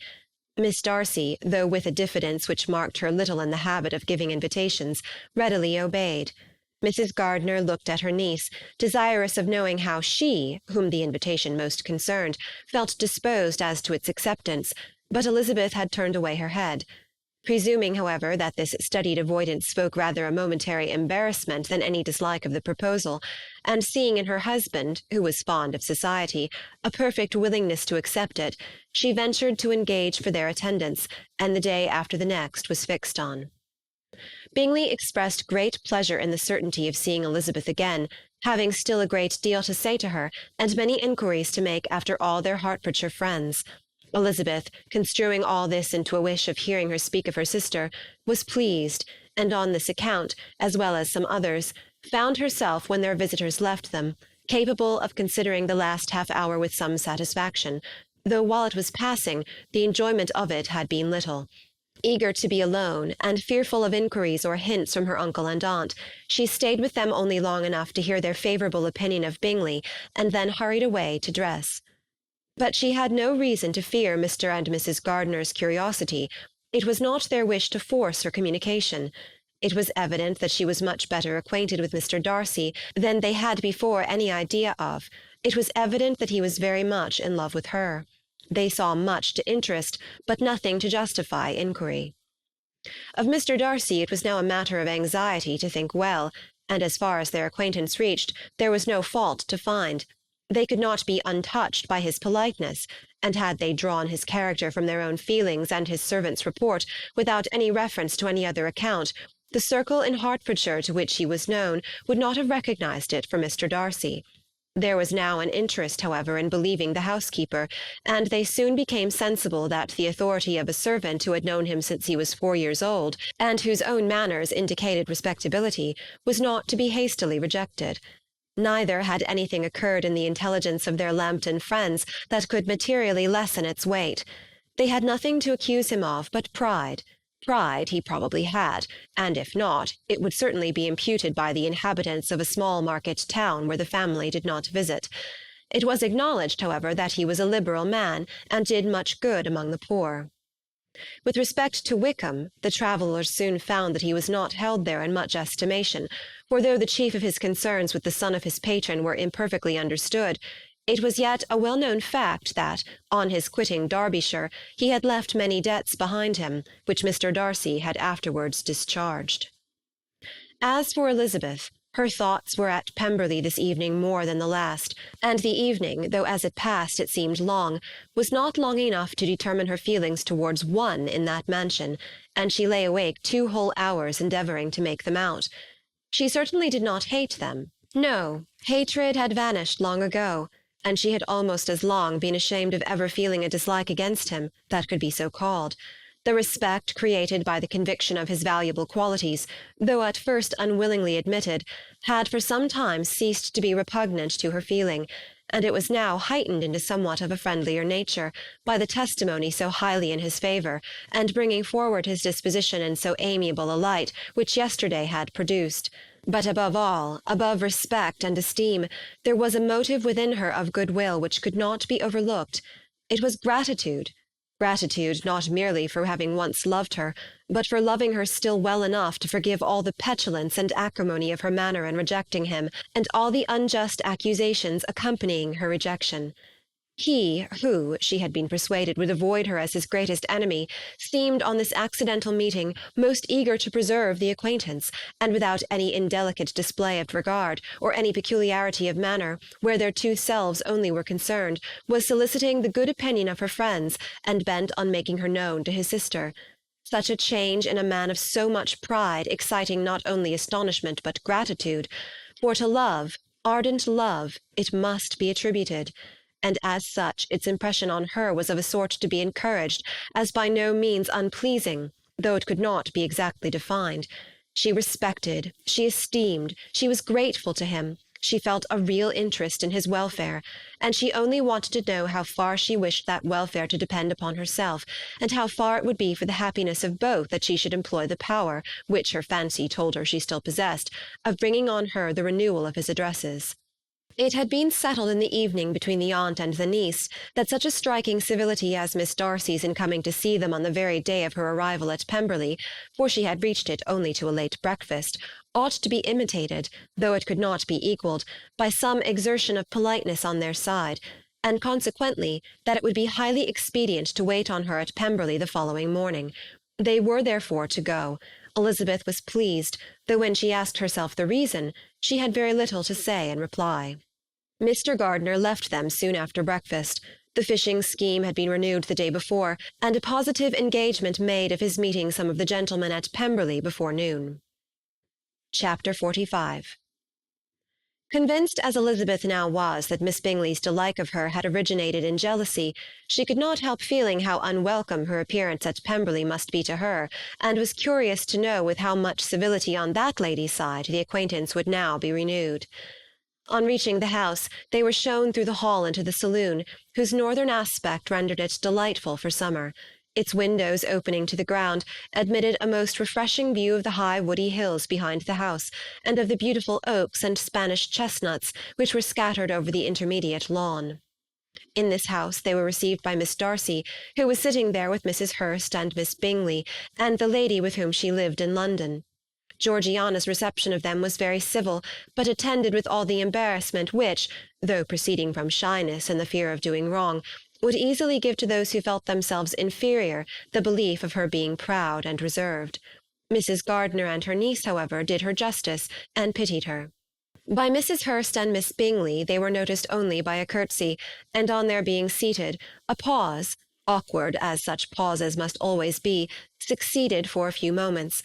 It was first broken by Mrs. Annesley, a genteel, agreeable-looking woman, whose endeavour to introduce some kind of discourse proved her to be more truly well-bred than either of the others, and between her and Mrs. Gardiner, with occasional help from Elizabeth, the conversation was carried on. Miss Darcy looked as if she wished for courage enough to join in it, and sometimes did venture a short sentence when there was least danger of its being heard. Elizabeth soon saw that she was herself closely watched by Miss Bingley, and that she could not speak a word, especially to Miss Darcy, without calling her attention. This observation would not have prevented her from trying to talk to the latter, had they not been seated at an inconvenient distance, but she was not sorry to be spared the necessity of saying much. Her own thoughts were employing her. She expected every moment that some of the gentlemen would enter the room. She wished, she feared that the master of the house might be amongst them, and whether she wished or feared it most, she could scarcely determine. After sitting in this manner a quarter of an hour without hearing Miss Bingley's voice, Elizabeth was roused by receiving from her a cold inquiry after the health of her family. She answered with equal indifference and brevity, and the others said no more. The next variation which their visit afforded was produced by the entrance of servants with cold meat, cake, and a variety of all the finest fruits in season. But this did not take place till after many a significant look and smile from Mrs. Annesley to Miss Darcy had been given to remind her of her post.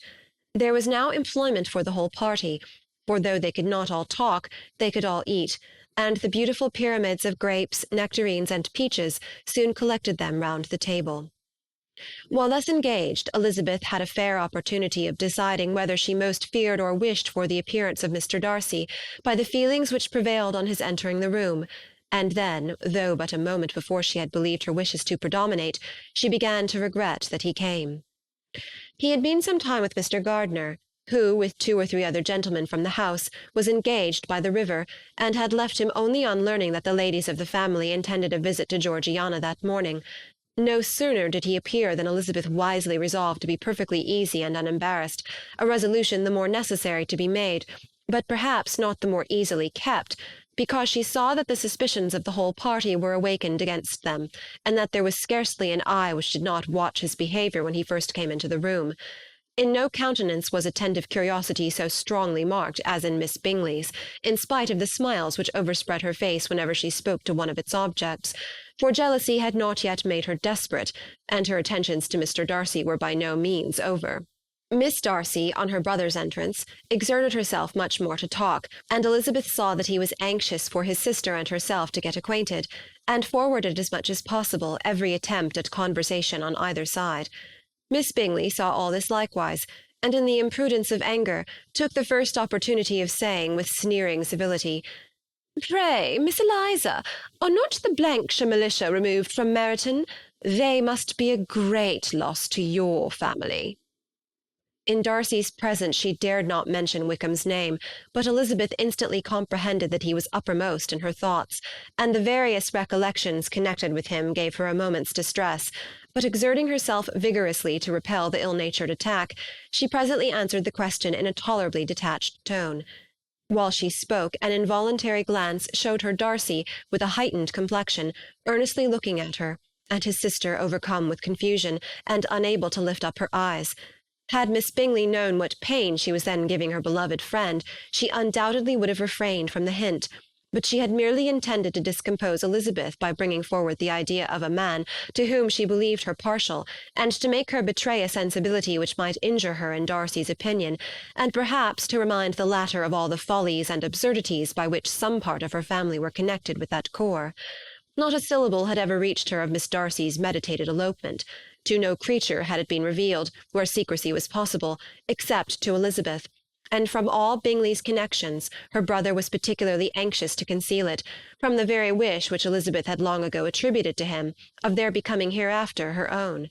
He had certainly formed such a plan, and without meaning that it should affect his endeavour to separate him from Miss Bennet, it is probable that it might add something to his lively concern for the welfare of his friend.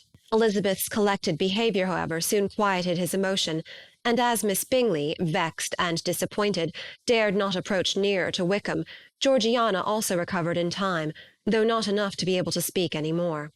Her brother, whose eyes she feared to meet, scarcely recollected her interest in the affair, and the very circumstance which had been designed to turn his thoughts from Elizabeth seemed to have fixed them on her more and more cheerfully.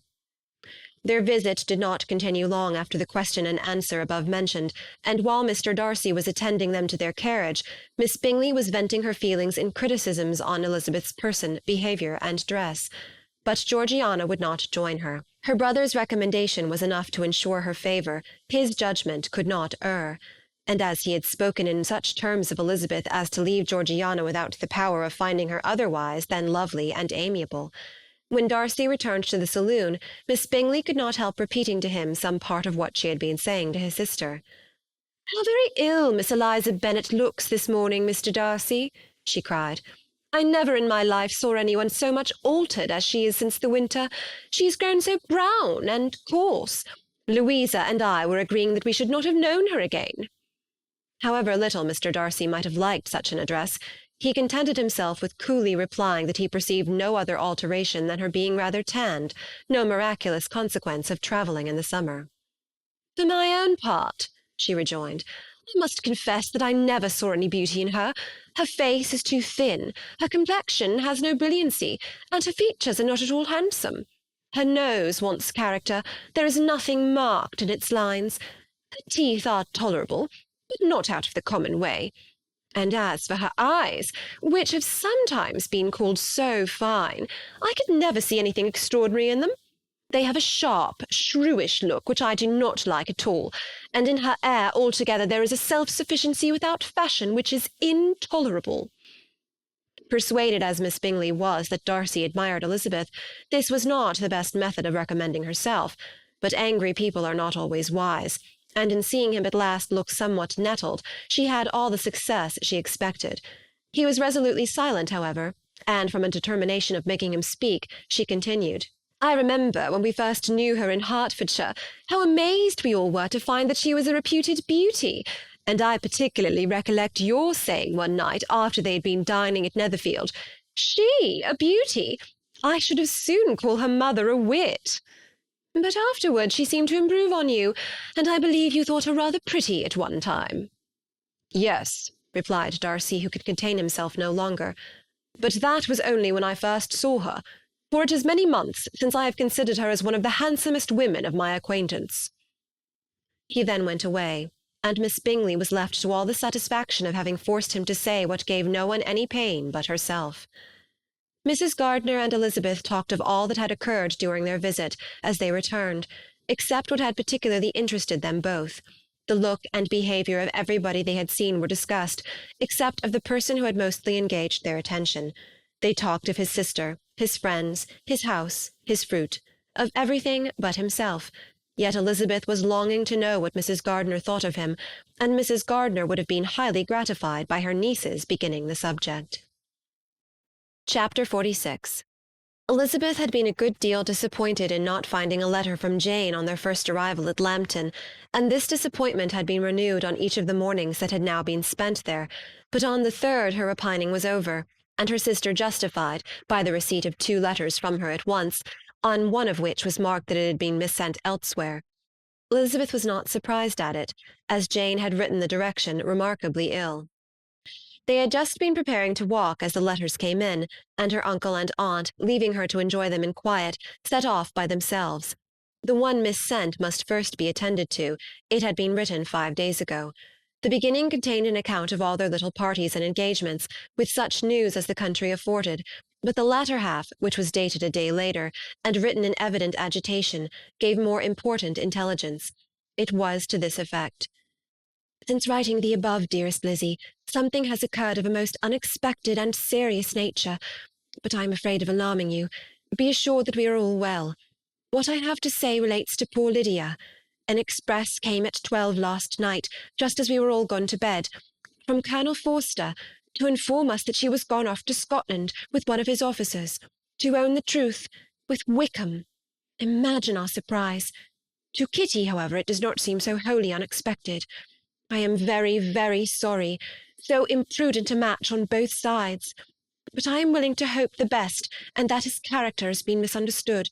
Thoughtless and indiscreet, I can easily believe him, but this step, and let us rejoice over it, marks nothing bad at heart. His choice is disinterested at least, for he must know my father can give her nothing. Our poor mother is sadly grieved. My father bears it better. How thankful am I that we never let them know what has been said against him. We must forget it ourselves. They were off Saturday night about 12, as is conjectured, but were not missed till yesterday morning at 8. The express was sent off directly. My dear Lizzie, they must have passed within 10 miles of us. Colonel Forster gives us reason to expect him here soon. Lydia left a few lines for his wife, informing her of their intention. I must conclude, for I cannot be long from our poor mother. I am afraid you will not be able to make it out, but I hardly know what I have written." Without allowing herself time for consideration, and scarcely knowing what she felt, Elizabeth, on finishing this letter, instantly seized the other, and opening it with the utmost impatience, read as follows. It had been written a day later than the conclusion of the first. "By this time, my dearest sister, you have received my hurried letter. I wish this may be more intelligible, but though not confined for time, my head is so bewildered that I cannot answer for being coherent. Dearest Lizzie, I hardly know what I would write, but I have bad news for you, and it cannot be delayed. Imprudent as the marriage between Mr. Wickham and our poor Lydia would be, we are now anxious to be assured that it has taken place, for there is but too much reason to fear they are not gone to Scotland. Colonel Forster came yesterday, having left Brighton the day before, not many hours after the express. Though Lydia's short letter to Mrs. F. gave them to understand that they were going to Gretna Green, something was dropped by Denny expressing his belief that W. never intended to go there or to marry Lydia at all, which was repeated to Colonel F., who, instantly taking the alarm, set off from B. intending to trace their route. He did trace them easily to Clapham, but no further, for on entering that place they removed into a hackney coach, and dismissed the chaise that brought them from Epsom. All that is known after this is, that they were seen to continue the London road. I know not what to think. After making every possible inquiry on that side of London, Colonel F. came on into Hertfordshire, anxiously renewing them at all the turnpikes, and all the inns in Barnet and Hatfield, but without any success. No such people had been seen to pass through. With the kindest concern he came on to Longbourn, and broke his apprehensions to us in a manner most creditable to his heart. I am sincerely grieved for him and Mrs. F., but no one can throw any blame on them. Our distress, my dear Lizzie, is very great. My father and mother believe the worst, but I cannot think so ill of him. Many circumstances might make it more eligible for them to be married privately in town than to pursue their first plan, and even if he could form such a design against a young woman of Lydia's connections, which is not likely, can I suppose her so lost to everything? Impossible. I grieve to find, however, that Colonel F. is not disposed to depend upon their marriage. He shook his head when I expressed my hopes, and said he feared W. was not a man to be trusted. My poor mother is really ill, and keeps her room. Could she exert herself, it would be better, but this is not to be expected. And as to my father, I never in my life saw him so affected. Poor Kitty has anger for having concealed their attachment, but as it was a matter of confidence, one cannot wonder. I am truly glad, dearest Lizzie, that you have been spared something of these distressing scenes. But now, as the first shock is over, shall I own that I long for your return? I am not so selfish, however, as to press for it, if inconvenient. Adieu. I take up my pen again to do what I have just told you I would not, but circumstances are such that I cannot help earnestly begging you all to come here as soon as possible. I know my dear uncle and aunt so well that I am not afraid of requesting it, though I have still something more to ask of the former. My father is going to London with Colonel Forster instantly to try to discover her. What he means to do I am sure I know not, but his excessive distress will not allow him to pursue any measure in the best and safest way, and Colonel Forster is obliged to be at Brighton again to-morrow evening. In such an exigence, my uncle's advice and assistance would be everything in the world. He will immediately comprehend what I must feel, and I rely upon his goodness. Oh, where is my uncle? Cried Elizabeth, darting from her seat as she finished the letter, in eagerness to follow him, without losing a moment of time so precious. But as she reached the door it was opened by a servant, and Mr. Darcy appeared. Her pale face and impetuous manner made him start, and before he could recover himself to speak, she, in whose mind every idea was superseded by Lydia's situation, hastily exclaimed, I beg your pardon, but I must leave you. I must find Mr. Gardiner this moment, on business that cannot be delayed. I have not an instant to lose. Good God, what is the matter? Cried he, with more feeling than politeness. Then, recollecting himself, I will not detain you a minute, but let me or let the servant go after Mr. and Mrs. Gardiner. You are not well enough, you cannot go yourself. Elizabeth hesitated, but her knees trembled under her, and she felt how little would be gained by her attempting to pursue them. Calling back the servant, therefore, she commissioned him, though in so breathless an accent as made her almost unintelligible, to fetch his master and mistress home instantly. On his quitting the room, she sat down, unable to support herself, and looking so miserably ill that it was impossible for Darcy to leave her, or to refrain from saying, in a tone of gentleness and commiseration, "Let me call your maid. Is there nothing you could take to give you present relief? A glass of wine? Shall I get you one? You are very ill." "No, I thank you," she replied, endeavouring to recover herself. "There is nothing the matter with me. I am quite well. I am only distressed by some dreadful news which I have just received from Longbourn."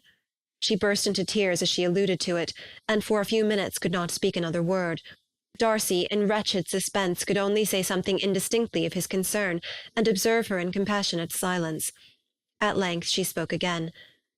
"I have just had a letter from Jane, with such dreadful news. It cannot be concealed from anyone. My younger sister has left all her friends, has eloped, has thrown herself into the power of Mr. Wickham. They are gone off together from Brighton. You know him too well to doubt the rest. She has no money, no connections, nothing that can tempt him. She is lost for ever." Darcy was fixed in astonishment. "When I consider," she added in a yet more agitated voice, "that I might have prevented it, I who knew what he was. Had I but explained some part of it only, some part of what I learnt to my own family, had his character been known, this could not have happened. But it is all too late now." "I am grieved indeed," cried Darcy. "Grieved, shocked. But is it certain, absolutely certain?" "Oh, yes. They left Brighton together on Sunday night, and were traced almost to London, but not beyond. They are certainly not gone to Scotland." "And what has been done, what has been attempted to recover her?" "My father has gone to London, and Jane has written to beg my uncle's immediate assistance, and we shall be off, I hope, in half an hour. But nothing can be done. I know very well that nothing can be done. How is such a man to be worked on? How are they even to be discovered? I have not the smallest hope. It is every way horrible." Darcy shook his head in silent acquiescence. "When my eyes were opened to his real character, oh, had I known what I ought, what I dared to do! But I knew not. I was afraid of doing too much. Wretched, wretched mistake!" Darcy made no answer. He seemed scarcely to hear her, and was walking up and down the room in earnest meditation, his brow contracted, his air gloomy. Elizabeth soon observed and instantly understood it. Her power was sinking. Everything must sink under such a proof of family weakness, such an assurance of the deepest disgrace. She could neither wonder nor condemn, but the belief of his self-conquest brought nothing consolatory to her bosom, afforded no palliation of her distress.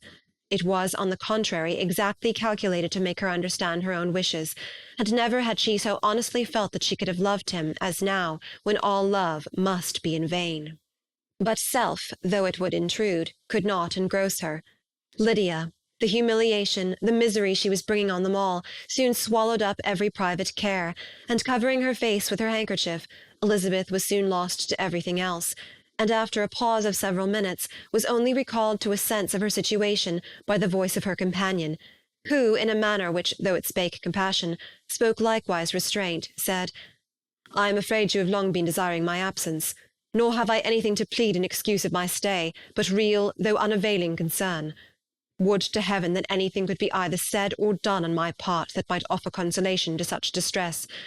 But I will not torment you with vain wishes, which may seem purposely to ask for your thanks. This unfortunate affair will, I fear, prevent my sister's having the pleasure of seeing you at Pemberley to-day." "Oh, yes. Be so kind as to apologize for us to Miss Darcy. Say that urgent business calls us home immediately. Conceal the unhappy truth as long as it is possible. I know it cannot be long."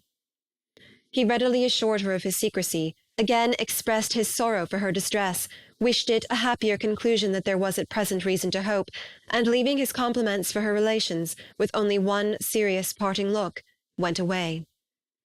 As he quitted the room, Elizabeth felt how improbable it was that they should ever see each other again on such terms of cordiality as had marked their several meetings in Derbyshire, and as she threw a retrospective glance over the whole of their acquaintance, so full of contradictions and varieties, sighed at the perverseness of those feelings which would have now promoted its continuance, and would formerly have rejoiced in its termination. If gratitude and esteem are good foundations of affection, Elizabeth's change of sentiment will be neither improbable nor faulty, but if otherwise, if regard springing from such sources is unreasonable or unnatural, in comparison of what is so often described as arising on a first interview with its object, and even before 2 words have been exchanged, nothing can be said in her defence, except that she had given somewhat of a trial to the latter method in her partiality for Wickham, and that its ill success might, perhaps, authorize her to seek the other less interesting mode of attachment. Be that as it may, she saw him go with regret, and in this early example of what Lydia's infamy must produce, found additional anguish as she reflected on that wretched business. Never, since reading Jane's second letter, had she entertained a hope of Wickham's meaning to marry her. No one but Jane, she thought, could flatter herself with such an expectation. Surprise was the least of her feelings on this development.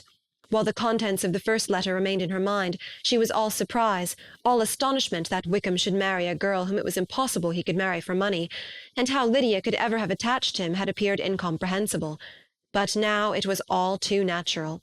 For such an attachment as this she might have sufficient charms, and though she did not suppose Lydia to be deliberately engaging in an elopement without the intention of marriage, she had no difficulty in believing that neither her virtue nor her understanding would preserve her from falling an easy prey. She had never perceived, while the regiment was in Hertfordshire, that Lydia had any partiality for him, but she was convinced that Lydia wanted only encouragement to attach herself to anybody.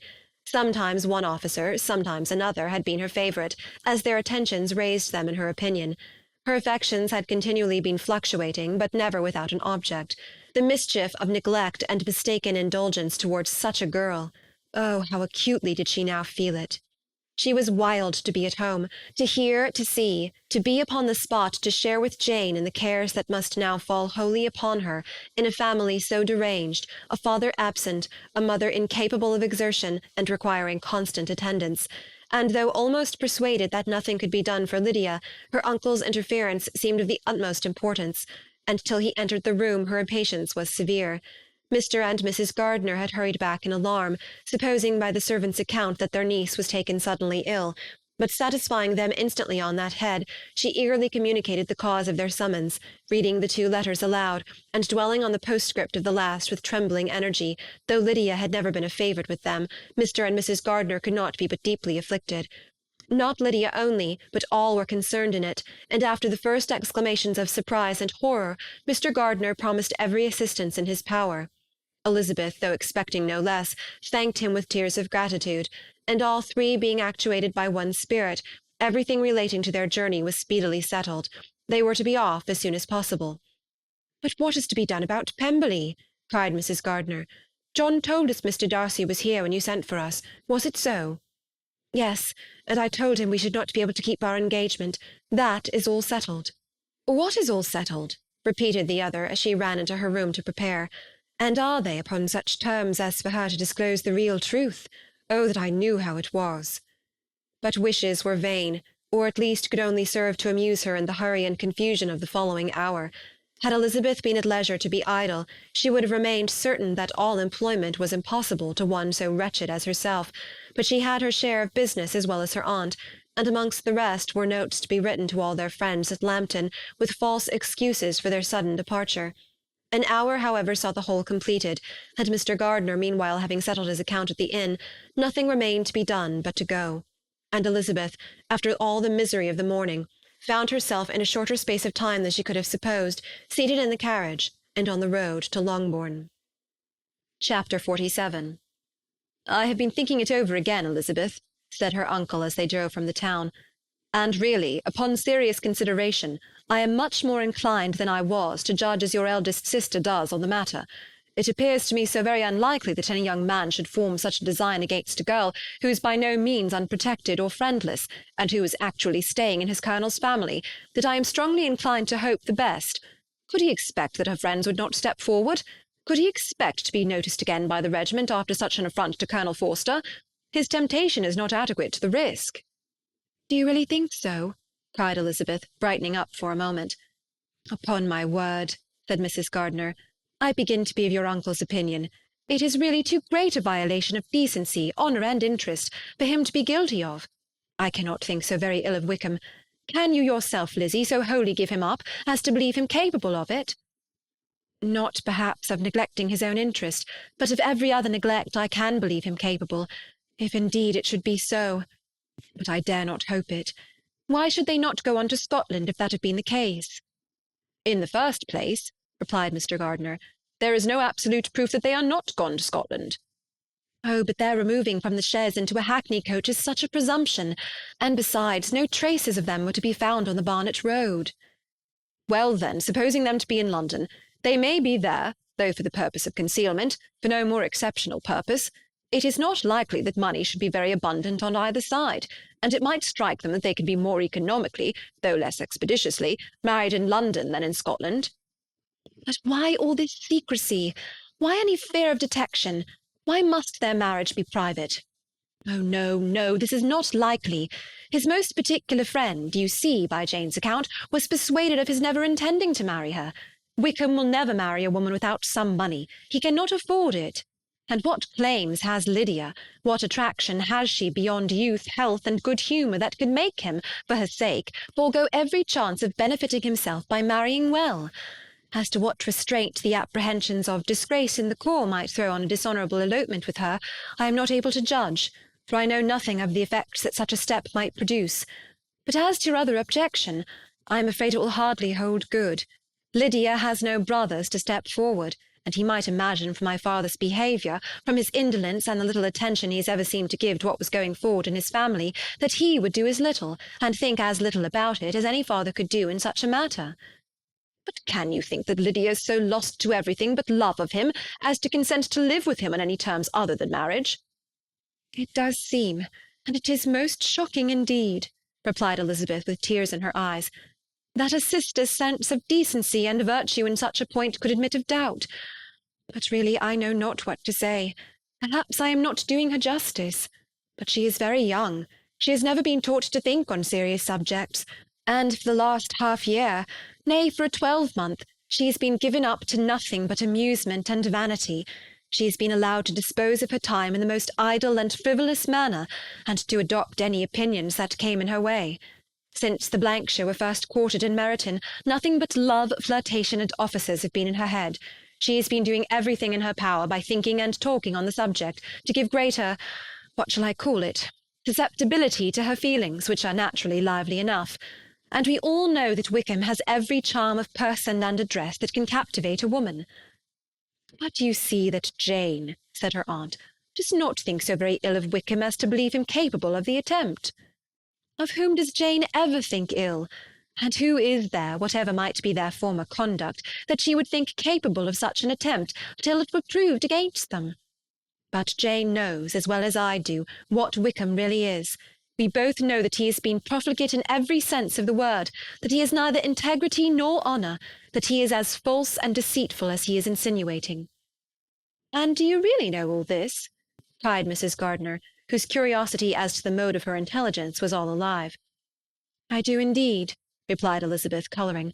I told you the other day of his infamous behaviour to Mr. Darcy, and you yourself, when last at Longbourn, heard in what manner he spoke of the man who had behaved with such forbearance and liberality towards him.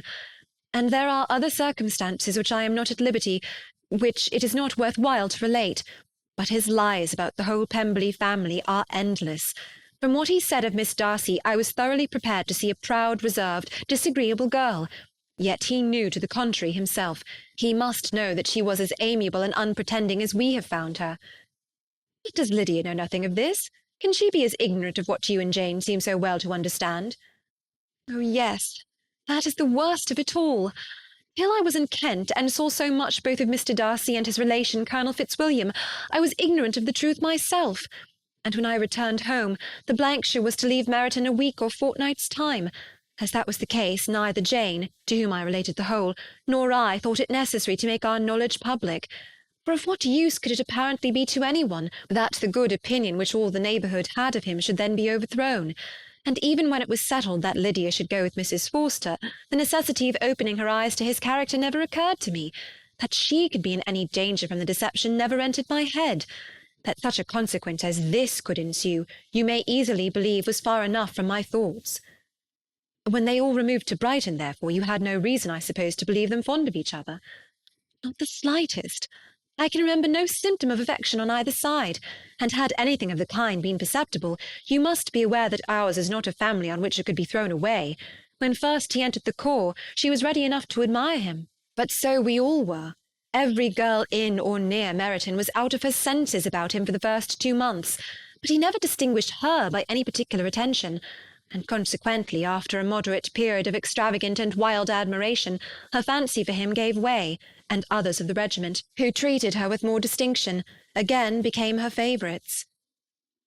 It may be easily believed that however little of novelty could be added to their fears, hopes, and conjectures on this interesting subject by its repeated discussion, no other could detain them from it long, during the whole of the journey.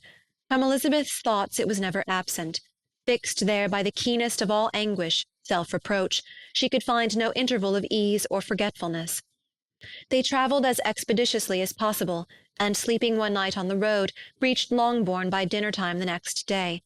It was a comfort to Elizabeth to consider that Jane could not have been wearied by long expectations. The little gardeners, attracted by the sight of a chaise, were standing on the steps of the house as they entered the paddock, and when the carriage drove up to the door, the joyful surprise that lighted up their faces, and displayed itself over their whole bodies, in a variety of capers and frisks, was the first pleasing earnest of their welcome.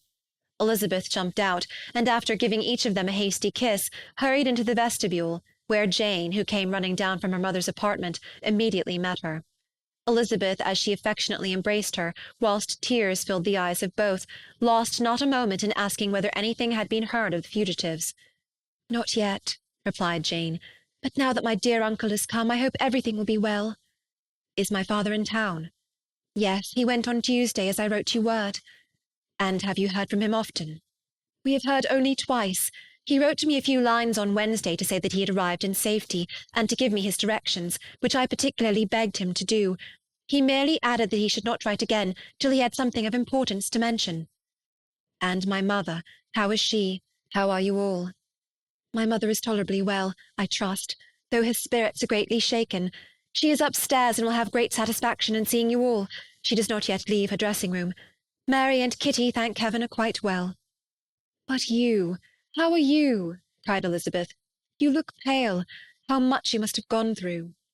Her sister, however, assured her of being perfectly well, and their conversation, which had been passing while Mr. and Mrs. Gardiner were engaged with their children, was now put an end to by the approach of the whole party. Jane ran to her uncle and aunt, and welcomed and thanked them both with alternate smiles and tears.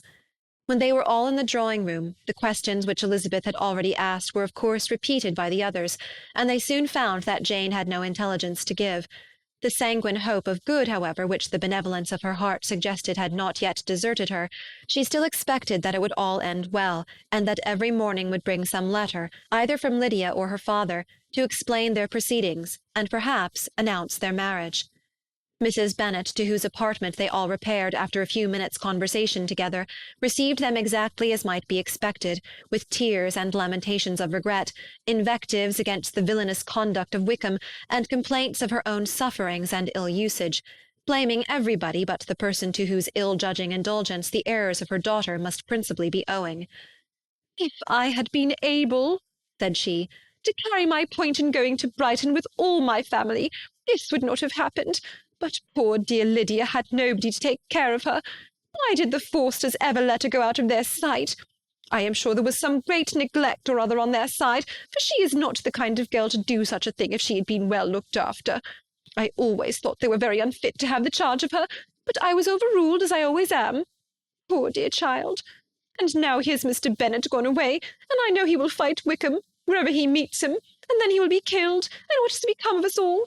The Collinses will turn us out before he is cold in his grave, and if you are not kind to us, brother, I do not know what we shall do."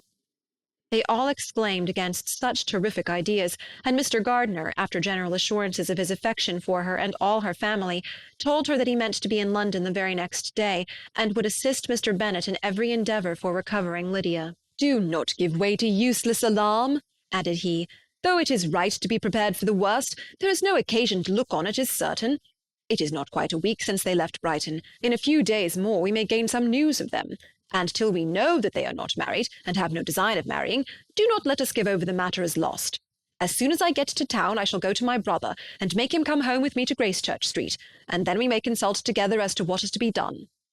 "Oh, my dear brother," replied Mrs. Bennet, "that is exactly what I could most wish for. And now do, when you shall get to town, find them out wherever they may be, and if they are not married already, make them marry. And as for wedding clothes, do not let them wait for that, but tell Lydia she shall have as much money as she chooses to buy them after they are married. And above all, keep Mr. Bennet from fighting. Tell him what a dreadful state I am in, that I am frightened out of my wits, and have such tremblings, such flutterings all over me, such spasms in my side, and pains in my head, and such beatings at heart, that I can get no rest by night or day. And tell my dear Lydia not to give any directions about her clothes till she has seen me, for she does not know which are the best warehouses. Oh, brother, how kind you are!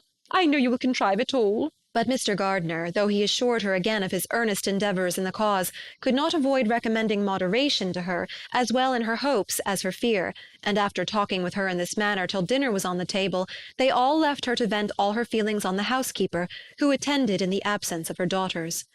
Though her brother and sister were persuaded that there was no real occasion for such a seclusion from the family, they did not attempt to oppose it, for they knew that she had not prudence enough to hold her tongue before the servants, while they waited at table, and judged it better that one only of the household, and the one whom they could most trust, should comprehend all her fears and solicitude on the subject. In the dining-room they were soon joined by Mary and Kitty, who had been too busily engaged in their separate apartments to make their appearance before.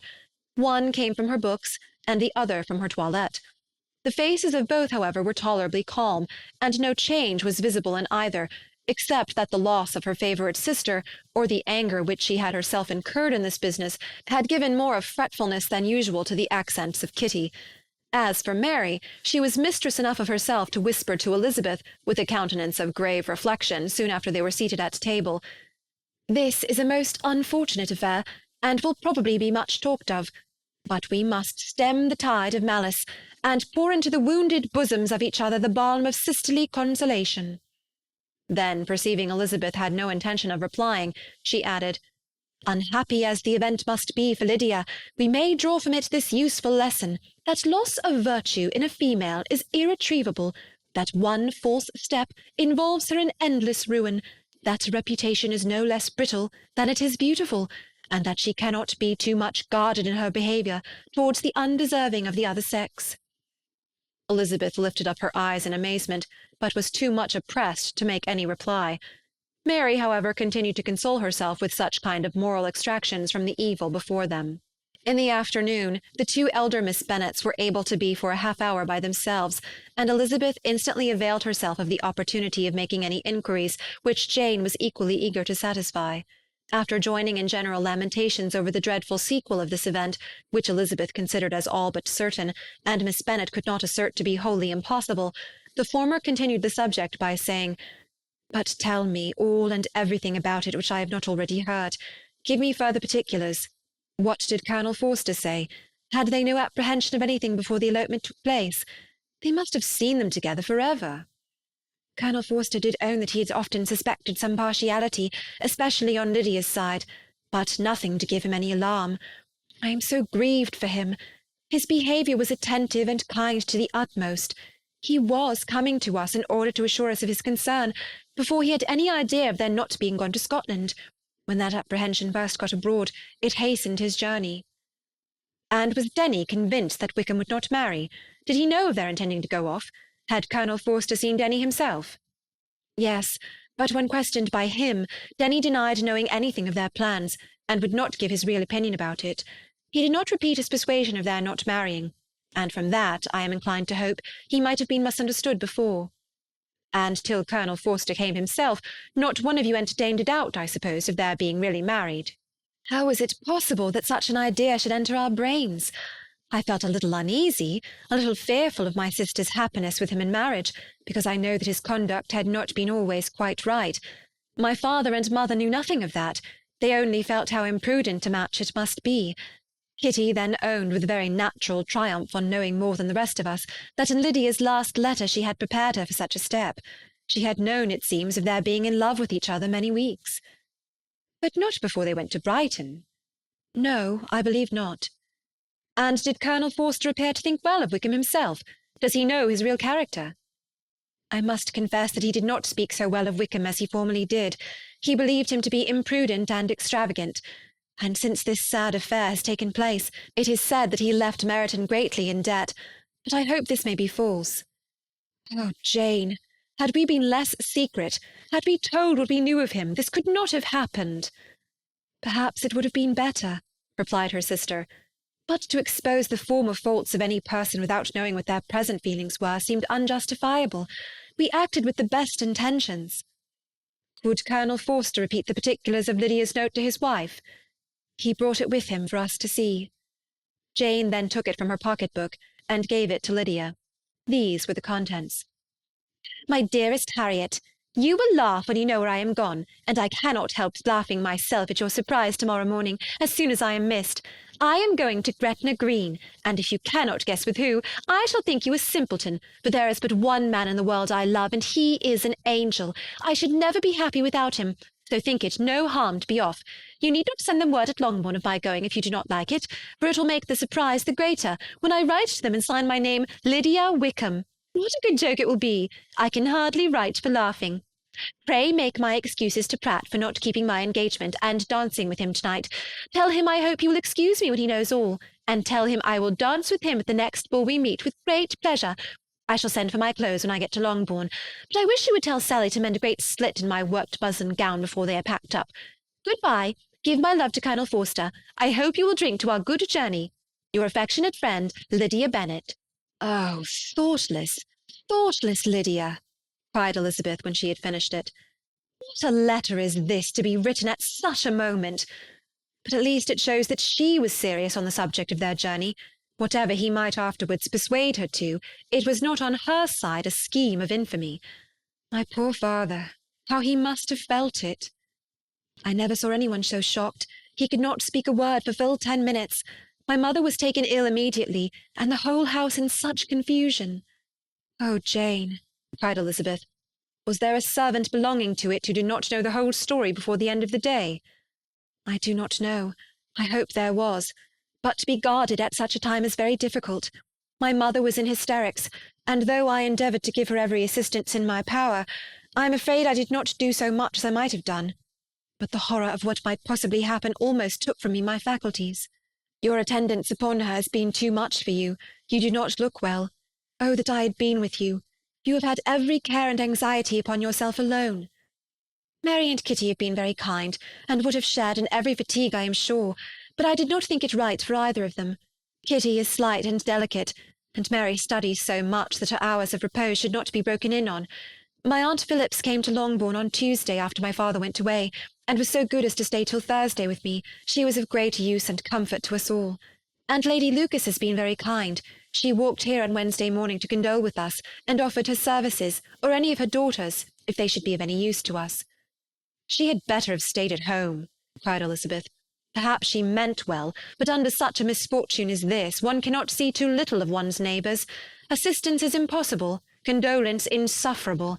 Let them triumph over us at a distance, and be satisfied. She then proceeded to inquire into the measures which her father had intended to pursue while in town for the recovery of his daughter. He meant, I believe, replied Jane, to go to Epsom, the place where they last changed horses, see the postilions, and try if anything could be made out from them. His principal object must be to discover the number of the hackney coach which took them from Clapham. It had come with a fare from London, and as he thought that the circumstance of a gentleman and ladies removing from one carriage into another might be remarked, he meant to make inquiries at Clapham.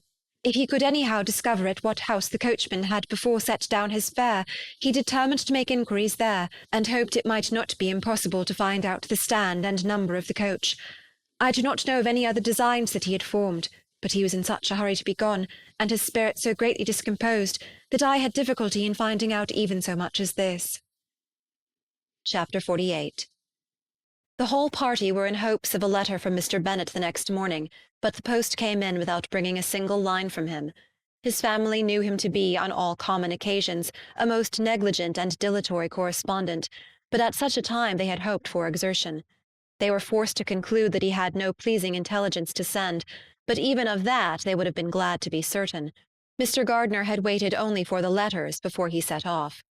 When he was gone, they were certain at least of receiving constant information of what was going on, and their uncle promised, at parting, to prevail on Mr. Bennet to return to Longbourn, as soon as he could, to the great consolation of his sister, who considered it as the only security for her husband's not being killed in a duel. Mrs. Gardiner and the children were to remain in Hertfordshire a few days longer, as the former thought her presence might be serviceable to her nieces. She shared in their attendance on Mrs. Bennet, and was a great comfort to them in their hours of freedom. Their other aunt also visited them frequently, and as always, as she said, with the design of cheering and heartening them up, though, as she never came without reporting some fresh instance of Wickham's extravagance or irregularity, she seldom went away without leaving them more dispirited than she found them. All Meryton seemed striving to blacken the man who, but 3 months before, had been almost an angel of light. He was declared to be in debt to every tradesman in the place, and his intrigues, all honoured with the title of seduction, had been extended into every tradesman's family. Everybody declared that he was the wickedest young man in the world, and everybody began to find out that they had always distrusted the appearance of his goodness. Elizabeth, though she did not credit above half of what was said, believed enough to make her former assurance of her sister's ruin more certain, and even Jane, who believed still less of it, became almost hopeless, more especially as the time was now come when, if they had gone to Scotland, which she had never before entirely despaired of, they must in all probability have gained some news of them. Mr. Gardiner left Longbourn on Sunday. On Tuesday his wife received a letter from him. It told them that, on his arrival, he had immediately found out his brother, and persuaded him to come to Gracechurch Street, that Mr. Bennet had been to Epsom and Clapham before his arrival, but without gaining any satisfactory information, and that he was now determined to inquire at all the principal hotels in town, as Mr. Bennet thought it possible that they might have gone to one of them, on their first coming to London, before they procured lodgings. Mr. Gardiner himself did not expect any success from this measure, but as his brother was eager in it, he meant to assist him in pursuing it. He added that Mr. Bennet seemed wholly disinclined at present to leave London, and promised to write again very soon. There was also a postscript to this effect. I have written to Colonel Forster to desire him to find out, if possible, from some of the young man's intimates in the regiment, whether Wickham has any relations or connections who would be likely to know in what part of town he has now concealed himself. If there were any one that one could apply to with a probability of gaining such a clue as that, it might be of essential consequence. At present we have nothing to guide us. Colonel Forster will, I dare say, do everything in his power to satisfy us on this head. But on second thoughts, perhaps, Lizzie could tell us what relations he has now living better than any other person. Elizabeth was at no loss to understand from whence this deference to her authority proceeded, but it was not in her power to give any information of so satisfactory a nature as the compliment deserved. She had never heard of his having had any relations, except a father and a mother, both of whom had been dead many years. It was possible, however, that some of his companions in the Blankshire might be able to give more information, and though she was not very sanguine in expecting it, the application was a something to look forward to. Every day at Longbourn was now a day of anxiety, but the most anxious part of each was when the post was expected. The arrival of letters was the grand object of every morning's impatience. Through letters, whatever of good or bad was to be told would be communicated, and every succeeding day was expected to bring some news of importance. But before they heard again from Mr. Gardiner, a letter arrived for their father, from a different quarter, from Mr. Collins, which, as Jane had received directions to open all that came for him in his absence, she accordingly read, and Elizabeth, who knew what curiosities his letters always were, looked over her and read it likewise. It was as follows. My dear sir, I feel myself called upon, by our relationship and by situation in life, to condole with you on the grievous affliction you are now suffering under, of which we were yesterday informed by a letter from Hertfordshire. Be assured, my dear sir, that Mrs. Collins and myself sincerely sympathize with you and all your respectable family in your present distress, which must be of the bitterest kind, because proceeding from a cause which no time can remove. No arguments shall be wanting on my part that can alleviate so severe a misfortune, or that may comfort you under a circumstance that must be of all others the most afflicting to a parent's mind. The death of your daughter would have been a blessing in comparison of this, and it is the more to be lamented, because there is reason to suppose, as my dear Charlotte informs me, that this licentiousness of behaviour in your daughter has proceeded from a faulty degree of indulgence, though, at the same time, for the consolation of yourself and Mrs. Bennet, I am inclined to think that her own disposition must be naturally bad, or she could not be guilty of such an enormity at so early an age. Howsoever that may be, you are grievously to be pitied, in which opinion I am not only joined by Mrs. Collins, but likewise by Lady Catherine and her daughter, to whom I have related the affair.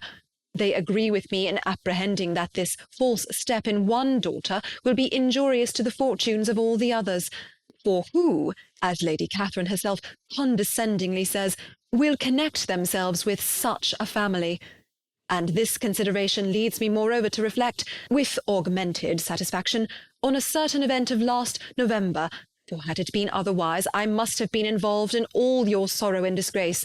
Let me then advise you, dear sir, to console yourself as much as possible, to throw off your unworthy child from your affection for ever, and leave her to reap the fruits of her own heinous offence. I am, dear sir, etc., etc.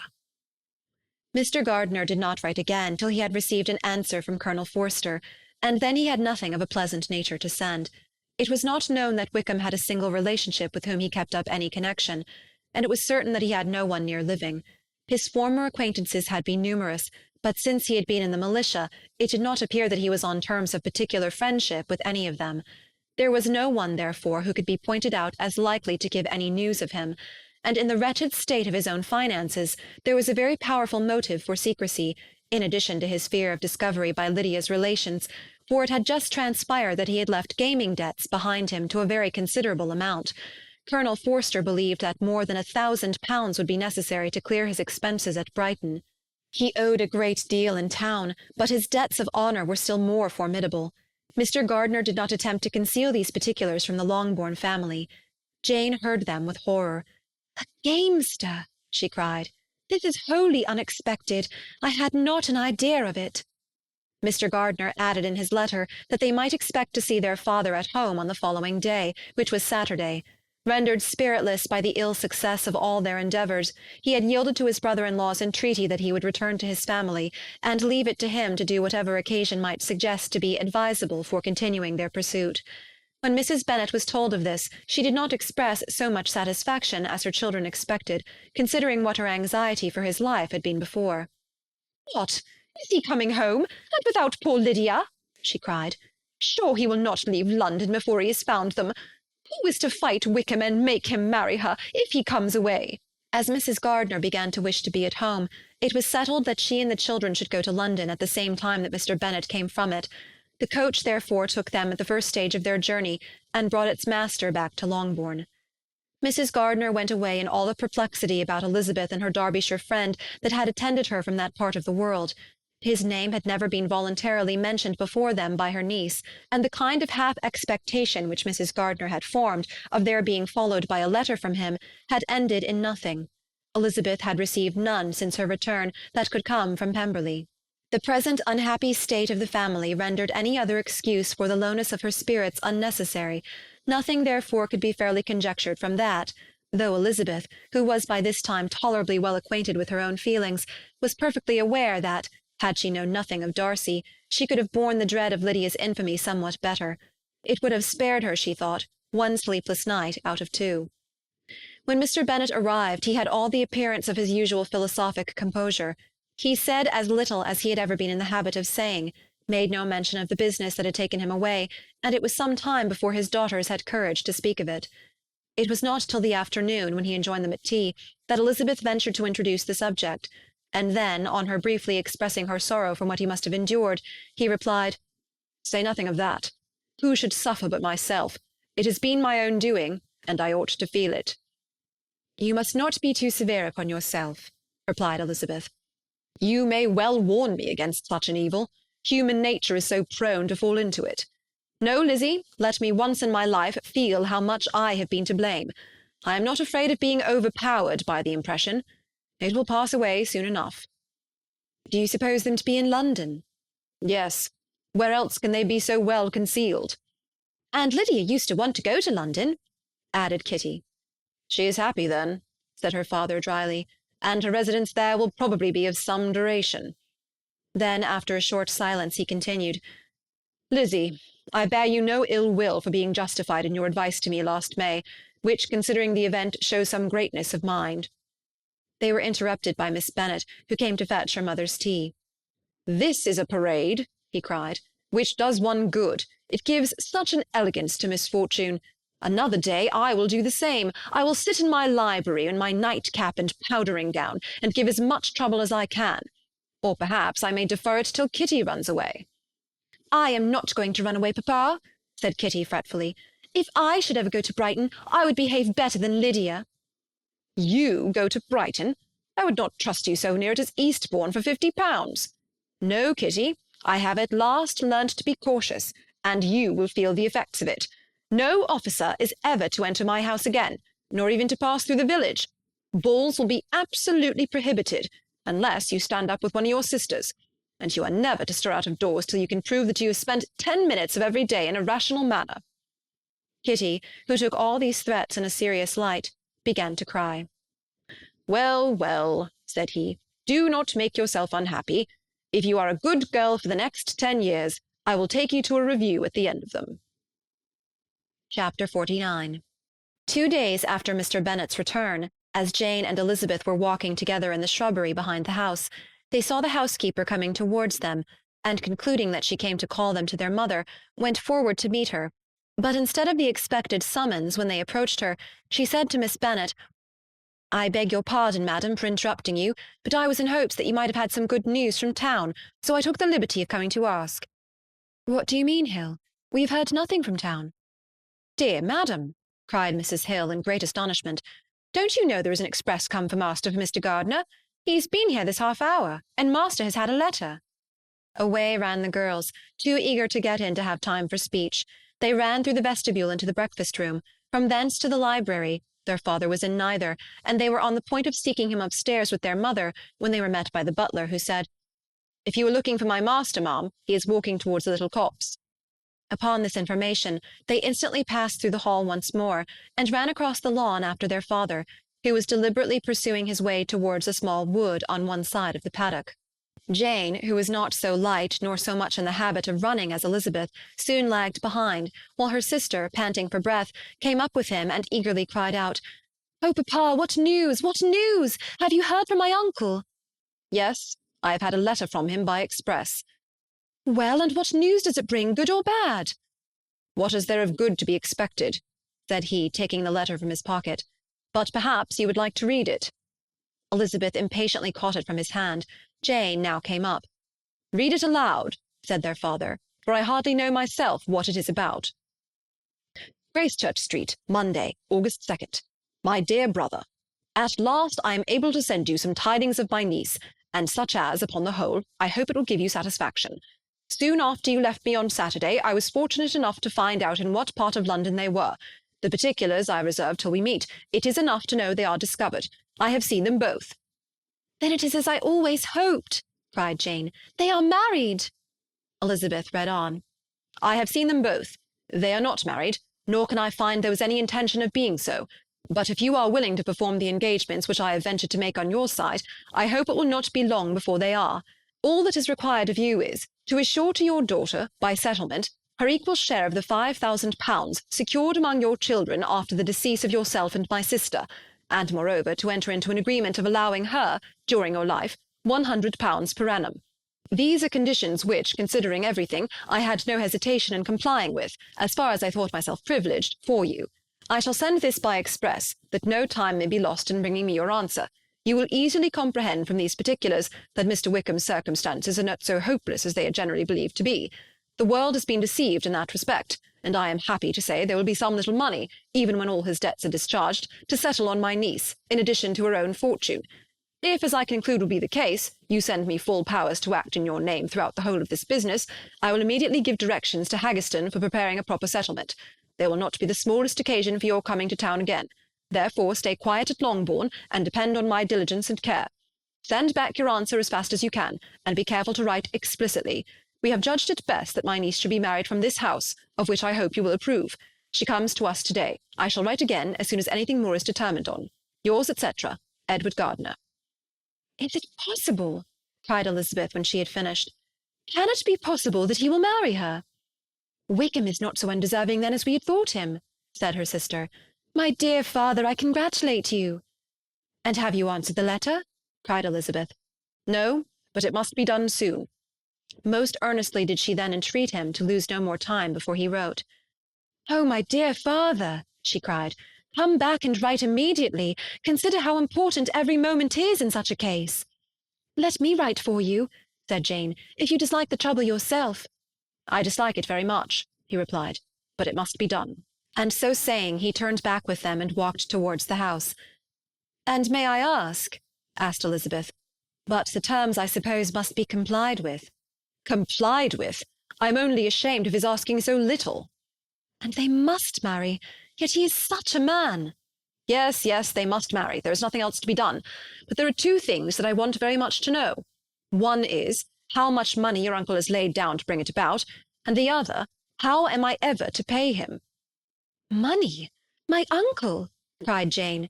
"What do you mean, sir?" "I mean that no man in his senses would marry Lydia on so slight a temptation as 100 a year during my life, and 50 after I am gone." "That is very true," said Elizabeth, "though it had not occurred to me before.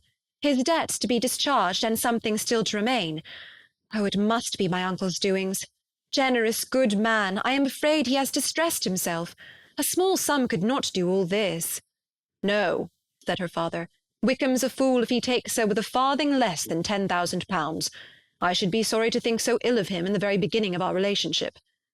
£10,000! Heaven forbid! How is half such a sum to be repaid?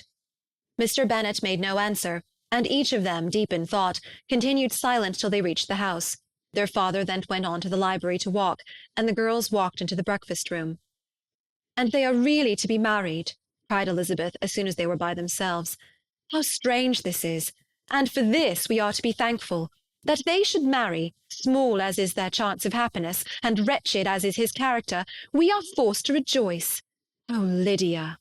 "I comfort myself with thinking," replied Jane, "that he certainly would not marry Lydia if he had not a real regard for her. Though our kind uncle has done something towards clearing him, I cannot believe that £10,000, or anything like it, has been advanced. He has children of his own, and may have more. How could he spare half £10,000? "If he were ever able to learn what Wickham's debts have been," said Elizabeth, "and how much is settled on his side on our sister, we shall exactly know what Mr. Gardiner has done for them, because Wickham has not a sixpence of his own. The kindness of my uncle and aunt can never be requited.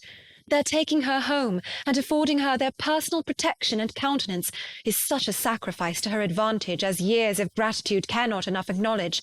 By this time she is actually with them. If such goodness does not make her miserable now, she will never deserve to be happy. What a meeting for her, when she first sees my aunt!" "We must endeavour to forget all that has passed on either side," said Jane. "I hope and trust they will yet be happy. His consenting to marry her is a proof, I will believe, that he has come to a right way of thinking.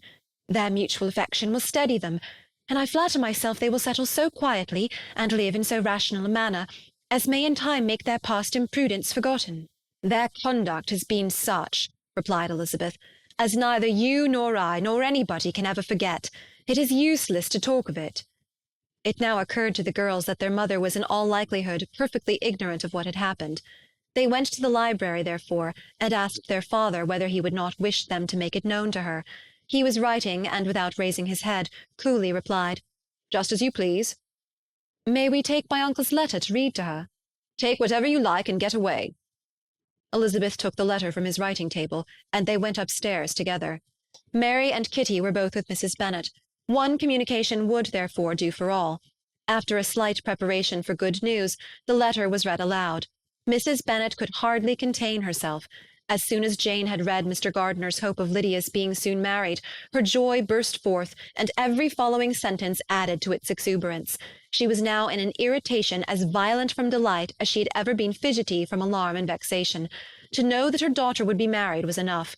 She was disturbed by no fear for her felicity, nor humbled by any remembrance of her misconduct. "My dear, dear Lydia," she cried, This is delightful indeed. She will be married. I shall see her again. She will be married at 16. My good, kind brother. I knew how it would be. I knew he would manage everything. How I long to see her, and to see dear Wickham too.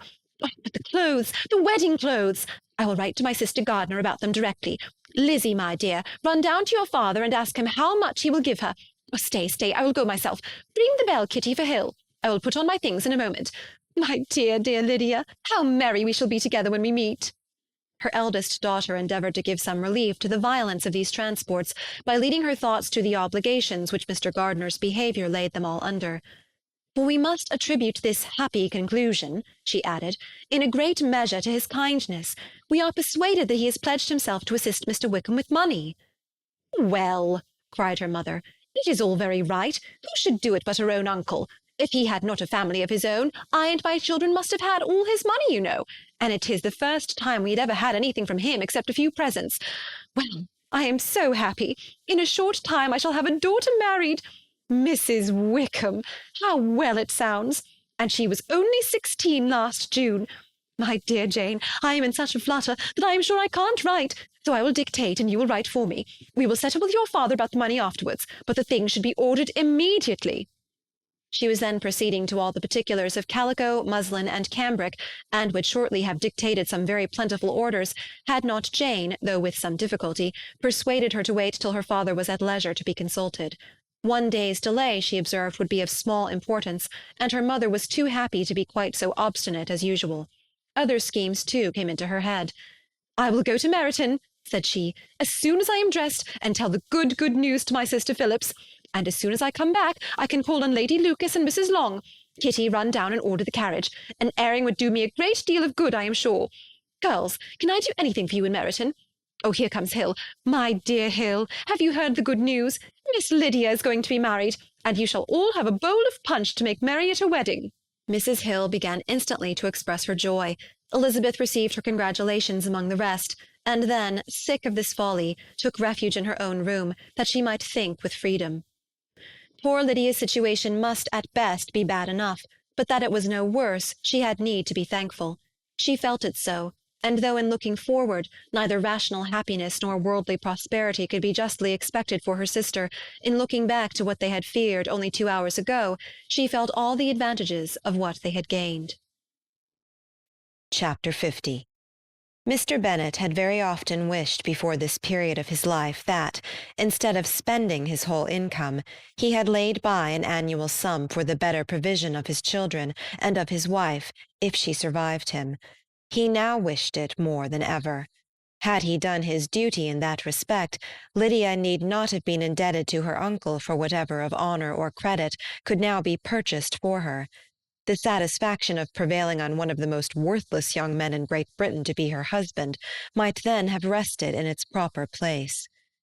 He was seriously concerned that a cause of so little advantage to anyone should be forwarded at the sole expense of his brother-in-law, and he was determined, if possible, to find out the extent of his assistance and to discharge the obligation as soon as he could. When first Mr. Bennet had married, economy was held to be perfectly useless, for of course they were to have a son. The son was to join in cutting off the entail as soon as he should be of age, and the widow and younger children would by that means be provided for. 5 daughters successively entered the world, but yet the son was to come, and Mrs. Bennet, for many years after Lydia's birth, had been certain that he would. This event had at last been despaired of, but it was then too late to be saving. Mrs. Bennet had no turn for economy, and her husband's love of independence had alone prevented their exceeding their income. £5,000 was settled by marriage articles on Mrs. Bennet and the children, but in what proportions it should be divided amongst the latter depended on the will of the parents. This was one point, with regard to Lydia at least, which was now to be settled, and Mr. Bennet could have no hesitation in acceding to the proposal before him. In terms of grateful acknowledgment for the kindness of his brother, though expressed most concisely, he then delivered on paper his perfect approbation of all that was done, and his willingness to fulfil the engagements that had been made for him. He had never before supposed that, could Wickham be prevailed on to marry his daughter, it would be done with so little inconvenience to himself as by the present arrangement. He would scarcely be £10 a year the loser by the 100 that was to be paid them. For what with her board and pocket allowance, and the continual presents and money which passed to her through her mother's hands, Lydia's expenses had been very little within that sum. That it would be done with such trifling exertion on his side, too, was another very welcome surprise, for his wish at present was to have as little trouble in the business as possible. When the first transports of rage which had produced his activity in seeking her were over, he naturally returned to all his former indolence. His letter was soon dispatched, for, though dilatory in undertaking business, he was quick in its execution. He begged to know further particulars of what he was indebted to his brother, but was too angry with Lydia to send any message to her. The good news spread quickly through the house, and with proportionate speed through the neighbourhood. It was borne in the latter with decent philosophy. To be sure, it would have been more for the advantage of conversation had Miss Lydia Bennet come upon the town, or, as the happiest alternative, been secluded from the world in some distant farmhouse. But there was much to be talked of in marrying her, and the good-natured wishes for her well-doing which had proceeded before from all the spiteful old ladies in Meryton lost but a little of their spirit in this change of circumstances, because with such a husband her misery was considered certain. It was a fortnight since Mrs. Bennet had been downstairs, but on this happy day she again took her seat at the head of the table, and in spirits oppressively high. No sentiment of shame gave a damp to her triumph. The marriage of a daughter, which had been the first object of her wishes since Jane was 16, was now on the point of accomplishment, and her thoughts and her words ran wholly on those attendants of elegant nuptials, fine muslins, new carriages, and servants. She was busily searching through the neighbourhood for a proper situation for her daughter, and without knowing or considering what their income might be, rejected many as deficient in size and importance. "Hay Park might do," said she, "if the Goldings could quit it, or the great house at Stoke, if the drawing-room were larger. But Ashworth is too far off. I could not bear to have her 10 miles from me.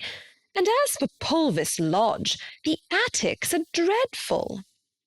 Her husband allowed her to talk on without interruption while the servants remained. But when they had withdrawn, he said to her, "Mrs. Bennet, before you take any or all of those houses for your son and daughter, let us come to a right understanding. Into one house in this neighbourhood they shall never have admittance. I will not encourage the impudence of either by receiving them at Longbourn." A long dispute followed this declaration, but Mr. Bennet was firm. It soon led to another, and Mrs. Bennet found, with amazement and horror, that her husband would not advance a guinea to buy clothes for his daughter. He protested that she should receive from him no mark of affection whatever on the occasion. Mrs. Bennet could hardly comprehend it. That his anger could be carried to such a point of inconceivable resentment as to refuse his daughter a privilege without which her marriage would scarcely seem valid, exceeded all she could believe possible.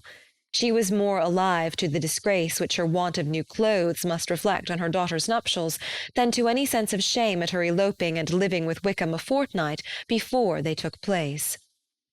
Elizabeth was now most heartily sorry that she had, from the distress of the moment, been led to make Mr. Darcy acquainted with their fears for her sister, for since her marriage would so shortly give the proper termination to the elopement, they might hope to conceal its unfavourable beginning from all those who were not immediately on the spot. She had no fear of its spreading farther through his means. There were few people on whose secrecy she would have more confidently depended, but at the same time there was no one whose knowledge of a sister's frailty would have mortified her so much, not, however, from any fear of disadvantage from it individually to herself, for at any rate there seemed a gulf impassable between them.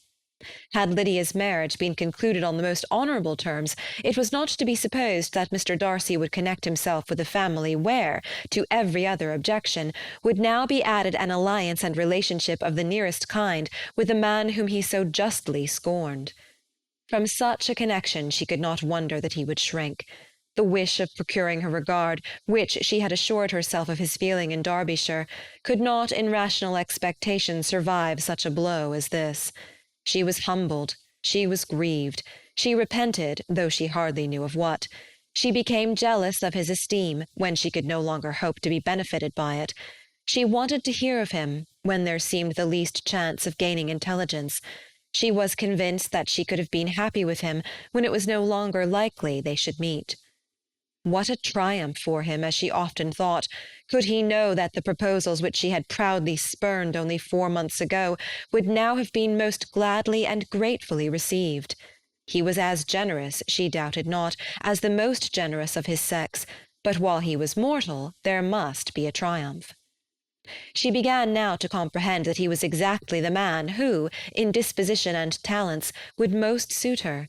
His understanding and temper, though unlike her own, would have answered all her wishes. It was an union that must have been to the advantage of both. By her ease and liveliness, his mind might have been softened, his manners improved, and from his judgment, information, and knowledge of the world, she must have received benefit of greater importance. But no such happy marriage could now teach the admiring multitude what connubial felicity really was. An union of a different tendency, and precluding the possibility of the other, was soon to be formed in their family. How Wickham and Lydia were to be supported in tolerable independence she could not imagine, but how little of permanent happiness could belong to a couple who were only brought together because their passions were stronger than their virtue, she could easily conjecture. Mr. Gardiner soon wrote again to his brother. To Mr. Bennet's acknowledgments he briefly replied, with assurance of his eagerness to promote the welfare of any of his family, and concluded with entreaties that the subject might never be mentioned to him again.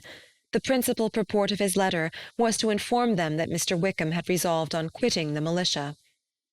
"It was greatly my wish that he should do so," he added, "as soon as his marriage was fixed on, and I think you will agree with me in considering the removal from that corps as highly advisable, both on his account and my niece's. It is Mr. Wickham's intention to go into the regulars, and among his former friends there are still some who are able and willing to assist him in the army. He has the promise of an ensigncy in General Blank's regiment, now quartered in the north. It is an advantage to have it so far from this part of the kingdom. He promises fairly, and I hope among different people, where they may each have a character to preserve, they will both be more prudent. I have written to Colonel Forster to inform him of our present arrangements, and to request that he will satisfy the various creditors of Mr. Wickham in and near Brighton with assurances of speedy payment, for which I have pledged myself. And will you give yourself the trouble of carrying similar assurances to his creditors in Meryton, of whom I shall subjoin a list according to his information. He has given in all his debts. I hope at least he has not deceived us. Haggerston has our directions, and all will be completed in a week. They will then join his regiment, unless they are first invited to Longbourn, and I understand from Mrs. Gardiner that my niece is very desirous of seeing you all before she leaves the south. She is well, and begs to be dutifully remembered to you and your mother. Yours, etc., E. Gardiner. Mr. Bennet and his daughters saw all the advantages of Wickham's removal from the Blankshire as clearly as Mr. Gardiner could do. But Mrs. Bennet was not so well pleased with it. Lydia's being settled in the north, just when she had expected most pleasure and pride in her company, for she had by no means given up her plan of their residing in Hertfordshire, was a severe disappointment, and besides it was such a pity that Lydia should be taken from a regiment where she was acquainted with everybody, and had so many favourites. "She is so fond of Mrs. Forster," said she. "It will be quite shocking to send her away. And there are several of the young men, too, that she likes very much. The officers may not be so pleasant in General Blank's regiment." His daughter's request, for such it might be considered, of being admitted into her family again before she set off for the north, received at first an absolute negative.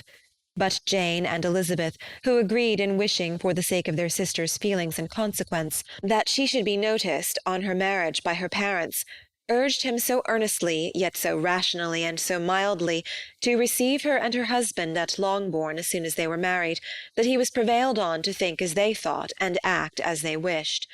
And their mother had the satisfaction of knowing that she would be able to show her married daughter in the neighbourhood before she was banished to the north.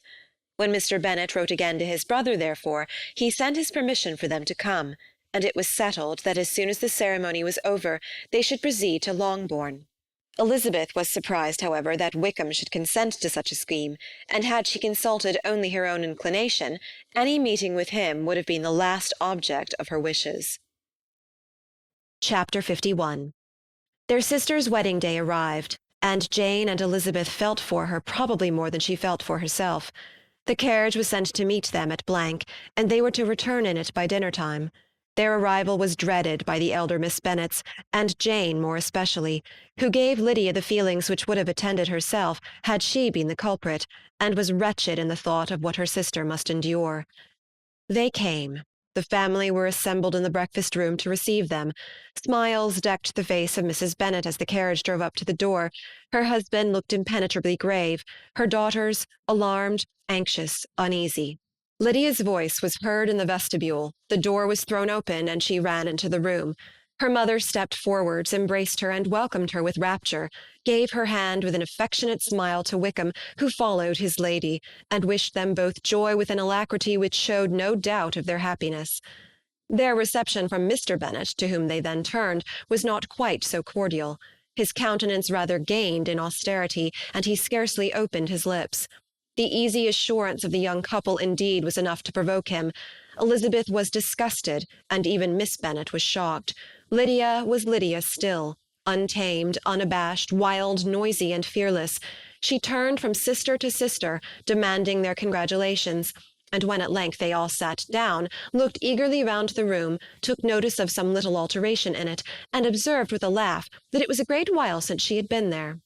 Wickham was not at all more distressed than herself, but his manners were always so pleasing that had his character and his marriage been exactly what they ought, his smiles and his easy address, while he claimed their relationship, would have delighted them all. Elizabeth had not before believed him quite equal to such assurance, but she sat down, resolving within herself to draw no limits in future to the impudence of an impudent man. She blushed, and Jane blushed, but the cheeks of the two who caused their confusion suffered no variation of colour. There was no want of discourse. The bride and her mother could neither of them talk fast enough, and Wickham, who happened to sit near Elizabeth, began inquiring after his acquaintance in that neighbourhood, with a good-humoured ease which she felt very unable to equal in her replies. They seemed each of them to have the happiest memories in the world. Nothing of the past was recollected with pain, and led Lydia involuntarily to subjects which her sisters would not have alluded to for the world. "Only think of its being 3 months!" she cried, "since I went away. It seems but a fortnight, I declare, and yet there have been things enough happened in the time.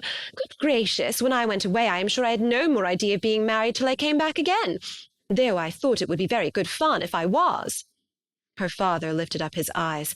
Jane was distressed.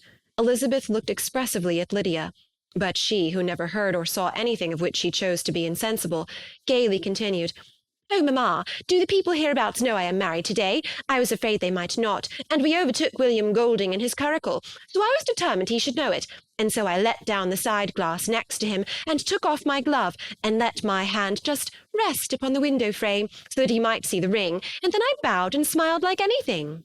Elizabeth could bear it no longer. She got up and ran out of the room, and returned no more, till she heard them passing through the hall to the dining-parlour. She then joined them soon enough to see Lydia, with anxious parade, walk up to her mother's right hand, and hear her say to her eldest sister, "Ah, Jane, I take your place now, and you must go lower, because I am a married woman." It was not to be supposed that time would give Lydia that embarrassment from which she had been so wholly free at first. Her ease and good spirits increased.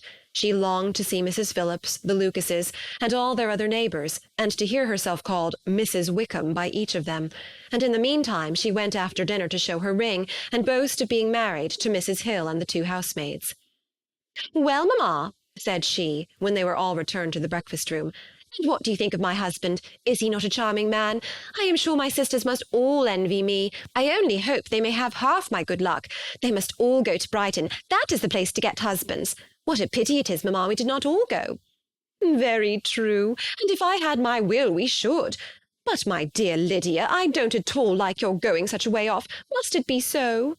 "Oh, Lord, yes, there is nothing in that. I shall like it of all things. You and papa and my sisters must come down and see us. We shall be at Newcastle all the winter, and I dare say there will be some balls, and I will take good care to get partners for them all." I should like it beyond anything, said her mother. And then, when you go away, you may leave one or two of my sisters behind you, and I dare say I shall get husbands for them before the winter is over.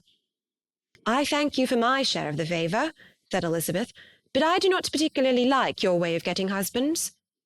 Their visitors were not to remain above 10 days with them. Mr. Wickham had received his commission before he left London, and he was to join his regiment at the end of a fortnight.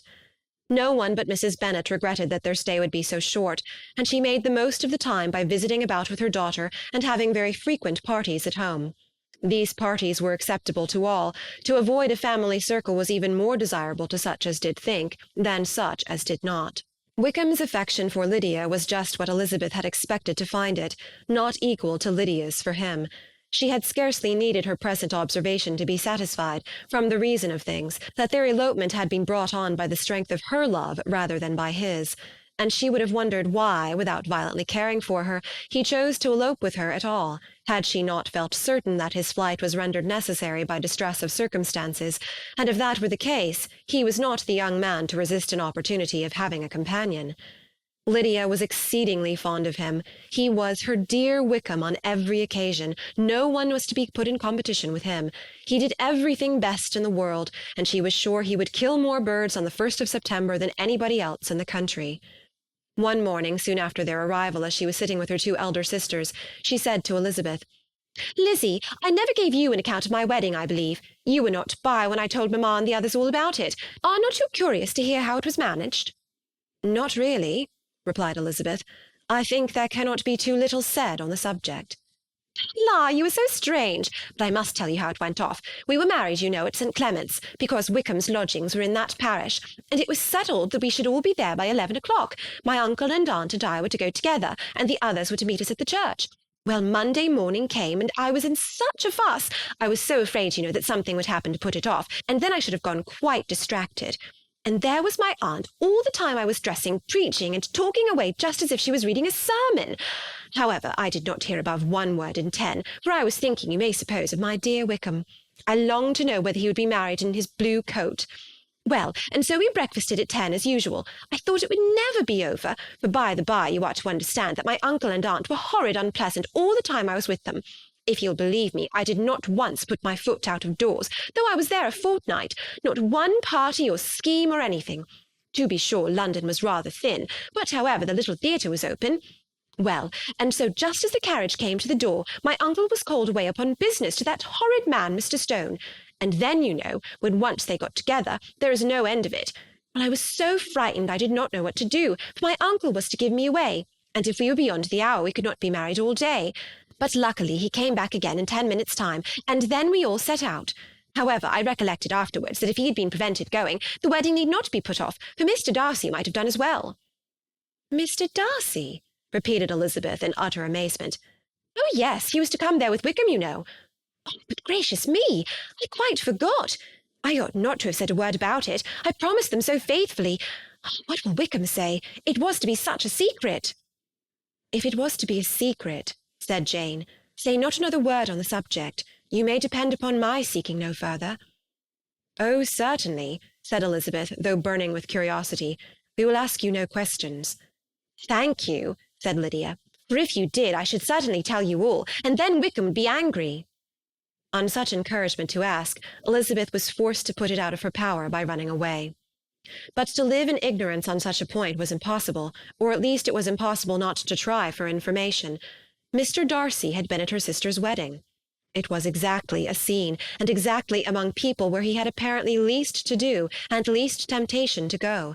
Conjectures as to the meaning of it, rapid and wild, hurried into her brain, but she was satisfied with none. Those that best pleased her, as placing his conduct in the noblest light, seemed most improbable. She could not bear such suspense, and hastily seizing a sheet of paper, wrote a short letter to her aunt to request an explanation of what Lydia had dropped, if it were compatible with the secrecy which had been intended. "You may readily comprehend," she added, "what my curiosity must be to know how a person unconnected with any of us, and comparatively speaking a stranger to our family, should have been amongst you at such a time. Pray write instantly and let me understand it. unless it is for very cogent reasons to remain in the secrecy which Lydia seems to think necessary, and then I must endeavour to be satisfied with ignorance. Not that I shall, though, she added to herself as she finished the letter. And, my dear aunt, if you do not tell me in an honourable manner, I shall certainly be reduced to tricks and stratagems to find it out. Jane's delicate sense of honour would not allow her to speak to Elizabeth privately of what Lydia had let fall. Elizabeth was glad of it. Till it appeared whether her inquiries would receive any satisfaction, she had rather be without a confidant. Chapter 52. Elizabeth had the satisfaction of receiving an answer to her letter as soon as she possibly could. She was no sooner in possession of it than, hurrying into the little copse, where she was least likely to be interrupted, she sat down on one of the benches and prepared to be happy, for the length of the letter convinced her that it did not contain a denial. Gracechurch Street, September 6th. My dear niece, I have just received your letter, and shall devote this whole morning to answering it, as I foresee that a little writing will not comprise what I have to tell you. I must confess myself surprised by your application. I did not expect it from you. Don't think me angry, however, for I only mean to let you know that I did not imagine such inquiries to be necessary on your side. If you do not choose to understand me, forgive my impertinence. Your uncle is as much surprised as I am, and nothing but the belief of your being a party concerned would have allowed him to act as he has done. But if you are really innocent and ignorant, I must be more explicit. On the very day of my coming home from Longbourn, your uncle had a most unexpected visitor. Mr. Darcy called, and was shut up with him several hours. It was all over before I arrived, so my curiosity was not so dreadfully racked as yours seems to have been. He came to tell Mr. Gardiner that he had found out where your sister and Mr. Wickham were, and that he had seen and talked with them both, Wickham repeatedly, Lydia once. From what I can collect, he left Derbyshire only one day after ourselves, and came to town with the resolution of hunting for them. The motive professed was his conviction of its being owing to himself that Wickham's worthlessness had not been so well known as to make it impossible for any young woman of character to love or confide in him. He generously imputed the whole to his mistaken pride, and confessed that he had before thought it beneath him to lay his private actions open to the world. His character was to speak for itself. He called it, therefore, his duty to step forward, and endeavour to remedy an evil which had been brought on by himself. If he had another motive, I am sure it would never disgrace him. He had been some days in town before he was able to discover them, but he had something to direct his search, which was more than we had, and the consciousness of this was another reason for his resolving to follow us. There is a lady, it seems, a Mrs. Young, who was some time ago governess to Miss Darcy, and was dismissed from her charge on some cause of disapprobation, though he did not say what. She then took a large house in Edward Street, and has since maintained herself by letting lodgings. This Mrs. Young was, he knew, intimately acquainted with Wickham, and he went to her for intelligence of him as soon as he got to town. But it was 2 or 3 days before he could get from her what he wanted. She would not betray her trust, I suppose, without bribery and corruption, for she really did know where her friend was to be found. Wickham, indeed, had gone to her on their first arrival in London, and had she been able to receive them into her house, they would have taken up their abode with her. At length, however, our kind friend procured the wished-for direction. They were in Street. He saw Wickham, and afterwards insisted on seeing Lydia. His first object with her, he acknowledged, had been to persuade her to quit her present disgraceful situation, and return to her friends as soon as they could be prevailed on to receive her, offering his assistance as far as it would go. But he found Lydia absolutely resolved on remaining where she was. She cared for none of her friends, she wanted no help of his, she would not hear of leaving Wickham. She was sure they should be married some time or other, and it did not much signify when. Since such were her feelings, it only remained, he thought, to secure and expedite a marriage, which in his very first conversation with Wickham he easily learnt had never been his design. He confessed himself obliged to leave the regiment on account of some debts of honour which were very pressing, and scrupled not to lay the ill consequences of Lydia's flight on her own folly alone. He meant to resign his commission immediately, and as to his future situation, he could conjecture very little about it. He must go somewhere, but he did not know where, and he knew he should have nothing to live on. Mr. Darcy asked him why he had not married your sister at once. Though Mr. Bennet was not imagined to be very rich, he would have been able to do something for him, and his situation must have been benefited by marriage. But he found in reply to this question that Wickham still cherished the hope of more effectually making his fortune by marriage in some other country. Under such circumstances, however, he was not likely to be proof against the temptation of immediate relief. They met several times, for there was much to be discussed. Wickham, of course, wanted more than he could get, but at length was reduced to be reasonable. Everything being settled between them, Mr. Darcy's next step was to make your uncle acquainted with it, and he first called in Gracechurch Street the evening before I came home. But Mr. Gardiner could not be seen, and Mr. Darcy found, on further inquiry, that your father was still with him, but would quit town the next morning. He did not judge your father to be a person whom he could so properly consult as your uncle, and therefore readily postponed seeing him until after the departure of the former. He did not leave his name, and till the next day it was only known that a gentleman had called on business. On Saturday he came again. Your father was gone, your uncle at home, and as I said before, they had a great deal of talk together. They met again on Sunday, and then I saw him too. It was not all settled before Monday. As soon as it was, the express was sent off to Longbourn. But our visitor was very obstinate. I fancy, Lizzie, that obstinacy is the real defect of his character after all. He has been accused of many faults at different times, but this is the true one. Nothing was to be done that he did not do himself, though I am sure, and I do not speak it to be thanked, therefore say nothing about it, your uncle would most readily have settled the whole. They battled it together for a long time, which was more than either the gentleman or lady concerned in it deserved. But at last your uncle was forced to yield, and instead of being allowed to be of use to his niece, was forced to put up with only having the probable credit of it, which went sorely against the grain, and I really believe your letter this morning gave him great pleasure, because it required an explanation that would rob him of his borrowed feathers, and give the praise where it was due. But, Lizzie, this must go no farther than yourself, or Jane at most. You know pretty well, I suppose, what has been done for the young people. His debts are to be paid, amounting, I believe, to considerably more than £1,000, another 1,000 in addition to her own settled upon her, and his commission purchased. The reason why all this was to be done by him alone was such as I have given above. It was owing to him, to his reserve and want of proper consideration, that Wickham's character had been so misunderstood, and consequently that he had been received and noticed as he was. Perhaps there was some truth in this, though I doubt whether his reserve, or anybody's reserve, can be answerable for the event. But in spite of all this fine talking, my dear Lizzie, you may rest perfectly assured that your uncle would never have yielded if we had not given him credit for another interest in the affair. When all this was resolved on, he returned again to his friends, who were still staying at Pemberley, but it was agreed that he should be in London once more when the wedding took place, and all money matters were then to receive the last finish. I believe I have now told you everything.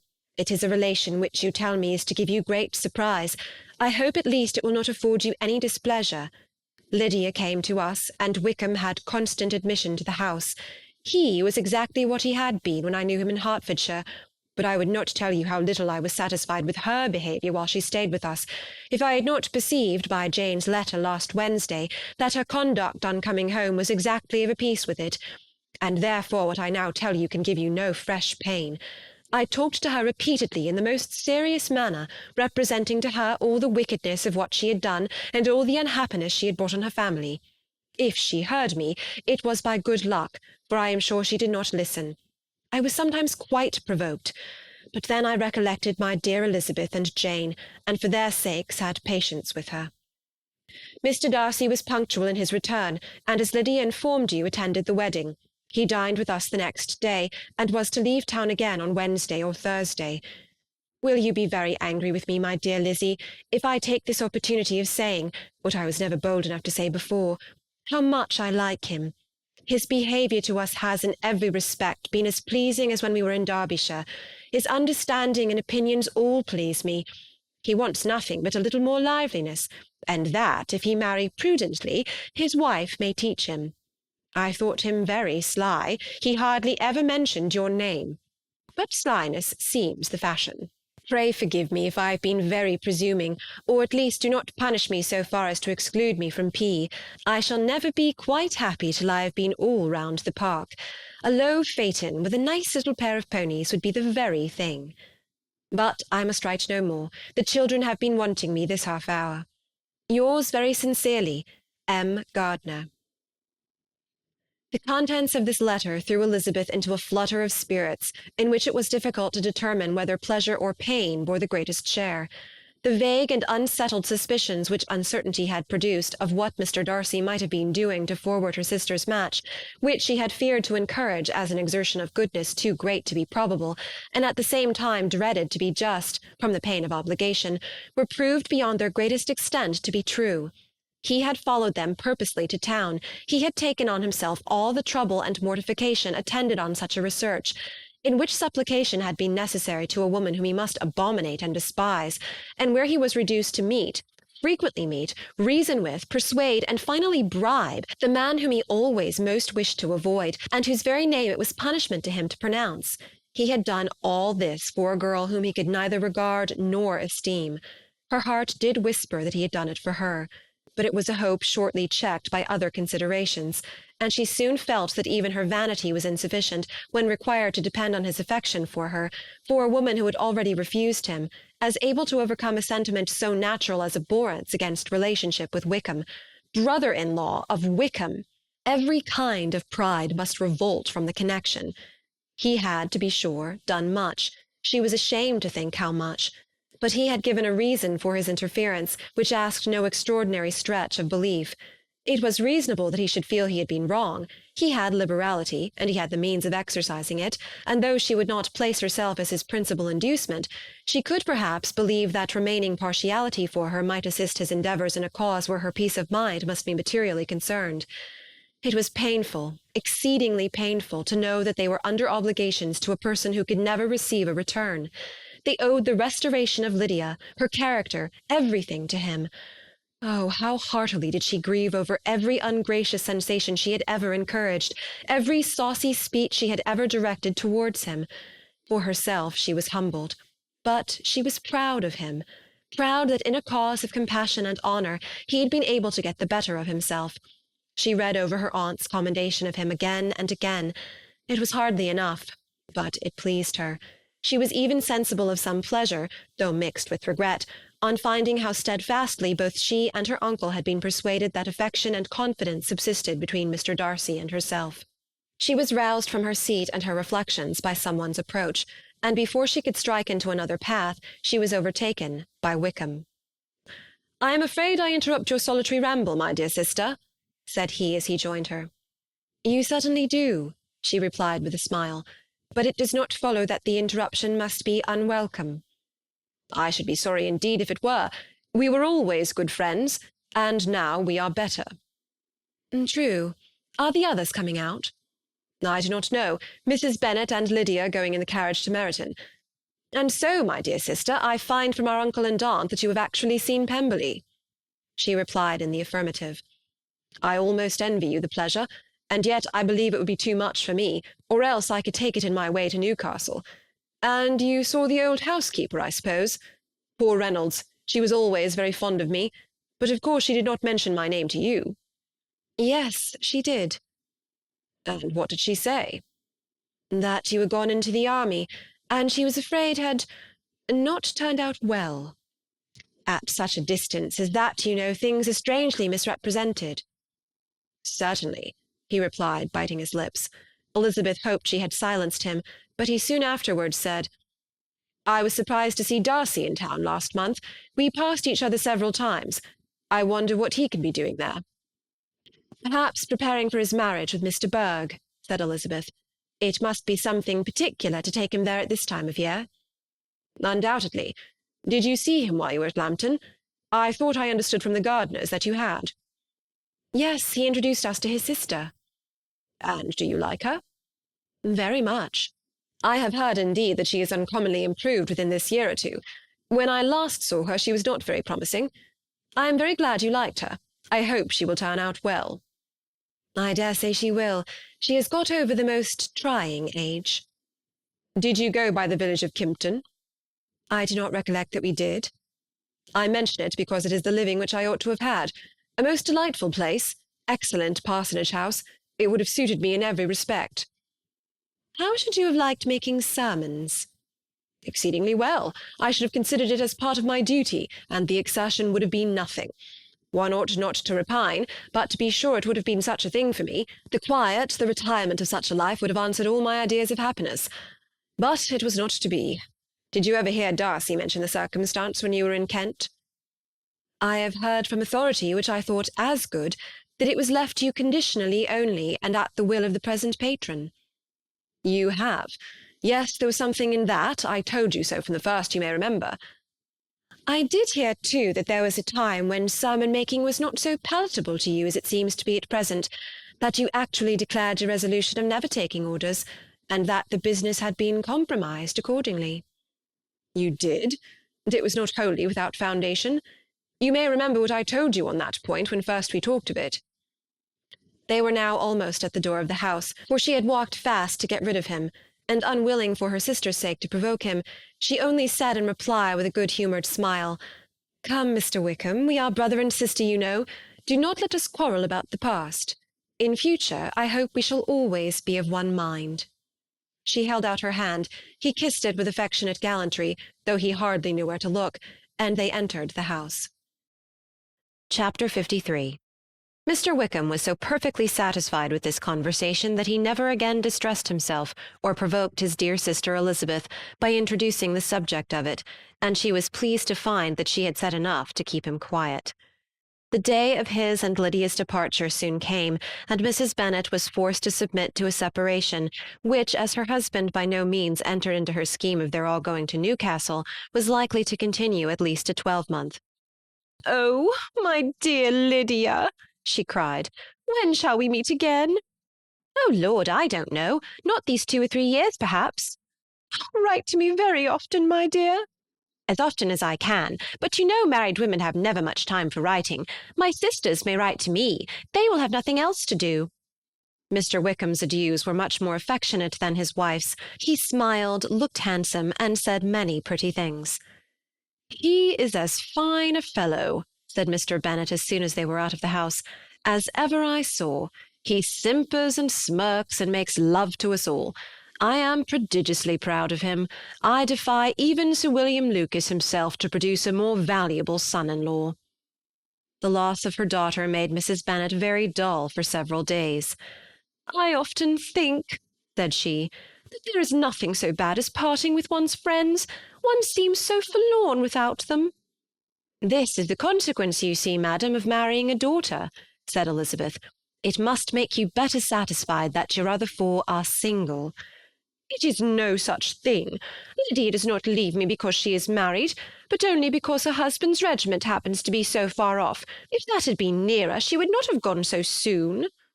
But the spiritless condition which this event threw her into was shortly relieved, and her mind opened again to the agitation of hope by an article of news which then began to be in circulation. The housekeeper at Netherfield had received orders to prepare for the arrival of her master, who was coming down in a day or 2 to shoot there for several weeks.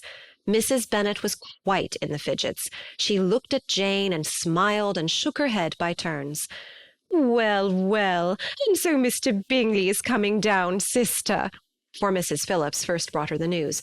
"Well, so much the better. Not that I care about it, though. He is nothing to us, you know, and I am sure I never want to see him again.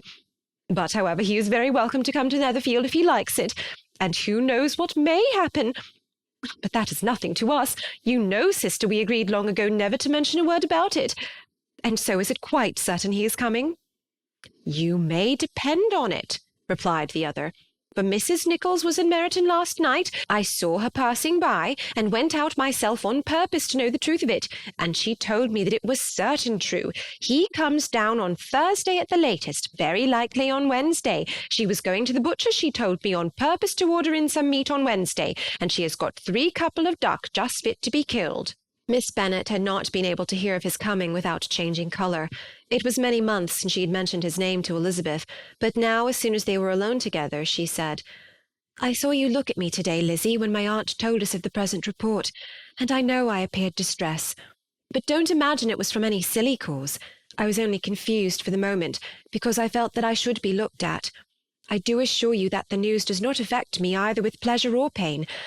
I am glad of one thing, that he comes alone, because we shall see the less of him. Not that I am afraid of myself, but I dread other people's remarks." Elizabeth did not know what to make of it. Had she not seen him in Derbyshire, she might have supposed him capable of coming there with no other view than what was acknowledged, but she still thought him partial to Jane, and she wavered as to the greater probability of his coming there with his friend's permission, or being bold enough to come without it. Yet it is hard, she sometimes thought, that this poor man cannot come to a house which he has legally hired, without raising all this speculation. I will leave him to himself. In spite of what her sister declared, and really believed to be her feelings in the expectation of his arrival, Elizabeth could easily perceive that her spirits were affected by it. They were more disturbed, more unequal than she had often seen them. The subject which had been so warmly canvassed between their parents about a 12-month ago was now brought forward again. "As soon as ever Mr. Bingley comes, my dear," said Mrs. Bennet, "you will wait on him, of course." "No, no, you forced me into visiting him last year, and promised if I went to see him he should marry one of my daughters. But it ended in nothing, and I will not be sent on a fool's errand again."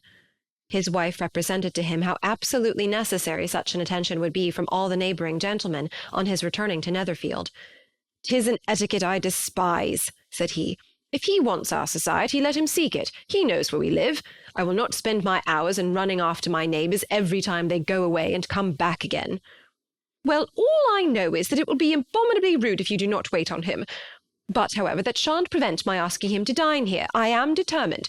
We must have Mrs. Long and the Goldings soon. That will make 13 with ourselves, so there will be just room at table for him." Consoled by this resolution, she was the better able to bear her husband's incivility, though it was very mortifying to know that her neighbours might all see Mr. Bingley, in consequence of it, before they did. As the day of his arrival drew near, "I begin to be sorry that he comes at all," said Jane to her sister. "It would be nothing. I could see him with perfect indifference, but I can hardly bear to hear it thus perpetually talked of. My mother means well, but she does not know, no one can know, how much I suffer from what she says. Happy shall I be when his stay at Netherfield is over." "I wish I could say anything to comfort you," replied Elizabeth, "but it is wholly out of my power. You must feel it, and the usual satisfaction of preaching patience to a sufferer is denied me, because you have always so much." Mr. Bingley arrived. Mrs. Bennet, through the assistance of servants, contrived to have the earliest tidings of it, that the period of anxiety and fretfulness on her side might be as long as it could. She counted the days that must intervene before their invitation could be sent, hopeless of seeing him before. But on the 3rd morning after his arrival in Hertfordshire, she saw him, from her dressing-room window, enter the paddock and ride towards the house. Her daughters were eagerly called to partake of her joy. Jane resolutely kept her place at the table, but Elizabeth, to satisfy her mother, went to the window. She looked, she saw Mr. Darcy with him, and sat down again by her sister. "There is a gentleman with him, mamma," said Kitty. "Who can it be?" "Some acquaintance or other, my dear, I suppose. I am sure I do not know." "La," replied Kitty, "it looks just like that man that used to be with him before, Mr. What's-his-name, that tall, proud man." "Good gracious, Mr. Darcy! And so it does, I vow. Well, any friend of Mr. Bingley's will always be welcome here, to be sure, but I must say that I hate the very sight of him." Jane looked at Elizabeth with surprise and concern. She knew but little of their meeting in Derbyshire, and therefore felt for the awkwardness which must attend her sister in seeing him almost for the first time after receiving his explanatory letter. Both sisters were uncomfortable enough. Each felt for the other, and of course for themselves, and their mother talked on of her dislike of Mr. Darcy, and her resolution to be civil to him only as Mr. Bingley's friend, without being heard by either of them. But Elizabeth had sources of uneasiness which could not be suspected by Jane, to whom she had never yet had courage to show Mrs. Gardiner's letter, or to relate her own change of sentiment towards him. To Jane he could only be a man whose proposal she had refused, and whose merit she had undervalued, but to her own more extensive information, he was the person to whom the whole family were indebted for the first of benefits, and whom she regarded herself with an interest, if not quite so tender, at least as reasonable and just as what Jane felt for Bingley. Her astonishment at his coming to Netherfield, to Longbourn, and voluntarily seeking her again, was almost equal to what she had known on first witnessing his altered behaviour in Derbyshire. The colour which had been driven from her face returned for half a minute with an additional glow, and a smile of delight added lustre to her eyes, as she thought for that space of time that his affection and wishes must still be unshaken, but she would not be secure. "Let me first see how he behaves," said she. "It will then be early enough for expectation." She sat intently at work, striving to be composed, without daring to lift up her eyes, till anxious curiosity carried them to the face of her sister as the servant was approaching the door. Jane looked a little paler than usual, but more sedate than Elizabeth had expected.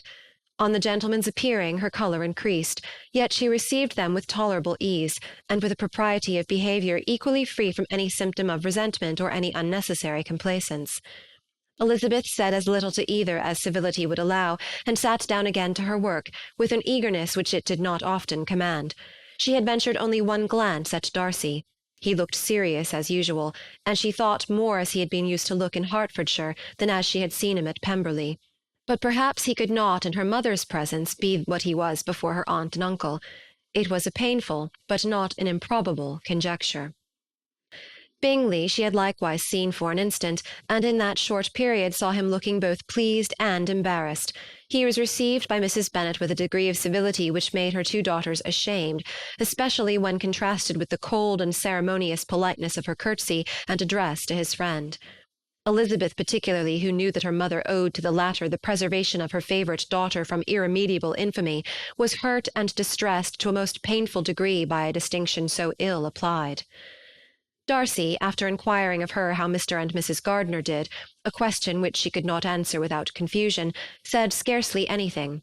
He was not seated by her, perhaps that was the reason of his silence, but it had not been so in Derbyshire. There he had talked to her friends when he could not to herself, but now several minutes elapsed without bringing the sound of his voice, and when occasionally, unable to resist the impulse of curiosity, she raised her eyes to his face, she as often found him looking at Jane as at herself, and frequently on no object but the ground. More thoughtfulness and less anxiety to please than when they had last met were plainly expressed. She was disappointed, and angry with herself for being so. "Could I expect it to be otherwise?" said she. "Yet why did he come?" She was in no humour for conversation with anyone but himself, and to him she had hardly courage to speak.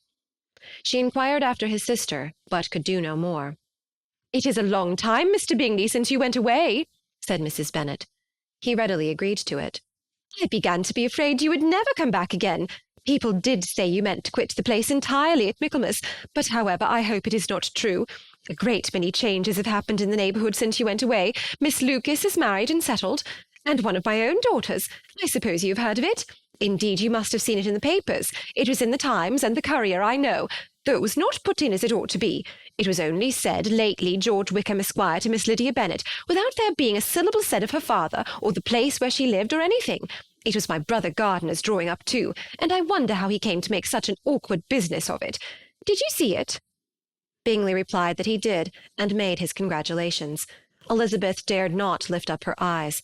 How Mr. Darcy looked, therefore, she could not tell. "It is a delightful thing, to be sure, to have a daughter well married," continued her mother. "But at the same time, Mr. Bingley, it is very hard to have her taken such away from me. They are gone down to Newcastle, a place quite northward, it seems, and there they are to stay I do not know how long. His regiment is there, for I suppose you have heard of his leaving the Blankshire, and of his being gone into the regulars. Thank heaven he has some friends, though perhaps not so many as he deserves."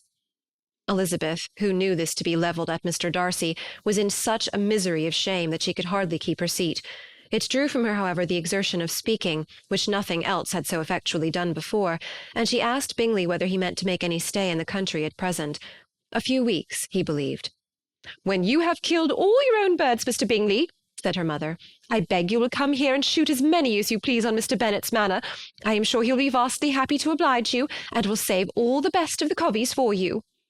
Elizabeth's misery increased at such unnecessary, such officious attention. Were the same fair prospect to arise at present as had flattered them a year ago, everything, she was persuaded, would be hastening to the same vexatious conclusion. At that instant she felt that years of happiness could not make Jane or herself amends for moments of such painful confusion.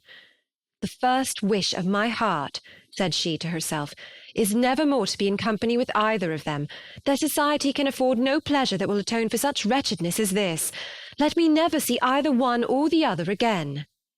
Yet the misery, for which years of happiness were to offer no compensation, received soon afterwards material relief from observing how much the beauty of her sister rekindled the admiration of her former lover. When first he came in he had spoken to her but little, but every 5 minutes seemed to be giving her more of his attention. He found her as handsome as she had been last year, as good-natured and as unaffected, though not quite so chatty. Jane was anxious that no difference should be perceived in her at all, and was really persuaded that she talked as much as ever, but her mind was so busily engaged that she did not always know when she was silent. When the gentlemen rose to go away, Mrs. Bennet was mindful of her intended civility, and they were invited and engaged to dine at Longbourn in a few days' time. "You are quite a visit in my debt, Mr. Bingley," she added, "for when you went to town last winter you promised to take a family dinner with us as soon as you returned. I have not forgot, you see, and I assure you I was very much disappointed that you did not come back and keep your engagement." Bingley looked a little silly at this reflection, and said something of his concern at having been prevented by business. Then they went away. Mrs. Bennet had been strongly inclined to ask them to stay and dine there that day, but though she always kept a very good table, she did not think anything less than 2 courses could be good enough for a man on whom she had such anxious designs, or satisfy the appetite and pride of one who had 10,000 a year. Chapter 54. As soon as they were gone, Elizabeth walked out to recover her spirits, or in other words, to dwell without interruption on those subjects that must deaden them more. Mr. Darcy's behaviour astonished and vexed her. "Why, if he came only to be silent, grave, and indifferent," said she, "did he come at all?" She could settle it in no way that gave her pleasure. "He could be still amiable, still pleasing to my uncle and aunt when he was in town, and why not to me? If he fears me, why come hither? If he no longer cares for me, why silent? Teasing, teasing man! I will think no more about him." Her resolution was for a short time involuntarily kept by the approach of her sister, who joined her with cheerful look, which showed her better satisfied with their visitors than Elizabeth. "Now," said she, "that this first meeting is over, I feel perfectly easy. I know my own strength, and I shall never be embarrassed again by his coming. I am glad he dines here on Tuesday. It will then be publicly seen that on both sides we meet only as common and indifferent acquaintance." "Yes, very indifferent indeed," said Elizabeth laughingly. "Oh, Jane, take care." "My dear Lizzie, you cannot think me so weak as to be in danger now." "I think you are in very great danger of making him as much in love with you as ever." They did not see the gentleman again till Tuesday, and Mrs. Bennet in the meanwhile was giving way to all the happy schemes which the good humour and common politeness of Bingley in half an hour's visit had revived. On Tuesday there was a large party assembled at Longbourn, and the two who were most anxiously expected, to the credit of their punctuality as sportsmen, were in very good time. When they repaired to the dining-room, Elizabeth eagerly watched to see whether Bingley would take the place which, in all their former parties, had belonged to him by her sister. Her prudent mother, occupied by the same ideas, forbore to invite him to sit by herself. On entering the room he seemed to hesitate, but Jane happened to look round and happened to smile. It was decided. He placed himself by her. Elizabeth, with a triumphant sensation, looked towards his friend. He bore it with noble indifference, and she would have imagined that Bingley had received his sanction to be happy, had she not seen his eyes likewise turned towards Mr. Darcy, with an expression of half-laughing alarm. His behaviour to her sister was such, during dinner-time, as showed an admiration of her, which, though more guarded than formerly, persuaded Elizabeth that if left wholly to himself, Jane's happiness and his own would be speedily secured. Though she dared not depend upon the consequence, she yet received pleasure from observing his behaviour. It gave her all the animation that her spirits could boast, for she was in no cheerful humour. Mr. Darcy was almost as far from her as the table could divide them.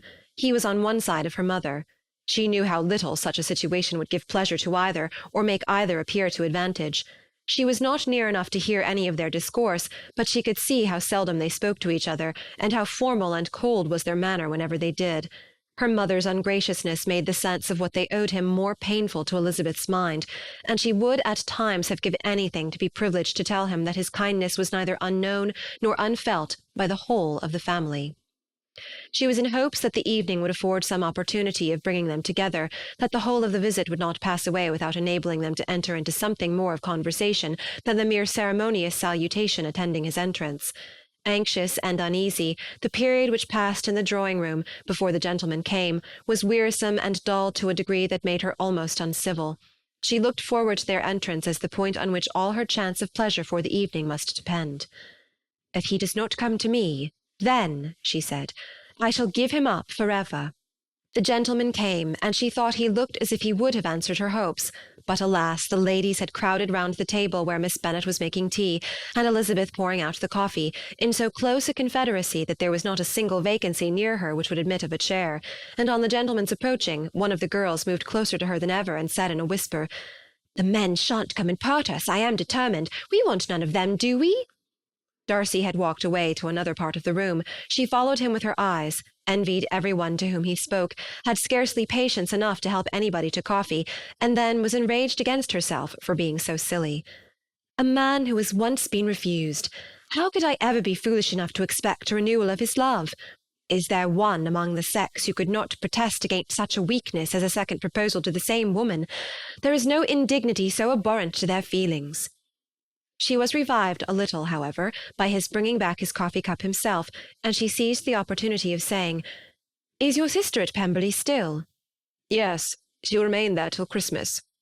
"And quite alone? Have all her friends left her?" "Mrs. Annesley is with her.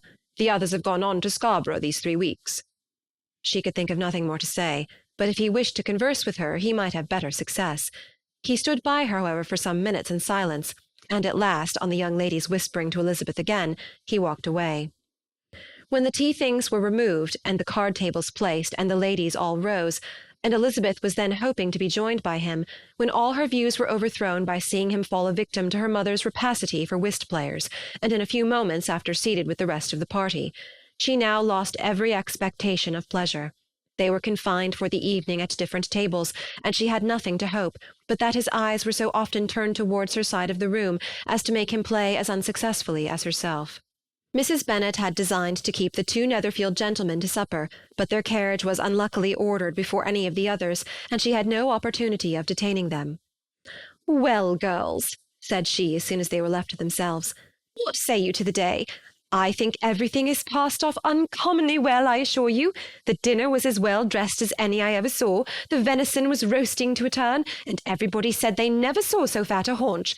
The soup was 50 times better than what we had at the Lucases last week, and even Mr. Darcy acknowledged that the partridges were remarkably well done, and I suppose he has 2 or 3 French cooks at least.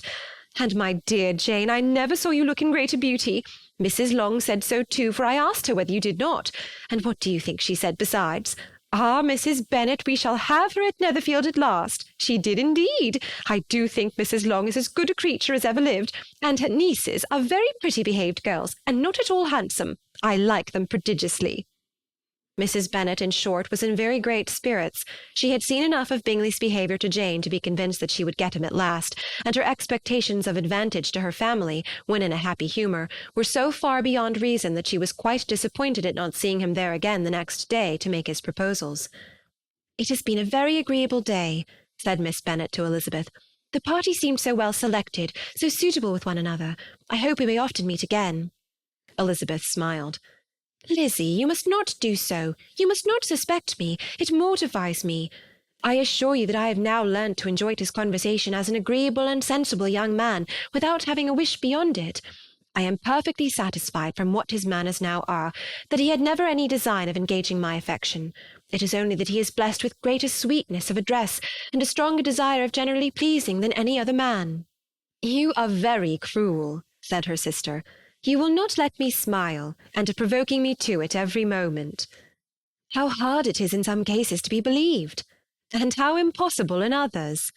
But why should you wish to persuade me that I feel more than I acknowledge? That is a question which I hardly know how to answer. We all love to instruct, though we can teach only what is not worth knowing. Forgive me, and if you persist in indifference, do not make me your confidant." Chapter 55. A few days after this visit, Mr. Bingley called again, and alone.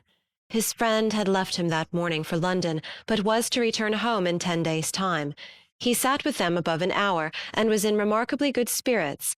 Mrs. Bennet invited him to dine with them, but with many expressions of concern he confessed himself engaged elsewhere.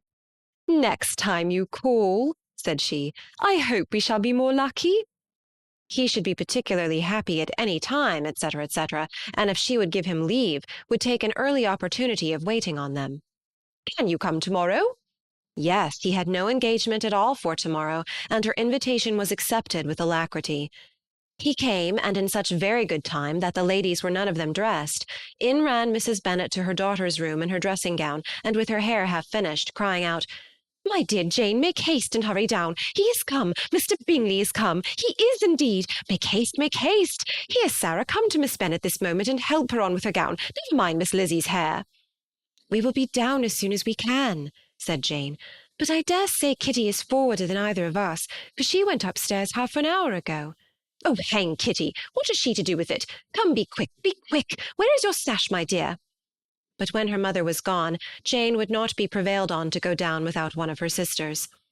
The same anxiety to get them by themselves was visible again in the evening. After tea, Mr. Bennet retired to the library, as was his custom, and Mary went upstairs to her instrument. 2 obstacles of the 5 being thus removed, Mrs. Bennet sat down, and winking at Elizabeth and Catherine for a considerable time, without making any impression on them. Elizabeth would not observe her, and when at last Kitty did, she very innocently said, "What is the matter, mamma? What do you keep winking at me for? What am I to do?" "Nothing, child, nothing. I did not wink at you." She then sat still 5 minutes longer, but unable to waste such a precious occasion, she suddenly got up, and saying to Kitty, "Come here, my love, I want to speak to you," took her out of the room. Jane instantly gave a look at Elizabeth which spoke her distress at such premeditation, and her entreaty that she would not give in to it. In a few minutes Mrs. Bennet half opened the door and called out, "Lizzie, my dear, I want to speak with you." Elizabeth was forced to go. "We may as well leave them by themselves, you know," said her mother as soon as she was in the hall. "Kitty and I are going upstairs to sit in my dressing-room." Elizabeth made no attempt to reason with her mother, but remained quietly in the hall, till she and Kitty were out of sight, then returned to the drawing-room. Mrs. Bennet's schemes for the day were ineffectual. Bingley was everything that was charming, except the professed lover of her daughter. His ease and cheerfulness rendered him a most agreeable addition to their evening party, and he bore with the ill-judged officiousness of the mother, and heard all her silly remarks with a forbearance and command of countenance particularly grateful to the daughter. He scarcely needed an invitation to stay supper, and before he went away an engagement was formed, chiefly through his own and Mrs. Bennet's means, for his coming next morning to shoot with her husband. After this day Jane said no more of her indifference. Not a word passed between the sisters concerning Bingley, but Elizabeth went to bed in the happy belief that all must speedily be concluded, unless Mr. Darcy returned within the stated time. Seriously, however, she felt tolerably persuaded that all this must have taken place with that gentleman's concurrence. Bingley was punctual to his appointment, and he and Mr. Bennet spent the morning together, as had been agreed on. The latter was much more agreeable than his companion expected. There was nothing of presumption or folly in Bingley that could provoke his ridicule, or disgust him into silence, and he was more communicative and less eccentric than the other had ever seen him. Bingley, of course, returned with him to dinner, and in the evening Mrs. Bennet's invention was again at work to get everybody away from him and her daughter. Elizabeth, who had a letter to write, went into the breakfast-room for that purpose soon after tea, for as the others were all going to sit down to cards, she could not be wanted to counteract her mother's schemes. But on returning to the drawing-room, when her letter was finished, she saw, to her infinite surprise, there was reason to fear that her mother had been too ingenious for her. On opening the door, she perceived her sister and Bingley standing together over the hearth, as if engaged in earnest conversation, and had this led to no suspicion, the faces of both, as they hastily turned round and moved away from each other, would have told it all. Their situation was awkward enough, but hers, she thought, was still worse. Not a syllable was uttered by either, and Elizabeth was on the point of going away again, when Bingley, who, as well as the other, had sat down, suddenly rose, and whispering a few words to her sister, ran out of the room. Jane could have no reserves from Elizabeth where confidence would give pleasure, and instantly embracing her, acknowledged with the liveliest emotion that she was the happiest creature in the world. "'Tis too much," she added, "by far too much. I do not deserve it. Oh, why is everybody not as happy?" Elizabeth's congratulations were given with a sincerity, a warmth, a delight, which words could but poorly express. Every sentence of kindness was a fresh source of happiness to Jane, but she would not allow herself to stay with her sister, or say half that remained to be said for the present. "I must go instantly to my mother," she cried. "I would not on any account trifle with her affectionate solicitude, or allow her to hear it from any one but myself. He is gone to my father already. Oh, Lizzie, to know that what I have to relate will give such pleasure to all my dear family! How shall I bear so much happiness?" She then hastened away to her mother, who had purposely broken up the card-party, and was sitting upstairs with Kitty. Elizabeth, who was left by herself, now smiled at the rapidity and ease with which such an affair was finally settled, that had given them so many previous months of suspense and vexation. "And this," said she, "is the end of all his friends' anxious circumspection, of all his sisters' falsehood and contrivance, the happiest, wisest, most reasonable end." In a few minutes she was joined by Bingley, whose conference with her father had been short and to the purpose. "Where is your sister?" said he hastily as he opened the door. "With my mother upstairs. She will be down in a moment, I dare say." He then shut the door, and coming up to her, claimed the good wishes and affection of a sister. Elizabeth honestly and heartily expressed her delight in the prospect of their relationship. They shook hands with great cordiality, and then, till her sister came down, she had to listen to all he had to say of his own happiness, and of Jane's perfections, and in spite of his being a lover, Elizabeth really believed all his expectations of felicity to be rationally founded, because they had for basis the excellent understanding and super-excellent disposition of Jane, and a general similarity of feeling and taste between her and himself. It was an evening of no common delight to them all. The satisfaction of Miss Bennet's mind gave a glow of such sweet animation to her face as made her look handsomer than ever. Kitty simpered and smiled and hoped her turn was coming soon. Mrs. Bennet could not give her consent or speak her approbation in terms warm enough to satisfy her feelings, though she talked to Bingley of nothing else for half an hour, and when Mr. Bennet joined him at supper, his voice and manner plainly showed how really happy he was. Not a word, however, passed his lips in allusion to it, till their visitor took his leave for the night, but as soon as he was gone, he turned to his daughter and said, "Jane, I congratulate you. You will be a very happy woman." Jane went to him instantly, kissed him, and thanked him for his goodness. "You are a good girl," he replied, "and I have great pleasure in thinking you will be so happily settled. I have not a doubt of your doing very well together. Your tempers are by no means unlike. You are each of you so complying that nothing will be ever resolved on, so easy that every servant will cheat you, and so generous that you will always exceed your income." "I hope not so. Imprudence or thoughtlessness in money matters would be unpardonable in me." "Exceed their income! My dear Mr. Bennet," cried his wife, "what are you talking of?"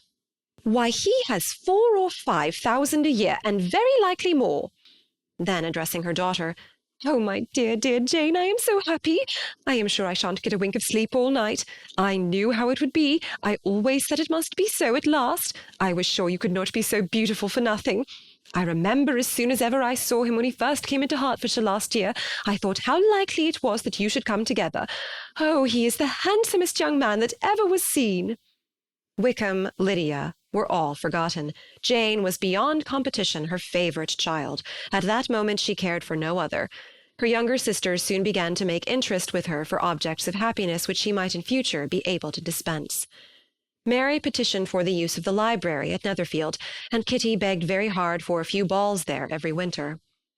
Bingley from this time was of course a daily visitor at Longbourn, coming frequently before breakfast and always remaining till after supper, unless when some barbarous neighbour, who could not be enough detested, had given him an invitation to dinner which he thought himself obliged to accept.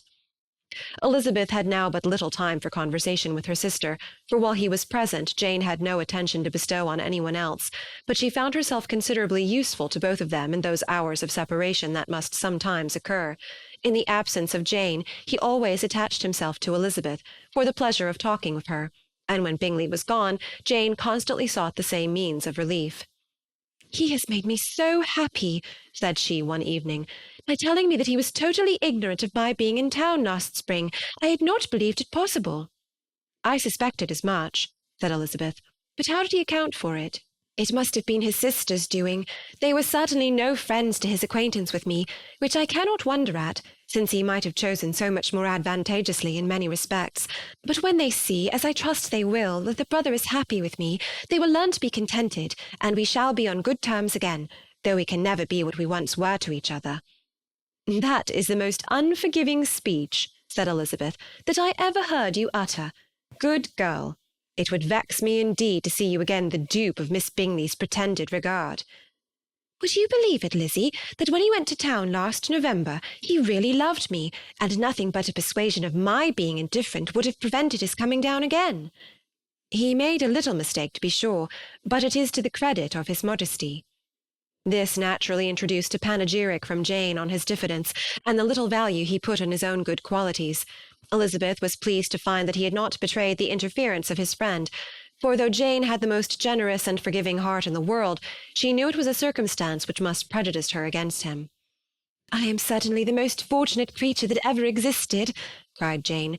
"Oh, Lizzie, why am I thus singled from my family and blessed above them all? If I could but see you as happy, if there were but such another man for you. If you were to give me 40 such men, I could never be so happy as you. Till I have your disposition, your goodness, I can never have your happiness. No, no, let me shift for myself, and perhaps, if I have very good luck, I may meet with another Mr. Collins in time." The situation of affairs in the Longbourn family could not be long a secret. Mrs. Bennet was privileged to whisper it to Mrs. Phillips, and she ventured without any permission to do the same by all her neighbours in Meryton. The Bennets were speedily pronounced to be the luckiest family in the world, though only a few weeks before, when Lydia had first run away, they had been generally proved to be marked out for misfortune. Chapter 56. One morning, about a week after Bingley's engagement with Jane had been formed, as he and the females of the family were sitting together in the dining-room, their attention was suddenly drawn to the window by the sound of a carriage, and they perceived a chaise and four driving up the lawn. It was too early in the morning for visitors, and besides, the equipage did not answer to that of any of their neighbours. The horses were post, and neither the carriage nor the livery of the servant who preceded it were familiar to them. As it was certain, however, that somebody was coming, Bingley instantly prevailed on Miss Bennet to avoid the confinement of such an intrusion, and walk away with him into the shrubbery. They both set off, and the conjectures of the remaining three continued, though with little satisfaction, till the door was thrown open and their visitor entered. It was Lady Catherine de Bourgh. They were, of course, all intending to be surprised, but their astonishment was beyond their expectation, and on the part of Mrs. Bennet and Kitty, though she was perfectly unknown to them, even inferior to what Elizabeth felt. She entered the room with an air more than usually ungracious, made no other reply to Elizabeth's salutation than a slight inclination of the head, and sat down without saying a word. Elizabeth had mentioned her name to her mother on her ladyship's entrance, though no request of introduction had been made. Mrs. Bennet, all amazement, though flattered by having a guest of such high importance, received her with the utmost politeness. After sitting for a moment in silence, she said very stiffly to Elizabeth, "I hope you are well, Miss Bennet. That lady, I suppose, is your mother?" Elizabeth replied very concisely that she was. "And that, I suppose, is one of your sisters?" "Yes, madam," said Mrs. Bennet, delighted to speak to Lady Catherine. "She is my youngest girl but one. My youngest of all is lately married, and my eldest is somewhere about the grounds, walking with a young man who, I believe, will soon become a part of the family." "You have a very small park here," returned Lady Catherine after a short silence. "It is nothing in comparison of Rosings, my lady, I dare say, but I assure you it is much larger than Sir William Lucas's." "This must be a most inconvenient sitting-room for the evening in summer. The windows are full west."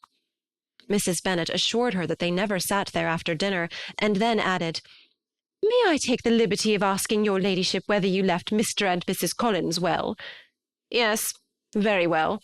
I saw them the night before last." Elizabeth now expected that she would produce a letter for her from Charlotte, as it seemed the only probable motive for her calling.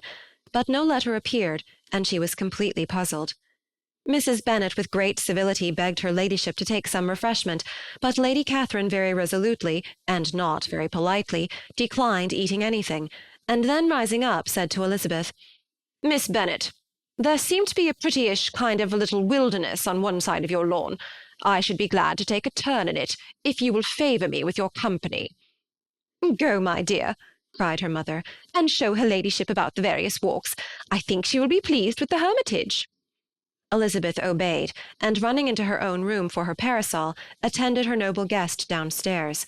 As they passed through the hall, Lady Catherine opened the doors into the dining-parlour and drawing-room, and pronouncing them after a short survey to be decent-looking rooms, walked on.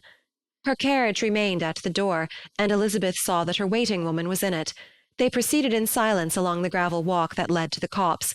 Elizabeth was determined to make no effort for conversation with a woman who was now more than usually insolent and disagreeable. "How could I ever think her like her nephew?" said she, as she looked in her face. As soon as they entered the copse, Lady Catherine began in the following manner. "You can be at no loss, Miss Bennet, to understand the reason of my journey hither. Your own heart, your own conscience must tell you why I come." Elizabeth looked with unaffected astonishment. "Indeed, you are mistaken, madam. I have not been at all able to account for the honour of seeing you here."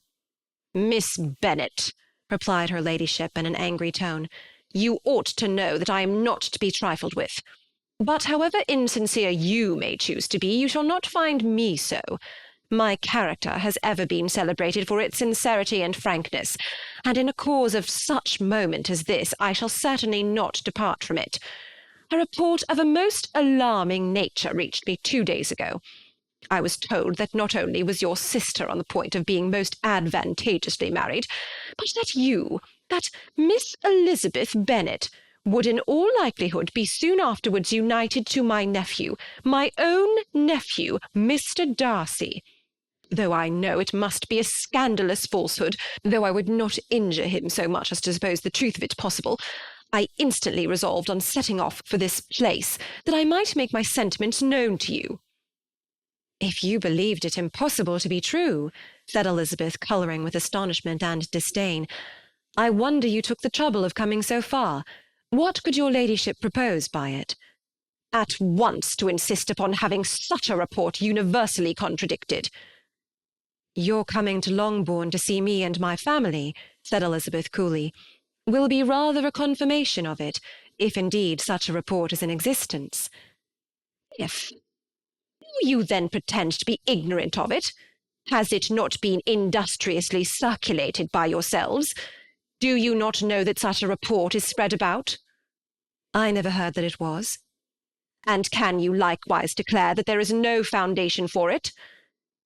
"I do not pretend to possess equal frankness with your ladyship. You may ask questions which I shall not choose to answer." "This is not to be borne. Miss Bennet, I insist on being satisfied. Has my nephew made you an offer of marriage?" "Your ladyship has declared it to be impossible." "It ought to be so. It must be so while he retains the use of his reason. But your arts and allurements may, in a moment of infatuation, have made him forget what he owes to himself and to all his family. You may have drawn him in." "If I have, I shall be the last person to confess it." "Miss Bennet, do you know who I am? I have not been accustomed to language such as this. I am almost the nearest relation he has in the world, and am entitled to know all his dearest concerns." "But you are not entitled to know mine, nor will such behaviour as this ever induce me to be explicit." "Let me be rightly understood. This match to which you have the presumption to aspire can never take place. No, never. Mr. Darcy is engaged to my daughter. Now what have you to say?" "Only this, that if he is so, you can have no reason to suppose he'll make an offer to me." Lady Catherine hesitated for a moment, and then replied, "The engagement between them is of a peculiar kind. From their infancy they have been intended for each other. It was the favourite wish of his mother as well as of hers. While in their cradles we planned the union. And now, at the moment when the wishes of both sisters would be accomplished in their marriage, to be prevented by a young woman of inferior birth, of no importance in the world, and wholly unallied to the family. Do you pay no regard to the wishes of his friends, to his tacit engagement with Mr. Berg? Are you lost to every feeling of propriety and delicacy? Have you not heard me say that from his earliest hours he was destined for his cousin?" "Yes, and I had heard it before. But what is that to me? If there is no other objection to my marrying your nephew, I shall certainly not be kept from it by knowing that his mother and aunt wished him to marry Mr. Berg. You both did as much as you could in planning the marriage. Its completion depended on others. If Mr. Darcy is neither by honour nor inclination confined to his cousin, why is he not to make another choice? And if I am that choice, why may I not accept him? Because honour, decorum, prudence, nay, interest forbid it. Yes, Miss Bennet, interest. For do not expect to be noticed by his family or friends if you wilfully act against the inclinations of all. You will be censured, slighted, and despised by everyone connected with him. Your alliance will be a disgrace. Your name will never even be mentioned by any of us. These are heavy misfortunes, replied Elizabeth. But the wife of Mr. Darcy must have such extraordinary sources of happiness necessarily attached to her situation that she could, upon the whole, have no cause to repine. Obstinate, headstrong girl, I am ashamed of you. Is this your gratitude for my attentions to you last spring? Is nothing due to me on that score? Let us sit down. You are to understand, Miss Bennet, that I came here with the determined resolution of carrying my purpose, nor will I be dissuaded from it. I have not been used to submit to any person's whims. I have not been in the habit of brooking disappointment. That will make your ladyship's situation at present more pitiable, but it will have no effect on me. I will not be interrupted. Hear me in silence. My daughter and my nephew are formed for each other. They are descended on the maternal side from the same noble line, and on the father's from respectable, honourable, and ancient, though untitled, families. Their fortune on both sides is splendid. They are destined for each other by the voice of every member of their respective houses. And what is to divide them? The upstart pretensions of a young woman without family connections or fortune. Is this to be endured? But it must not, shall not be. If you were sensible of your own good, you would not wish to quit the sphere in which you have been brought up. In marrying your nephew, I should not consider myself as quitting that sphere. He is a gentleman, I am a gentleman's daughter. So far we are equal. True, you are a gentleman's daughter. But who was your mother? Who are your uncles and aunts? Do not imagine me ignorant of their condition. Whatever my connections may be, said Elizabeth, if your nephew does not object to them, they can be nothing to you. Tell me once and for all, are you engaged to him? Though Elizabeth would not, for the mere purpose of obliging Lady Catherine, have answered this question, she could not but say, after a moment's deliberation, I am not. Lady Catherine seemed pleased. And will you promise me never to enter into such an engagement? I will make no promise of the kind. Miss Bennet, I am shocked and astonished. I expected to find a more reasonable young woman. But do not deceive yourself into a belief that I will ever recede. I shall not go away till you have given me the assurance I require. And I certainly never shall give it. I am not to be intimidated into anything so wholly unreasonable. Your ladyship wants Mr. Darcy to marry your daughter, but would my giving you the wished-for promise make their marriage at all more probable? Supposing him to be attached to me, would my refusing to accept his hand make him wish to bestow it on his cousin? Allow me to say, Lady Catherine, that the arguments with which you have supported this extraordinary application have been as frivolous as the application was ill-judged. You have widely mistaken my character, if you think I can be worked on by such persuasions as these. How far your nephew might approve of your interference in his affairs, I cannot tell, but you have certainly no right to concern yourself in mine. I must beg, therefore, to be importuned no farther on the subject. Not so hasty, if you please. I have by no means done. To all the objections I have already urged, I have still another to add. I am no stranger to the particulars of your youngest sister's infamous elopement. I know it all. That the young man's marrying her was a patched-up business, at the expense of your father and uncles. And is such a girl to be my nephew's sister? Is her husband, is the son of his late father's steward, to be his brother? Heaven and earth! Of what are you thinking? Are the shades of Pemberley to be thus polluted? You can now have nothing further to say, she resentfully answered. You have insulted me in every possible method. I must beg to return to the house. And she rose as she spoke. Lady Catherine rose also, and they turned back. Her ladyship was highly incensed. "You have no regard, then, for the honour and credit of my nephew. Unfeeling, selfish girl! Do you not consider that a connection with you must disgrace him in the eyes of everybody?" "Lady Catherine, I have nothing further to say. You know my sentiments." "You are then resolved to have him?" "I have said no such thing. I am only resolved to act in that manner which will in my own opinion constitute my happiness, without reference to you or to any person so wholly unconnected with me." "It is well. You refuse, then, to oblige me. You refuse to obey the claims of duty, honour, and gratitude. You are determined to ruin him in the opinion of all his friends, and make him the contempt of the world." "Neither duty, nor honour, nor gratitude," replied Elizabeth, "have any possible claim on me in the present instance. No principle of either would be violated by my marriage with Mr. Darcy, and with regard to the resentment of his family, or the indignation of the world, if the former were excited by his marrying me, it would not give me one moment's concern, and the world in general would have too much sense to join in the scorn." "And this is your real opinion? This is your final resolve?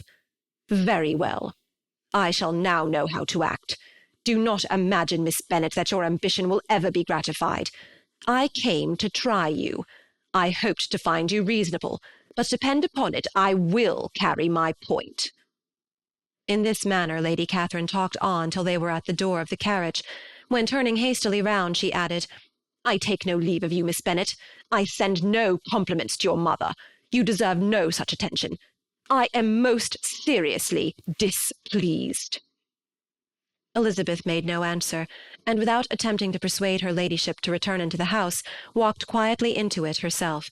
She heard the carriage drive away as she proceeded upstairs. Her mother impatiently met her at the door of the dressing-room, to ask why Lady Catherine would not come in again and rest herself. "She did not choose it," said her daughter. "She would go." "She is a very fine-looking woman, and her calling here was prodigiously civil. But she only came, I suppose, to tell us the Collinses were well. She is on her road somewhere, I dare say, and so, passing through Meryton, thought she might as well call on you. I suppose she had nothing particular to say to you, Lizzie?" Elizabeth was forced to give in to a little falsehood here, for to acknowledge the substance of their conversation was impossible. Chapter 57. The discomposure of spirits which this extraordinary visit threw Elizabeth into could not be easily overcome, nor could she for many hours learn to think of it less than incessantly. Lady Catherine, it appeared, had actually taken the trouble of this journey from Rosings for the sole purpose of breaking off her supposed engagement with Mr. Darcy. It was a rational scheme, to be sure, but from what the report of their engagement could originate, Elizabeth was at a loss to imagine, till she recollected that his being the intimate friend of Bingley, and her being the sister of Jane, was enough, at a time when the expectation of one wedding made everybody eager for another, to supply the idea. She had not herself forgotten to feel that the marriage of her sister must bring them more frequently together, and her neighbours at Lucas Lodge, therefore, for through their communication with the Collinses the report, she concluded, had reached Lady Catherine, had only set that down as almost certain and immediate, which she had looked forward to as possible at some future time. In revolving Lady Catherine's expressions, however, she could not help feeling some uneasiness as to the possible consequence of her persisting in this interference. From what she had said of her resolution to prevent their marriage, it occurred to Elizabeth that she must meditate an application to her nephew, and how he might take a similar representation of the evils attached to a connection with her she dared not pronounce. She knew not the exact degree of his affection for his aunt, or his dependence on her judgment, but it was natural to suppose that he thought much higher of her ladyship than she could do, and it was certain that, in enumerating the miseries of a marriage with one, whose immediate connections were so unequal to his own, his aunt would address him on his weakest side.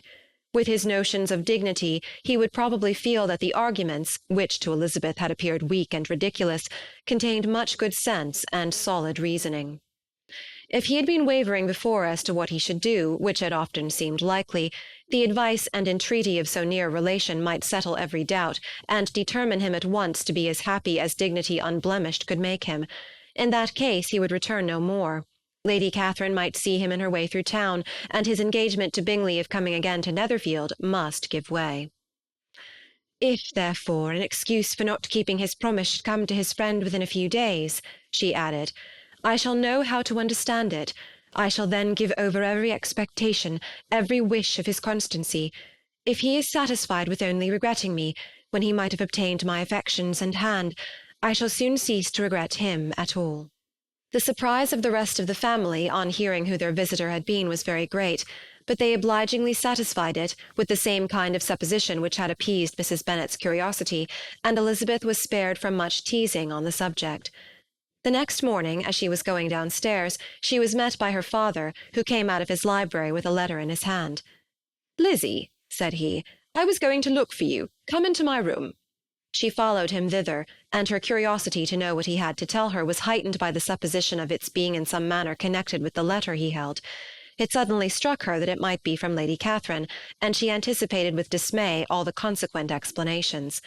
She followed her father to the fireplace, and they both sat down.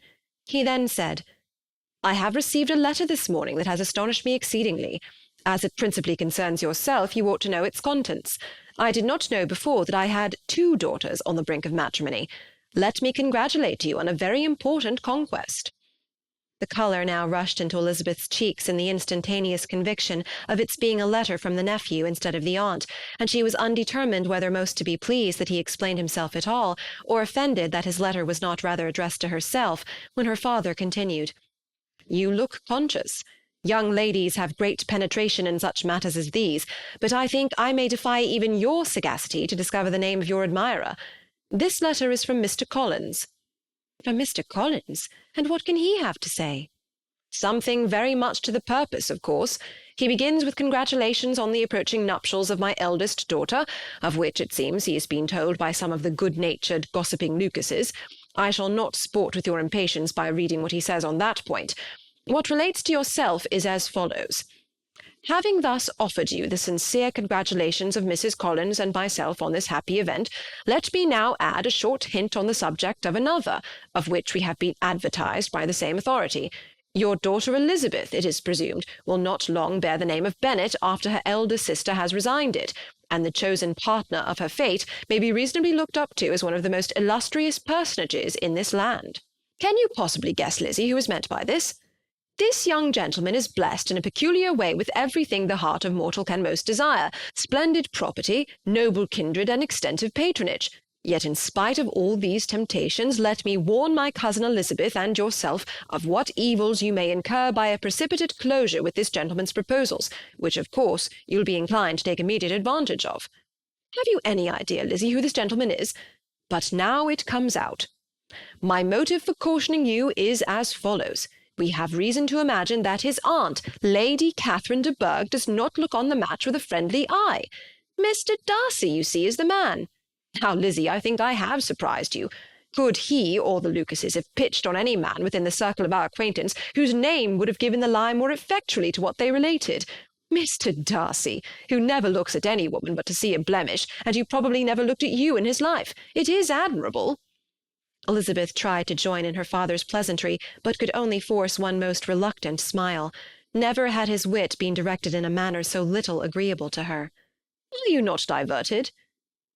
"Oh, yes. Pray read on." "After mentioning the likelihood of this marriage to her ladyship last night, she immediately, with her usual condescension, expressed what she felt on the occasion, when it became apparent that on the score of some family objections on the part of my cousin, she would never give her consent to what she termed so disgraceful a match. I thought it my duty to give the speediest intelligence of this to my cousin, that she and her noble admirer may be well aware of what they are about, and not run hastily into a marriage which has not been properly sanctioned. Mr. Collins, moreover, adds, I am truly rejoiced that my cousin Lydia's sad business has been so well hushed up, and am only concerned that their living together before the marriage took place should be so generally known. I must not, however, neglect the duties of my station, or refrain from declaring my amazement at hearing that you received the young couple into your house as soon as they were married.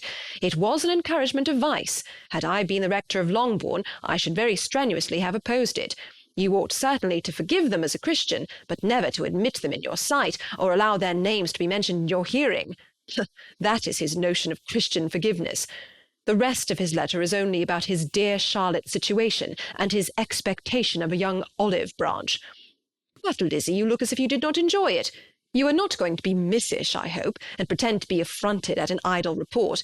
For what do we live but to make sport for our neighbours, and laugh at them in our turn? "Oh," cried Elizabeth, "I am excessively diverted, but it is so strange."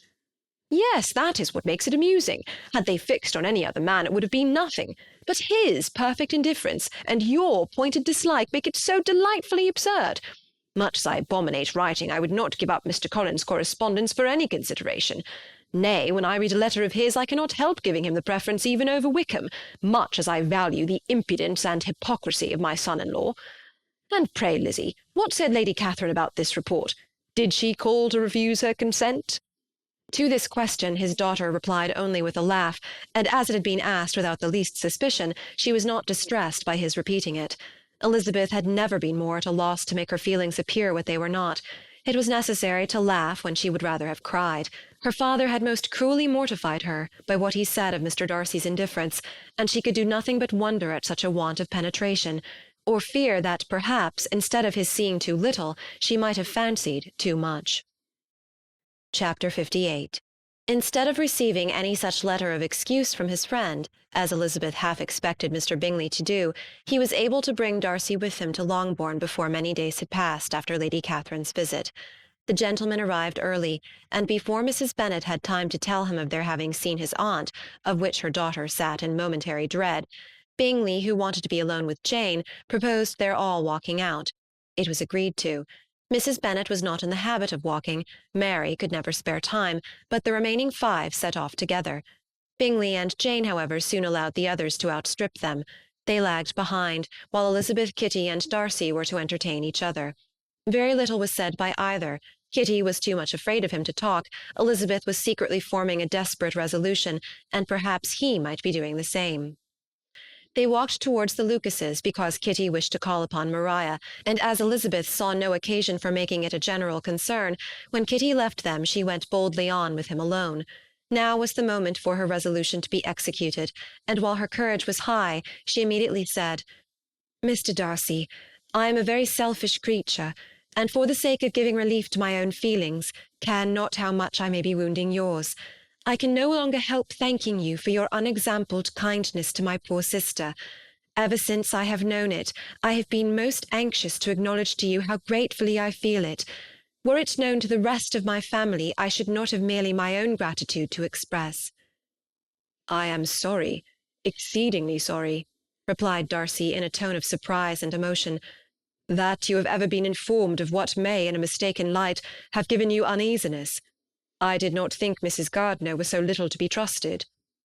"You must not blame my aunt. Lydia's thoughtlessness first betrayed to me that you had been concerned in the matter, and of course I could not rest till I knew the particulars. Let me thank you again and again in the name of all my family for that generous compassion which induced you to take so much trouble and bear so many mortifications for the sake of discovering them." "If you will thank me," he replied, "let it be for yourself alone. That the wish of giving happiness to you might add force to the other inducements which led me on, I shall not attempt to deny. But your family owe me nothing. Much as I respect them, I believe I thought only of you." Elizabeth was too much embarrassed to say a word.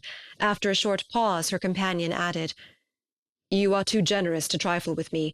If your feelings are still what they were last April, tell me so at once. My affections and wishes are unchanged, but one word from you will silence me on this subject for ever."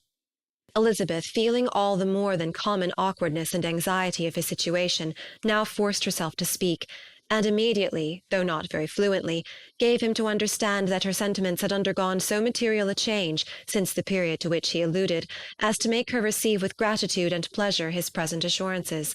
The happiness which this reply produced was such as he had probably never felt before, and he expressed himself on the occasion as sensibly and as warmly as a man violently in love can be supposed to do.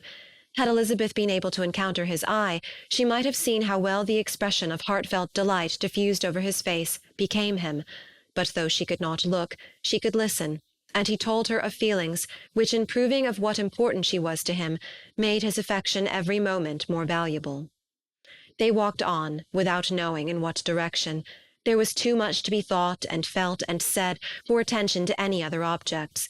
She soon learnt that they were indebted for their present good understanding to the efforts of his aunt, who did call on him in her return through London, and there relate her journey to Longbourn, its motive, and the substance of her conversation with Elizabeth, dwelling emphatically on every expression of the latter which, in her ladyship's apprehension, particularly denoted her perverseness and assurance, in the belief that such a relation must assist her endeavours to obtain that promise from her nephew which she had refused to give. But unluckily for her ladyship, its effect had been exactly contrariwise. "It taught me to hope," said he, "as I had scarcely ever allowed myself to hope before.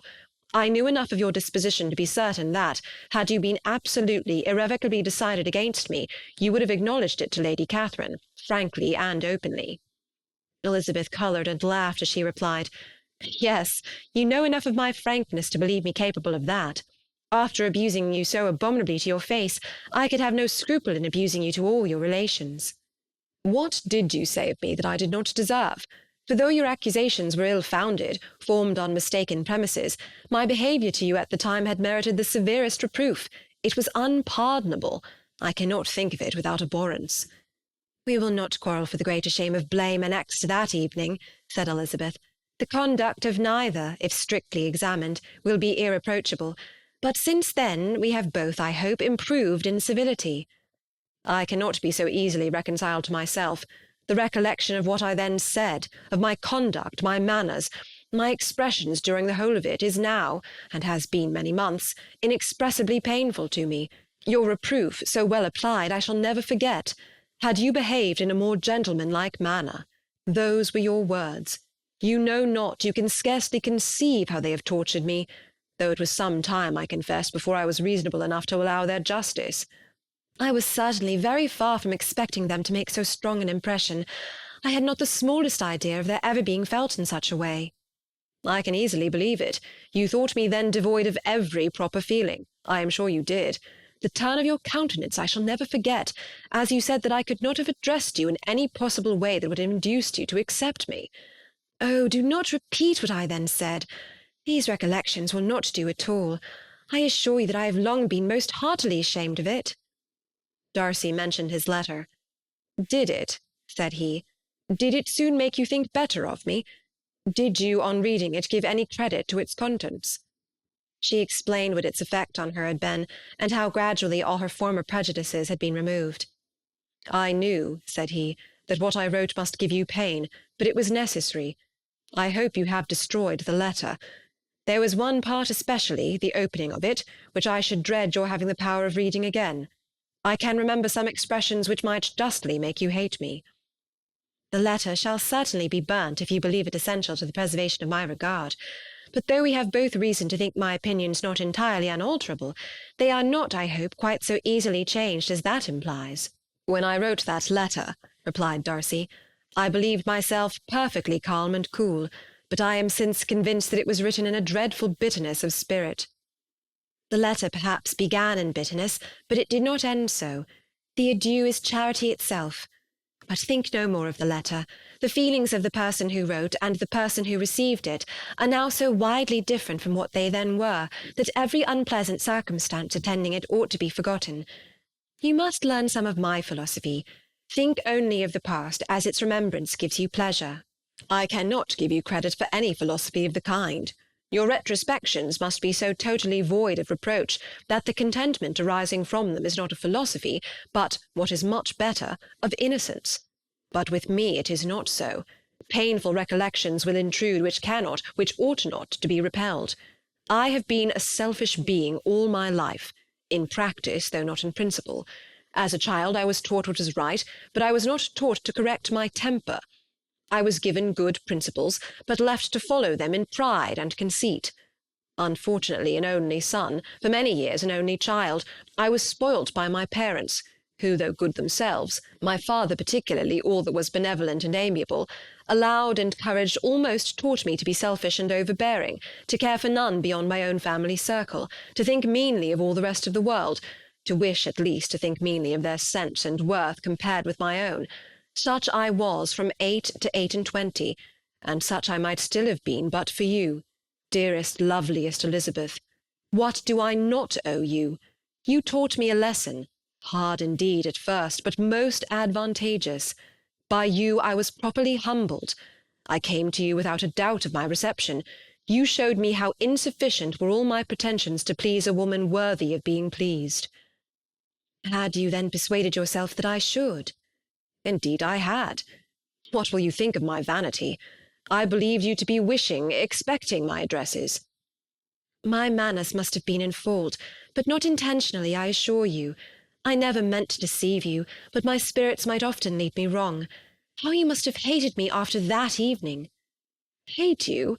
I was angry, perhaps, at first, but my anger soon began to take a proper direction. I was almost afraid of asking what you thought of me when we met at Pemberley. You blamed me for coming. No, indeed. I felt nothing but surprise. Your surprise could not be greater than mine in being noticed by you. My conscience told me that I deserved no extraordinary politeness, and I confess that I did not expect to receive more than my due. My object, then, replied Darcy, was to show you by every civility in my power that I was not so mean as to resent the past, and I hoped to obtain your forgiveness, to lessen your ill opinion, by letting you see that your reproofs had been attended to. How soon any other wishes introduced themselves I can hardly tell, but I believe in about half an hour after I had seen you. He then told her of Georgiana's delight in her acquaintance, and of her disappointment at its sudden interruption, which naturally leading to the cause of that interruption, she soon learnt that his resolution of following her from Derbyshire in quest of her sister had been formed before he quitted the inn, and that his gravity and thoughtfulness there had arisen from no other struggles than what such a purpose must comprehend. She expressed her gratitude again, but it was too painful a subject to each to be dwelt on further. After walking several miles in a leisurely manner, and too busy to know anything about it, they found at last, on examining their watches, that it was time to be at home. What could become of Mr. Bingley and Jane? Was a wonder which introduced the discussion of their affairs. Darcy was delighted with their engagement. His friend had given him the earliest information of it. "I must ask whether you were surprised," said Elizabeth. "Not at all. When I went away I felt that it would soon happen." "That is to say, you had given your permission. I guessed as much." And though he exclaimed at the term, she found that it had been pretty much the case. "On the evening before my going to London," said he, "I made a confession to him, which I believe I ought to have made long ago. I told him of all that had occurred to make my former interference in his affairs absurd and impertinent. His surprise was great. He had never had the slightest suspicion. I told him, moreover, that I believed myself mistaken in supposing, as I had done, that your sister was indifferent to him, and as I could easily perceive that his attachment to her was unabated, I felt no doubt of their happiness together." Elizabeth could not help smiling at his easy manner of directing his friend. "Did you speak from your own observation," said she, "when you told him that my sister loved him, or merely from my information last spring?" "From the former. I had narrowly observed her during the 2 visits which I had lately made here, and I was convinced of her affection." "And your assurance of it, I suppose, carried immediate conviction to him?" "It did. Bingley is most unaffectedly modest. His diffidence had preventing his depending on his own judgment in so anxious a case, but his reliance on mine made everything easy. I was obliged to confess one thing, which for a time, and not unjustly, offended him. I could not allow myself to conceal that your sister had been in town 3 months last winter, that I had known it, and purposely kept it from him. He was angry. But his anger, I am persuaded, lasted no longer than he remained in any doubt of your sister's sentiments. He has heartily forgiven me now." Elizabeth longed to observe that Mr. Bingley had been a most delightful friend, so easily guided that his worth was invaluable, but she checked herself. She remembered that he had yet to learn to be laughed at, and it was rather too early to begin. In anticipating the happiness of Bingley, which of course was to be inferior only to his own, he continued the conversation till they reached the house. In the hall they parted. Chapter 59. "My dear Lizzie, where can you have been walking to?" was a question which Elizabeth received from Jane as soon as she entered their room, and from all the others when they sat down to table. She had only to say in reply that they had wandered about till she was beyond her own knowledge. She coloured as she spoke, but neither that nor anything else awakened a suspicion of the truth. The evening passed quietly, unmarked by anything extraordinary. The acknowledged lovers talked and laughed, the unacknowledged were silent. Darcy was not of a disposition in which happiness overflows in mirth, and Elizabeth, agitated and confused, rather knew that she was happy than felt herself to be so. For besides the immediate embarrassment, there were other evils before her. She anticipated what would be felt in the family when her situation became known. She was aware that no one liked him but Jane, and even feared that with the others it was a dislike which not all his fortune and consequence might do away. At night she opened her heart to Jane. Though suspicion was very far from Miss Bennet's general habits, she was absolutely incredulous here. "You are joking, Lizzie. This cannot be. Engaged to Mr. Darcy? No, no, you shall not deceive me. I know it to be impossible." "This is a wretched beginning indeed. My sole dependence was on you, and I am sure nobody else will believe me if you do not. Yet indeed I am in earnest. I speak nothing but the truth. He still loves me, and we are engaged." Jane looked at her doubtingly. "Oh, Lizzie, it cannot be. I know how much you dislike him." "You know nothing of the matter. That is all to be forgot. Perhaps I did not always love him so well as I do now, but in such cases as these a good memory is unpardonable. This is the last time I shall ever remember it myself." Miss Bennet still looked all amazement. Elizabeth again and more seriously assured her of its truth. "Good heaven! Can it really be so? Yet now I must believe you," cried Jane. "My dear, dear Lizzie, I do congratulate you. But are you certain? Forgive the question. Are you quite certain that you can be happy with him?" "There can be no doubt of that. It is settled between us already that we are to be the happiest couple in the world. But are you pleased, Jane? Shall you like to have such a brother?" "Very, very much. Nothing could give either Bingley or myself more delight. But we considered it, we talked of it as impossible. And do you really love him quite well enough? Oh, Lizzie, do anything rather than marry without affection. Are you quite sure that you feel what you ought to do?" "Oh, yes. You will only think I feel more than I ought to do when I tell you all." "What do you mean?" "Why, I must confess that I love him better than I do Bingley. I am afraid you will be angry." "My dearest sister, now be serious. I want to talk very seriously. Let me know everything that I am to know without delay. Will you tell me how long you have loved him?" "It has been coming on so gradually that I hardly know when it began. But I believe I must date it from my first seeing his beautiful grounds at Pemberley." Another entreaty that she would be serious, however, produced the desired effect, and she soon satisfied Jane by her solemn assurances of attachment. When convinced on that article, Miss Bennet had nothing further to wish. "Now I am quite happy," said she, "for you will be as happy as myself. I always had a value for him. Were it for nothing but his love of you, I must always have esteemed him. But now, as Bingley's friend and your husband, there can only be Bingley and yourself more dear to me. But, Lizzie, you have been very sly, very reserved with me. How little did you tell me of what passed at Pemberley and Lambton? I owe all that I know of it to another, not to you." Elizabeth told her the motives of her secrecy. She had been unwilling to mention Bingley, and the unsettled state of her own feelings had made her equally avoid the name of his friend.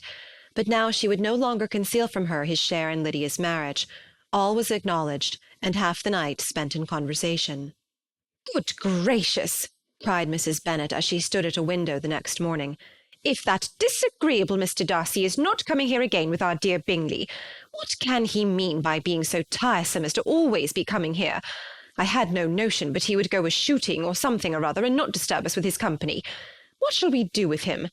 Lizzie, you must walk out with him again, that he may not be in Bingley's way." Elizabeth could hardly help laughing at so convenient a proposal, yet was really vexed that her mother should be always giving him such an epithet. As soon as they entered, Bingley looked at her so expressively, and shook hands with such warmth, as left no doubt of his good information, and he soon afterwards said aloud, "Mrs. Bennet, have you no more lanes hereabouts in which Lizzie may lose her way again to-day?" "I advise Mr. Darcy and Lizzie and Kitty," said Mrs. Bennet, "to walk to Oakham Mount this morning. It is a nice long walk, and Mr. Darcy has never seen the view." "It may do very well for the others," replied Mr. Bingley, "but I am sure it will be too much for Kitty. Won't it, Kitty?" Kitty owned that she had rather stay at home. Darcy professed a great curiosity to see the view from the mount, and Elizabeth silently consented. As she went upstairs to get ready, Mrs. Bennet followed her, saying, "I am quite sorry, Lizzie, that you should be forced to have that disagreeable man all to yourself. But I hope you will not mind it. It is all for Jane's sake, you know, and there is no occasion for talking to him, except just now and then, so do not put yourself to inconvenience." During their walk it was resolved that Mr. Bennet's consent should be asked in the course of the evening. Elizabeth reserved to herself the application for her mother's. She could not determine how her mother would take it, sometimes doubting whether all his wealth and grandeur would be enough to overcome her abhorrence of the man. But whether she were violently set against the match, or violently delighted with it, it was certain that her manner would be equally ill-adapted to do credit to her sense, and she could no more bear that Mr. Darcy should hear the first raptures of her joy than the first vehemence of her disapprobation. In the evening, soon after Mr. Bennet withdrew to the library, she saw Mr. Darcy rise also and follow him, and her agitation on seeing it was extreme. She did not fear her father's opposition, but he was going to be made unhappy, and that it should be through her means, that she, his favourite child, should be distressing him by her choice, should be filling him with fears and regrets and disposing of her, was a wretched reflection, and she sat in misery till Mr. Darcy appeared again, when, looking at him, she was a little relieved by his smile. In a few minutes he approached the table where she was sitting with Kitty, and while pretending to admire her work, said in a whisper, "Go to your father. He wants you in the library." She was gone directly. Her father was walking about the room, looking grave and anxious. "Lizzie," said he, "what are you doing? Are you out of your senses to be accepting this man? Have you not always hated him?" How earnestly did she then wish that her former opinions had been more reasonable, her expressions more moderate. It would have spared her from explanations and professions which it was exceedingly awkward to give, but they were now necessary, and she assured him, with some confusion, of her attachment to Mr. Darcy. "Or, in other words, you are determined to have him. He is rich, to be sure, and you may have more fine clothes and fine carriages than Jane, but will they make you happy?" "Have you any other objection," said Elizabeth, "than your belief of my indifference?" "None at all. We all know him to be a proud, unpleasant sort of man, but this would be nothing if you really liked him." I do like him," she replied with tears in her eyes. "I love him. Indeed, he has no improper pride. He is perfectly amiable. You do not know what he really is. Then pray do not pain me by speaking of him in such terms." "Lizzie," said her father, "I have given him my consent. He is the kind of man, indeed, to whom I should never dare refuse anything which he condescended to ask. I now give it to you, if you are resolved on having him. But let me advise you to think better of it. I know your disposition, Lizzie. I know that you could be neither happy nor respectable unless you truly esteemed your husband, unless you looked up to him as a superior. Your lively talents would place you in the greatest danger in an unequal marriage. You could scarcely escape discredit and misery. My child, let me not have the grief of seeing you unable to respect your partner in life. You know not what you are about." Elizabeth, still more affected, was earnest and solemn in her reply, and at length, by repeated assurances that Mr. Darcy was really the object of her choice, by explaining the gradual change which her estimation of him had undergone, relating her absolute certainty that his affection was not the work of a day, but had stood the test of many months' suspense, and enumerating with energy all his good qualities, she did conquer her father's incredulity, and reconcile him to the match. "Well, my dear," said he when she ceased speaking, "I have no more to say. If this be the case, he deserves you. I could not have parted with you, my Lizzie, to any one less worthy." To complete the favourable impression, she then told him what Mr. Darcy had voluntarily done for Lydia. He heard her with astonishment. "This is an evening of wonders indeed. And so Darcy did everything, made up the match, gave the money, paid the fellow's debts, and got him his commission. So much the better. It will save me a world of trouble and economy. Had it been your uncle's doing, I must and would have paid him. But these violent young lovers carry everything their own way. I shall offer to pay him to-morrow. He will rant and storm about his love for you, and there will be an end of the matter." He then recollected her embarrassment a few days before, on his reading Mr. Collins's letter, and after laughing at her some time, allowed her at last to go, saying as she quitted the room, "If any young men come for Mary or Kitty, send them in, for I am quite at leisure." Elizabeth's mind was now relieved from a very heavy weight, and after half an hour's quiet reflection in her own room, she was able to join the others with tolerable composure. Everything was too recent for gaiety, but the evening passed tranquilly away. There was no longer anything material to be dreaded, and the comfort of ease and familiarity would come in time. When her mother went up to her dressing-room at night, she followed her and made the important communication. Its effect was most extraordinary, for on first hearing it, Mrs. Bennet sat quite still and unable to utter a syllable. Nor was it under many, many minutes that she could comprehend what she heard, though not in general backward to credit what was for the advantage of her family, or that came in the shape of a lover to any of them. She began at length to recover, to fidget about in her chair, get up, sit down again, wonder and bless herself. Good gracious! Lord bless me! Only think! Dear me! Mr. Darcy! Who would have thought it? And is it really true? Oh, my sweetest Lizzie, how rich and how great you will be! What pin money, what jewels, what carriages you will have! James is nothing to it, nothing at all. Oh, I am so pleased, so happy, such a charming man, so handsome, so tall. Oh, my dear Lizzie, pray apologize for my having disliked him so much before. I hope you will overlook it. Dear, dear Lizzie, the house in town, everything that is charming. 3 daughters married, 10,000 a year. Oh, Lord, what will become of me? I shall go distracted. This was enough to prove that her approbation need not be doubted, and Elizabeth, rejoicing that such an effusion was heard only by herself, soon went away. But before she had been 3 minutes in her own room, her mother followed her. "My dearest child," she cried, "I can think of nothing else. 10,000 a year, and very likely more. This is good as a lord. And a special licence. You must and shall be married by a special licence. But, my dearest love, tell me what dish Mr. Darcy is particularly fond of, that I may have it to-morrow." This was a sad omen of what her mother's behaviour to the gentleman himself might be, and Elizabeth found that, though in the certain possession of his warmest affection, and secure of her relations' consent, there was still something to be wished for.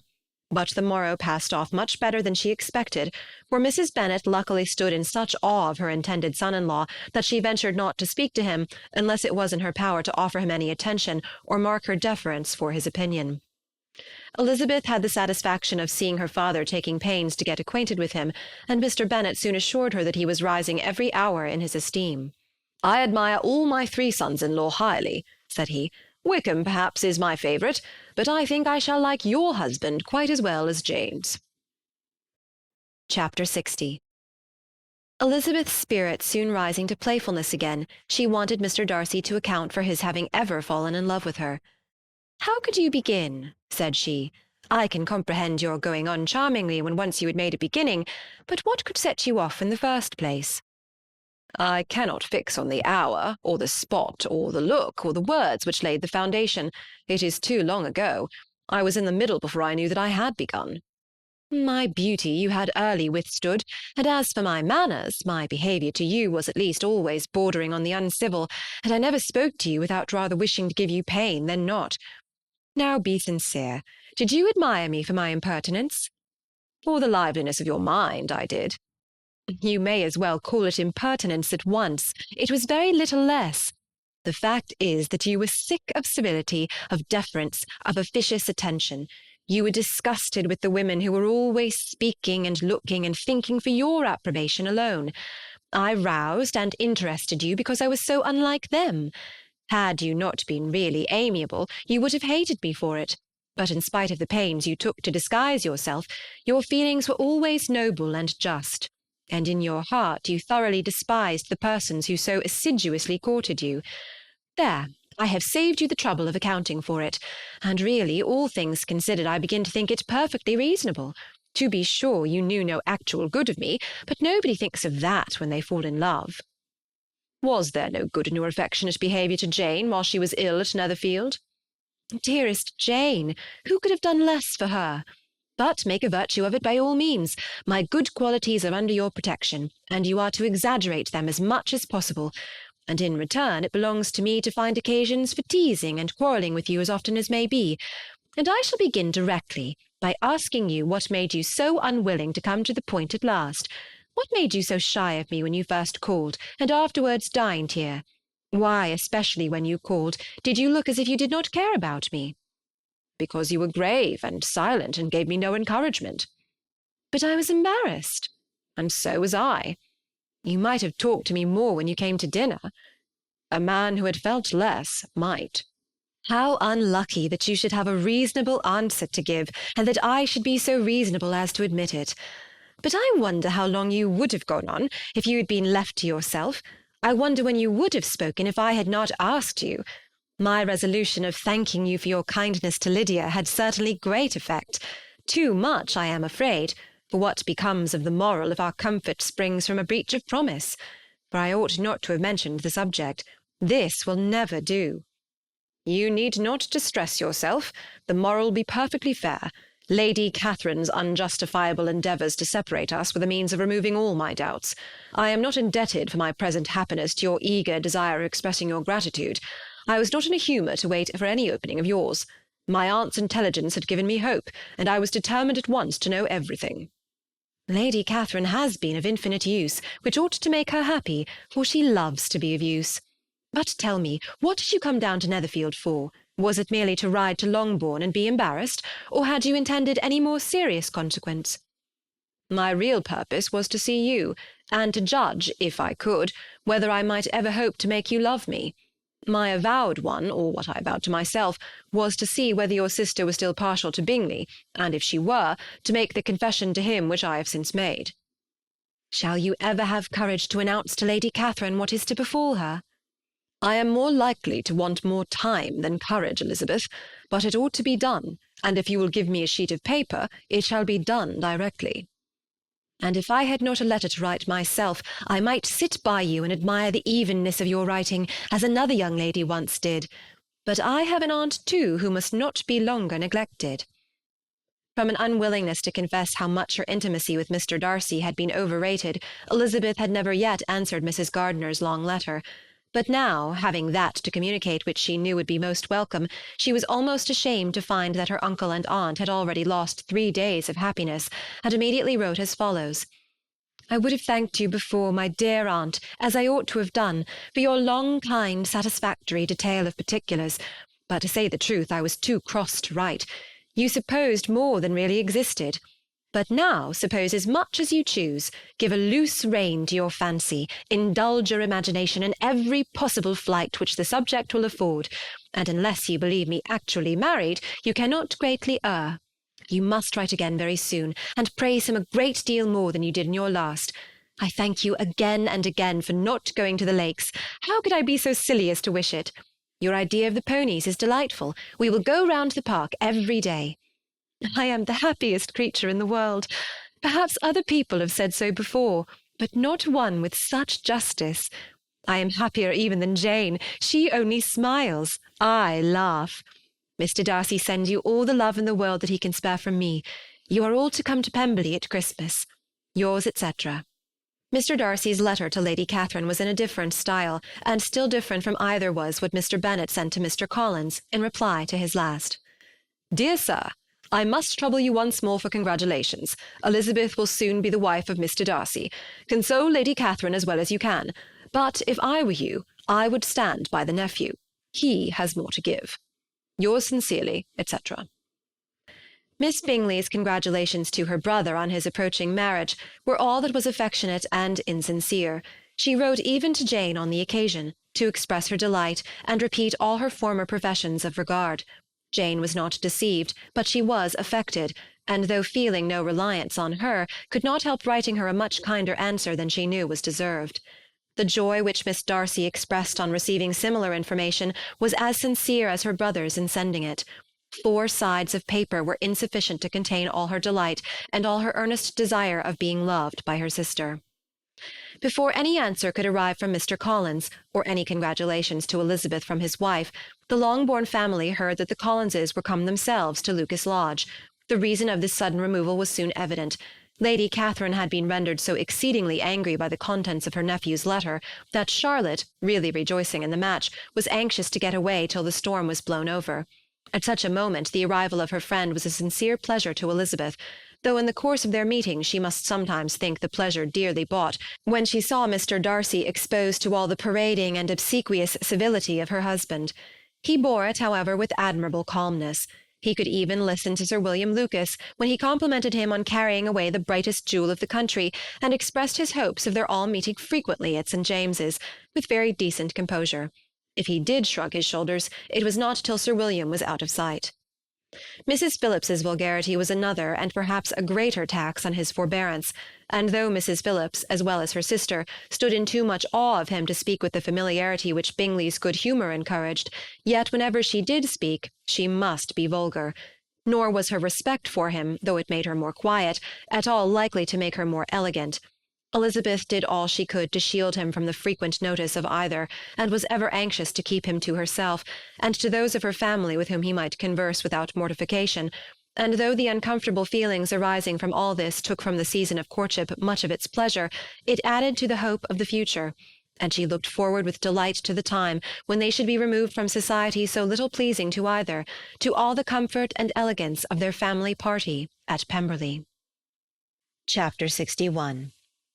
Happy for all her maternal feelings was the day on which Mrs. Bennet got rid of her two most deserving daughters. With what delighted pride she afterwards visited Mrs. Bingley, and talked of Mrs. Darcy, may be guessed.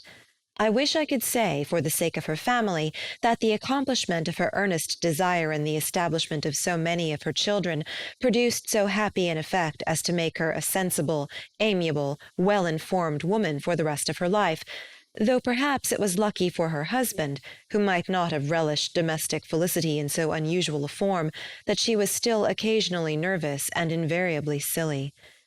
Mr. Bennet missed his second daughter exceedingly. His affection for her drew him oftener from home than anything else could do. He delighted in going to Pemberley, especially when he was least expected. Mr. Bingley and Jane remained at Netherfield only a twelvemonth.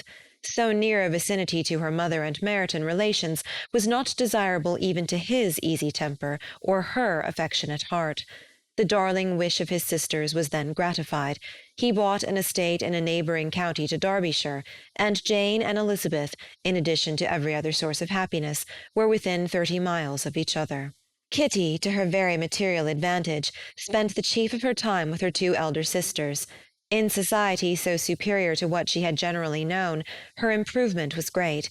She was not of so ungovernable a temper as Lydia, and removed from the influence of Lydia's example, she became, by proper attention and management, less irritable, less ignorant, and less insipid. From the further disadvantage of Lydia's society she was of course carefully kept, and though Mrs. Wickham frequently invited her to come and stay with her, with the promise of balls and young men, her father would never consent to her going. Mary was the only daughter who remained at home, and she was necessarily drawn from the pursuit of accomplishments by Mrs. Bennet's being quite unable to sit alone. Mary was obliged to mix more with the world, but she could still moralize over every morning visit, and as she was no longer mortified by comparisons between her sister's beauty and her own, it was suspected by her father that she submitted to the change without much reluctance. As for Wickham and Lydia, their characters suffered no revolution from the marriage of her sisters. He bore with philosophy the conviction that Elizabeth must now become acquainted with whatever of his ingratitude and falsehood had before been unknown to her, and in spite of everything, was not wholly without hope that Darcy might yet be prevailed on to make his fortune. The congratulatory letter which Elizabeth received from Lydia on her marriage explained to her that, by his wife at least, if not by himself, such a hope was cherished. The letter was to this effect: "My dear Lizzie, I wish you joy. If you love Mr. Darcy half as well as I do my dear Wickham, you must be very happy. It is a great comfort to have you so rich, and when you have nothing else to do, I hope you will think of us. I am sure Wickham would like a place at court very much, and I do not think we shall have quite money enough to live upon without some help. Any place would do, of about 300 or 400 a year, but however, do not speak to Mr. Darcy about it, if you would rather not. Yours, etc." As it happened that Elizabeth had much rather not, she endeavoured in her answer to put an end to every entreaty and expectation of the kind. Such relief, however, as it was in her power to afford, by the practice of what might be called economy in her own private expenses, she frequently sent them. It had always been evident to her that such an income as theirs, under the direction of two persons so extravagant in their wants and heedless of the future, must be very insufficient to their support, and whenever they changed their quarters, either Jane or herself were sure of being applied to for some little assistance towards discharging their bills. Their manner of living, even when the restoration of peace dismissed them to a home, was unsettled in the extreme. They were always moving from place to place in quest of a cheap situation, and always spending more than they ought. His affection for her soon sunk into indifference. Hers lasted a little longer, and in spite of her youth and her manners, she retained all the claims to reputation which her marriage had given her. Though Darcy could never receive him at Pemberley, yet for Elizabeth's sake he assisted him further in his profession. Lydia was occasionally a visitor there, when her husband was gone to enjoy himself in London or Bath, and with the Bingleys they both of them frequently stayed so long that even Bingley's good humour was overcome, and he proceeded so far as to talk of giving them a hint to be gone. Miss Bingley was very deeply mortified by Darcy's marriage, but as she thought it advisable to retain the right of visiting at Pemberley, she dropped all her resentment, was fonder than ever of Georgiana, almost as attentive to Darcy as heretofore, and paid off every arrear of civility to Elizabeth.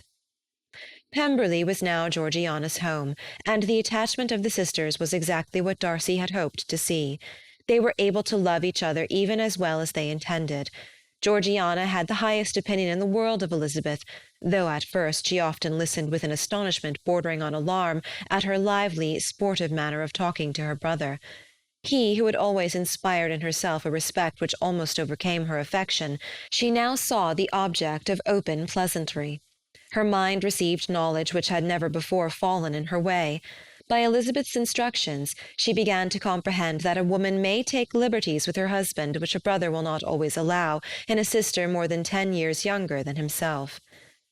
Lady Catherine was extremely indignant on the marriage of her nephew, and as she gave way to all the genuine frankness of her character in her reply to the letter which announced its arrangement, she sent him language so very abusive, especially of Elizabeth, that for some time all intercourse was at an end. But at length, by Elizabeth's persuasion, he was prevailed on to overlook the offence and seek a reconciliation, and after a little further resistance on the part of his aunt, her resentment gave way, either to her affection for him, or her curiosity to see how his wife conducted herself, and she condescended to wait on them at Pemberley, in spite of that pollution which its woods had received, not merely from the presence of such a mistress, but the visits of her uncle and aunt from the city. With the Gardiners they were always on the most intimate terms.